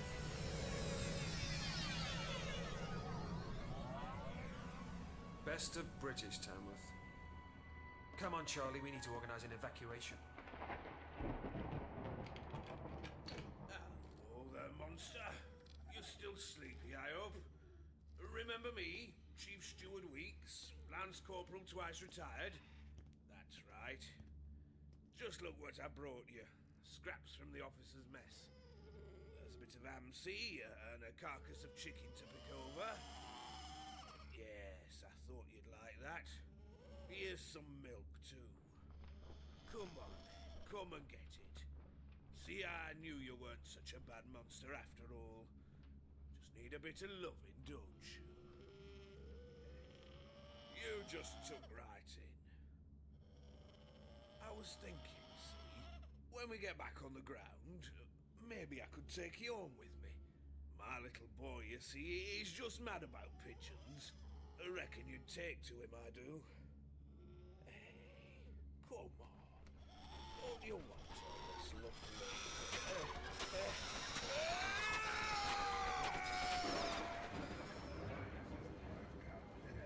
Gentlemen, I give you Lord Tamworth. Lord Tamworth! Doctor, Miss Pollard, come in, there's champagne for everyone. Splendid effort all round. Frayling, there's no time for this now. Doctor, we've snatched a magnificent victory from the jaws of defeat. The Director of Civil Aviation says there'll be medals for all of us. You know what? It'll be Air Vice Marshal Frayling in a few short years. You taught me to roar, Doctor, and I'll tell you something, from now on the world will listen. Frayling, have you gone squiffy in the head? Hello, doll. Frayling, that man should be under arrest. What's the matter, doll? You not pleased to see me? No, Rathbone, we're not. Charlie's right, Frayling. This man is dangerous. You know that as well as anyone. Oh, no, Doctor, it wouldn't do. Arresting the hero of the hour. Hero? That man started the first space war. Oh, things got bad for all of us up there. Rathbone copped the worst of it too, but he still had the wits to come back with our prize. Prize? Rathbone, what prize? What have you done now? You think you know it all, Doctor, eh? But tough luck. You Germans don't get near it. Or maybe you do. Maybe we should try it out on you two first. Oh, no! The Triskelion. You took the Uncreator's weapon, the Triskelion. Of all the...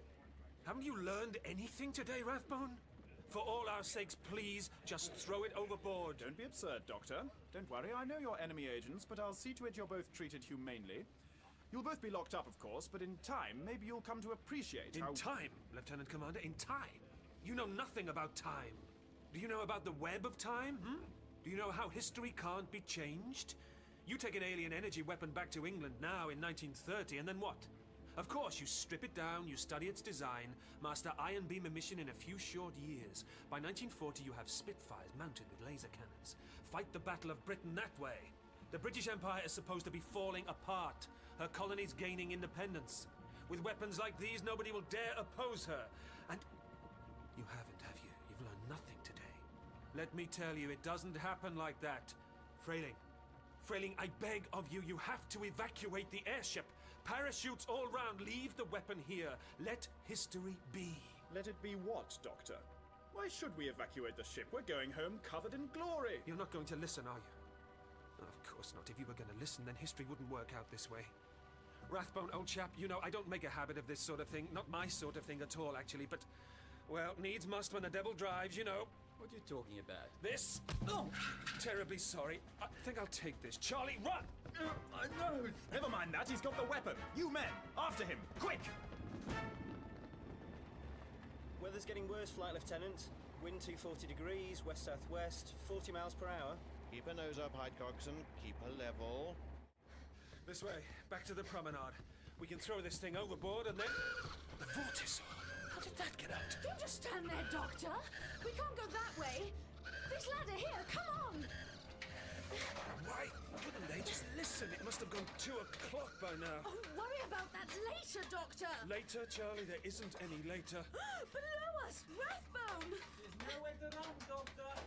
Too right. Oh, Doctor, up here!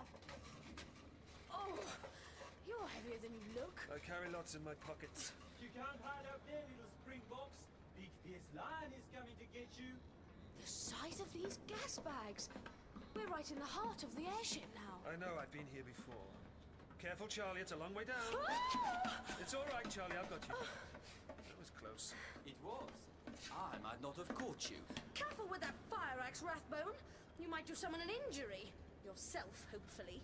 I was thinking of another saying we have back in my homeland, doll. If you want to catch the chicken, first cut off its head. Hand me the weapon, Doctor. Funny, isn't it? I'm the one with the gun, but I can't shoot you, Rathbone. You know why? Oh, of course you do. It's why you've got the axe, isn't it? These huge leather gas bags, all around us. You know, when I first arrived aboard this ship, I thought I noticed something odd about the atmosphere. You see, humans can't sense it, but I'm a little more than human. It's hydrogen gas, leaking out of the vast tattered lungs which lift this vessel up off the ground. That's the thing about the R101, you see, it doesn't work. Oh, the design is magnificent, the vision outstanding, but she's simply too big to fly safely. This crowning glory of the great British Empire isn't lifted by some miracle of science. It's borne aloft on a wing and a prayer. And while I think about it, I don't suppose having a vortisaur raking its claws across the hull has done this ship's integrity any favors. Spare us, Doctor. There's a word to describe you. Windgut. It means... Windbag, I know. Picked up some colourful Afrikaans during the Boer War myself. But it's not this windbag you have to worry about, Uncreator. It's those ones. High above our heads. The thing is, if I were to fire off this Triskelion, created just the slightest spark, I'd ignite the 5 million cubic feet of hydrogen inside those gas bags. And then, woof. No more airship, no more Rathbone, and no more Triskelion. Would you care for a demonstration? Doctor, you wouldn't. You, Doctor? You, the arch-humanitarian, kill all the people aboard this ship just to preserve your web of time. Give me the weapon. You're not fooling anyone. Oh, really? Take a look at Charlie. Look at the worry written all over her face. You see, she knows me better than anyone aboard, but she knows I'm not bluffing. Don't you, Charlie? Doctor, please. I know what happens to the ship, but there's got to be another way. What happens to the ship? What does she mean? Doctor, what does she mean? It's like this. I'm afraid, Mr. Rathbone, that the airship doesn't make it. The gas bags are unable to cope with the buffeting caused by the storm that's whipping up around us. At about 2 o'clock in the morning, that's what? Any minute now, one of them blows completely, close to the bow. The ship's nose cone pitches, and she plunges toward the ground for a full 30 seconds. She manages to level off just a little, but can't gain enough height to avoid an impact with the ground. She rakes across a hillside in Beauvais, northern France, and explodes into flames. They line up the coffins in Westminster Abbey, a service for heroes. The nation falls silent, stricken with grief. I'm very sorry. So you see, it wouldn't make that much difference, all told, if I did end it right here, right now. You wouldn't. Dare, you wouldn't. But what about me, Doctor? What about the web of time? You said that... I said you really shouldn't be here, Charlie. I was right. Give me the axe, Rathbone. Let me chop this weapon into little pieces, and then we can all get on with getting off this ship while there's still time. Okay, Doctor. I believe you. You win, hey? Like hell. Look out! Well done, Rathbone. That's the hull breached. Not gonna keep those gas bags stable, is it? Oh, give it a rest with a yak, eh, Doctor? And that's the forward gas bag torn. Keep it up, Rathbone. You're making history. Can't miss you from 3 feet away, Doctor. Time's up. You don't know how right you are. You want the Triskelion? Catch! I have it. I have it. What's happening to the ship?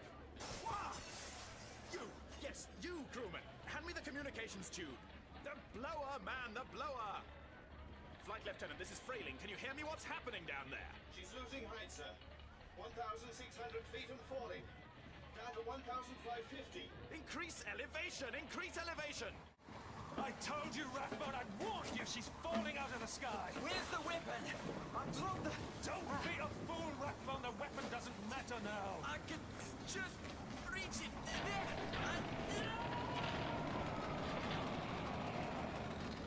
He's gone! Doctor, hang on! I'm being sucked out!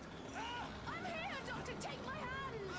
It's no good, Charlie! I'll pull you through, too! Oh, please, Doctor, just take... Charlie, get to the stern if you can, by the engines.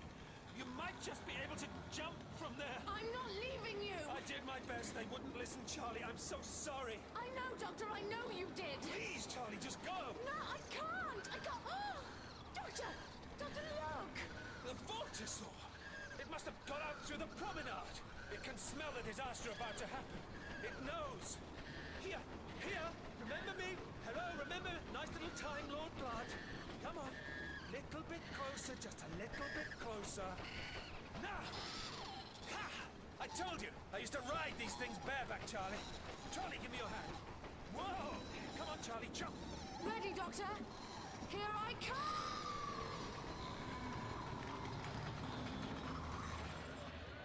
Flight Lieutenant? Flight Lieutenant, are you there? No. It's too late, chaps. Can't get out now. Should have listened. Ah, well. There's still one last bottle of champagne. Gentlemen, a toast. I give you His Majesty's airship, the R101. And may God have mercy on all those who fly in her.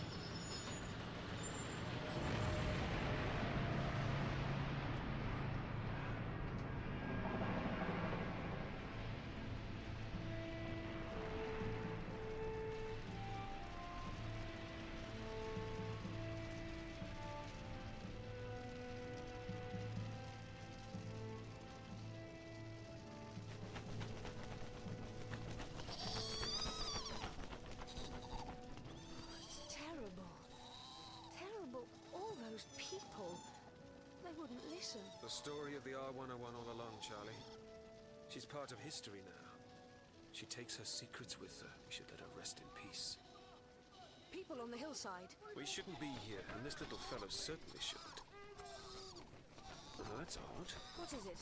The Vortisaur. It's like he's suddenly afraid of me. Oh, no, it's not me. It's you. Charlie's afraid of you. Oh, but that's just silly. I haven't... Hey! Hey, come back! Come back here at once. I haven't done anything to hurt you, silly thing. It wasn't anything you've done, Charlie. It's what you are, isn't it? Very sensitive, Vortisaurs. They know when something's up with time. And something's very definitely up today, isn't it? Oh, stupid, stupid, stupid Time Lord. What have you done? Think. 54 people set off in the R101 yesterday, so 54 bodies should be accounted for here. Here in this twisted skeleton spread out over this hillside, but there's no Tamworth, so that leaves 53. But there should be one more.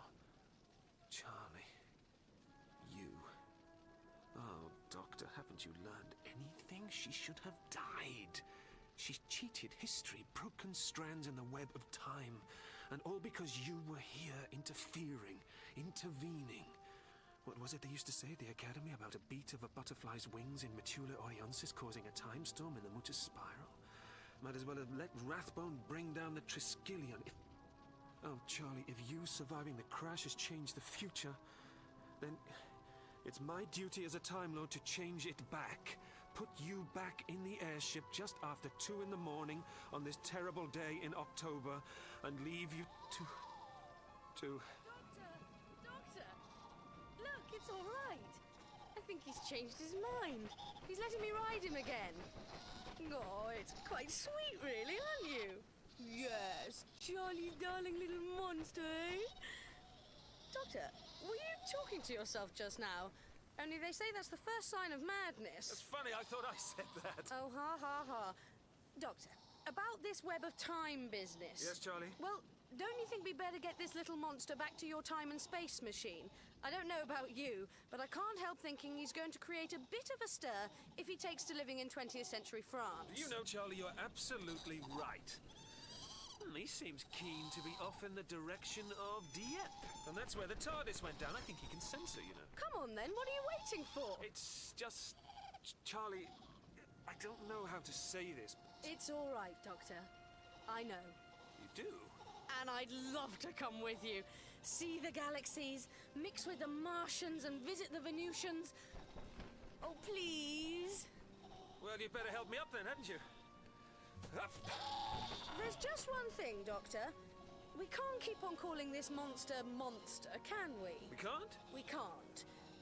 And I was just looking at his little face just now, and do you know, he's the spitting image of Mr. MacDonald. Who?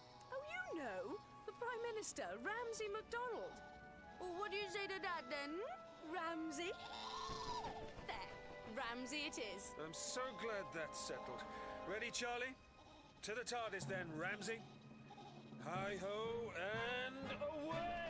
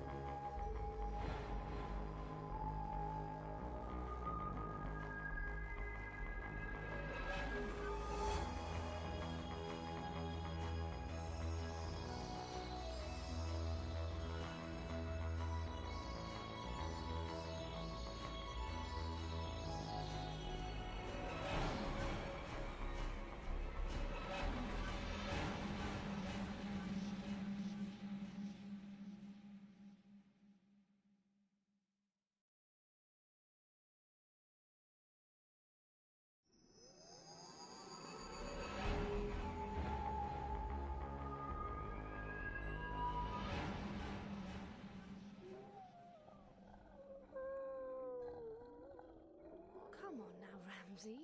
What's the matter? What is it? Aren't you glad to be going home? Oh my...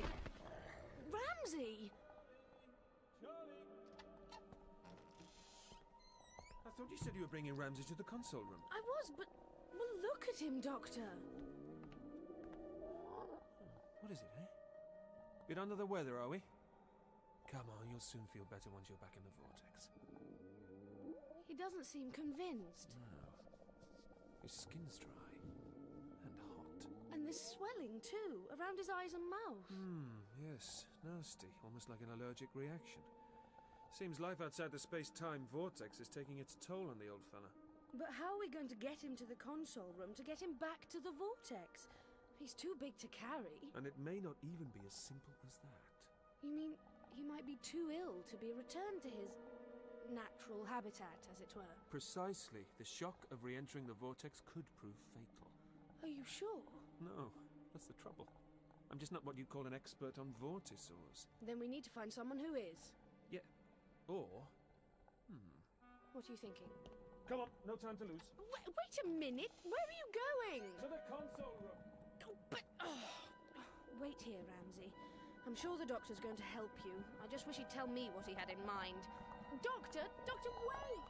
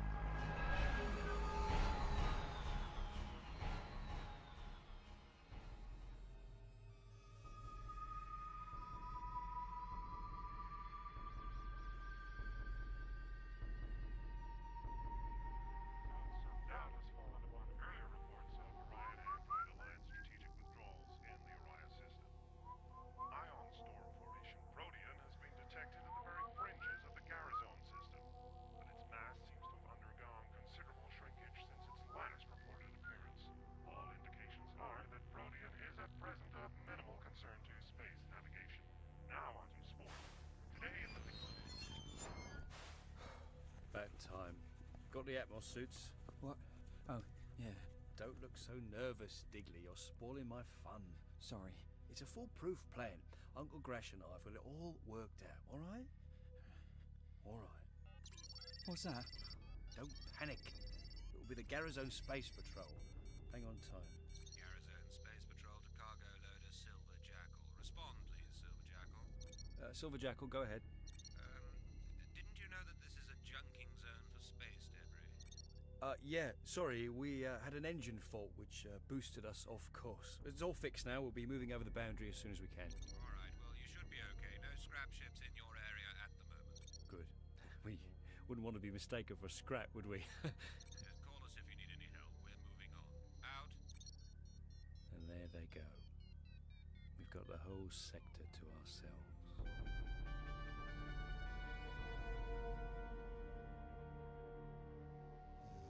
We doubt that even though Protean's progress has proved unpredictable, no official warning of navigational disruption has... Thinis? Oh, what? I've got something on the scope. Long range. Magnify.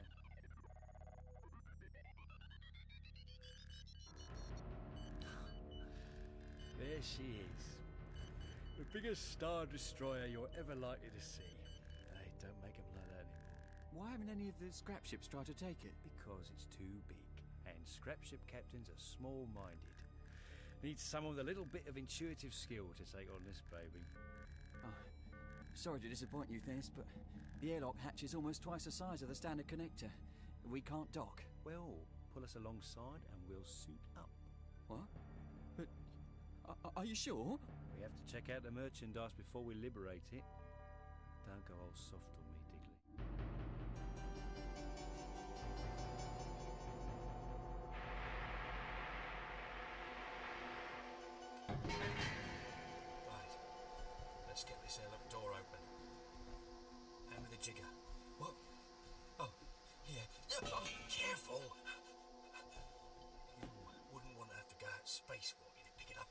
did you? No. No, sorry. Right. Now just calm down.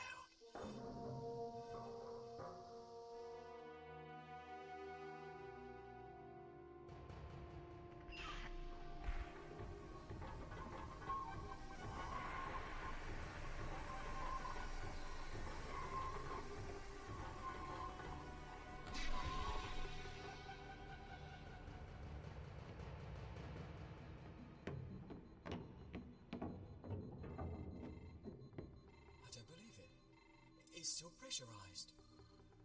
Nice one.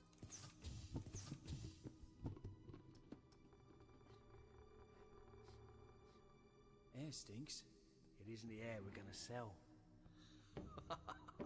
This is better than I'd hoped for. Can't see any damage. I bet the weapon systems are in perfect condition. Those squaddies in the ride will give anything for high-class equipment. We are going to make a killing. What was that? We disturbed the air a bit. Probably a door banging shut. Oh, yeah. Look, I don't like this, Dennis. Just because it's a bit dark? Don't worry. I'll get the lights working for you before we start tearing this place apart. Come on. Oh, no. Look, that's it. There's something in here with us. I've heard about this kind of thing. Shut up, will you? You're committed to this little job now. You were keen enough when all you could see was a load of money to get you out your boring little scrap ship navigator's job. Now, come on! I'm not moving! You will if I'll start shooting at you! Look. Old spaceships make noises. This isn't one of your cheap churn-out-and-hurry jobs they make today. This was made when they built them to last. So? So? The hull's probably adjusting to our weight. Oh, is that the best you can do, Thinnis? Didn't you do physics? Look. What the hell's that? I told you there was something. It's coming straight at. Shoot it! It's no good. What? Fire again. Together. It's not even scratched. Diggly! Run for it!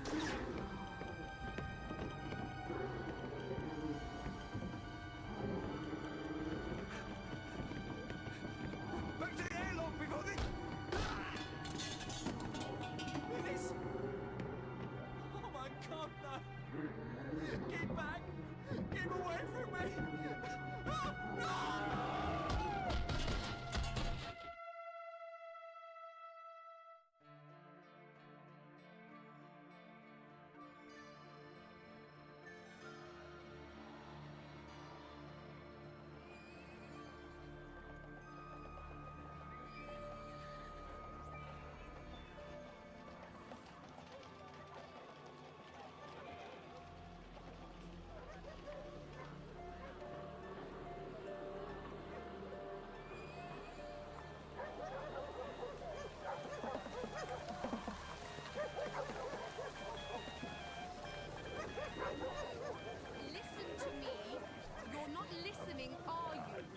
Vortizors.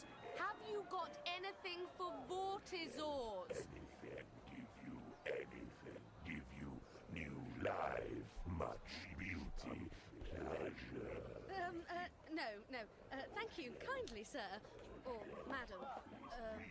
You see, his skin's gone all dry and there's swelling here around his eyes and mouth. Eyes, your eyes, beautiful eyes, all the stars. Yes. I don't think you really know what I'm talking about, do you? Oh, excuse me. Doctor! Body, taste, essence of life for you. I'm sorry, I've just seen a friend of mine. I really have to... Doctor! Stars, your eyes like stars, the pleasure. How dare you! Get your hands... or whatever they are. I'm sorry, but I'm afraid you left me no choice but to... Doctor!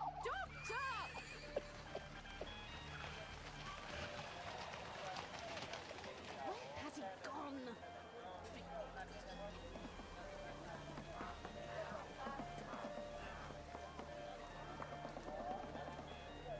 Doctor! Where are you? No luck then. I thought for a moment you were going to cry out for help. Oh, how can you be so annoying? I wasn't stopping you from helping me, you know. Far be it from me to interfere, Charlie. You seem to be coping more than adequately. Really? And he, she, or it didn't know a thing about Vortisaurs. Are you sure we've come to the right place? Well, there's no better place than the Garazone Bazaar for finding ancient remedies and mystical tomes. It's a den of iniquity, that's what it is. I thought you'd be interested in glimpsing the future of human society in all its grim and grimy glory. Human? Most of the creatures here aren't what I'd call human. Terrible thing, this interbreeding. Oh, don't be disgusting. Come on, Charlie. This looks hopeful. What? Oh.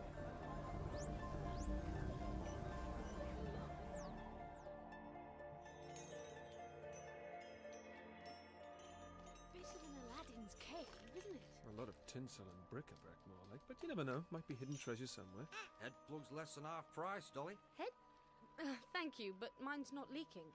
Huh? Doctor, what on earth is a head plug? Nothing on Earth. Hello, doing a spot of moonlighting, are we? What do you mean? My friend and I parked our ship at the space dock. I'm sure I saw you leaving the main gate earlier on. No, it weren't me. Oh, I know you've been careful enough to unclip your insignia, but the shirt is standard issue. Nobody else makes them quite like the Merchant Space Corps, do they? Yeah, well, look, I'm about to shut up shop, so if you don't mind... Ship leaving today, is it? The Corps take a dim view of moonlighting, I expect. Don't worry, your secret's safe with us. What do you want? Just to browse. Who sent you? Can't say, sorry. Can't say what? Neither can she, can you? No, definitely not. So, what happens now? As I say, we just want to browse. You mind? All right. Thank you. I'm sure we won't be long. Yeah, well, I'll be out the back if you need me. Right. Let's have a look around. Wait a minute, what was all that about? Remedies of the ancients. Interesting. Doctor? Oh, I think our moonlighting shopkeeper thinks I'm some sort of undercover official. Customs and excise, probably. Smuggling was rife in the Garazone system, but he's too scared to ask for ID because then he'd be giving himself away for sure. If you're not careful, you'll bluff yourself into an early grave. Early? Some would say overdue. Hey, look at this.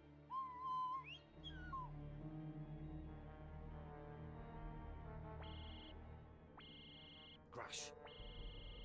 Crash. Come in, Crash. All right, don't bust a gut. You better be encrypting this call. Of course I am. Listen. No, you listen. I was about to call you. I think we've been rumbled. What? Ike, my son, stop being paranoid. You said Diglett was paranoid. Then him, Thinness, and the Silver Jackal vanished without trace. Now listen, we've got a couple of goons here. They're rifling through the stock. I think they're onto us.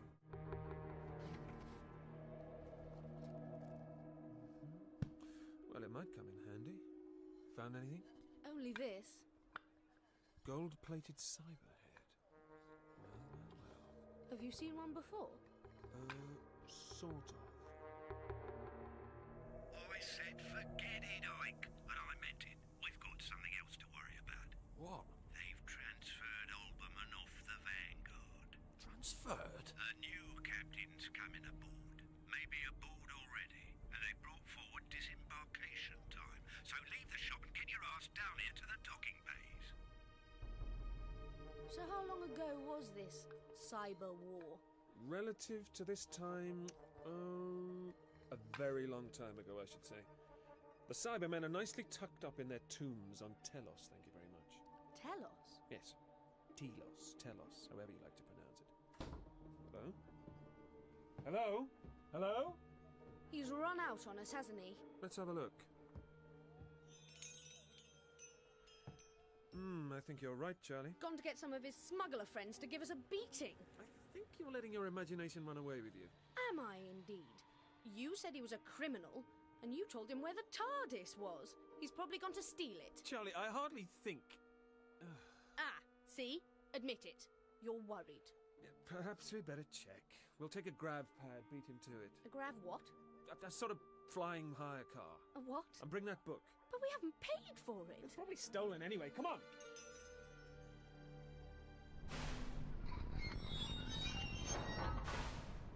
Loading bay to Vanguard. Vanguard, Navigator Vol, is that the last of the supplies aboard? No, Captain.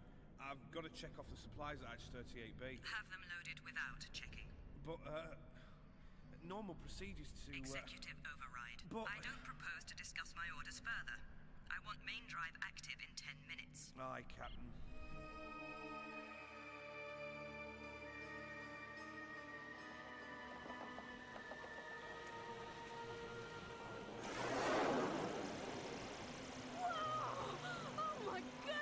Impressed?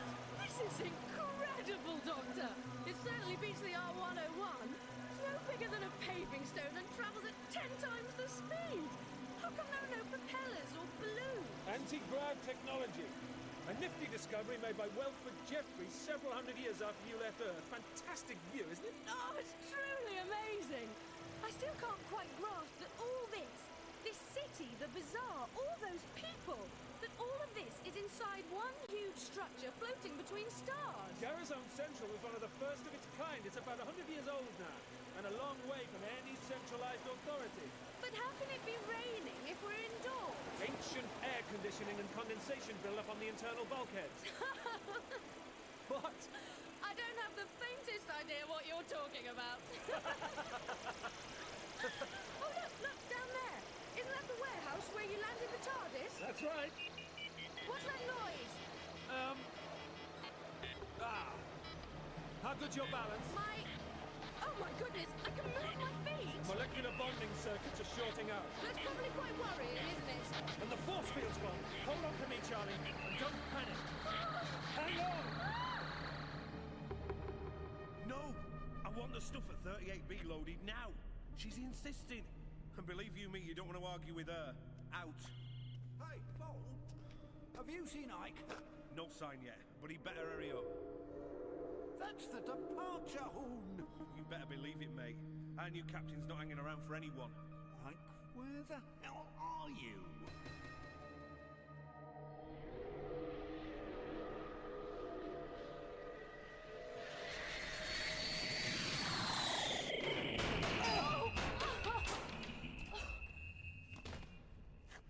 Still in one piece? Ow!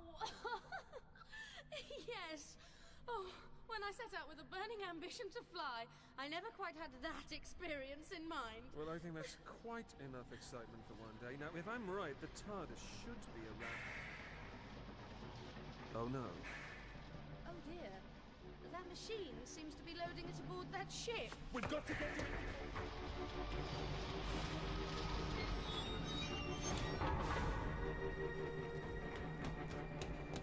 Too late.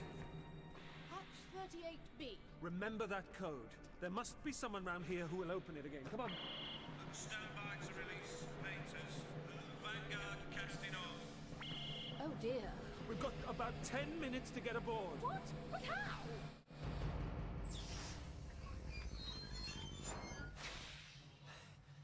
Well, that's what I call cutting it fine. I just got through the main gate when I heard the bleeding horn. What's with this new captain? Seems the little lady is in a hurry. I'm getting a bad feeling about this trip.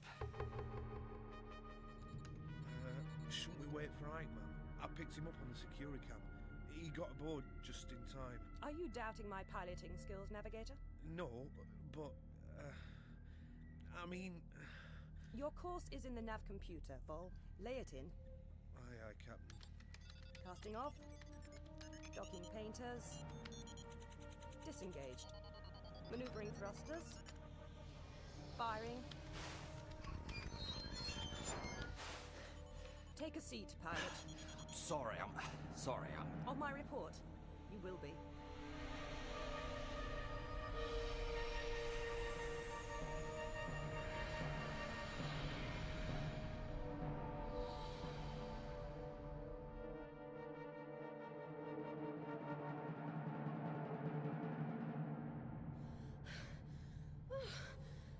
I didn't think we were going to make it. That, Charlie, is what a sonic screwdriver is for. We better find the TARDIS. I presume there's some means of switching on an electrical light in here. Not very likely. This is a waste bay. The TARDIS was being loaded as part of the cargo, I should imagine. We'll just have to feel for the door. Then find a cargo hold marked 38B. I hope the crew are friendly. I'm hoping they'll be too busy to notice us. Scrapship Vanguard to Harbour Master. Respond, please. Vanguard, you're clear to pass Dockhead. That was some exit, Ike. Never seen you move so fast. Not guilty, Dave. A new captain with a flea up her backside. See you next month. Out. She could be listening to that from a cabin, you know. She's the type who'd do that. Vol, I'm really scared. You better watch yourself, mate. I know you think you're indestructible now, you're part of Grash's little family. But I'm warning you. Captain Miss Diva Jansen is no Alberman. Did you clock her uniform? Yeah. Was it well, don't she? This is true. No, seriously though. I wouldn't like to get on the wrong side of her. That's a pretty fancy sidearm she was packing. Oh, so she's gonna shoot me, is she? What? I wouldn't put it past her. She's been giving me the evil eye ever since she got aboard last night.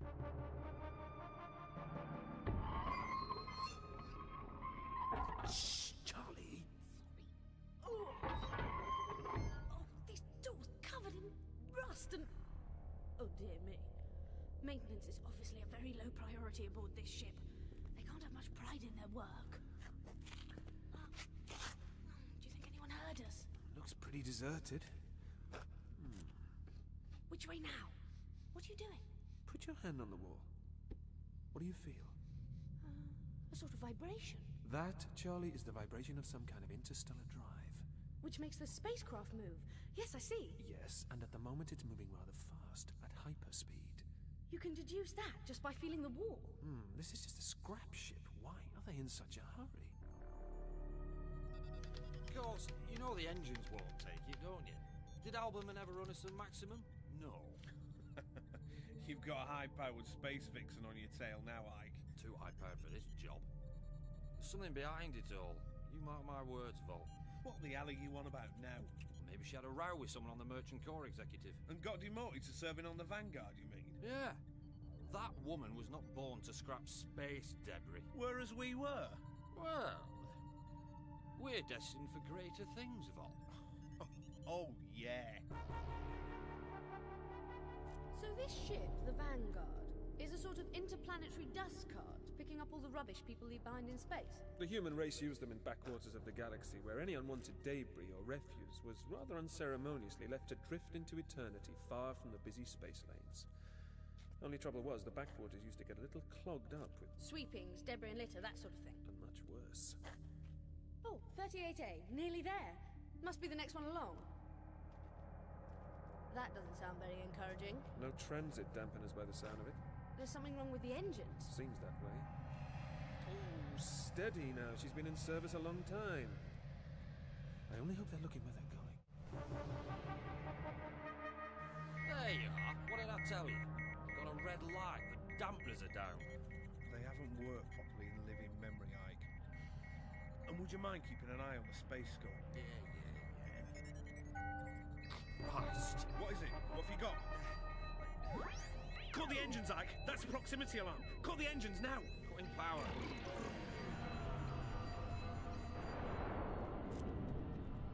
They've cut the power.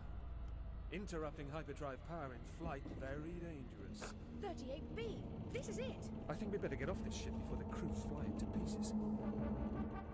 We're out of hyperspace. New coordinates reading 569742. Never mind the bleeding coordinates, look at that! Is that for scrapping?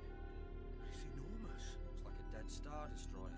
I've seen him in my book of... Evasion maneuvers, Ike! We're gonna hit! Right.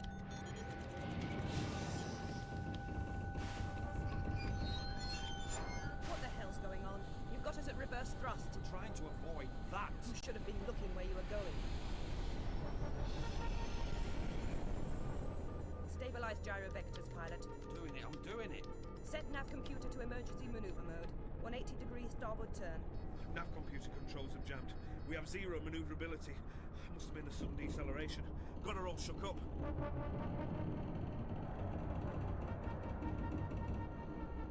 Reinitialize the hyperdrive.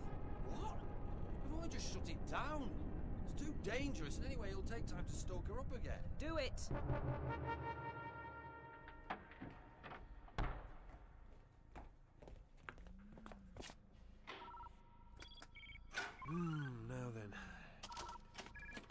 and see how Ramsey's feeling. Do you think that book will be any help at all? Might give us a few pointers. Ah, that's it. What's it? I patched the TARDIS scanner into the visual transmissions from the Vanguard. You mean we can see what their captain is seeing? Yes! Oh my goodness. I knew they must have been trying to avoid something. Why else slam on the brakes so hard? She's a beauty, isn't she? I don't know. There's something cold about it. Everything's cold in space, Charlie. It's moving towards us, isn't it? Oh dear. No. We, or rather the Vanguard, is moving towards it. Space collision. Time to go, I think.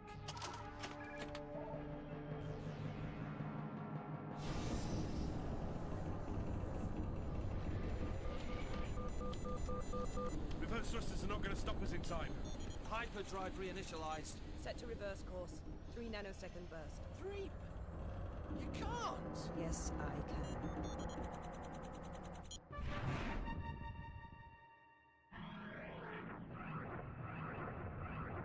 What was that?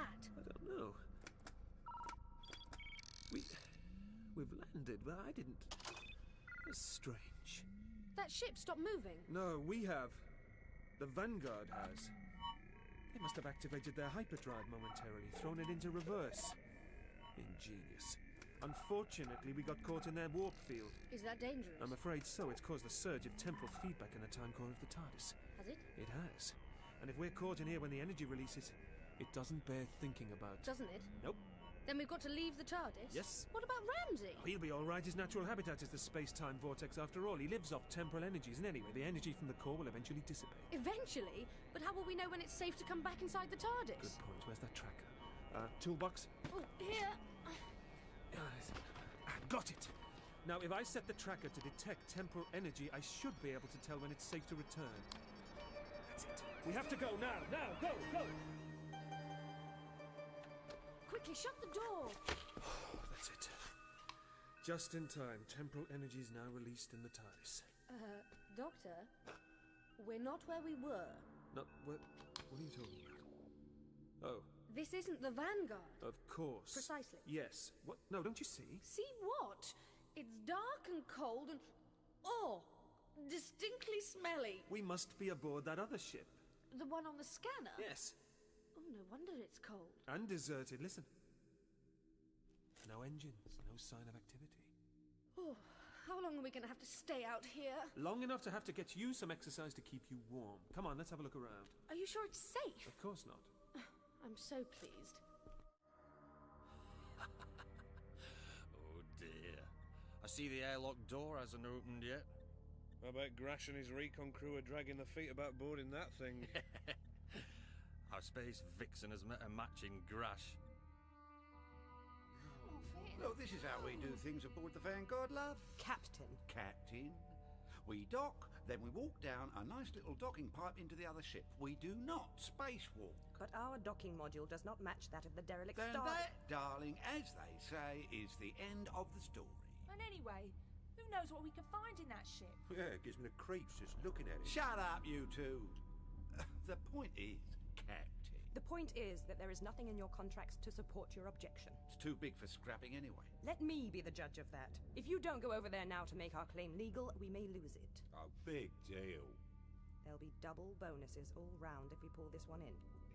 Double bonus? If we survive to collect the money. And this would be the control room. Very bare, isn't it? They evidently didn't have much time for the finer things in life, did they? Who? Well, these space men, or whoever they were who lived here. Perhaps they took their luxuries with them. You mean one day they just decided to leave with all the carpets and cushions? Here we go. Star Destroyer. Derelict. Sighting. Oh, she'll have your vitals for this, Ike. That terminal commands access only. What's it say? Well, there's a design configuration. That's the one. Aye. Really is enormous. sightings reported by scrap ships Intrepid, Magenta and Bulldog.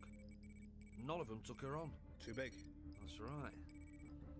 Reference Garazone Space Patrol report E200. Cargo loader Silver Jackal. What the hell's that? God, I've come up against a top priority security block. I'll have to get down to the central terminal to break this one. Turn it off before... Is this a hobby of yours, pilot? Yeah, well, Because it's a very dangerous hobby. This chair's huge! They must have been, well, big people. Did you notice how large the door frames are? Yes, yes, enormous! Total system shutdown. What was that?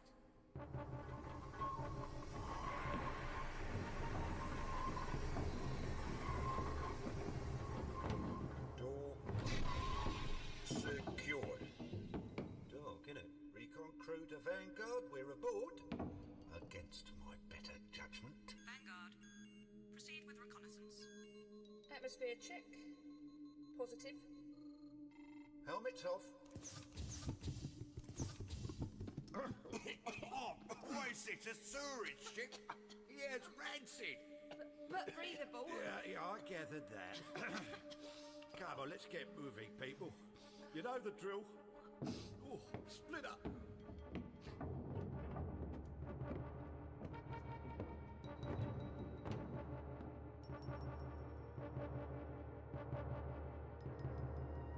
It's quiet now. What do you think it was? Someone coming aboard from the Vanguard. Someone leaving? Someone waking up. Waking up? Waking. Just a thought. Doctor, look! There's an electric light flashing on that panel. What do you make of it? Something's activating. Don't know, I think we've seen enough. Let's get back to the TARDIS. Perhaps that temporal energy is dispersed by now. We'll take a reading on the tracker when we get there. Come on.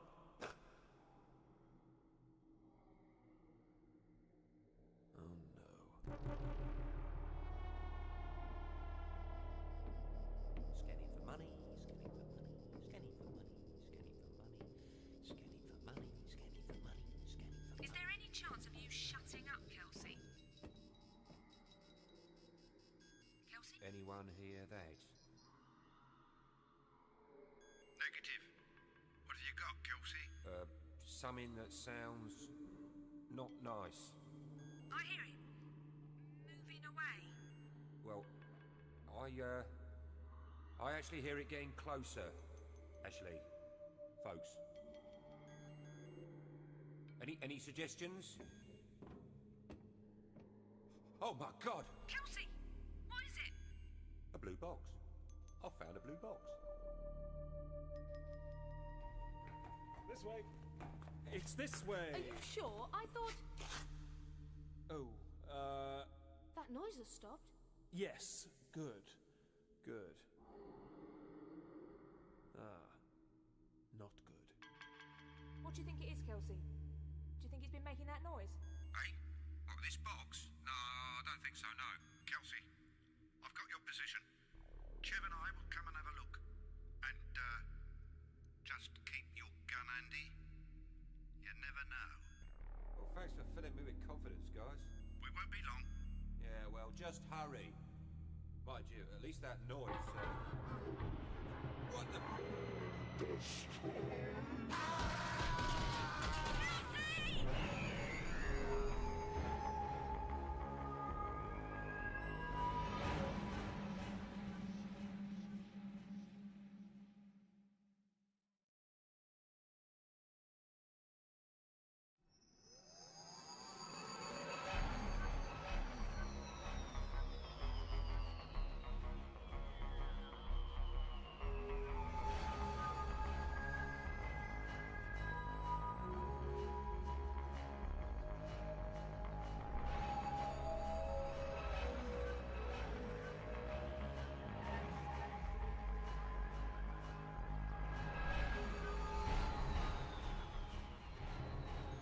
Thanks for filling me with confidence, guys. We won't be long. Yeah, well, just hurry. Mind you, at least that noise. What the?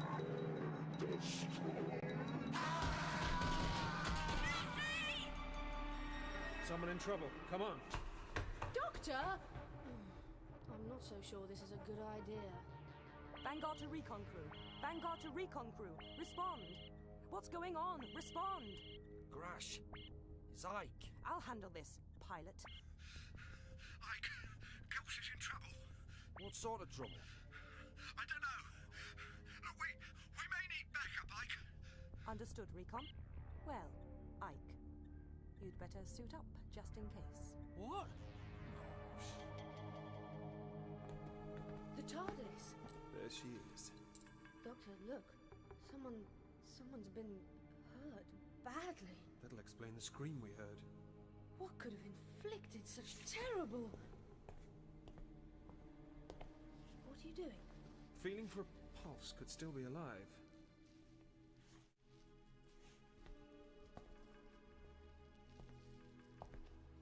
Found one? Not sure.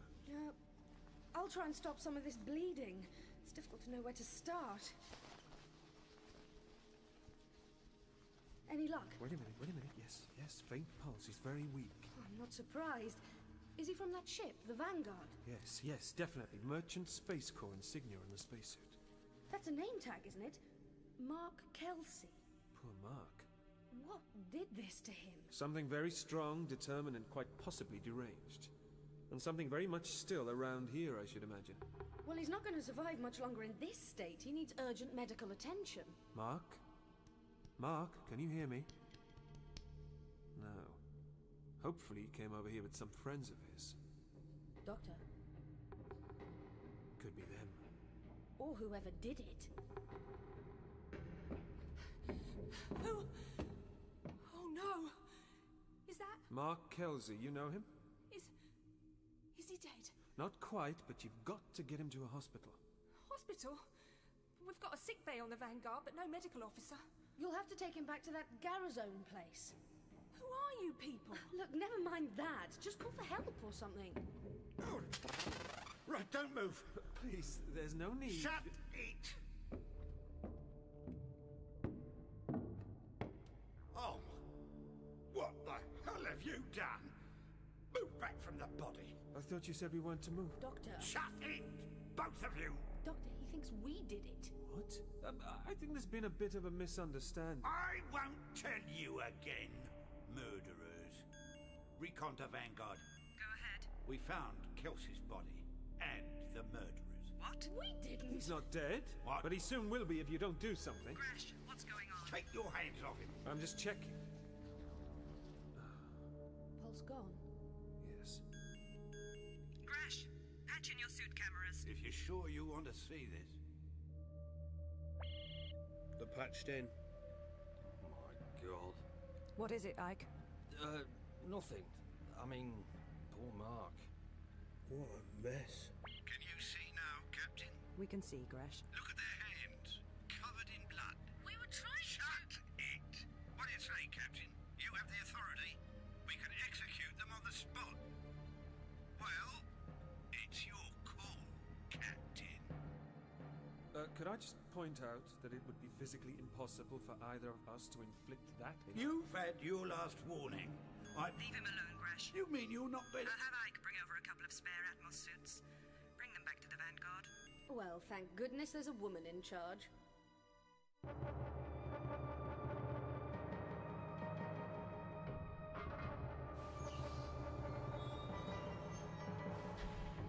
Outer door closed.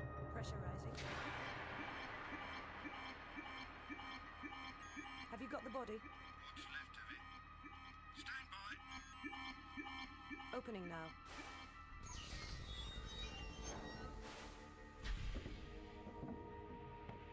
Ike, you and Chev take the body to sick bay. Aye, Captain. You fit, Chev? Yeah, sure. I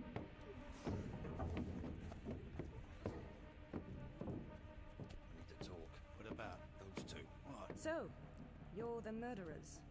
I don't think you really believe that. Shut up! Who are you? I'm known as the Doctor, and this is... Charlie Pollard. We're travelers. You're the captain. What were you doing on the Star Destroyer? What were we doing, Charlie? Well, Doctor, we were getting some exercise, or rather I was. Yes, stretching our legs, just looking around. Just looking around. Yes, I do rather a lot of that. Captain Jansen, come in, please. What is it, Vol? I've picked up some kind of freak transmission on the internal security monitor. Where's it coming from? Airlock reception. Where you are. Grash, scan them. Right. There's something on him. You mind? What are these? That's his sonic screwdriver and his tracking device. Thank you, Charlie. And I assure you, neither of them are transmitting anything. Satisfied? I'll keep hold of them for now. I'll take those, Grash. Thank you. I'm still picking up that transmission, Captain. What's that? What? Stay where you are, Doctor. You saw something? Yes. Yes, something moving on the deck. Over there. Doctor? It's gone now. What? What did it look like? There's nothing there. He was just trying to confuse. Transmission source is moving rapidly. Where to? It stopped. Fascinating. What's the matter with you now? Look. Down here, on the deck. Just watch it. It's all right, Grash. Let him go on. What is it that's so fascinating, Doctor? Can't you see? Yes. Leading from inside the airlock, over the edge of the door seal and off over there where you said you saw something.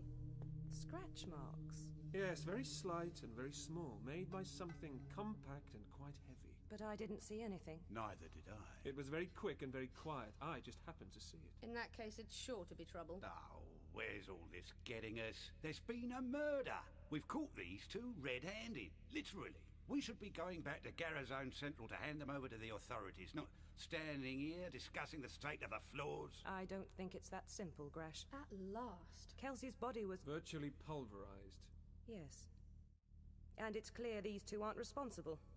I grant you they've got a lot of explaining to do, but I'm not prepared to abandon our chances of making one of the biggest hauls in the history of salvaging. They could be androids, on the run from the Orion War. They're strong enough and crazy enough to tear a man to pieces. They aren't androids. How do you know? Because there aren't any outside Orion, and that's light years away. Here, what's the matter with the lights? Vol, what's going on?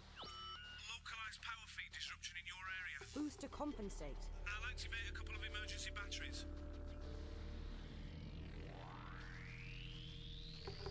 It isn't making any difference.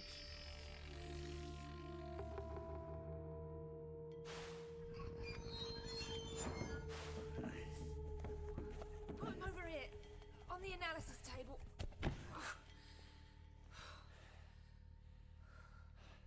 Poor Mark. Yeah. And it could have just as easily been me. You reckon those two did it? Well, I found them over the body. What did you want to talk to Grash about? Hey. What's wrong with the lights? Vol? Don't tell me. Why aren't your lights working? I don't know, mate. All I know is that it's spreading. Just sit tight. Captain? Captain, it's spreading all over the ship. I've cut in all the emergency batteries, but the power just doesn't seem to be getting through. Can you isolate the fault? I don't know, ma'am. I've started in your section, but hang on a second. There's disruption on the main board. Now my lights are starting. Damn. Is there some way of accessing the power systems from here? There are maintenance hatches all over the ship. Can you show me the nearest one? What are you doing, Captain? He can't be responsible for this, can I? Even if you do think Charlie and I are capable of suddenly transmogrifying into superhuman psychopaths, I don't see how you can possibly deduce that we're causing this power disruption. It's this way, Doctor. All right. Move. Here. Look at that. Someone's burned a hole in the hatch. Are you going to blame us for that too? And look here, leading to it. More of those scratches. Yeah, but wouldn't we have seen a flash or something? I mean, if someone had shot a hole... Not if that someone was incredibly small, and the weapon was a powerful, highly focused... Death ray? I was going to say energy beam. Same thing, isn't it? Ah! Too hot to get your hand through? Hasn't someone got a key to open it? Yes. Thank you.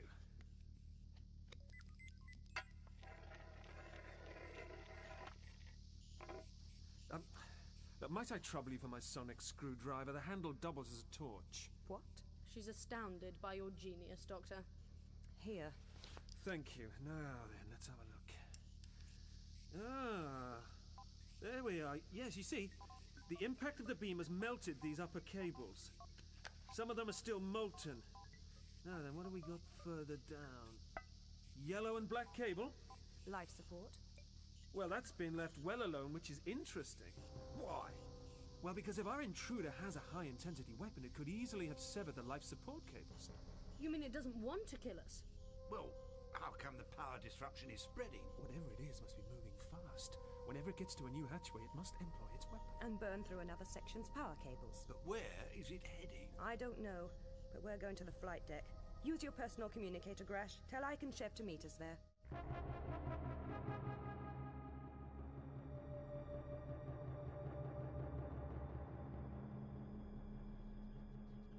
Vol, is there any way you can find out where the intruder is heading? Well, I suppose one of us could go prodding around in the infrastructure with a big stick and a torch. But apart from that, no. I've got no power for the security scan, you see. On top of that, 90% of the ship's lighting's blacked out. The interspace transmitter's dead. Where the hell has this thing come from? That's what I want to know. I would have thought that was obvious. Blimey, it's dark out there. What are they doing here? Oh, we're your scapegoats. You'll be dead scapegoats if you don't shut up. In which case, you'll be on trial for murder, Chev. Did you see what they did to Kelsey? Calm down, Chev. Think about it. What proof have we got that they really did it? They don't look anywhere near strong enough. Well, their hands are covered in blood. We were trying to stop your friend from bleeding to death. If you'd rushed him back to your sickbay rather than worry about accusing us, you might even have saved him. Don't you dare! Chev! Perhaps we should calm down a little. I'm inclined to agree, Doctor. Chev, they'd be covered in blood from head to toe if they'd done that to Kelsey. Which leaves you with a mystery, one that we could help you to solve. That's very generous of you, Doctor. All right. So, where did this thing in the infrastructure come from? Well, are you and Chev, is it? Yeah. Are we what? Well, you haven't changed your spacesuit since you got back, have you? No. Grash? No, what are you getting at? Ike? No. Could you turn around so we could see your backpacks? What? Captain, are you just going to stand there and let this clown... Do as he says, Grash. We'll keep an eye on them. In case we transmogrify. Thank you. Yes, very sturdy metal backpacks. Have a look, Charlie. What am I looking for? Remember the deck by the airlock? Oh. You're clear, Chev. Now, Ike. Doctor? Well, well, well. Grash? No, yeah. What is it? Quite a different story, you see, Captain? Scratch marks like the one we saw on the deck. Eh? Yes. Let me see. Oh. So, what are you saying then?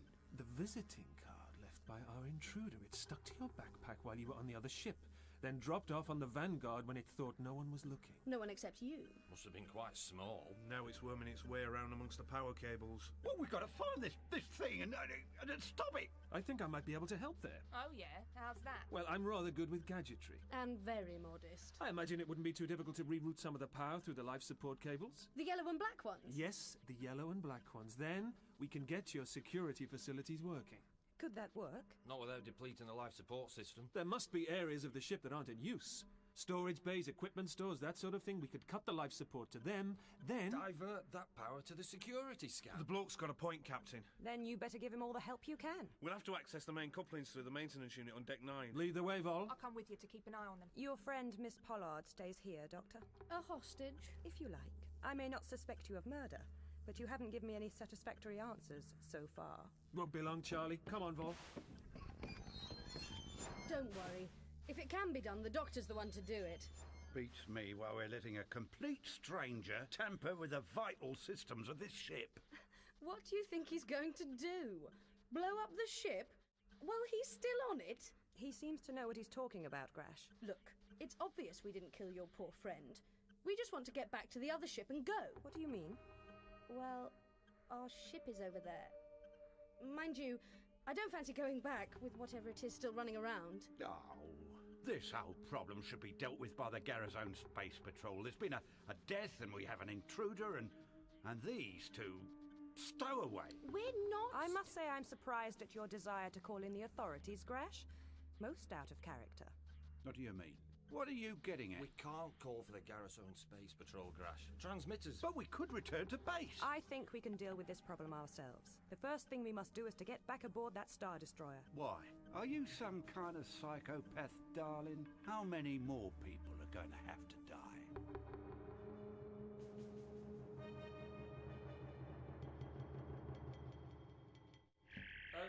Can you get me a bit more power, Vol?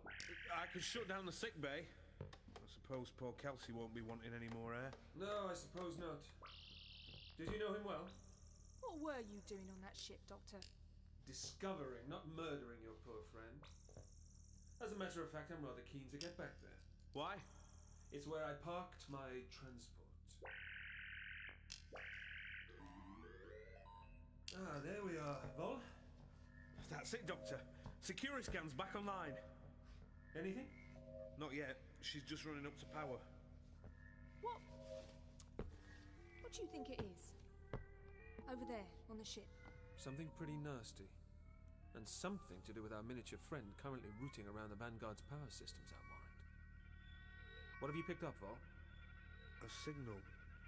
Something's transmitting a signal at the stern of the ship. Same as before? Exactly. The Doctor's as good as his word, it seems. Whatever it is transmitting to the Star Destroyer. Have you noticed where it is, Ike? One of the stern compartments. Well done, Doctor. I trust you've been well treated. She has. Yes, it's been my little home from home. What do you make of that signal, Captain? It's being beamed directly at the Star Destroyer. We must get over there and find out who or what it's talking to. Oh, yeah. I'm sure you're very anxious to get back to your ship and escape. What? I didn't think there was any harm in telling them. I assure you, Captain, that I have no intention of merely running away and leaving you in your predicament. I'm sure you haven't. But just to be certain, Miss Pollard will remain here. Right. I have one volunteer for my recon crew. I beg your pardon? I share your desire to solve this mystery, so that I can get on with this job, Doctor. So, who's joining us? Grash? I'm not going back aboard that ship with something on it waiting to do to me what it did to our Mark. Me neither. Well, at least you accept that the Doctor and I aren't murderers. The only thing I'm prepared to accept is Merchant Space Corps standing orders, which state that space junk like you two gets locked up, and captains who unnecessarily endanger their crew get relieved of their command, as of now. Put the gun down, Shut Grash. up! I'm working by the book here. I think he's right, Captain. Ike, Paul, to your stations. Get your rears into gear. Engage main drive. Get it out of here. Oh, look, Grash, I know how you feel about Mark, but couldn't we all just... Ike, tell your mate to shut up and do as he's told. Vol, just... All right, all right. You've officially taken command, Grash? Yeah. I'll put it in the log. I take it you're backing me. Yeah, of course, sure. Family loyalty. Setting course for Garrison Central. Powering up thrusters. Now.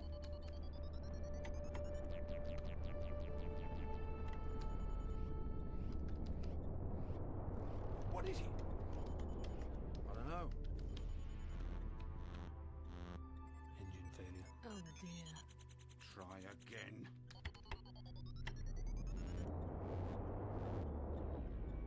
No response.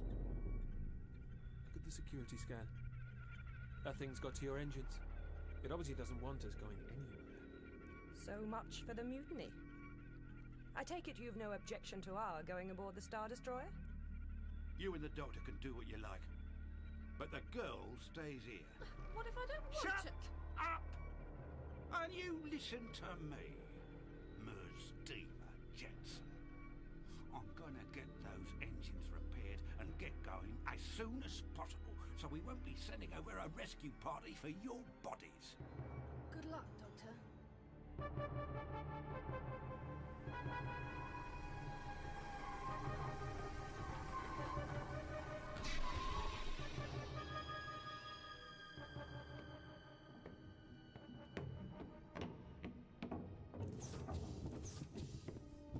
Why didn't you come over here earlier? Not my job. But you're here now. You're very driven for a scrap ship, Captain. Driven? Have you any idea how much this kind of ship is worth in salvage? And precisely what kind of ship is it? You do realize that's probably whoever killed Mark?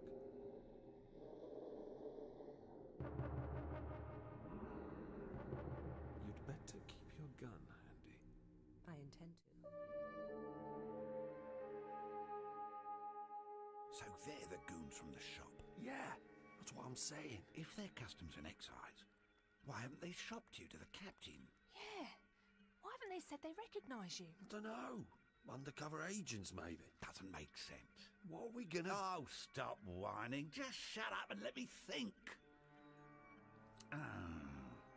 You do realise they could blow our whole business operation wide open. Don't you think I know that?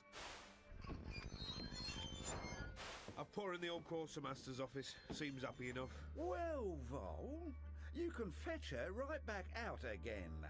Hey, I want you and Ike to get down to the engine room and start repairing the main drive pronto. But what about that thing down there? It could be, you know, hostile. Which is why they'll be taking the girl with them. You can use her as bait. You wouldn't. Why not, if she is customs and excise? What? Trap shut, Vol. Well, get a move on, the both of you. I am the captain after all.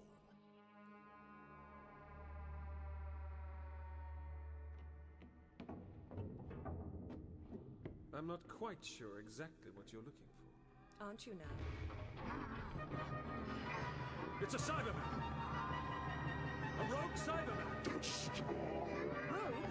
Aim your weapon at his chest. Look out, Doctor!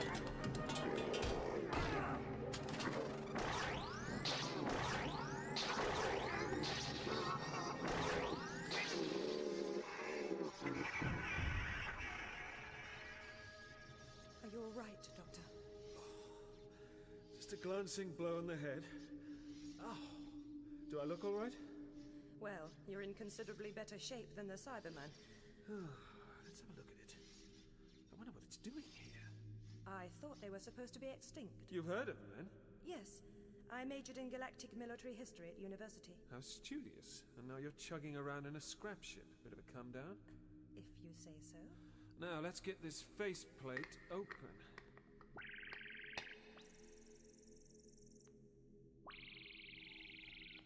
Interesting. It's receiving a signal. Of course. And I'll give you two guesses as to where it's coming from. That thing in your engine room is a cybermat.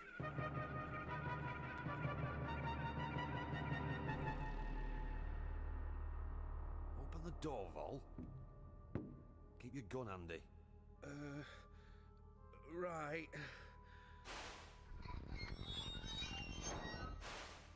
In you go, darling. Why? Ike, this doesn't seem right. What doesn't? That thing's in there. The thing that disabled your engines with its high-intensity death ray gadget. Death ray? Oh, whatever you call it. And you want me to go in there? That's the idea, Dolly. Look, why are you doing this? Have the Doctor and I given you away? No. So why? Look, what's she talking about? Nothing. Just get in there, will you? I'm talking about Ike's nice little sideline in smuggling. Shut it. Oh, God. Oh, you're such a bleeding idiot, You Ike. can shut up too, or I'll send you in as well. Now listen to me, darling. I'm just obeying me boss's orders, understand? You go in first and find out where that thing is. When it blows a hole in my head.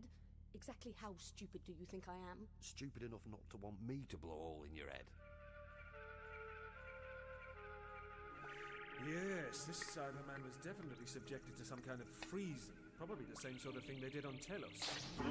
Ah! Hold it down! I thought it was dead. Yes, it was. I mean, it is. Sorry, I was tampering with the cybernetic nervous system. That was this chap's problem, you see. Some sort of fault must have occurred in the refrigeration process.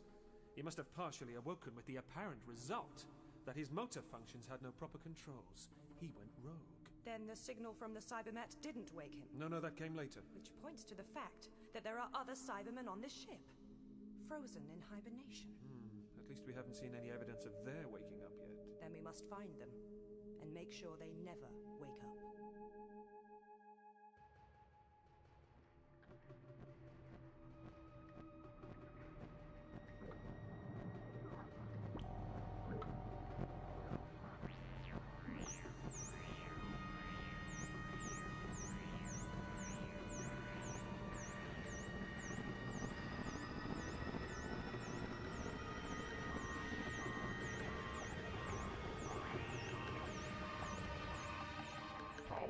is low. No response beyond phase 1. Increase the power. Our leader must be revived.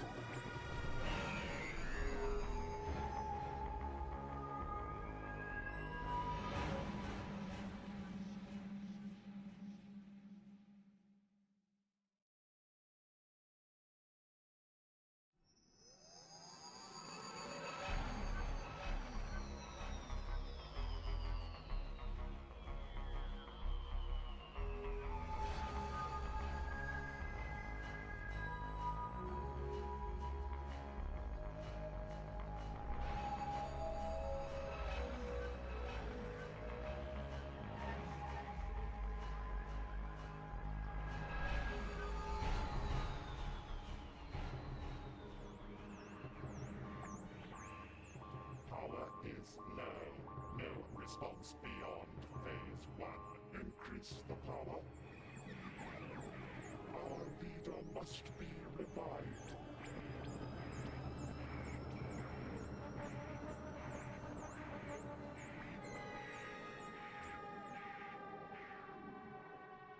Emergency cutout has activated. The Cybernet is still signaling. You two will proceed to the human's ship. I will remain here and repair the systems.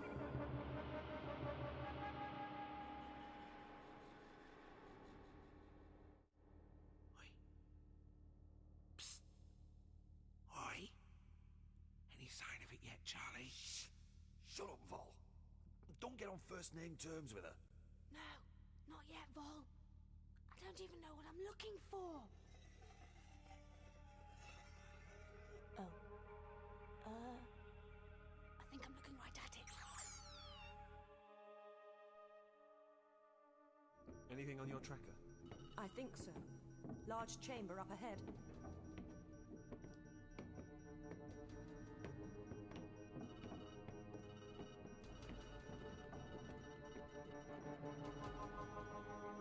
This is it.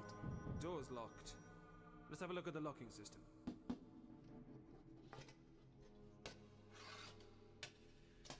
Not very helpful. All the control mechanisms are burnt out. They must have been subjected to some kind of massively disruptive energy burst. Like an ion storm? They're pretty common in the Garazone sector. Yes, of course! No wonder the hibernation unit malfunctioned. It's a wonder it didn't knock out the emergency lighting cells as well. Well, I suggest we attempt to force the door. You must be stronger than you look. What do you mean? It's just looking at her. It just is. Maybe it's waiting for orders. Maybe it's never seen a girl before. Shut up, Vol. Wait until it kills her, then blow its head off. It hasn't got a head. It looks like a sort of, a metal worm. Oh, shut up, Vol. What if it doesn't kill her? Then you kill her, and we'll say it did it. I can't do that. Will you two stop chatting and do something, please?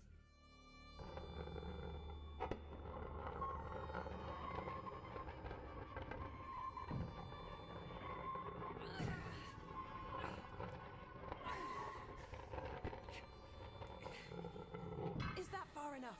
Yes, that should suffice. I can just about squeeze through. What's that awful smell? That smells like... Like death.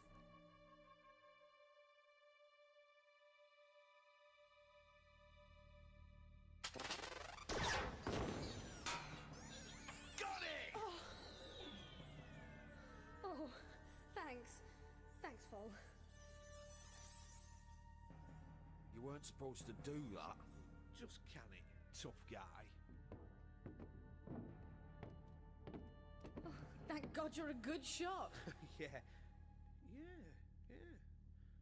Oh, blimey. Look at the mess this thing's made of the engines. Burnt right into the main drive units. Oh, we'll never repair that. They must have done it by now. Yeah, if they know what's good for them. Crash to Ike. Come in. Ike here. We got it. And the girl? Ike? Still alive. Oh, You useless piece... What the hell's that? Chev? Security scan. Someone's trying to open the airlock. Ike, get the bleeding engines fixed or I'll fix you. That'll be Jansen and the doctor back already. Oh, damn. I thought we could at least pin desertion of her post on that stuck-up cow. Jam the servo. No power to the security locks. Come on. We'll get down there and put pay to any ideas she might have of getting off the hook.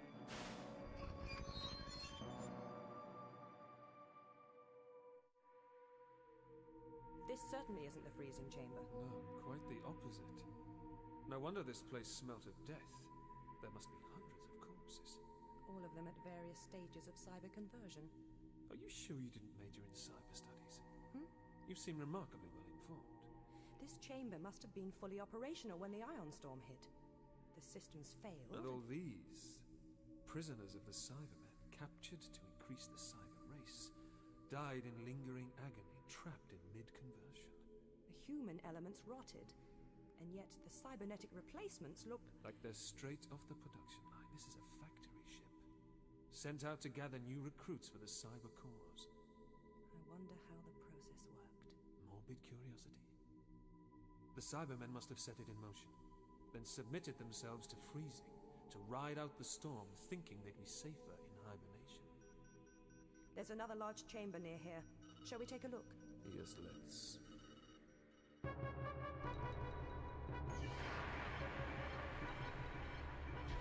Airlock's already pressurizing. Should be through any second. Listen to me, Jansen. Chev and I are armed, so come out with your hands up. You'll be confined to quarters. Do you understand? Not like her to miss an opportunity to make some smart comment. Yeah. Well, I've taken the wind right out of her sails, haven't I? She knows when she's beaten.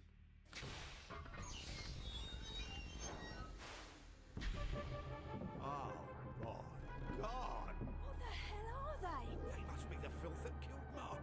Let him have it, Chev. Your weapons are ineffective.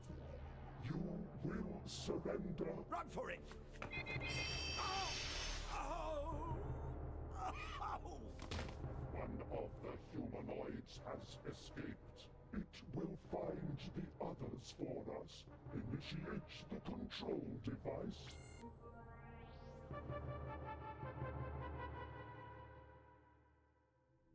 This way, Doctor. What's that noise?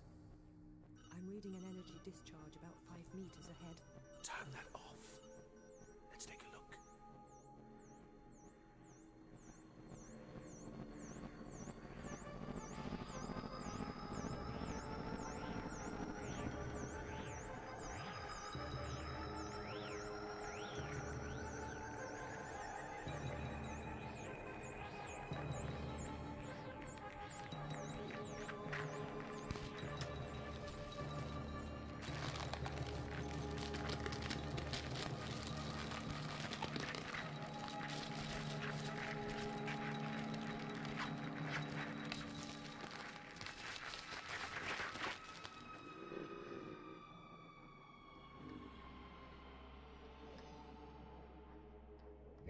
Has my revival been delayed? There was a systems failure caused by an external influence, leader. Then it must be corrected. What was the reason for the activation signal? A ship is drifting alongside. Its crew must be captured and cyber-converted. Continue the revival program. Yes, leader. Now we're really in trouble. We've got to find the TARDIS. TARDIS? My ship. It should be safe to re-enter it by now. Safe? Come on. It really does look like a metal worm, doesn't it? Do you think it were alive? I don't know. But I don't think you should be touching it, Vol. Oh, come on. I blew the nose right off it. See, stone cold. Oh, ah! Put it down, for goodness sake. Here. Wait a minute. It's harmless now. I must have destroyed the weapon. Quite cute, isn't it, really? You two stop playing with that damn thing and help me with the engine repairs. Oh, you'll never repair that. She's a write-off. Our only option is to activate the distress beacon and sit tight. Who's that? Ike! Vol! Have you got the engines fixed yet? No chance. Damn! What's the matter? You look terrified. I am! Jeff? Where's Grash? Something from that ship! They've killed him!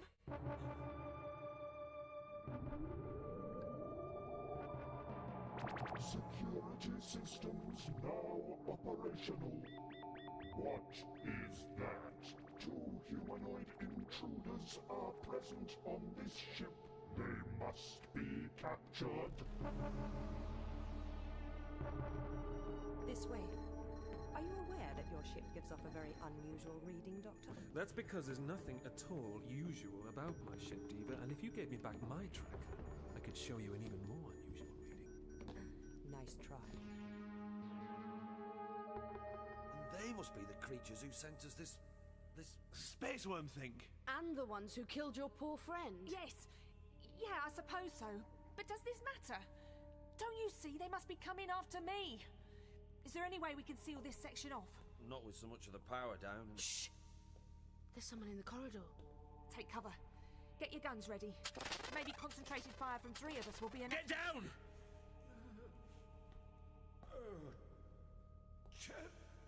It's your friend Grash!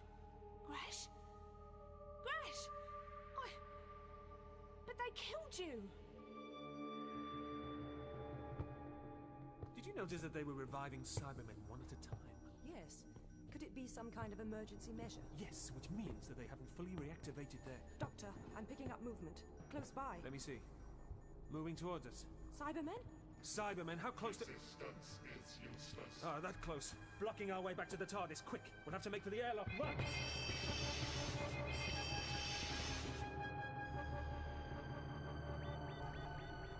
The humanoids have been sighted, leader. They are heading for the airlock. They must be stopped. How far now? About another 200 meters. Take the next left. I've got bad news. What? Cybermen run faster than people. There's the airlock. Are you all right? Just a little singed. Get your helmet on and help me open the pressure door.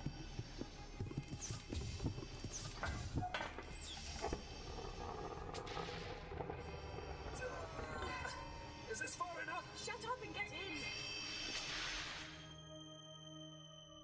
But Grash, we can't go back to the airlock. That's where those creatures are. Isn't that what you said, Jeff? Yes. Are you sure that you... I managed to kill those 2. But there are more on the way. We have to stop them. How?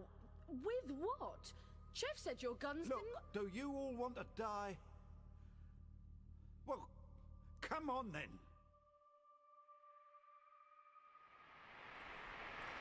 Nearly there. That's it. Help me get the Vanguard's airlock open.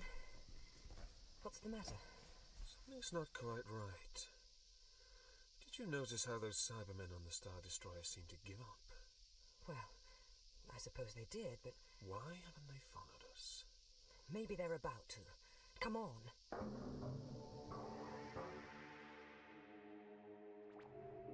The 2 humanoids are re-entering their ship. Our warriors will be waiting for them.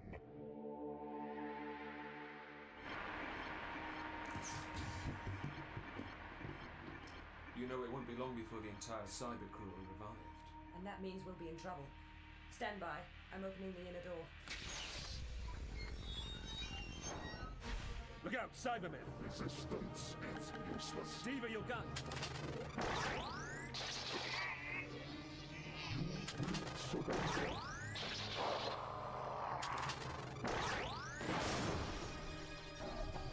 Exceptionally good shooting. What specifications is that gun made to? Doctor! Captain! Doctor, what's going on? Grash, I thought you said... What's the matter with him? He's out cold. I gather the mutiny is over? I thought as much. What are these creatures? Cybermen. Oh. What? Androids? No, they were humanoid creatures, much like you once. But their civilization developed a penchant for cybernetically improving upon the weaknesses of the flesh. What, you mean the sort of bionic? Unfortunately, it isn't that simple. They turned the burning light of their technology on something they felt was holding them back. Their dress sense? Emotions. Some say they surgically removed their souls. And now, well, let's just say they suffer from something of a superiority complex. They won't rest until they have cybernetically converted every last sentient being. And that ship over there, it's one of theirs. It's full of them. They've got a chamber on board which they use for converting humans into Cybermen. Which is where we'll all end up if we don't start fighting for our lives. Oh, good. Did you deal with the Cybermat? Cyber... A? You mean that metal worm thing? Vol blew its nose off. It's harmless now. Good. Yeah, but it wrecked the main drive before we got to it. Then we're stuck here. The first thing we have to do is jam the airlock controls. They'll know we've killed these two Cybermen, so they'll be sending reinforcements. Agreed. Vol, disable the airlock servo mechanisms. You don't have to ask twice, Captain. Ike, Chev, take Grash to his cabin. Aye, aye, Captain. Vol, take the Doctor and Charlie to the flight deck when you've finished here. Where are you going? A captain's work is never done, Doctor. I'll meet you on the flight deck. I wonder what she's being so secretive about. I wonder.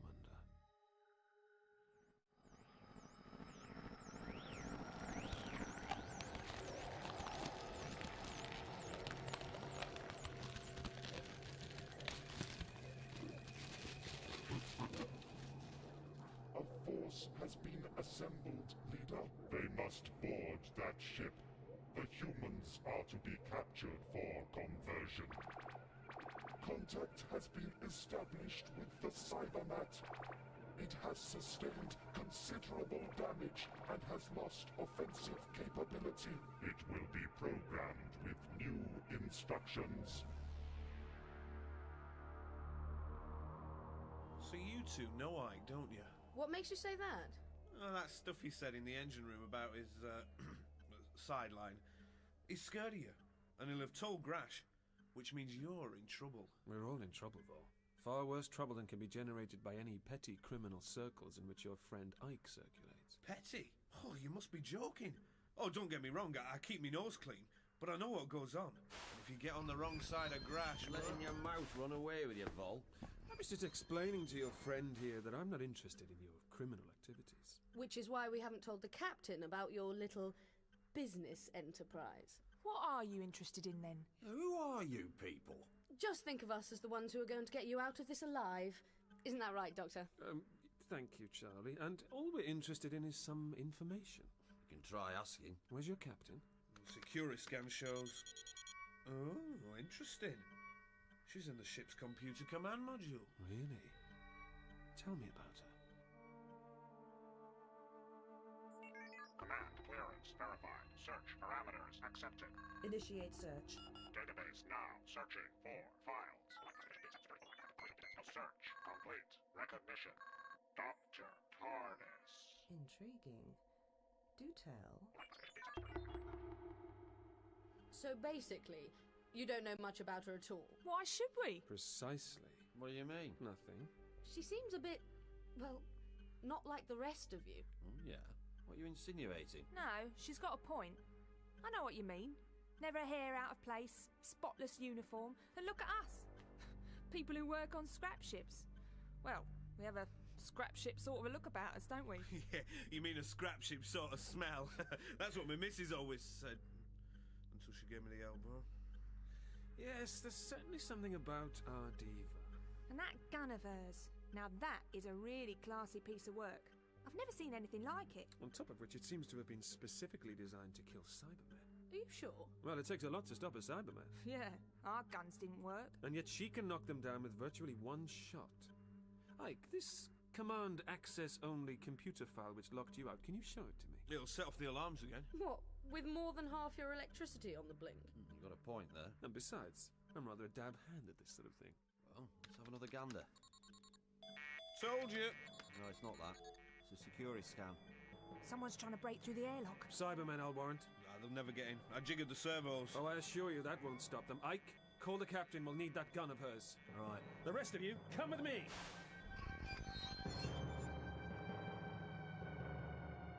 In conclusion, archive database information suggests person using alien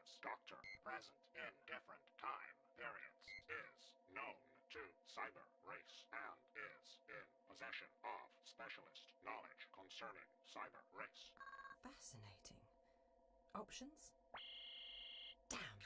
Captain Jansen. This had better be good, Ike. Cyberman, trying to break in through the airlock. The doctor says we'll need your gun. Does he?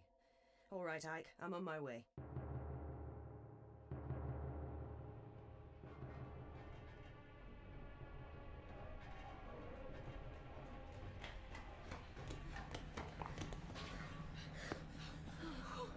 Sounds like they're gonna smash it open. How very unsubtle of them. Oh, any ideas, Doctor? Thinking. Well, what are we just standing here for? I don't want to be turned into a Cyberman. He's thinking. Oh, great. Is there an observation port? Yeah, why? Open the shutter, I want to see what they're up to. Vol, Right. they're trying to get in. Wasn't that obvious? Doctor, what are you doing? Oh, sightseeing by the looks of it. Ma'am, couldn't we just open that door? Then you could just blast them with that fancy gun of yours. Have you seen how many of them are out there? Look! Oh, God. If she were to miss just one... Whatever! Look! They're going to be through the airlock door any second now, so we better do something and fast! Oh dear, they've done it. What? They've opened the outer door. They're coming into the airlock thing. Right, everyone back. When the inner door opens, all of you open fire. Aim for their eyes. You may be able to disorientate them long enough for me to pick them off one at... Doctor, what are you doing? Doctor? What are these emergency controls for? Outer door, Jackson.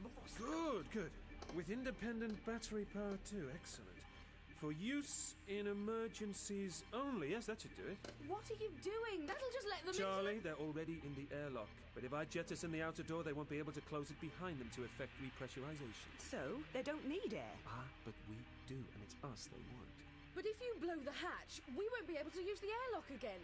How will we get back to the TARDIS? Charlie, if those Cybermen get in, we'll end up not caring about the TARDIS. We'll be either killed or turned into Cybermen. We've got to take this one step. But closing the outer door! Which button do you think? The big red one? Do it, Doctor, do it! Chucks away! What are they doing now, Vol? It hit one of them right on the head. The others are just standing there. And that's where they'll stay. At least until their orders change. I don't suppose you have any tea on this ship, do you, Dean? The Cyber Force cannot proceed without depressurizing the human ship. Instruct them to await further orders. Has contact with the Cybermats been re-established? Yes, leader. It is awaiting instructions. Then there is another way.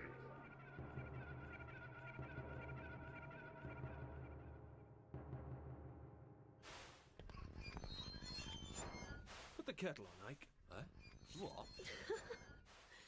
Do you have any tea? Tea? A refreshing brew.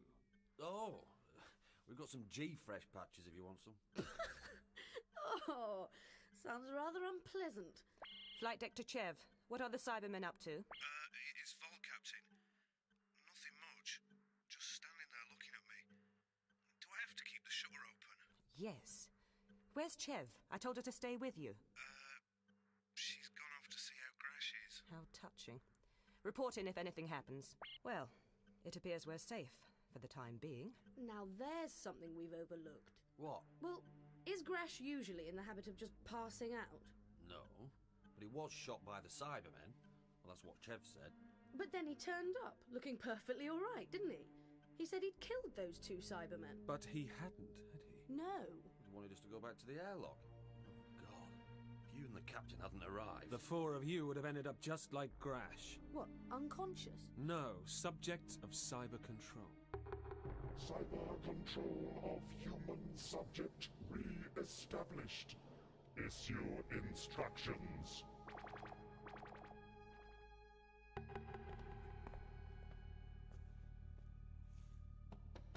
Grash? Grash, it's Chev. You all right in there? Do you mind if I come in?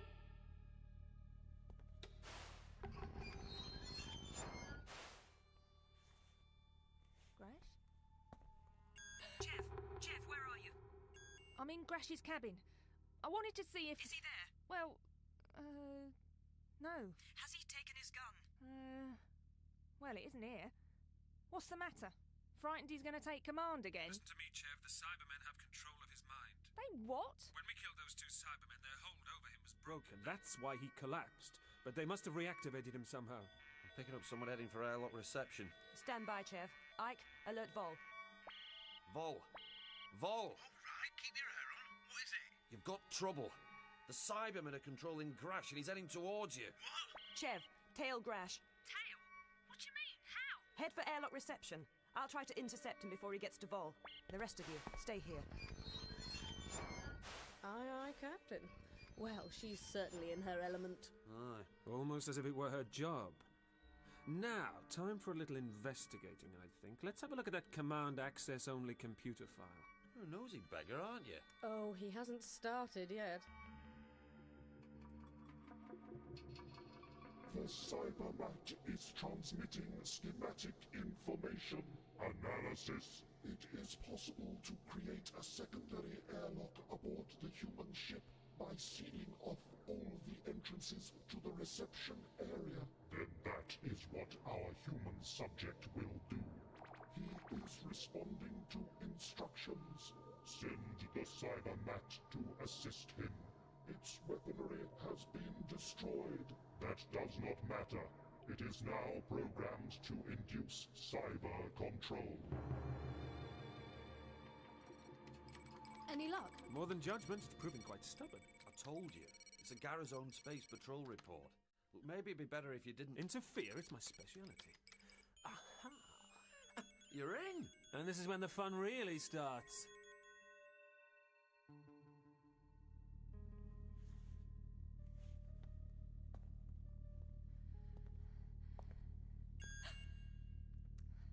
Chev, is that you, Captain? Yes, I'm in position. Any sign of Grash? No, but... What? I think something's following me. Cargo loader Silver Jackal. Diggly and Thinnis. You knew the crew? Yeah. Went missing. Part of your little business arrangement, no doubt. Well, now you know what happened to them. Proof positive that crime doesn't pay. Is anyone interested in this? Silver Jackal located drifting at coordinates 56, 97, 45. That's pretty near here. Crew not aboard. Large unidentified alien craft located at coordinates 56, 97, 42. And that's just about where we are. Coordinates and full image scan transmitted to military intelligence. Steven knew exactly where she was heading. Oh, not another security block. Tellurian security, Orion classification D7. Most secret. Why did you turn it off? I didn't. Just shut itself down. Maybe it's just as well. That's military stuff. If anyone ever finds out... Then what's it doing aboard a civilian ship? You've got a point there. Orion classification D7. What is this Orion business? Grash mentioned it earlier. He said he thought we could be, androids from Orion? No chance of that. There aren't any androids outside Orion. That's what Diva said. Why?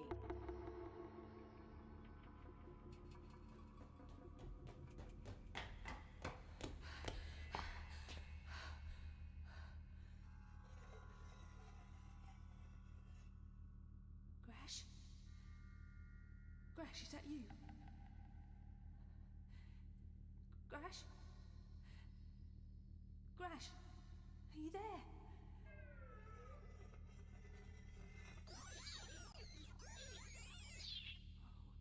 Oh my God.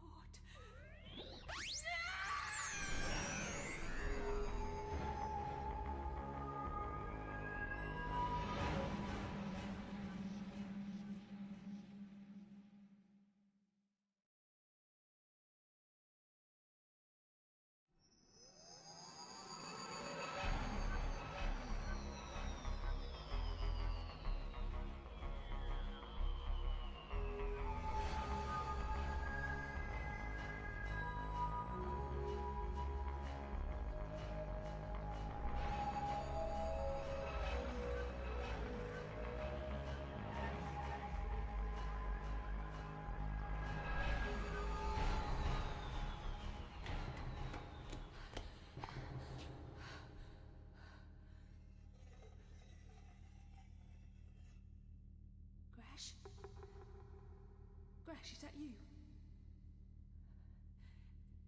Grash? Grash, are you there?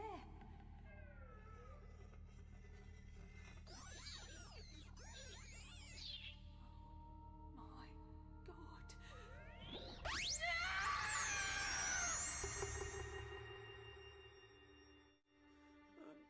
If memory serves, androids and genetic constructs were outlawed, weren't they, Ike? Memory? Everyone knows that. Yes, yes, of course.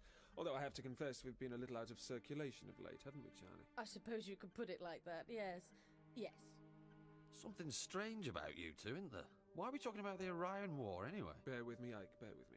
So the androids were outlawed. They outlawed themselves, if you ask me. What do you mean? Well, it started getting, well, uppity, demanding rights, saying they were as good as people, real people. Then they started forming their own tribunals, producing reports on maltreatment of non-human employees. And this led to a war? Yeah. Earth authorities told them to pack it in or face the consequences. There were some ugly scenes, demonstrations, riots. The trouble was, when it all kicked off, the military had no way of telling the difference between people and androids. All sorts got killed. No way of telling. Interesting. Isn't that the point these androids were perhaps making? Huh? Why is the war in the Orion system? Oh, well, they gave up trying to get the rights, so the lot of them up and left moved to Orion. That's where most of them were made, anyway. Weren't there any humans in the Orion system? Oh, yeah. But the androids gave them an ultimatum. Stay and accept androids as equals or leave. Most left. Some stayed. Of course, this was against the Galactic Charter, and that's how the war started. About 8 years ago now. Nobody's winning. It's a nasty business. Slat. What's the matter, Doctor? I thought I saw something on the main viewport. I can't see anything. No, there was something in the distance. It's gone now. If I had some decent power levels, I could do a proper long-range scan. Never mind. Just show me where this command computer module is on the security scan. You're not thinking of... I am indeed. I think your captain's up to something. I think she knew all along that this cyber ship was out here. But I need to know what she's up to, and I think that's our only chance of getting out of this situation alive. Remember, she went straight to this command computer module at the earliest opportunity. So that's where all the answers are? I think so. Ah! There it is. Won't be long, Ike. Sit tight. Come on, Charlie. I hope you know what you're doing, Doctor. But I suppose it's a vain hope. Hello? Flight deck? Ike, have you heard anything from Chev? No. I've lost contact with her. Can you see her on the Secura scan? Oh, dunno. I've got 2 figures closing on you. What? Can't you get the main lights working? Not without a complete repatch. There's something else registering. Sounds like that cybermat thing. It must be active again. That's all we need. Come in, Vol. Vol, come in. Captain? What are the Cybermen up to? I was just going to call you, ma'am. They've attached some sort of gadget to the other side of the inner door. They must be planning to create a secondary airlock. A what? Vol, get out of there. Follow my signal. Get to me as soon as you can. I think I'm going to need your help. Oh, blimey.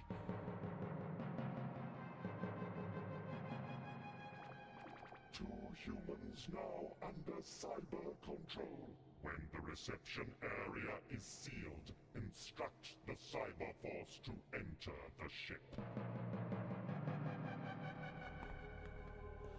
Where to now? The next left, I think. Oh. Yes. Command computer module. Now. Sonic screwdriver? Sonic screwdriver. Do your worst.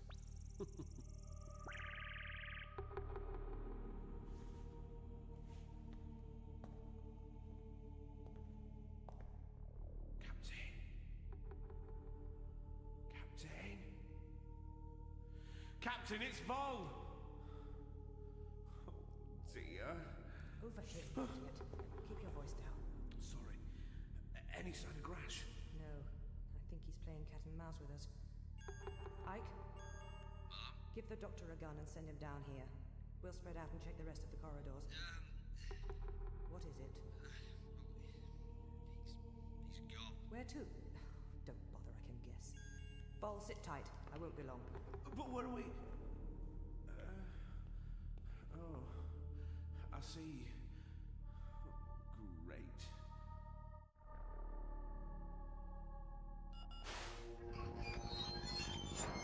At last. Impatience isn't a virtue, Charlie, and considering that was a pretty secure lock... What's the difference between this computer and the one on the flight deck? Well, this is a sort of secure server. Well, it's like keeping all your most secret documents in a big safe. Well, how will you know the correct combination? Good point. I imagine only the designated commanding officer can get access to it, but I live in hope. How many secrets can you have on a dust cart anyway? Well, I don't know. Payroll, disciplinary records, maybe, but I have a sneaking suspicion we may find more here. What's that red light? Infrared scanning beam. Must identify by visual analysis. Then we're in trouble. You have been identified as the Doctor. Have I now? It knows you. How? Seems Diva's been gossiping about me. Vol! Oh! Blimey, Chev, you frightened the life out of me. Any sign of Grash? I'm not sure. I think I found something. Back here. Come and look. Well, the captain told me... Just here. Look. Hey, it's that cyber thing. I thought it was... Security breach is in progress. Alert, alert, alert. Yes, yes, don't you worry about it, old thing. Oh, sorry about that. Sounds like you're murdering it. I'm just trying to convince it that because it knows me, it has a good enough reason to tell me everything it knows. Makes sense, doesn't it? Let's hope it thinks so. Now, are you going to talk to me? You have attained security clearance, but you have no security rating. I know, confusing, isn't it? Nevertheless, you won't be able to stop yourself telling me all about Orion Classification D7, will you? Well, it was worth a try, I suppose. Orion Classification D7 Security Override effective. Operational details. Code name Sword of Orion. Very poetic. Spill the beans, please. Earth Security Operative.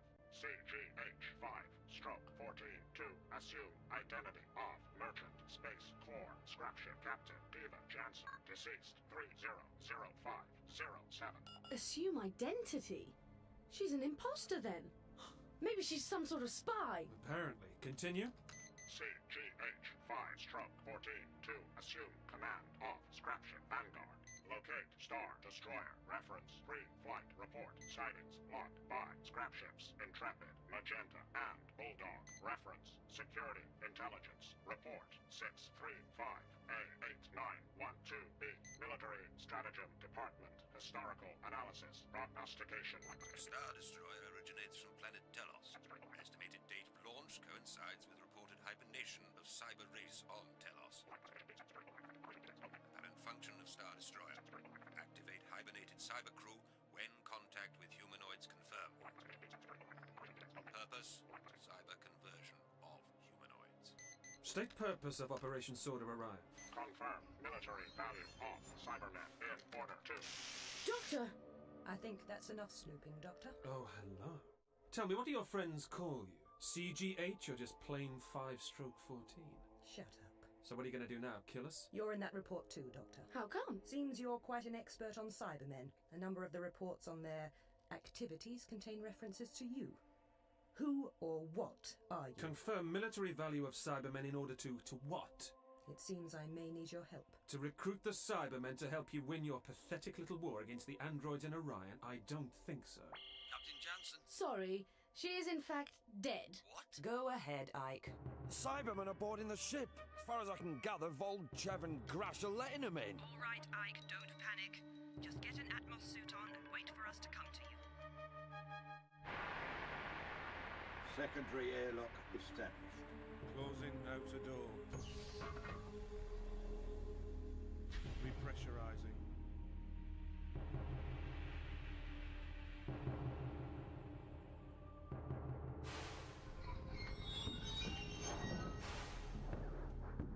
You three will be taken to our ship. Put on these support suits. We understand. Cyber Control reports that there are 4 other humans aboard. The captain, the pilot, the doctor, and the girl. They must be found and captured.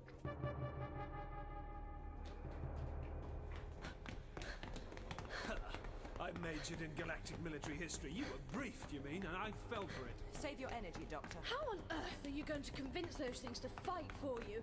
Sounds like a ridiculous idea. Precisely, Charlie. You're playing with fire, CGH. Don't you realise that? You can't tame Cybermen. I'm fully aware of what the Cybermen intend for us, so I suggest you concentrate your famous mental abilities on devising their destruction. Oh, the mission's over, is it, CGH?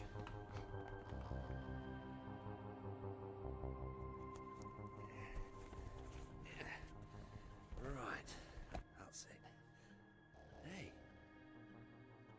What was that? Doctor was right. There is something out there in space. Yeah, Doctor, you were right.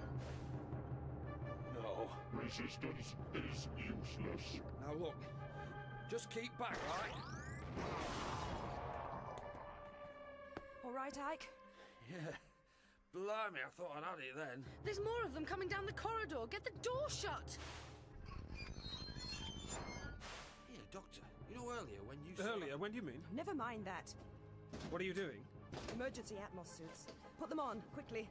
We have to find an alternative way out of the ship. What for? We're taking a spacewalk over to that Star Destroyer. Joking? I don't usually point guns at people when I'm joking. She's serious, Ike. She's an Earth security agent here to win the Orion War with Cybermen. Huh? Get down! Resistance is useless.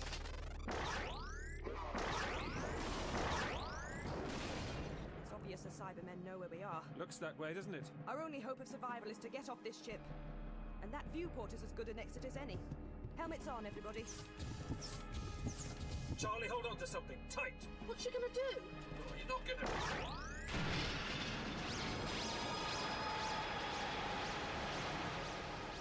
Hold on, wait for depressurization.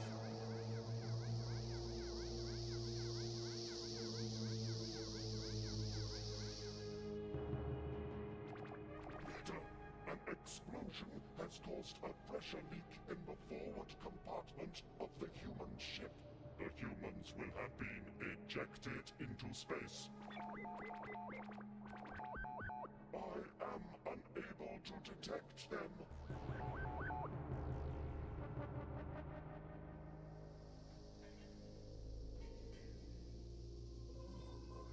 God. It's years since I've been in zero grav. The Cybermen don't seem to be following us. I wonder why. Maybe they think we're dead. Or feel dead. But don't they have, you know, some sort of scanner? They'll know where we are, won't they? Keep moving.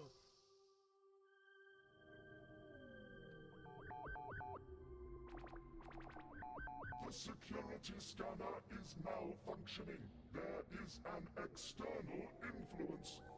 Instruct the cyber force to return. With the atmosphere evacuated from the human ship, any survivors will be forced to board our ship before their oxygen supply is depleted. Yes, Leader. Have the conversion chamber activated. There he is again. What? I was trying to tell you earlier. Cut the conversation. I want to get to the Transcom aerial. We should be able to make it to the cyber ship from there before our air runs out. Wait a minute, this could be vital. I'm not having a discussion, Doctor. Well, maybe you should. It strikes me you need all the tactical input you can get. There, look! I see it. Aha. What is that? It looks like a sort of pulsing star. No, it's what I caught a glimpse of earlier. Look, it's getting bigger. Didn't you say they were rather common in this system, Diva? It's an ion storm. That's bad, is it? No. If that hits whilst we're spacewaltzing... It's some way off yet, but even at this range it'll be making a nonsense of the Cybermen's scanners.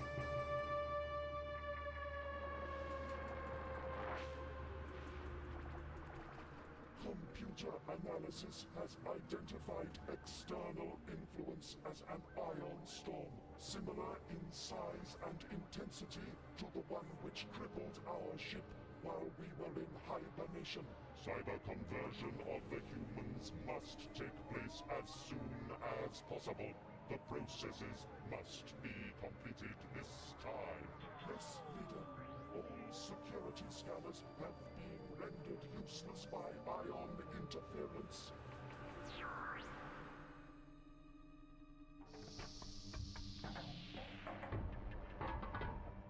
Humans secured in primary conversion pods. Cyber control relinquished. What's going on? Chev, Grash, are you okay? What the hell's happening, Vol? I can't move. Here, let us out. Yeah, let us out of here. You don't know who you're dealing with. I want to speak to your boss. Engage primary phase.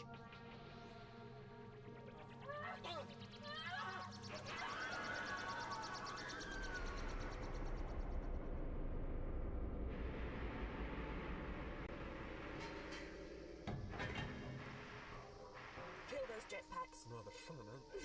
Yes. Shut up, you two. Hang on to the hull while I force the airlock mechanism. Won't the Cybermen have that thing alarmed? I'm afraid that's a distinct possibility. Then they'll know where we are. Yeah, you're right. Captain, Can you think of another way in? Have you looked at your oxygen gauges? Just shut up and follow me.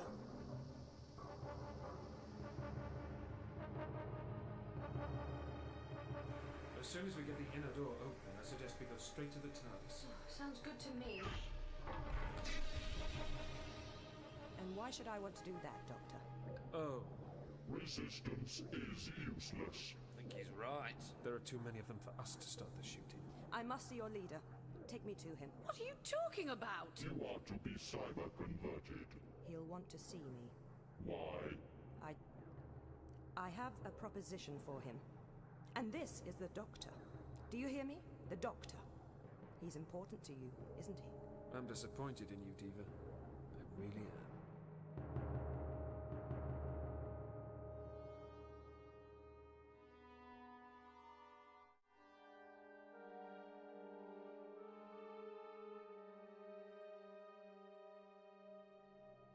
Funny feeling we're not going to get out of this alive. All right, nobody panic and nobody make any sudden movements. We don't want to make them nervous, do we? Them nervous? They're about twice my height and there are about 20 of them. I'm really worried about spoiling their day. That's the spirit, Charlie. Diva, I hope you know what you're doing. Do you? We have computer records of your involvement in our affairs, Doctor. How entertaining. I love the happy endings, don't you? We have orders that you should be returned to Telos for brain analysis. Oh, yes, of course. Know thine enemy. Are they expecting you back home? I thought they were all asleep, packed away in their ice tubes, as much as you were. Our return with a new cyber army will trigger the revival of our race. And just remind me, when exactly will you be getting home? Only I thought you seemed to be somewhat adrift here. We will return. With no engines and a ship devastated by iron storm damage. I admire your optimism. We possess the superior intellect. It is logical that we will find a way. Good old logic, the last refuge of a cybernetic scoundrel. Which is where I can help you. How can you help us? By offering you an alliance. Primary phase completed. Prepare secondary phase. Neural integration.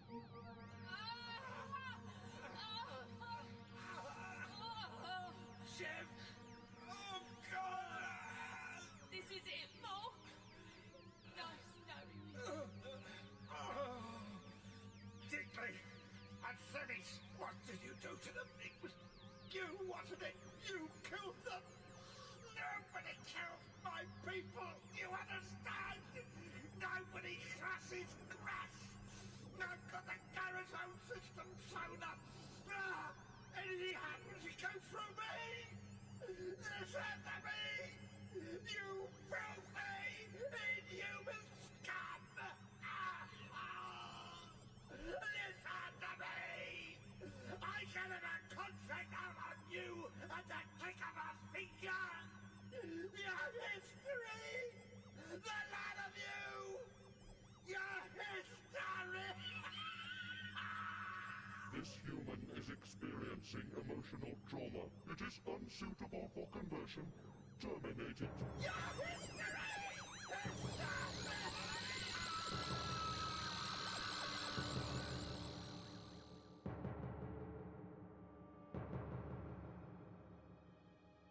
In return for our military assistance in your Orion War, you will effect the repairs to our ship. Those are the terms I'm authorized to offer. Blimey. You lot would certainly give them androids a kicking. Wouldn't know what it did to them. Of course, the Cybermen would become the sword of Orion, ACGH. Cutting the androids down to size. What an easy solution to a problem entirely of mankind's own making. I don't understand you people. If you created these androids as intelligent beings, then why not treat them with some respect?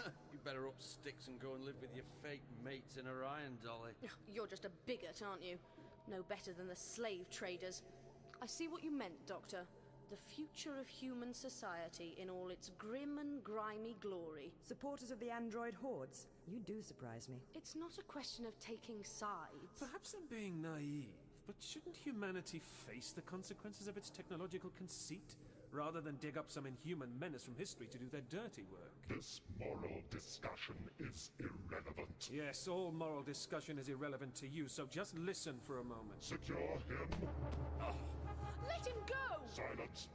Take these humans to the conversion chamber. The doctor will be frozen. What about the Earth Alliance's proposition?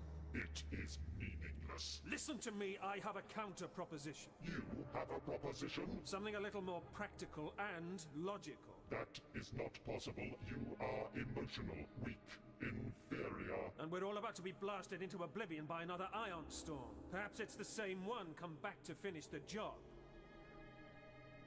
I see I have your attention, which means, logically, that you must have detected the approaching ion storm. I'll take that as a yes. So tell me this, Cyber Leader, what exactly is it that makes you think this ship isn't going to be ripped to pieces by the storm? Last time you were hit, virtually every vital system aboard was wrecked. You hadn't been able to reactivate your main drive because, logically, you would have left by now. You have no interspatial weapons capability because, logically, you would have taken a few potshots at the Vanguard. And I know for a fact that you've had to revive your warriors one by one using some emergency procedure. I think you've got him, Doctor. You don't know whether you can survive the storm or not, do you? The matter is uncertain, but there are no other options. Blind faith! That's what you're relying on, isn't it?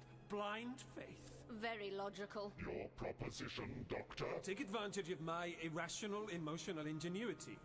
Using power from my ship, I may be able to rig up some kind of defense screen which would disperse the power of the ion storm. In return, you must release us and the humans in the conversion chamber. Congratulations, Doctor. He's thinking about it. I think the idea has a certain logic to it. Oh, what the hell was that? It's the ion storm, isn't it? The outer arms are just beginning to find their mark, Cyber Leader. Status report. Well, don't take my word for it, then. Leader, an ion field is enveloping the rear section of the hull. Activate emergency shielding. Power unstable. Levels below operational effectiveness. Stabilize power immediately. Confidence fading a little, is it? Where is your TARDIS, Doctor? Release these people and I'll take you to it. Release them now. Down, Doctor! What are you doing? Run for it, now! Charlie, come on! Stop them at once. Come on! Stop them.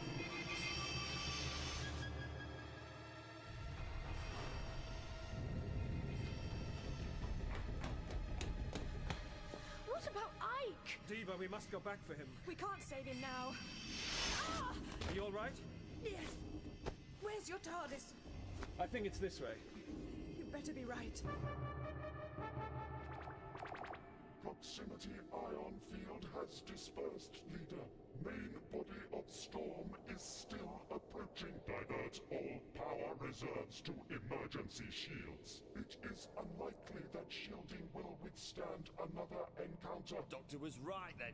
This place is a lot of junk. You're only fit for one of our scrap bays. Take him to the conversion chamber.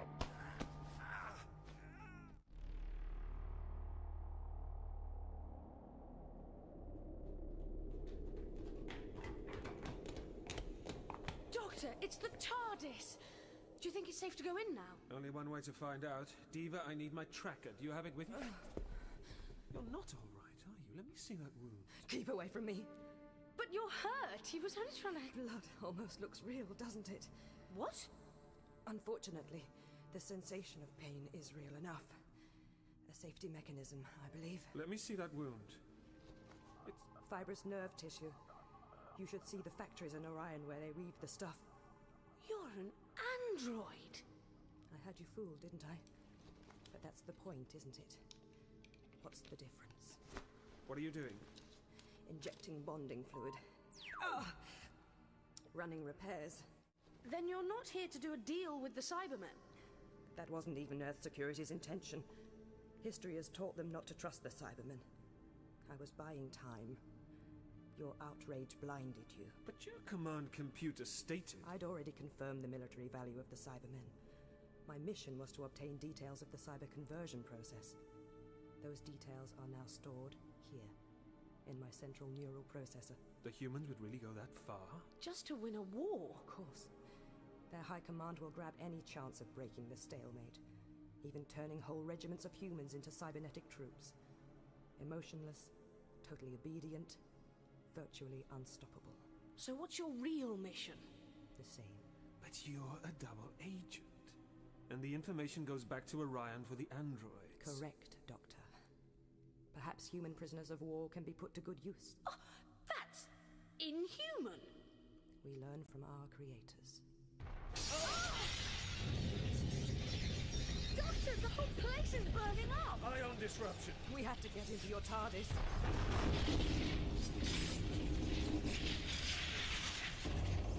Are we still alive? That's just the start of it. Eventually that energy will rip this ship apart. Come on, then. I'm willing to try to take you home, Viva, or whatever your real name is, but there's a price of admission. Doctor, we don't have time for this! Yes, we do. Viva. What's the price? Erase the information you've stored concerning cyber conversion. You can do that, can't you? Yes. But why should I do that? Because you must know your plan can never work. If you create Cybermen, they'll not only destroy the humans, they'll destroy your people. People? You realize I can force you to take me? I could threaten to kill you. Or Charlie. Yes, I believe you can do all the things human beings are capable of. And if I do as you ask? Well, how can you be sure I've erased the information? I could be lying. I trust you. The information is erased, Doctor. Charlie, help me carry her to the TARDIS. We haven't got much... Take the girl. Doctor! Charlie! My gun! Without this weapon, you are helpless. That's very astute of you. I suppose you want to lift. You're breaking my arms! Open the door to your TARDIS, or I will have the girl dismembered. Wait! All right. Don't get impatient. Doctor, you can't let them into the TARDIS! I don't think I have much choice, do you? Emotional weakness. Open the door. I'm glad to see you accepted my proposition. There is no time to experiment with defense shielding. The main body of the Ion Storm is about to impact. You will pilot us to safety in your craft. We will return to Telos and revive the cyber race. I'm afraid that wasn't part of the deal. Doctor, it's crushing me!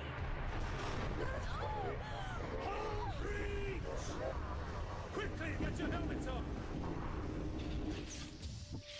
Charlie, wait! Where? I can't see you! Ion disruption! I can't... Charlie! What are you doing? Charlie!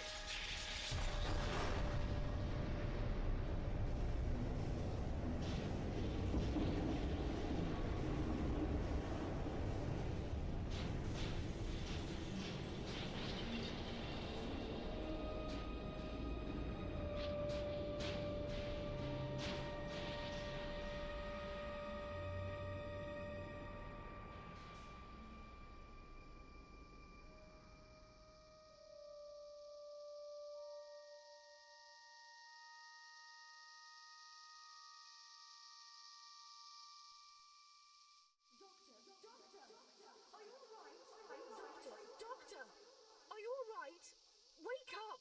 Wake up! Can you hear me? Charlie? Oh, thank God. I thought you were dead. What? Well, are you alright? Where are we? We're drifting in space. The ship broke up. Can you see the TARDIS? Look, it's over there. We should be able to make it using these jetpack things. The Cybermen, what happened to them? Look, scattered all around with the debris of the ship. clawing helplessly at the void. The cold will eventually shut them down in time, but where's Diva? I couldn't stop her. Stop her doing what? The Cyberman had crushed my life support pack. She gave me hers. I see. She said, trust. I think I understand.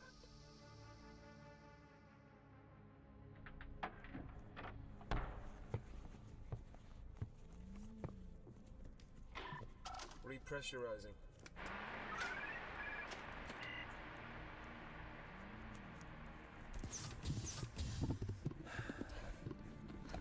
I'll go and see how Ramsey's feeling. Yes. Yes, I'll join you in a moment or two. Who knows, maybe the release of temporal energy helped him? Now... You're looking for her, aren't you? Diva. Yes. No sign of her. She's drifting out there somewhere. Androids don't need to breathe, but without her life support pack, the cold would have caused her systems to shut down.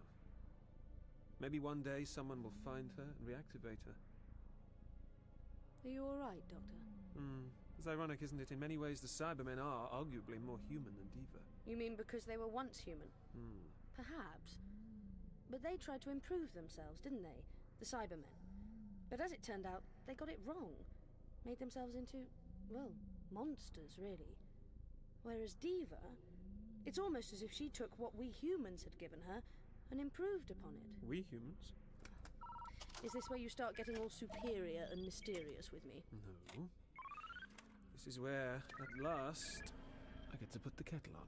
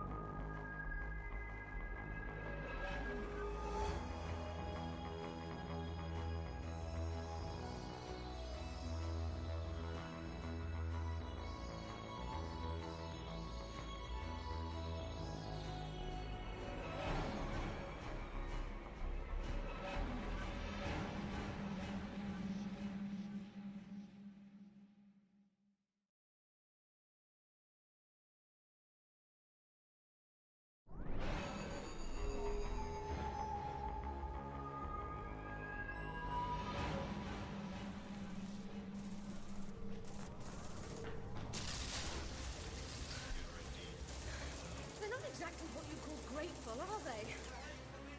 They should thank us. All we've done is start a bit of a revolution. Unshackled the underdog, stirred them up a bit. Haven't we? Doctor? I was saying, Doctor, we've tried to help them and now they're shooting at us. That's often the way. Are you alright? I was just thinking, how about a trip to Venice, Charlie? What? Look, we're in imminent danger of being shot to smithereens and... I just fancied it. Popped into my head for some reason. Run, Doctor! They're not exactly grateful for my help, are they? I just said... Why do I bother? Are people ever? Yes, sometimes. Oh, good for you. Now how about getting us away from here before they tell us outright how pleased they were for freeing all their slaves and closing down their weaponry installations? That's what I'm trying to do, Charlie. I'm attempting to save our necks, find the TARDIS, and plan our next trip all at the same time. I think I'm overextending myself. I'd rather think you have. This way. There she is. There she is. Bright, bold, beautiful, and bright blue, waiting for us. Now, where's the key? Will you hurry up? It's in my shoe, of course. Charlie, quickly inside. And as for you lot, I don't carry weapons. I don't need them. And I must say, I think you treat your visitors here in a very shabby manner indeed. I'm glad I've managed to... Doctor, get in!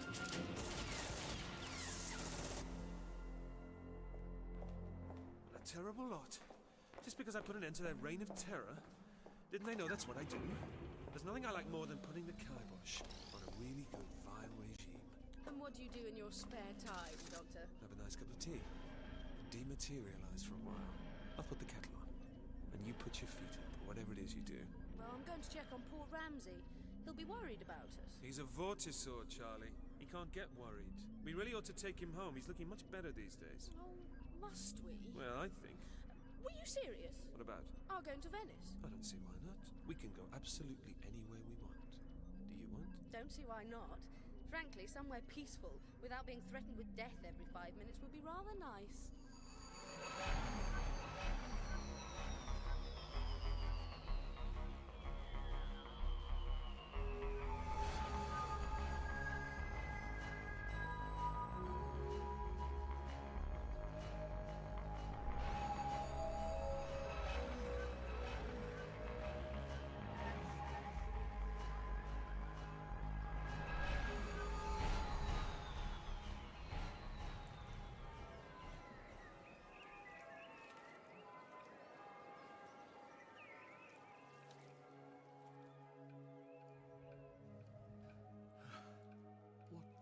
Take to bring her back, Churchwell?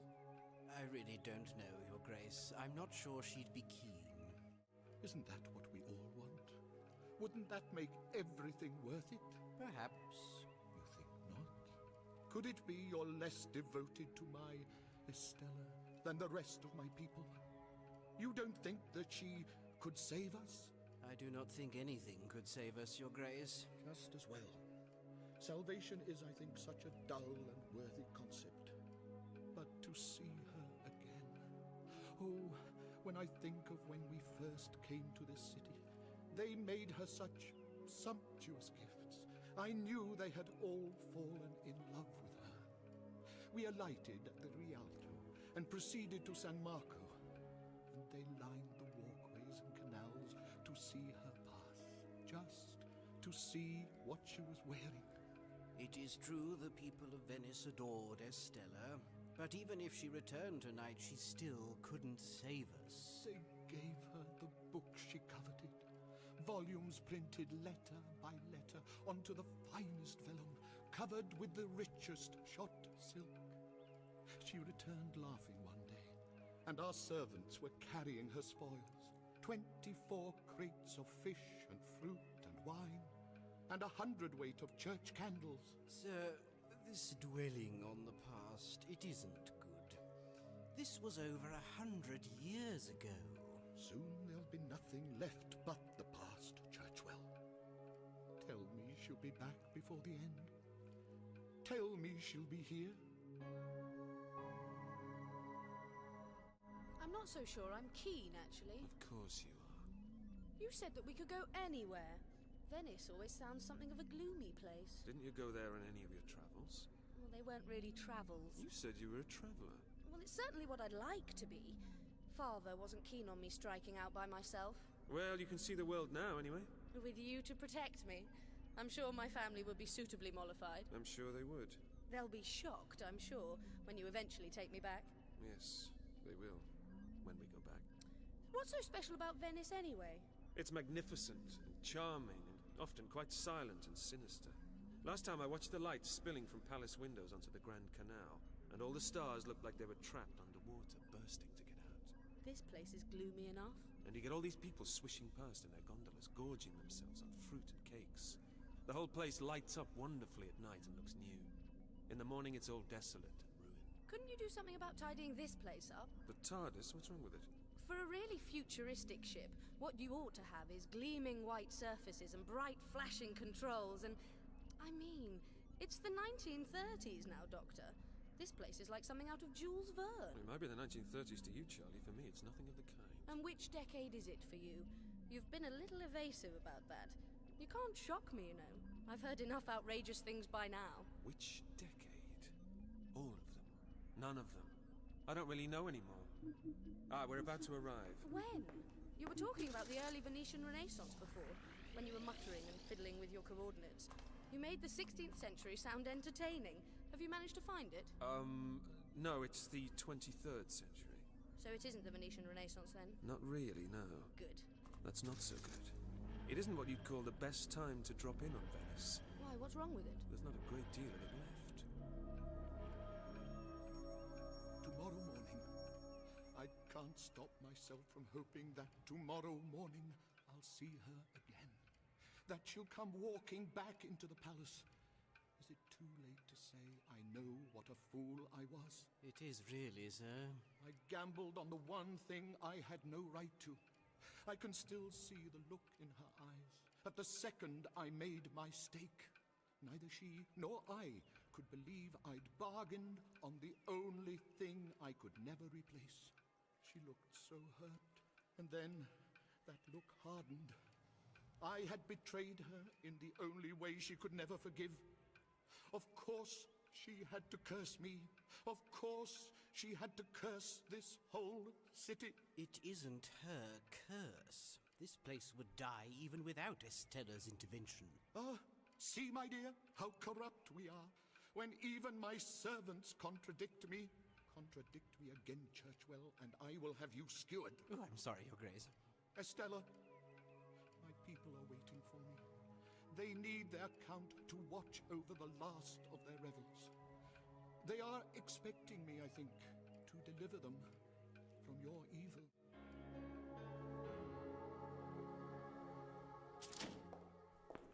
I've never been here at this time before. Is it dangerous? I mean, obviously, what I really want is for you to put me in the midst of a really life-threatening situation. I'd really like that. Oh, you'd notice that, of course. It all depends how long there is before the whole place goes tumbling and crumbling into the Warm Adriatic. But by the looks of it, we're safe enough on an upper story. It looks to me as if the lower stories of some of those palaces out there have vanished completely. Look at the state of this place. It's all seen better days. I'd be ashamed to have carpets like this. No wonder it's deserted. If I remember rightly, most people cleared out at the last minute, right before the Great Crash. It'll be something to see, Charlie. Venice is one of the great old cities of Earth. Imagine seeing it sink, watching the marble facades cracking and dropping. I'm not sure I'd want to be around, really. Oh, I would. There might only be days left. Or hours, or minutes. You're trying to unsettle me. Am I? You know you are. Look, here's someone. Maybe they haven't evacuated completely. Madam, good morning. It's 6 in the evening, young man. Are you drunk? Certainly not. They're mostly drunk. They seem to think it's the thing to do. Fatalism. Seems like a fair enough response to me. They're all here for the party. That's what they think it is. And it isn't? Crazed aristocrats, madmen, inveterate revelers, all of them here for the final carnival of all. I don't know what they're expecting, besides a great deal of destruction. They'll all die, of course. And you? Why are you here? Is he always this impertinent? Me? Sometimes he's downright rude. He forgets about things like good manners and introductions. I'm Charlie Pollard, and he's the doctor. Eleanor Lavish. I can't say he's any worse than some of them that have made it here recently. At least he's made an effort to dress up in a dignified fashion. Most of them wear their carnival costumes all day and night and lie about in drunken stupor. We aren't revelers. Well, not usually. No? The doctor has got this scientific curiosity. I'm curious about all sorts of things. I'm interested in why people would flock to a place that is about to be destroyed. I mean, what must be going through their minds? They must have a very good reason. A last look at the frescoes? Perhaps they want to loot the treasuries that are already slipping beneath the waves. Maybe they all have a death wish and want to enact it in the most glamorous place they can conceive of. I think that all of the above are true. Why are you here? I'm too old to go gallivanting off. This is where I belong. There'll be nothing here soon. It'll turn back into the lagoon it once was. I can hardly wait. I'll get some peace. I'll find myself some opulent ballroom and watch the chandeliers grow extravagant beards of lichen and weed, and the monstrous fish take up residence in the sepulchral boudoirs of ancient princesses. Put that way, it sounds rather nice. But you'll be dead. You'll drown. Everything I have is here. I don't have the time to start up elsewhere. No. Far better that I slip quietly below the surface with the rest of my life. Thanks, Doctor. What have I done? You were supposed to bring me somewhere gorgeous on holiday. We were supposed to get out of that gothic nightmare of the ship of yours to somewhere lovely. This is worse than ever.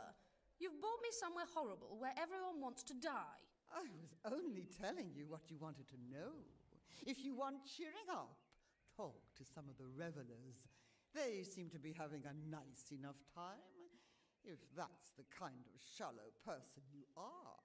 I did think you seemed a rather more sensible young lady. I am. All I meant was, I didn't expect to be here in the middle of some ghastly natural disaster, that's all. There isn't anything natural about it, my dear. Venice has been sinking for years. It was always on the cards. On the cards. Oh, that's rich. That's very good. No, that gradual process of the water's crepitation and the very natural decay of a metropolis built on the murky waters of a lagoon, that isn't what we're talking about. Venice will die because of the curse. Ah, yes. Now we're getting to it. Okay, Charlie, do you want to ask her or shall I? Oh, you do it, Doctor. You know you love it. Right, so tell me, Ms. Lavish, what curse? Ha! That's as much as you'll get, my dears. I've said, as usual, far too much. But perhaps you will hear from me again. Yes, I'm sure that we will bump into each other again as the situation, the cataclysm, we might say, worsens. But I have told you quite enough for now. Wait, where are you going? We have to keep on the move, we last few denizens. We haven't the time to stand around moping. You will learn this. There will be time enough afterwards to loll about, when we're all with the fishes. For now, there are things to be looking at, a whole city to comb through, each nook and cranny, for the very last time. I suggest the two of you get moving. She's crazy. She's completely out of her tree. Riddled and mildew is the stone and wood and everything else around us. All of it rotten and senseless. Thank you, Doctor. Oh, come on, let's get out of here. You heard what she said. There's a party going on out there. A last desperate carnival. One really fantastic apocalyptic knees up. Would you consider missing that for all the world? No, I don't suppose I would. Let's go then, Charlie. I want to have a good old poke around. And what we need is transport. I haven't the time to argue with you, Churchwell. Look out there. They're swarming in the streets. They're massing in the hundreds in their gaudy finery. All for the final night of the carnival. I know, Your Grace, but we have a responsibility, do we not, to those who come after us? To rescue the treasures Your Grace has accrued over the years. We ought to make sure they survive our... Our what, Churchwell? Our deaths? You're right. Of course you are. All of that lot out there. Everyone downstairs in the stateroom and the ballroom. All will perish within the next 24 hours. None of us will stand the slightest chance. It seems rather academic, may I say, to agitate and fulminate over the fate of a few objects and paintings. A few paintings? Your Grace, you entrusted me with the care of your collection, and that is simply what I am attempting, to the best of my meager abilities, to do. We have to ship your delectable heirlooms out of the city before it is too late. We have to do it for the sake of future generations. This is art we're talking about. I never had any stomach for art. But your forebears did. Your Estella did. That is why your collection is so important. Anyhow, the last boats have gone. You know that. This late in the game, anything that was going to be salvaged has already been taken. Everything left, including each and every one of ourselves, is doomed. Leave me, dear Churchwell. It's ever so sweet to see you worked up like this, but to be honest, you're boring me now. You cannot bring Estella back, Your Grace. No matter how much you hope, it will not happen tonight. Don't tell me what can and cannot happen, Churchwell. You are my curator. You are not the arbiter of possibility. Leave me. Return to your gallery. Or better, descend with me to the stateroom and attend the celebrations. I may, Your Grace, but I want to see the collection again before I do. Go then. Doctor, I think I've changed my mind. You have? I've decided to enjoy myself. All right, so you've brought me somewhere that's on the brink of calamity, as usual, and we'll be lucky to get out by the skin of our teeth. But it's still beautiful. Oh, I it's still... It's still Venice. It's somewhere fantastic and dreamlike at its doomed apotheosis. Something like that. See, I knew you'd cheer up once we were out on the canals. Oh, it's quite amazing. Our gondolier has even got webbed fingers and toes. I wondered if you'd noticed that. And he's got a remarkable physique. I'll snooze, I think, while you chat him up. Only you could snooze on the Day of Judgment. Actually, I'm lying back here in the depths of melancholic thought. I think, just as you've cheered up, I've caught a chill of gloom. Oh, wonderful. You two aren't like the others. Oh, you're listening. I am Pietro. Charlie, and he's the doctor, asleep over there. Not asleep, thinking, having profound thoughts. Of course, Doctor. Tell me, how are we different, Pietro? Not drunk, not laughing. You're both respectful. You do know what's happening. We've been told. Yeah, everyone knows what's happening to our city. That's why they come here, the revelers. They take the city from us, they don't respect us. I like you, Charlie, for that fact alone. The city belongs to us and you share our mourning. And your friend, he seems very moved. He is. I was here when it was still being built, when it still smelled like a swamp.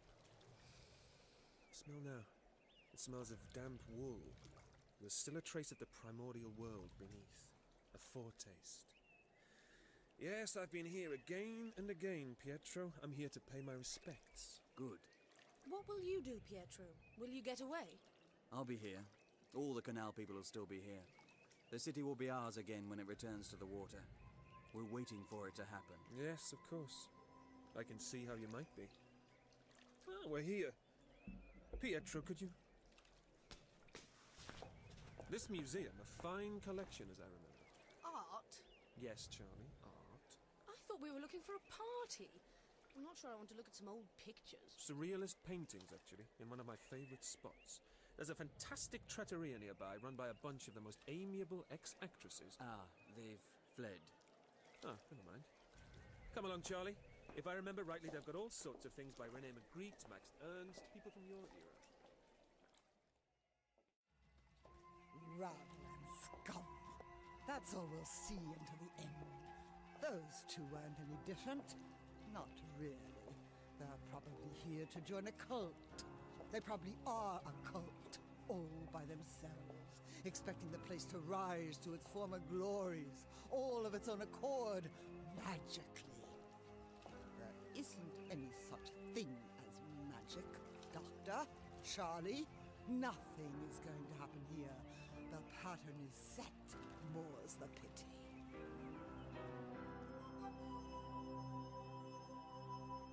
It's most irregular, you know.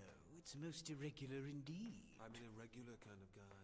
We don't open for private showings. This is the Duke's private collection. He won't mind, we're old friends. Really? No. Do you know, I used to be terribly good at name-dropping and bluffing my way into places, and these days I can't do it for toffee. Oh, go on, Mr. Churchwell. Let me see the Max Ernst pictures. Just me. How do you know my name? It's on your badge. But your mother, it was she who fostered your love of painting, wasn't it? Who didn't laugh like your father did when they found you had no talent of your own? Who encouraged you to study and get your PhD? How could you possibly know about me? I know about all sorts of things, Francis Churchwell. More than you could imagine. Now, let the dog see the rabbit. I should be pleased, really. No one else will ever see these things again. The Duke himself has no interest. Soon they'll all be rotting under the sea. Well, that's terrible. What can he be thinking of? He's very lucky to have a good man like you as his curator. A man of integrity and vision, whose love of art above all else makes him stay here in this city, on the brink of collapse. I'll give you my special deluxe guided tour. You're a man of intellect and discrimination, obviously. Do walk this way. Pietro! Ah, you left your doctor friend. Looking at his paintings, is he? I wanted to talk to you more. I want to know more. You're curious, Charlie, but we gondoliers aren't really meant to speak with revelers. It's always been like that. I don't care. I'm no snob. Where can we go to talk? Well, it's too open here. There is a place nearby where my people rest. Quickly, come with me. What's the hurry? Look, them. Who are they?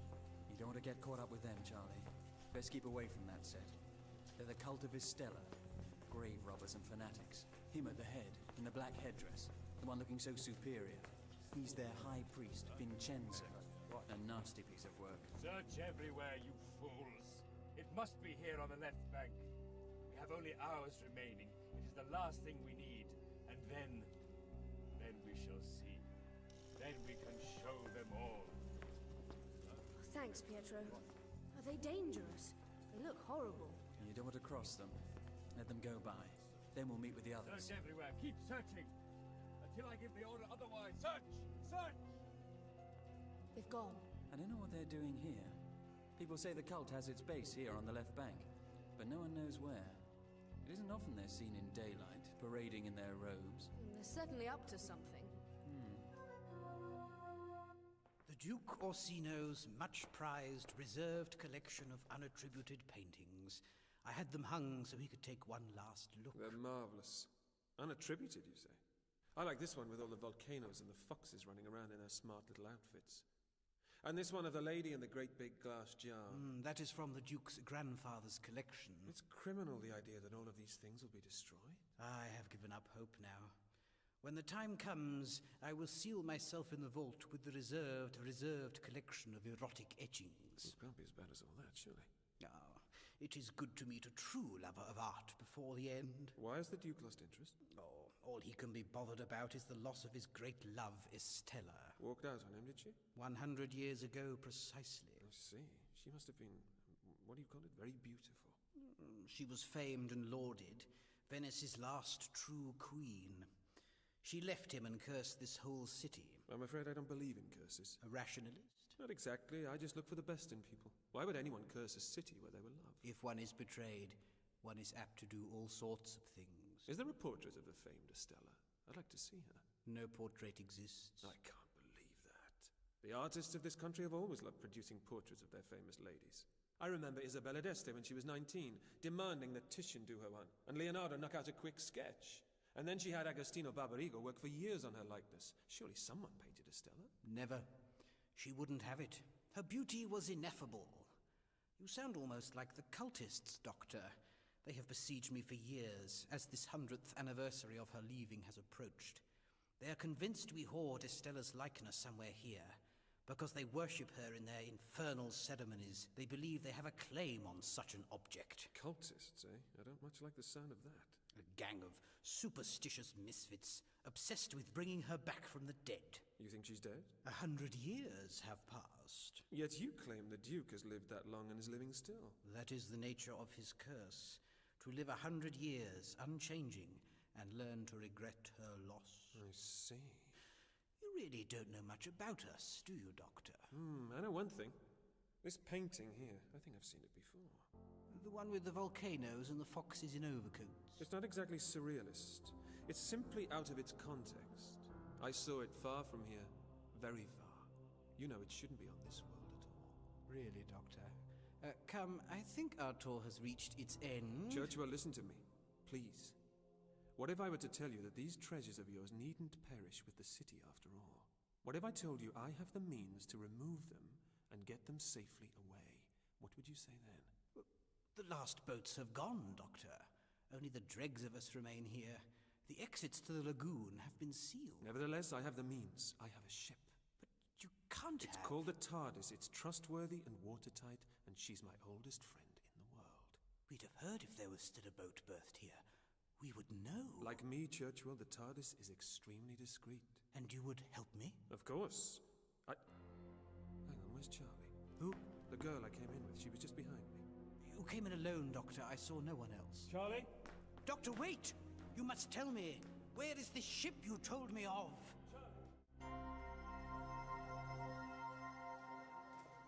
Your Honor, Charlie. We don't usually allow anyone other than family members into this place. It's a bit shabby, isn't it? It's where we rest. And where we... Everyone thinks the gondoliers are beaten into submission. That we're merely servants, a dull but sentient form of free public transport. But here, we gather and plot. I'm glad to hear it. But everyone looks half dead. We're in a time of decadence and lethargy. What do you expect? We've been ground under the heel of a duke who's ruled for 100 years. A malign, self-indulgent duke. Well, Pietro, that's my interest and sense of social justice piqued. Honestly, Doctor, how do you always manage to get me embroiled like this? And meanwhile, I suppose he's off having his own adventures. Sit down, Charlie, and I'll tell you our history. Charlie! No sign of her. The gondola's still here? It's almost dark. This is the last dusk we'll see. Doctor, you must help me. Look, Churchwell, it was very kind of you and all to show me around your pictures, but my friend has gone missing now. And I'm sorry, but I don't have time to listen to your tales of curses and dukes. He gambled her away in a game of cards. He staked the thing he valued most and he lost her. He has had a century to regret what he did. I'm sure it's a terrible and tragic tale and everything, but I have to be going. Some say Estella committed suicide thereafter by flinging herself into the Grand Canal, but with her dying breath cursed him and this city to 100 years more life. The Duke Orsino would live a century unaged, as indeed he has, tortured with grief and remorse. I'm not surprised. Flung herself into the Grand Canal, did you say?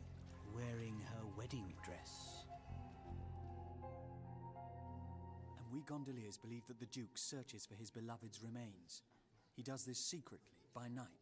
He sends his spies all over the dwindling city, and he hopes that he might bring her to life again, and so lift her curse. Bring her to life? He thinks he can do that? We believe the Duke thinks he can. Wouldn't that be the best thing? If the sentence of doom was lifted and you could all carry on as before. We gondoliers don't want things to carry on as before. Why would we? Would you want to be subjugated and used by a decadent aristocracy? I see your point. No. We wait patiently for the end. We want the curse to be played out. We want the city to meet its watery fate. And then it will be ours again. Where is she? I should never have let her out of my sight. The revelers will be massing soon for the final mask. You will never find her in these streets. I have to try. I brought her here. I was promising her a holiday and a lovely time, and I've gone and lost her. The last place I took her to was no picnic either. She'll think I'm awful. Venice is alive with desperation and villainy of all kinds. It teems with thieves and assassins. It isn't safe for us out here. Come back with me to the museum. I can't. I only just managed to get us away alive from the last place in the nick of time. I'd never forgive myself if something happened here. The cultists will be out on the streets by now. They know I work for the Duke. They are pledged to destroy everything he holds dear. It isn't safe for me, Doctor. You're very jumpy, Churchwell. You're starting to make me a little nervous. Venice teaches you to watch your back, Doctor. Look, Pietro, I must get back to the doctor. It's late. We need you, Charlie. It's no accident we met. Oh, yes? The revelers are all waiting for Estella to return, and the Duke strives to produce her for them. We need to put an end to his strivings. My people are content to wait for their just rewards. I, however, think we need to do something more. And you've come to me, wanting to help our cause. How can I help with that? What do you want me to do? Assassinate him? Go to him. He needs a decoy, someone who can inveigle herself into the palace and his affections. You need to distract him as the city tears herself apart. It would have to be a rather large distraction to make him miss that.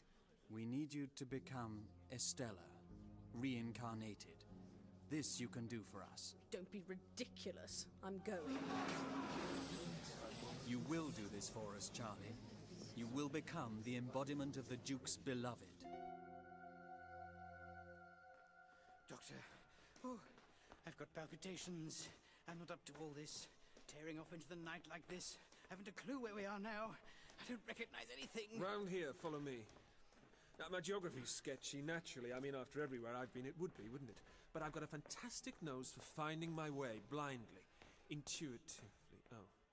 That doesn't look right, does it? There can't be a dead end. We should be back at the canal.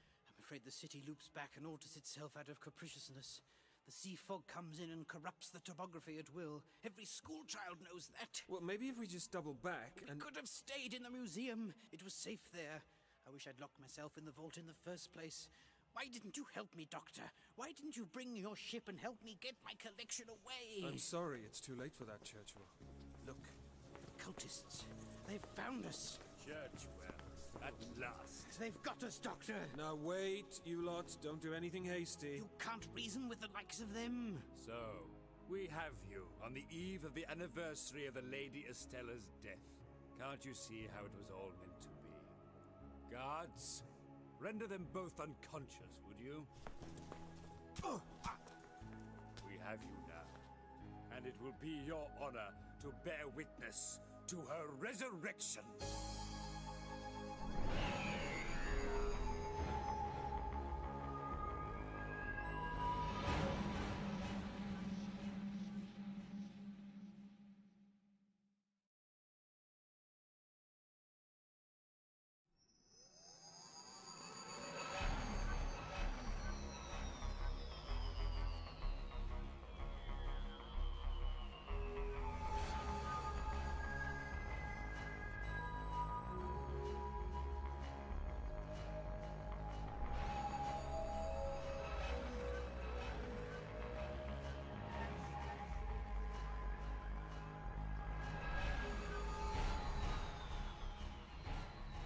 have stayed in the museum. It was safe there.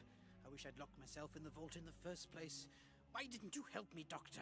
Why didn't you bring your ship and help me get my collection away? I'm sorry, it's too late for that, Churchill. Look, cultists. They've found us. Churchwell, at last. They've got us, Doctor. Now wait, you lot. Don't do anything hasty. You can't reason with the likes of them. So, we have you on the eve of the anniversary of the Lady Estella's death. Can't you see how it was all meant to be? Guards, render them both unconscious, would you? We have you now, and it will be your honor to bear witness to her resurrection.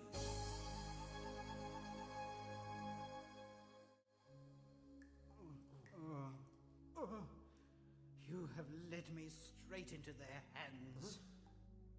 Oh, I don't believe this. Locked up again.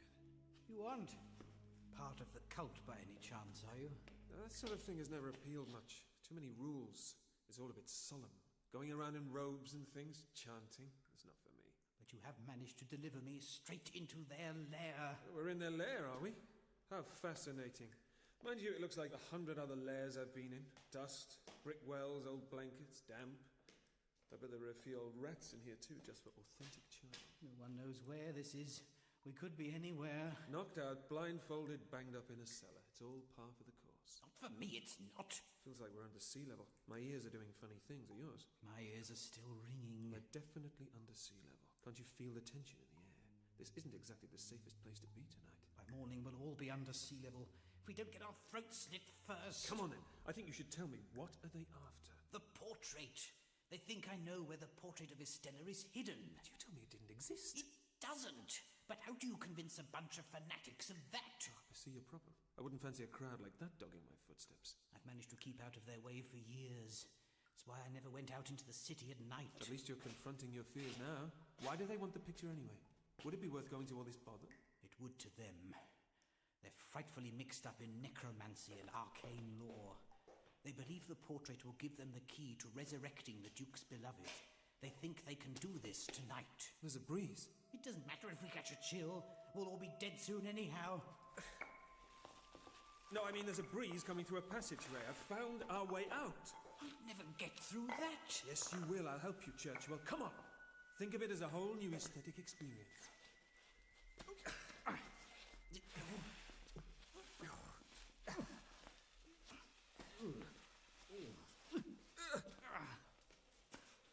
Listen. The distant sound of ceremonials. I wonder if they're into sacrifice as well. They usually are, that type. No one is quite sure what they get up to. Then let's go and find out.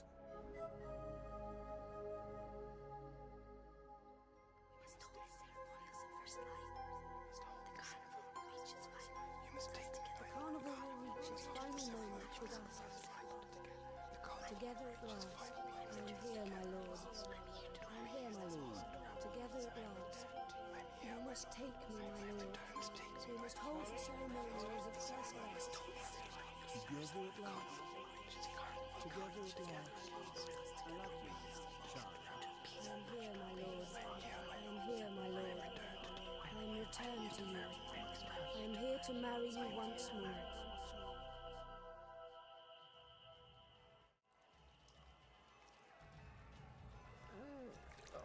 What did you make me drink? Nothing that will harm you. Just something to make you see things from our point of view. I was already sympathetic. You didn't have to drug me. Oh, look, Charlie. Look at the palace, lighting up the canal. The final great ball has begun. What do you think of your gown? Your mask? Are you surprised we peasants can conjure up such finery, even down to the jeweled slippers? This apparel has waited for you, for just this night. We've kept it ready for you, through the long generations. We fished it from the water, Estella's very own wedding dress, and kept it prepared for this night. Thank you, but you needn't have bothered. We're almost ready. Compose yourself now. You have a duke to impress. We are here. Let me take your arm. Can't you smell disaster in the air? The whole city knows this is its last night on Earth. I don't even know what I'm supposed to do. I'll lead you into the stateroom where, no doubt, the Duke sits lugubriously on his golden throne, surrounded by his giggling lackeys and myrmidons. I'll present you to him, they'll draw back in horror and surprise, and when you see him, you will find the words. You're quite sure of that, are you? Don't talk now. Relax into the drug. They're all so keen for Estella to reappear, they'll seize upon you immediately. You in this dress, masked in this fashion. The very image of his missing beloved. Come now, follow me. You must take them by my heart. You must not see someone else. It doesn't feel too safe down here. The walls are creaking like they're ready to burst. We're not going to make it out of this, are we? What kind of attitude is that? Of course we are. I've been in much worse scrapes than this, you know. Well, I haven't. I'll just enjoy it. You've no idea. We should have stayed where we were, where they left us. They'll be furious to find out we've gone. In my experience, they never are. In the end, the people locking you up prefer it if they can chase after you. They love it. It provides an excuse for them to come back and rough you up a bit more. It all seems hopeless. Existential angst, eh? A bit. It is exciting, though, isn't it? Really, deep down, you must be a bit excited. What? Look, here we are at the very end of Venice. We're being hunted through the night. We're in a tunnel. There are secrets here somewhere, danger and romance. You do this kind of thing a lot, don't you? Most of the time. You're a very strange man, Doctor. Someone has to do it. Someone has to poke their noses into things. Why? Why can't you leave well alone? Because if I didn't, everything would just go on the same. This whole situation with everything just sinking into the water and you lot giving in, it's the perfect metaphor. I can't bear it. You have to struggle. You have to make it better. There's corruption here. There's a whiff of something wrong. And you're the man to sort it out. Every time. You'll get yourself killed. Maybe. You're some kind of neurotic addict, aren't you? Certainly not. I just don't like nastiness and people getting away with it. That sounds a rather, if you'll forgive me, innocent view. That's as maybe, but I'm sticking to it. It's got me this far. Where are you from, Doctor? Really? A place not too dissimilar to here. Here we are. There's an opening. Look at them, Charlie. Feasting, drinking, and below their very feet the water is rising. As far as this rabble is concerned, my people are already dead. What do they care? Pietro, what have you done to me? I have no control over my legs, my whole body. It's like being inside someone else's mind. You have to do this. This Duke, what's he like? A weak man, an indulgent man. He's lorded it over all of us for decades. And you'll just offer me up to him, just like that? I have to, Charlie. My people don't all agree. They think this is foolhardy. But any chance we get, we must grasp it. And you must do this for us. But I've been your friend. I've tried to understand. We can't afford to regard anyone as friends. I trusted you. I don't believe in trust. Why should I? I mean, what am I to them? Just some lowly gondolier, a lower form of life. One fit merely to carry people about the place and serve them. Since when did trust mean anything? You're pushing me into the lion's den. You're handing me over to him. I have to. But I will stay with you. You've listened. You care what becomes of us. What is he going to do with me? I don't know. What do I say to him? Shh. We're near the stateroom. We're almost there. Pietro, tell me what to do. You'll know. The drug will take possession of you. Just repeat what you hear in your mind. No harm will come to you. You can promise that, can you? Truthfully, no, I can't. But by tomorrow morning, all who live on land are likely to be dead anyway. Oh, I was forgetting that. Doctor, how did you get me into this? In all likelihood, your friend will be long gone by now. He would never leave me. He would if he had any sense. This city has become a poisonous place. Now, be quiet. Be still. Let the drug work its magic. For all our sakes, allow yourself to become Estella.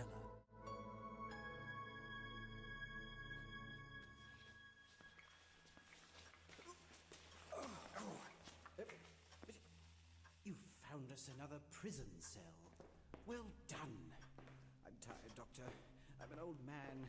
I expected to die quietly with dignity tonight, not on an assault course in the underground den of a horde of religious fanatics. I don't think it's a cell. Look, it's more like a mausoleum. You're right. This is gold. A golden casket. Tell me that isn't a bomb. No, indeed. Look, it's a clock. Counting down the hours. What have we walked into? I rather think that with my usual combination of insouciance and hapless bravado, I've led us straight into the cultist's holy of holies. Oh, Mother of God! And do you know what I think is in this casket? Don't touch touch it? Now who's superstitious, Churchwell? You're as bad as that chanting lot out there. It's only a coffin. There's only a corpse inside. Doctor, don't! No, we've come this far. Look what we've found. Now, give me a hand. I want to get this thing open.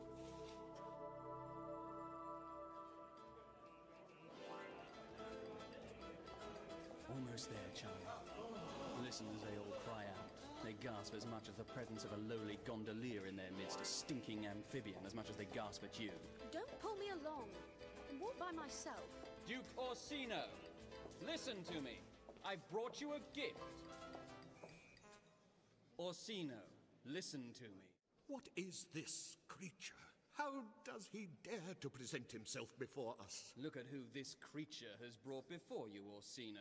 Have the wretched hobgoblin removed. Throw him into the canal. Get your guards away from me. I've a knife placed ready at her back. What do I care? Look at her, Orsino. A woman in a mask. There are hundreds here in Venice tonight.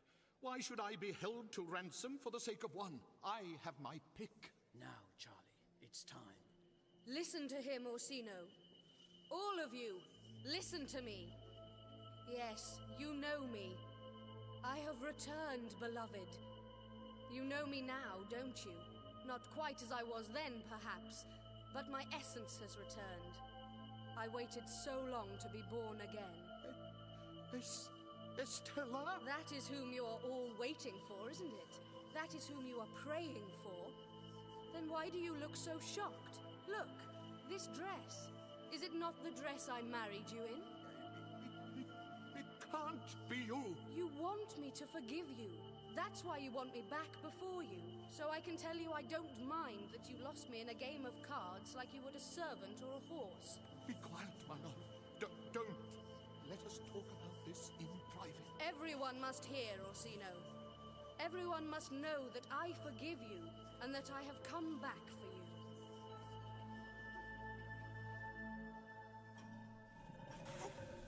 Oh, I think we should leave it alone, Doctor.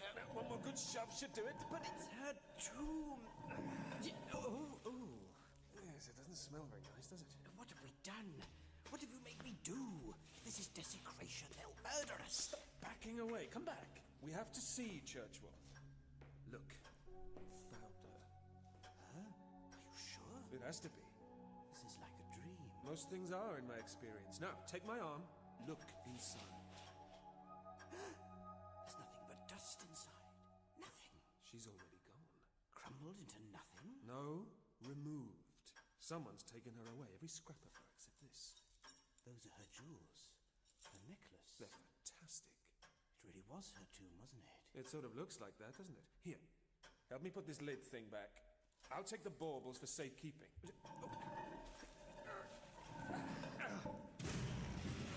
They are here. They are here in the sacred tomb. Oh, great. Guards, take them.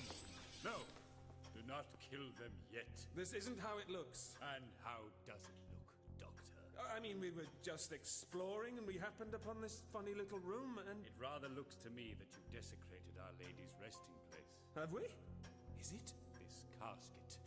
I can't believe even you two are so dim not to have noticed the golden sarcophagus containing her sublime, immortal remains. Oh, would you look at that?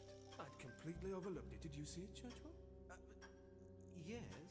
You will be put to death for this. That's rather harsh. They're cultists. I told you they're funny like that. You have a chance. We are not as intractable as you might think. I shall offer you a choice, the lesser of two evils. You have no right to treat us like this, you know. I shall treat you howsoever I desire, Doctor. Oh, go on then. What's the choice you're offering us? Something crazed and dreary, I expect.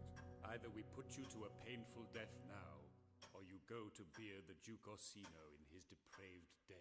You want us to do your dirty work for you? Top marks, Churchwell. Fanatics never want to get their hands dirty. It's why they always wear gloves. If you retrieve the missing portrait of Our Lady Estella from the Ducal Palace and bring that revered object back to us, we will allow you to live and see the dawning of our marvelous new era. Oh, you fools! I've told you again and again, no such portrait exists. Of course it exists. You told me you saw it, Churchwell. You told me yourself. It was hanging up in the ducal apartments. Doctor, why are you lying to them? I said no such thing. You did. You said it was as portraits go, rather nice. We knew that you were lying, We knew the portrait was there for the taking. Your friend has betrayed you, Churchwell. Yes, I do seem to have done that, don't I? Now, I command you to infiltrate the foolish Duke's ludicrous sacrilegious ball and bring us back the portrait. You have 2 hours. Go! Guards, show them the way. Return to your entertainments. Fools, leave us to talk. Gorge yourselves and dance. And when you are finally sated, then you may look upon your duke. You, old woman, why do you stand staring at me like that? Don't you understand me? I said, leave us! Forgive me, Your Grace. I'm Eleanor Lavish. I was given to understand that your guests could come and go as they pleased in the palace this evening. Tonight of all nights. You try my patience, old woman. I'm only here to pay my respects, my lord. Nevertheless, I have business to attend to with this troll gondolier and... And the Duke's beloved, the reincarnation of his lost Duchess, Estella. Why should I listen to you? A troglodyte, a web-footed scavenger. Who are you to return her to me? You know the legend. Put about by those demented priests who claim they worship my beloved. What do they know? They did say Estella would return on this night, brought into your realm by the lowliest of the low. I'm the lowliest here, obviously.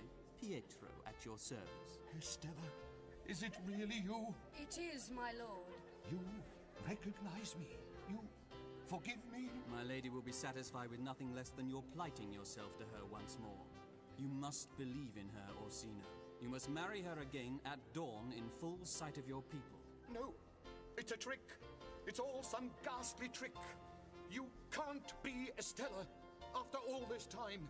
I'm not sure I'd recognize her, even if she did come traipsing back in here in gilded, jeweled slippers. I am here, lord. I'm an old man. I may not look it because of the curse you placed on my head. But inside, my mind is as fragile and decayed as any of the palaces along the Grand Canal. Of course, I'd seize at the chance of your forgiving me. I've grown so weary of this hideously prolonged life of mine. I've even dreamed of dying naturally, at last, when this night came.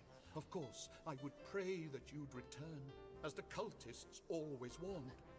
I prayed that we would find each other again, be able to die at last, blissfully together. But can it be you? Can you take the chance that it isn't? What do you mean, Toad? If you reject her, my lord, then what will happen? Look about you. These revelers, this horde of pleasure-hungry dilettantes, they're only here to see the fulfillment of the curse and to discover whether the legends are true. What will happen if they're not appeased? Can you imagine an end to this affair in the dawn, in which there's no climax, no wonderful denouement? Miss Lavish, wouldn't you be disappointed? I never truly believed the legend, but even so, I would be disappointed. Listen to the people of your city, Orsino. Even this old woman has an opinion. I see what you mean. You must take me, my lord. We must hold the ceremonials at first light. The carnival must reach its final moment with us together at last, to appease the masked rabble you've assembled. But are you she? I must know for sure. All that matters is that I am convincing. I must convince them or they will turn on you. Isn't that what you have fretted over? More than your desire to actually see me again. Perhaps. Selfish as ever, my lord. Nevertheless, you will marry me. I don't see that you have much choice. Then I have found you, reborn. I no longer need to scour the city for your mortal remains. Your old body can go to the fishes for all I care. I have you at last, Estella. You have. We must prepare for the nuptials. You remember where your apartments are, of course? I think I'll take her. You will need help. You, old woman. You will help this lady to prepare for the dawn. Oh, so I have my uses now, do I? So now you can start ordering me around. You will do as I command. Take her. Take my beloved and her toad and prepare for our marriage. Your beloved? She has returned to me. she has come to me with forgiveness.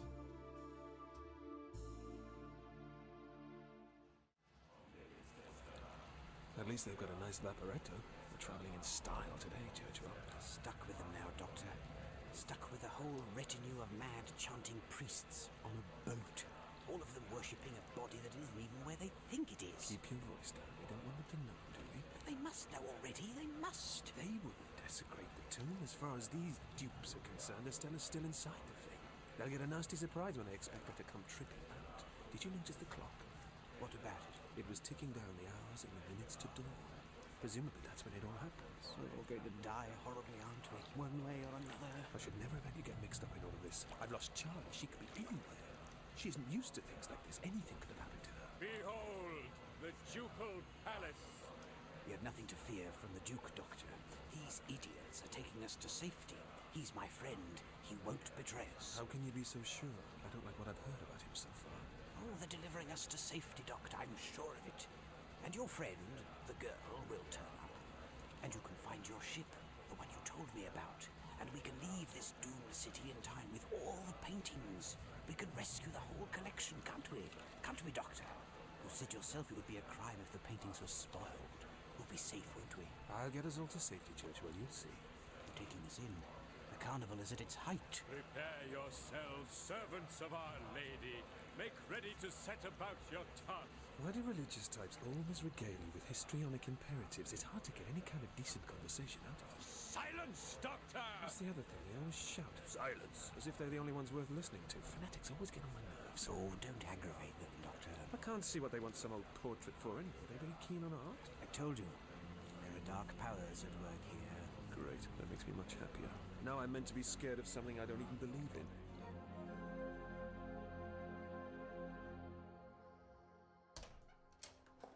No one's been in here for years. It's thick with dust. Look at the state of it. No one's been in for exactly 100 years. That's the point. You'd think he'd have kept it tidier, though, Miss Lavish. It's hardly respectful, is it? We can rest here.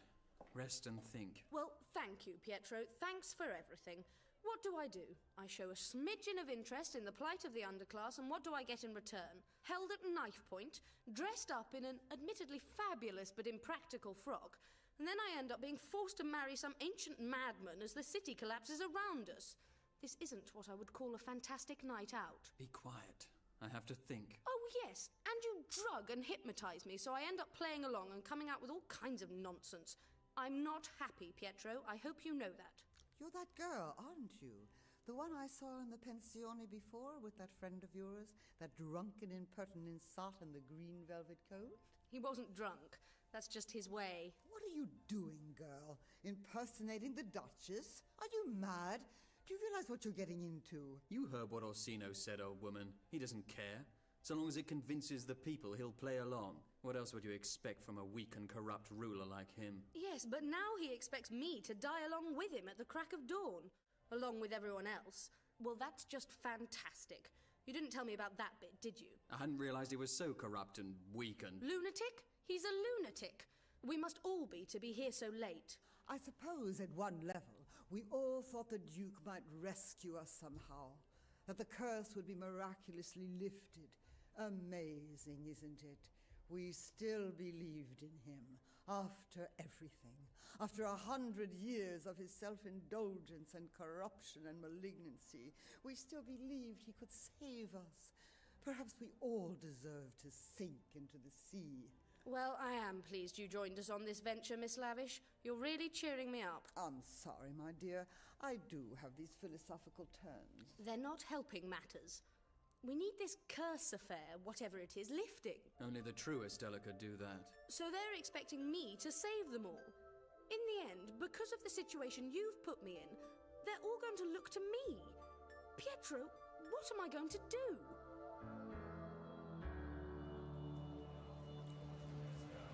No, there's something here I'm not quite piecing together, something I've missed.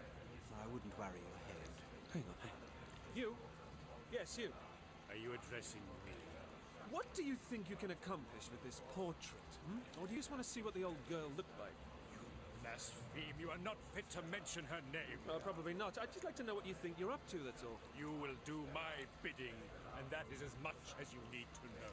All right. Say you manage somehow through the forces of sorcery and devilment and so on to revive Estella from the dead. What happens then? What's she going to do? She will save us all. She will make the city rise from the sea again. It's a pretty tall order for someone just back from the dead.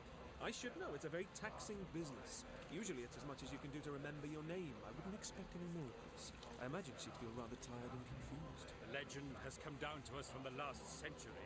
3 generations of priests have handed down the tale. We know what is ordained to happen. Really, a century isn't that long for a legend. It isn't that long at all. Come on, you must have some doubts, surely, niggling away. Don't you think you're going to look a little foolish? You know nothing.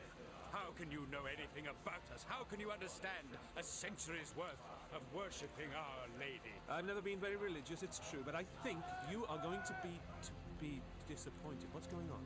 It's the priests. They've seen something. What's... Stop, you fools! Control yourselves! What is it? What can they see? Doctor, look! There's something under there. Just under the surface of the water. We're being attacked. They're coming up from under the boat. Kill them! Get them away from us! What are they? Amphibians, trolls, myrmidons! Churchwell, give me your hand. Gondoliers! Churchwell, grab my hand. The others, the priests, they're being dragged down. They'll kill us all. The gondoliers. They've gone mad. They'll drag us all down into the depths.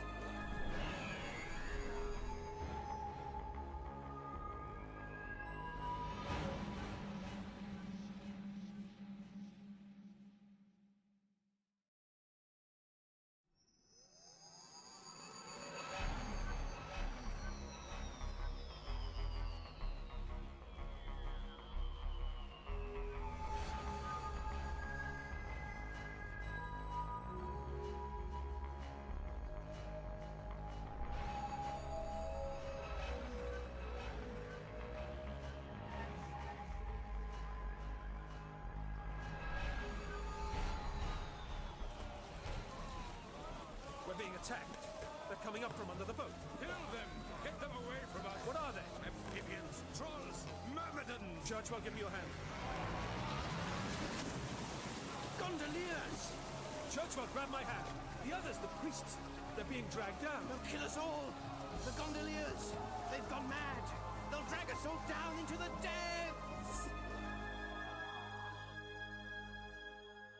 Of course, Charlie. We're missing all the excitement up here. The biggest do that any of us have ever seen. I've no hankering to see the spoiled upper classes at play. We've heard tales of the Duke's depravities. Oh, come, Pietro. It's our last night on Earth.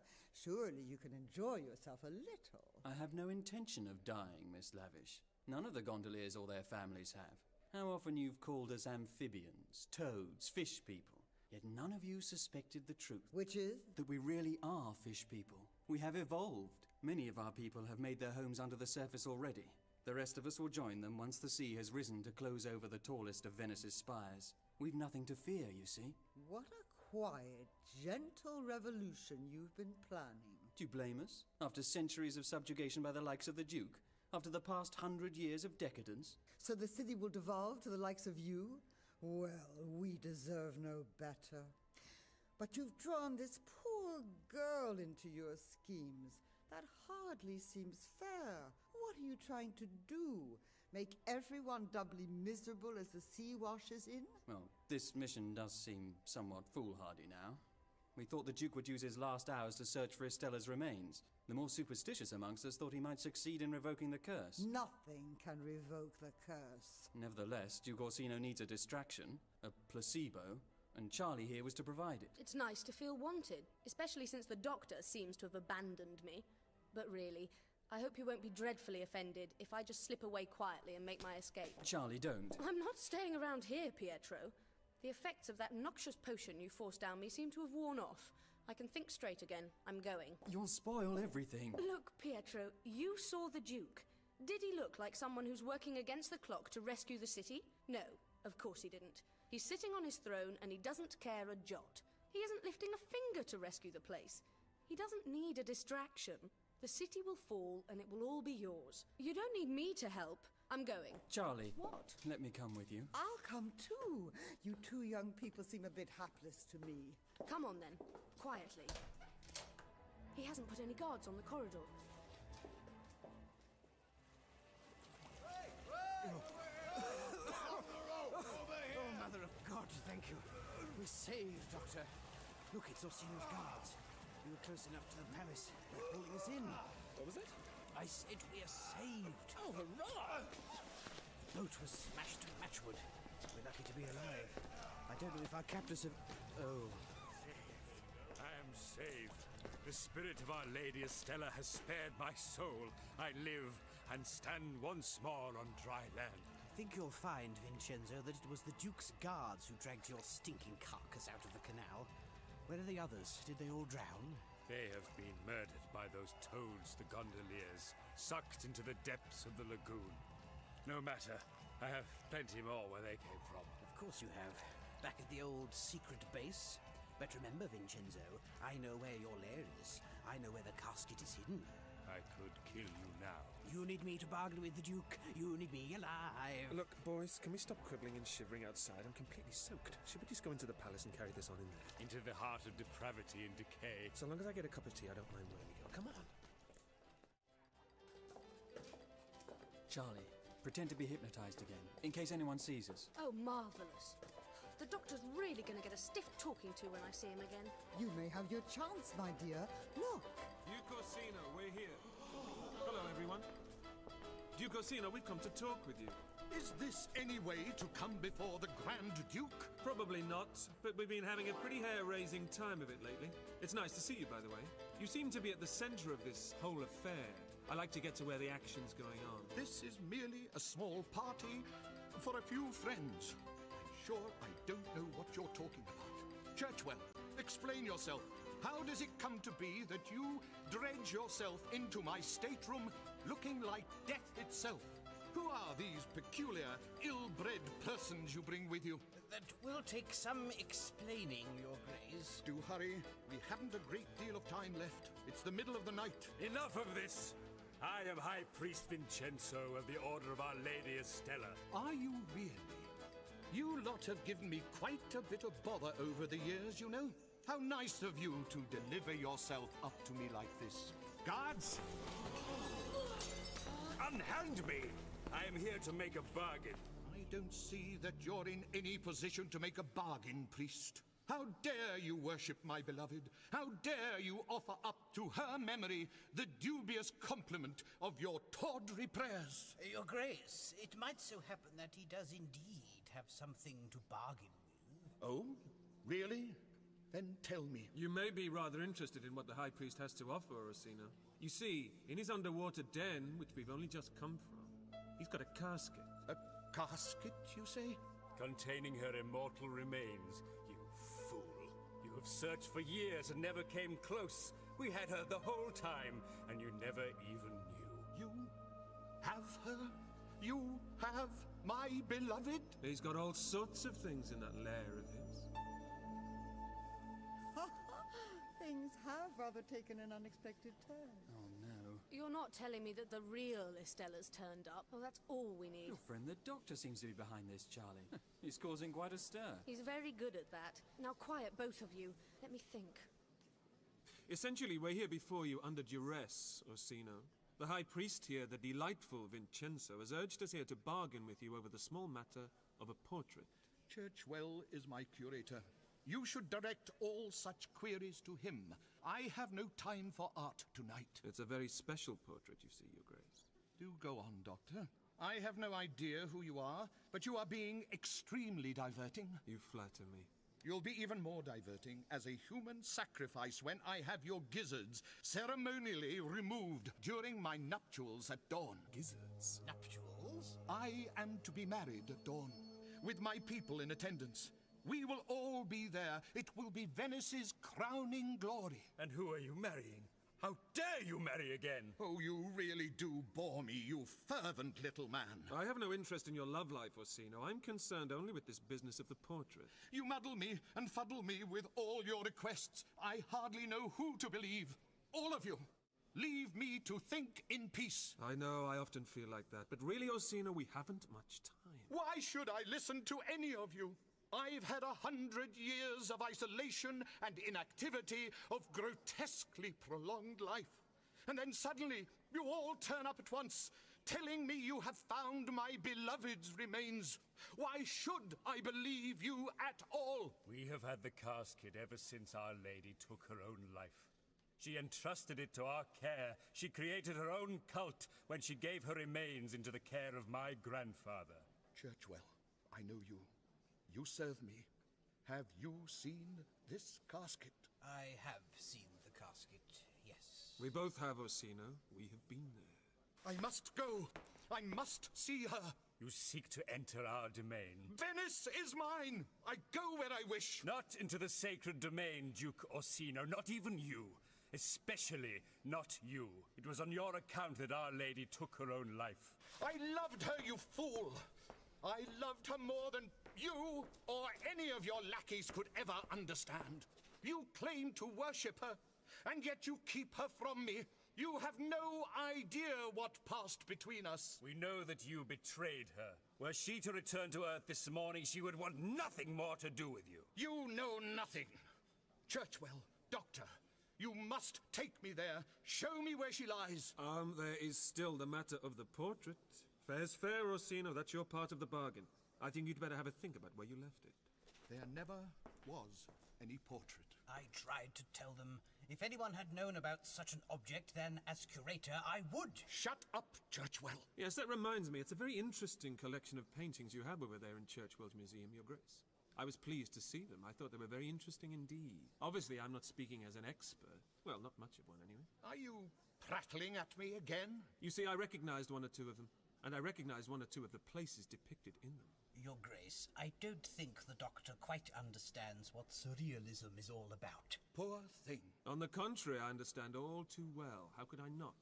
The thing is, some of the paintings I saw yesterday evening are not from this world at all. And where are they from, Doctor? Outer space? Well, of course. I'll waste no more time with you. Churchwell, tell me where this domain of the cult lies. I must know. I must find her remains. Make way for His Grace's divine intent.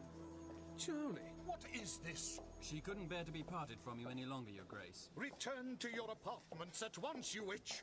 The night isn't over yet. I had to come down. I knew something was going on. This is the woman you intend to marry? This is your second Duchess? The first Duchess. This person is Estella, reincarnated. You blaspheme! How can this be Estella? Well, that's Charlie. Oh, well done. Oh, you know this woman, do you, Doctor? Yes. No, Charlie, what's happening? I am to be joined with the Duke at dawn. No matter whether she is known to you or not, whether she is a genuine reincarnation or not. What matters is the spectacle, and spectacle there shall be when I marry her at dawn. No, you cannot! Guards! Pass me a blade. Oh, don't gasp. I wouldn't kill him. No, he has to return with me to his wonderfully elusive lair and divulge to me his glorious secrets and show me Estella's ineffable remains. I wouldn't have killed him for all the world, but I would have him bleed, copiously of course, and experience a terrific amount of pain, the cur. You will pay for that, Your Grace. Stop this. Stop lashing out at each other. What is this? Know your place, old woman, and shut your mouth. I'd do as he says, Miss Lavish. He's pretty handy with that knife. What do you know, Doctor?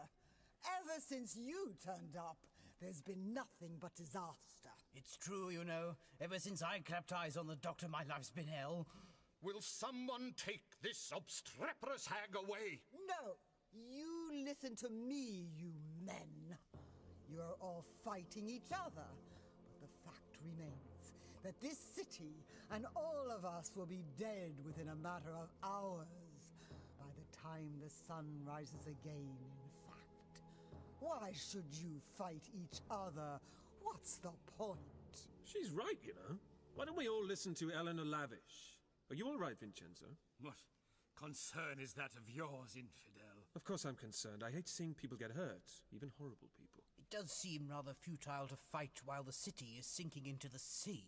I don't care, Churchwell. I've got things to sort out. Out of my way! Where are you going, my lord? Why are you calling him my lord? Has he got you hypnotized or something, Charlie?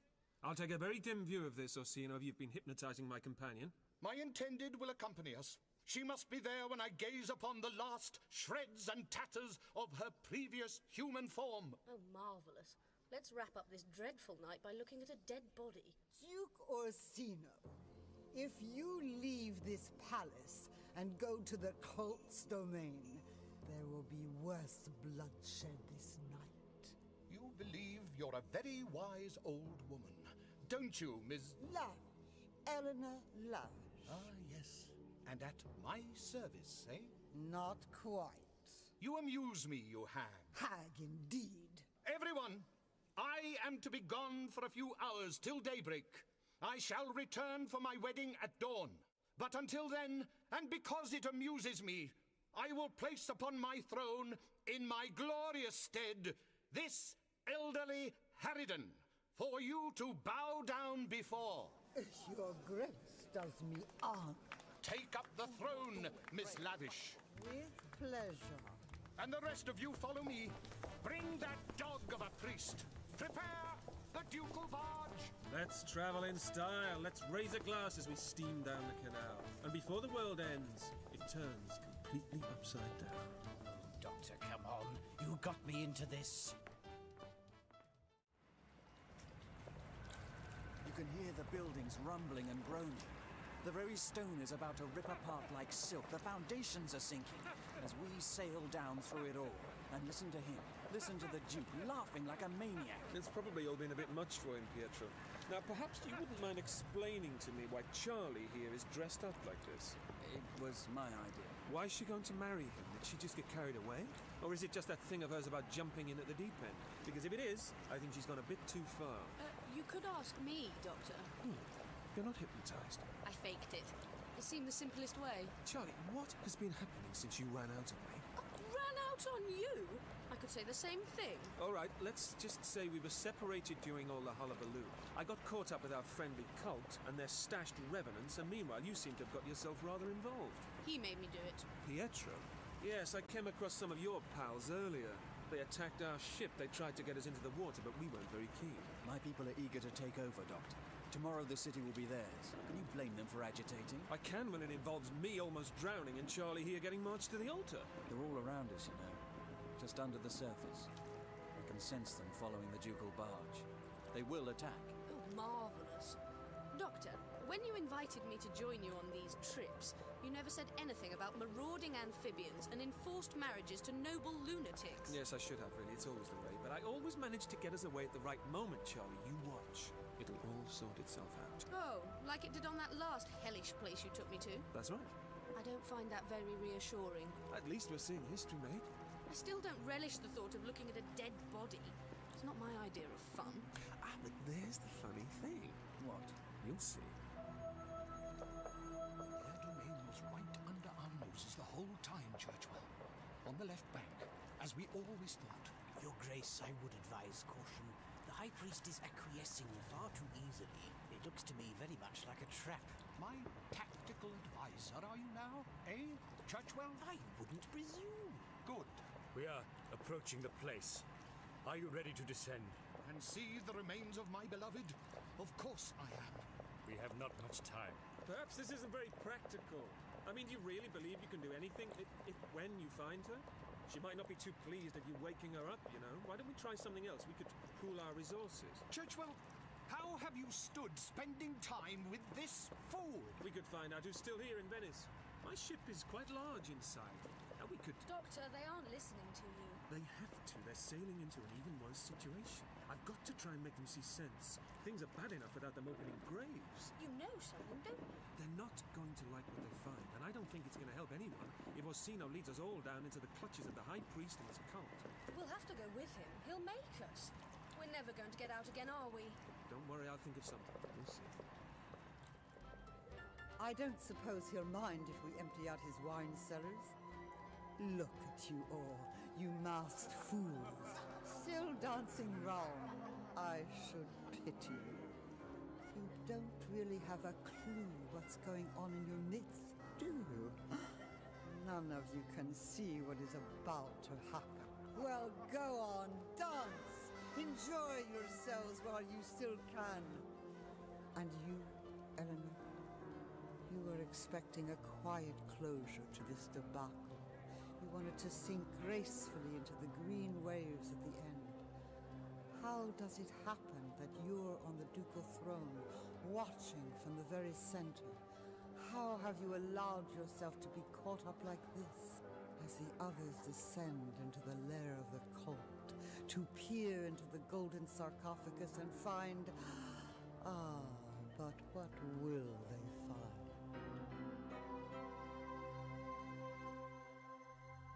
Wonderful. Burning torches and leaping shadows. This is more like it. Here, Charlie, couple to this torch and follow me. I know you're just acting all casual in order to reassure me, Doctor. Am I? You're trying to make it seem like a great adventure. You're right. Really, you're as worried as I am. Just a bit. I don't like being in the hands of people as obsessed as this. It makes me jumpy. Pietro, how are you doing? Petrified for my life. Well, look, at least Orsino and the others have gone ahead first. Nothing can harm us. You don't believe that? We're walking down a tunnel into a tomb. Just think of it all as some kind of phantasm, a peculiar dream you're having. That works, does it? Why do you think I'm always so calm and collected? But you aren't. What's that? That was Churchwell, up ahead. Let me... Doctor! Doctor, they've got me! What is this? Unhand me! Seize them! Seize them all! Go of me! Stop whining, Churchwell! Quickly, back up this way. Doctor! I can't see where. Take them all to the Chamber of Our Lady. There are hundreds of them. I had no idea. Churchwell, are you wounded? Scratched, that's all. They've got us hemmed in. I have many more followers than you knew. You cannot stop us, Orsino, any of you. You are all here now. You are here to do my bidding. Now descend with us to the catacombs, where Our Lady awaits. They've got us. I knew they would. There's still a way, Charlie. I can still get them to talk to each other. They'll never talk. The Duke will never talk with occultists. They all dress in fine clothes and pretend they're civilized, but really they're savages. I'm inclined to think you're right, but your people are no better. My people are desperate and rash. Shh! The tunnel's coming to an end. Listen, ticking. We've reached the tomb. They're taking us in. In those robes, it's almost as if they have no faces. Then don't look at them, Charlie. Take my hand. It looks like they're leading us in. Bring the prisoners in. Bow down. Make them all bow down before her casket. I will stand, Vincenzo. I see no reason to make obsequies before her. In this chamber, Orsino, you will address me as Lord. Here I rule. You will do as I bid you. Just do as they say for now, Orsino. Let them have their little ceremonials. They seem to like that kind of thing. She was my wife, Doctor. They've taken her away from me and made her into some kind of goddess. Yeah, she'll be feeling very much like I always think Liza Minnelli must have felt about her mother. Imagine having Judy Garland for your mother. Living in the shadow of an icon like that must be hard. What? We're all going to die. They'll slit our throats. Listen. Listen to the clock. See how the hands strain to meet on the hour. The ordained hour. That's more like it, Vincenzo. I knew you'd manage grandiloquence if you tried. More! Doctor, don't aggravate them. I'm trying to distract them. Only a matter of minutes until we face our dread destiny. Bravo! That's the casket, is it? That's where she is. Well, just wait and see. In moments, the bells will ring out, and the casket will split asunder. Mother of God. Pull yourself together, Churchwell. You don't understand, Your Grace. Pietro, what are you... He's trying to get away. Doctor! Charlie, this way! Charlie, come on, we're leaving. Leave them. We have far more important matters to attend to. But I still need the woman. Everything we need is in here.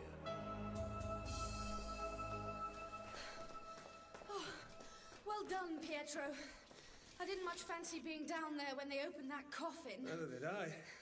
But I haven't explained why not yet, have I? What do you mean by that? Hopefully we'll not be around to see. Pietro, I'm lost. Can you remember how to get to the exit? You always get lost. Every single time. Round here. This way. I can smell the canal. The dawn's coming up. Can you see the air lightening? softer. What's that noise? This is it. This is the exit. Oh no, look. It's the gondoliers. They're massing. They followed the barge. They're after the Duke. Oh, they're attacking us. No choice. Back down the stairs. Back into the tube? What choice have we got? Look at your people, Pietro. They're mad. Do you think they'd spare us? Come on.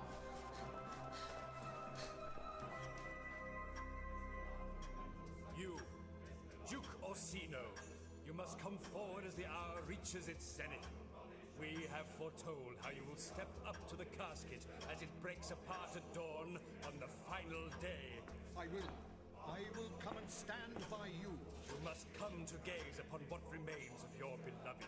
As the curse reaches its apotheosis, you must stare upon what you yourself have caused. Stop. You mustn't go through with this. It isn't how you think. Doctor? Stop, I'm telling you. Come away from there. Doctor, what are you doing? You don't understand, Charlie. If they open that thing now, there'll be even more bloodshed. It is the hour! Open the golden casket! Wow! It is empty. Empty? How can it be? Empty! Empty! Empty! Doctor? I tried to tell them. I tried. Look. The hands of the clock are meeting. That's it then. It's dawn. And the clock chimes out for the death of Venice.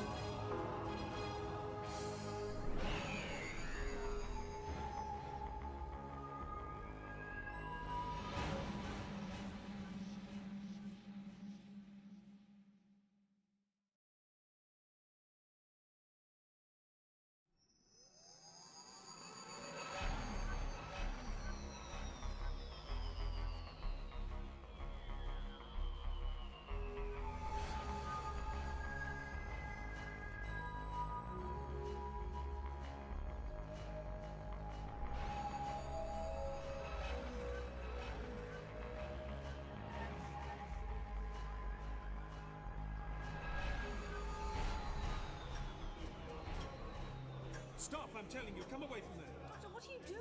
You don't understand, Charlie. If they open that thing now, there'll be even more bloodshed. It is the hour! Open the golden casket!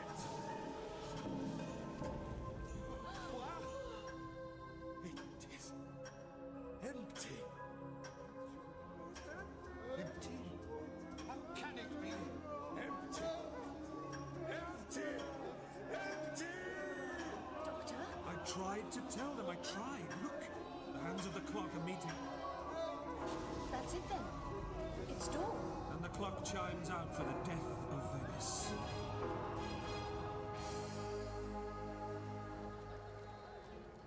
You must all listen to me. The Duke put me in command in his stead, as a joke perhaps, as a ludicrous indulgent jest. But in the meantime, I order you, I beseech you to put an end to these drunken revels. Listen, outside, Venice is sinking. Look at the light coming through the tall windows. It is dawn. You are all in great danger. This foolishness has been allowed to go on far too long. Do you all really want to die? Are you really waiting for Our Lady Estella to rise from the grave and rescue you all? Oh, that was a foolish dream. She isn't returning. Your own Duke has left you all to the mercies of the lagoon. The curse is reaching its fulfillment. Flee for your lives! On the other hand, there isn't anywhere left for you to flee. It's far too late for all of that. Strike up the band, boys!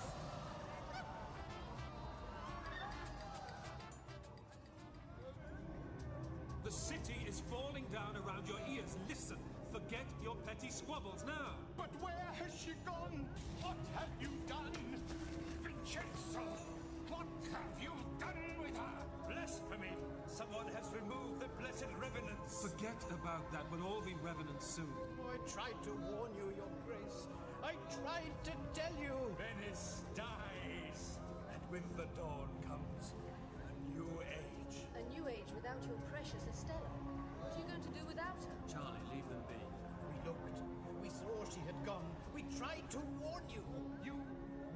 Catchwell? You knew she had been stolen? The doctor. He made me open the casket. He forced me to look inside the ghoul. All we saw was dust. Is this true, Doctor? Well, yes, I was interested. We only had a peep. You knew she was gone, and you still let me come here? Wait, where is the necklace? Where are her jewels? Vincenzo, you scourge! What have you done with her jewels? The answer seems so plain to me. Why hadn't we foreseen this? What are you talking about, man? Let's start backing away very carefully. She has already risen. She is alive again. Already she has left her tomb and walks among us. No! It cannot be! All of you, listen to me. My people are attacking in force. This is their morning, their moment of revenge. We must hurry away from here or they'll kill us all. They're taking the place by storm. We have to get out of here. Doctor, this way! You're going the wrong way! Everyone stop fighting each other. What's the matter with you? We'll never convince them, Doctor. But this isn't the way. Look, follow Orsino. He's heading for the bar. Out of my way! Trolls, toads everywhere. You two listen to me. Why should we listen to you? You engineered this entire fiasco. I did nothing of the sort. Out this way! Here! The barge! Orsino, I must know, why were you suddenly so keen on finding Estella's jewels? What? Come on! It wasn't just greed, was it? Doctor, you must hurry. The barge will go without us. The water's the safest place to be. Mother of God, it's just how he imagined it. Facades crumbling and dropping into the swelling water. What is it about those jewels, Orsino? Why were they suddenly so important to you? Her jewels, Doctor? You don't know? I thought you knew everything. Doctor, come on. Get aboard.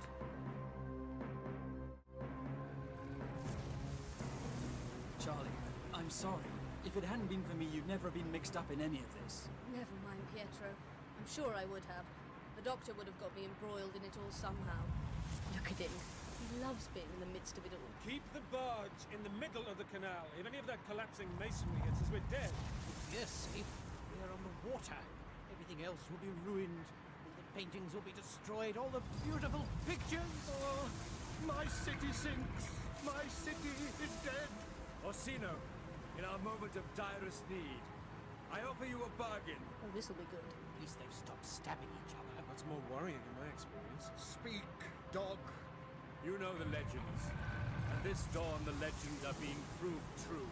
You know that we must join forces if we are to find Estella. You really think she has walked out of her tomb, Vincenzo? I am sure she has. She will be the salvation of us all. I wouldn't be so sure of that. Shh, Pietro, let them talk. We need the portrait, Orsino. The painting you have so assiduously claimed never existed. If we have that, we can call her to us. Without the remains and without our jewels, it is our only hope of calling her and begging her to revoke this curse. It's too late for that. Look, the buildings are crumbling around us. No, it isn't too late. Orsino, do as he asks. Give him the painting. But the painting never existed. There was never any likeness of the Duchess. There was one. What? There was only ever one in the Ducal Palace, hidden away. When I betrayed her, that portrait was all I was allowed to retain. She left it in my care, like she left her curse. No one but I have ever beheld it. Come, we must return there. It'll be destroyed already. We can't go back. We should head to the open sea. What do you know? What are you but a callow imposter? How dare you tell me what I should or shouldn't do after you attempted to hoodwink me into thinking you were the reincarnation of my beloved? Get away from her, Orsino. Charlie, stand behind me. No, let him speak, Doctor. You came to me to convince me to marry you. Who are you to tempt me thus? And who are you to inflict your misery and self-indulgence upon a whole city?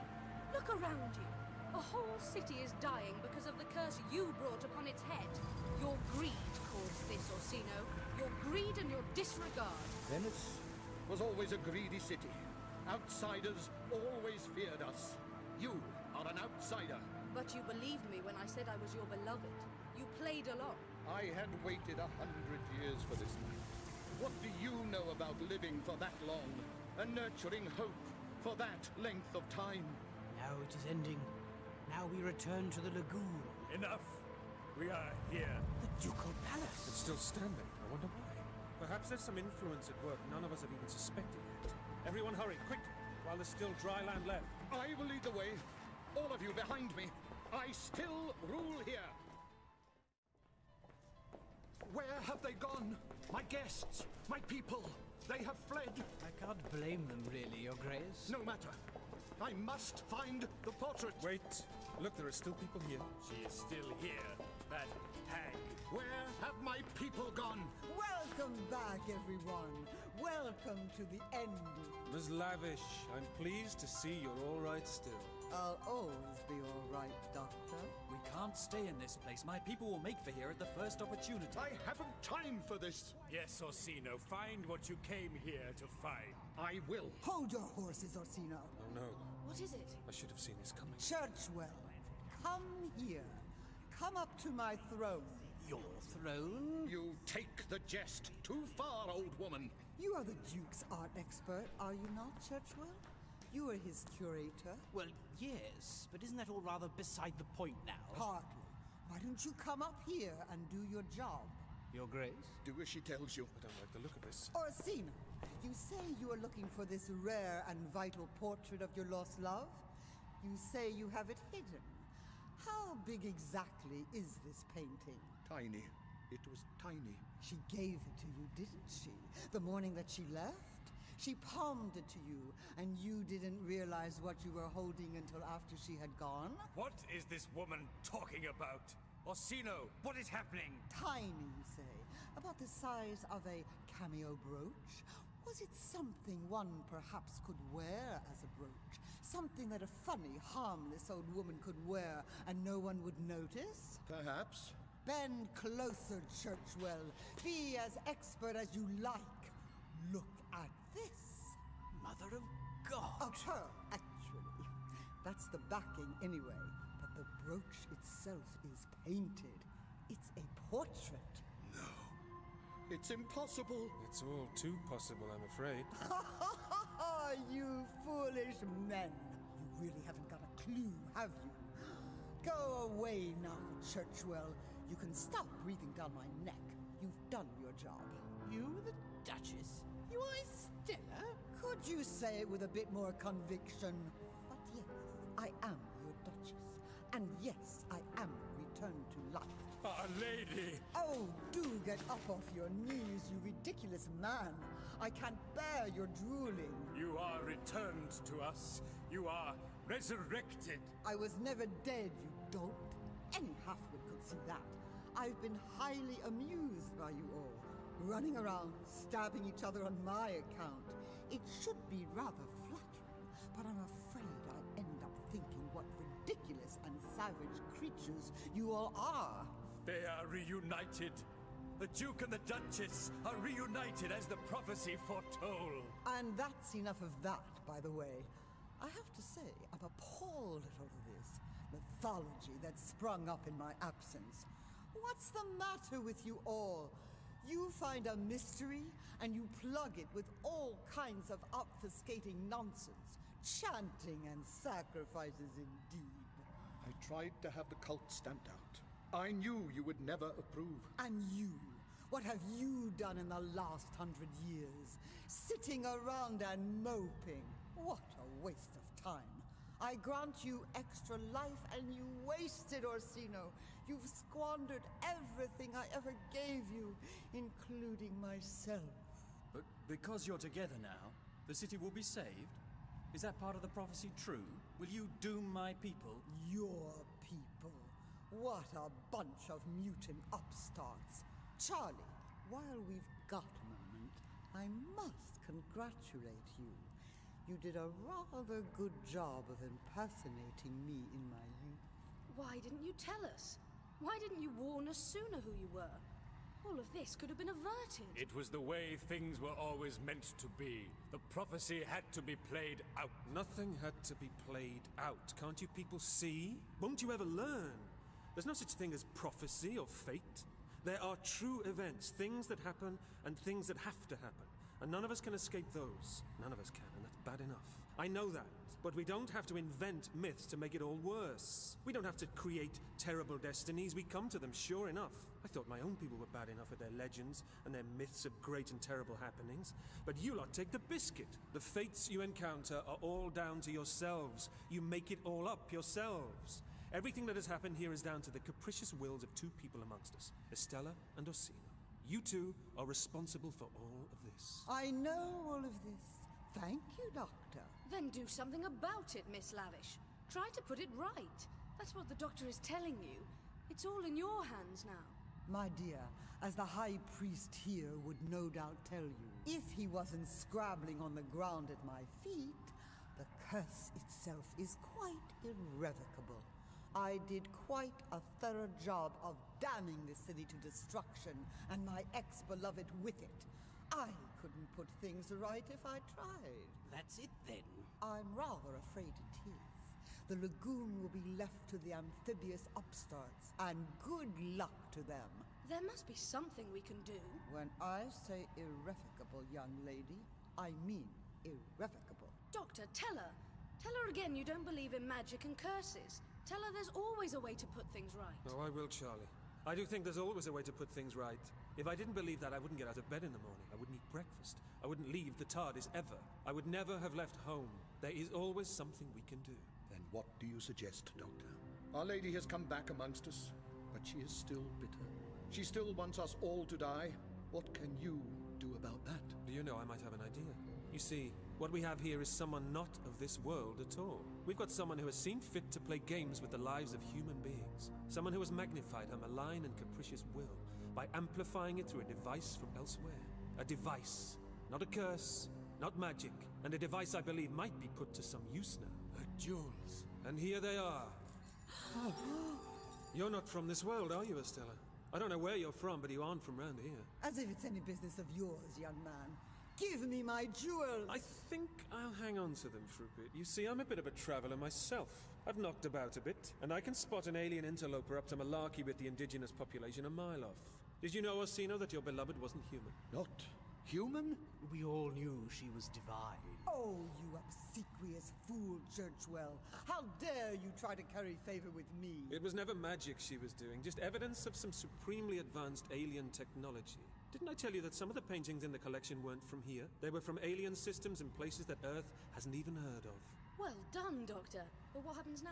You say that Our Lady's powers resided in this jewel alone. I'm afraid so. It's magnified my will, but it was still my fabulous will that you were all in thrall to. These gems are rather powerful. A rather silly thing to leave lying about. Any one of us puny, primitive beings might pick them up and amplify our malformed subjectivities willy-nilly and bring destruction and terror down on a whole city. Point taken, Doctor. Give me those gems. I think you've played with your baubles quite enough, Miss Lavish. Give them to me, you hapless fop. I will return them to you on the condition that you use them to revoke the curse. You accelerated this city's demise. You can, I imagine, return it to its former glories. And you'd better hurry. We can't have long left.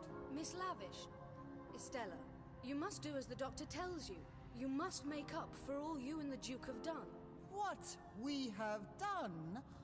What did I do but fall under the spell of a man by far my inferior?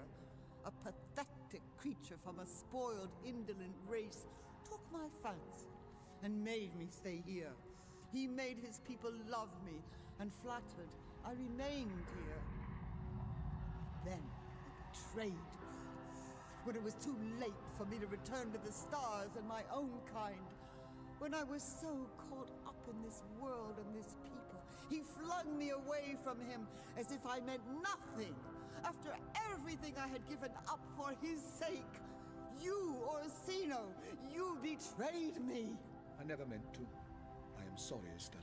Truly, I am. Nothing like closure, is there, Charlie?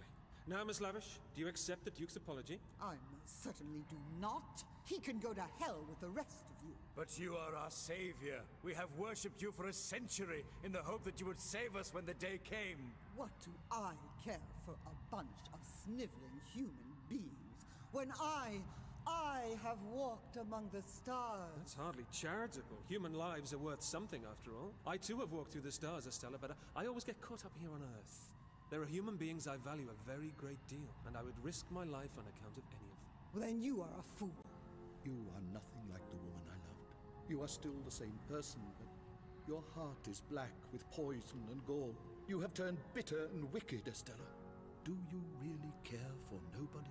I hardly know anymore. I think that once I did. But I have grown so very wretched and old, Orsino. While you have remained as you were and languished, I have become so terribly old.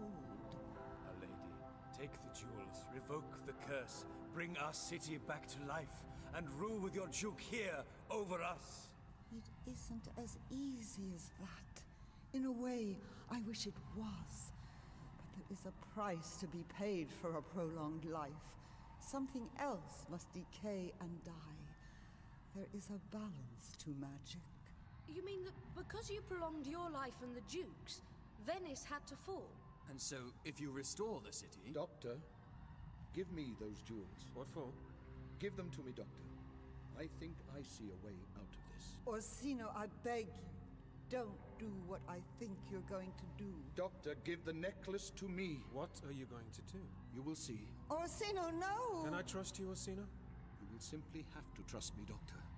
To put right everything that we spoiled 100 years ago. Here you are. Orsino, no! What are you doing? Your Grace! Leave him. It's only fitting. But he is insane. He's putting on her necklace. It's glowing, Doctor. Is he insane? I might be insane after all these terrible years, but at last I realize what I have to do now. He's using it to channel his thoughts and desires. He's imposing his will upon the city. Look, the jewels have come to life. They're opening like eyes. It's too bright. I can't see. Estella, this is right. Join me in the flame. You will die, Orsino. Restore this city, and it will come at the price of your own life. It will take every shred of your life force. I have had too much already. I have been far too greedy. Join me, Estella. Step into the flame. Grow old with me. Our Lady, no! He's tricking you! The flames will destroy you! Stay with us! She must decide for herself. Estella, Ms. Lavish, whatever you want to call yourself, you must know Orsino cannot save this city alone. To do what he wishes, you must go with him. I know that, Doctor. And do you still love him? Estella! Do I love him? Yes, of course. I always did. Then there's no need for bitterness. Why don't you go in peace then? Yes, I will. Goodbye, everyone. No! Stand back, you fool! You'll be killed too! Down with it!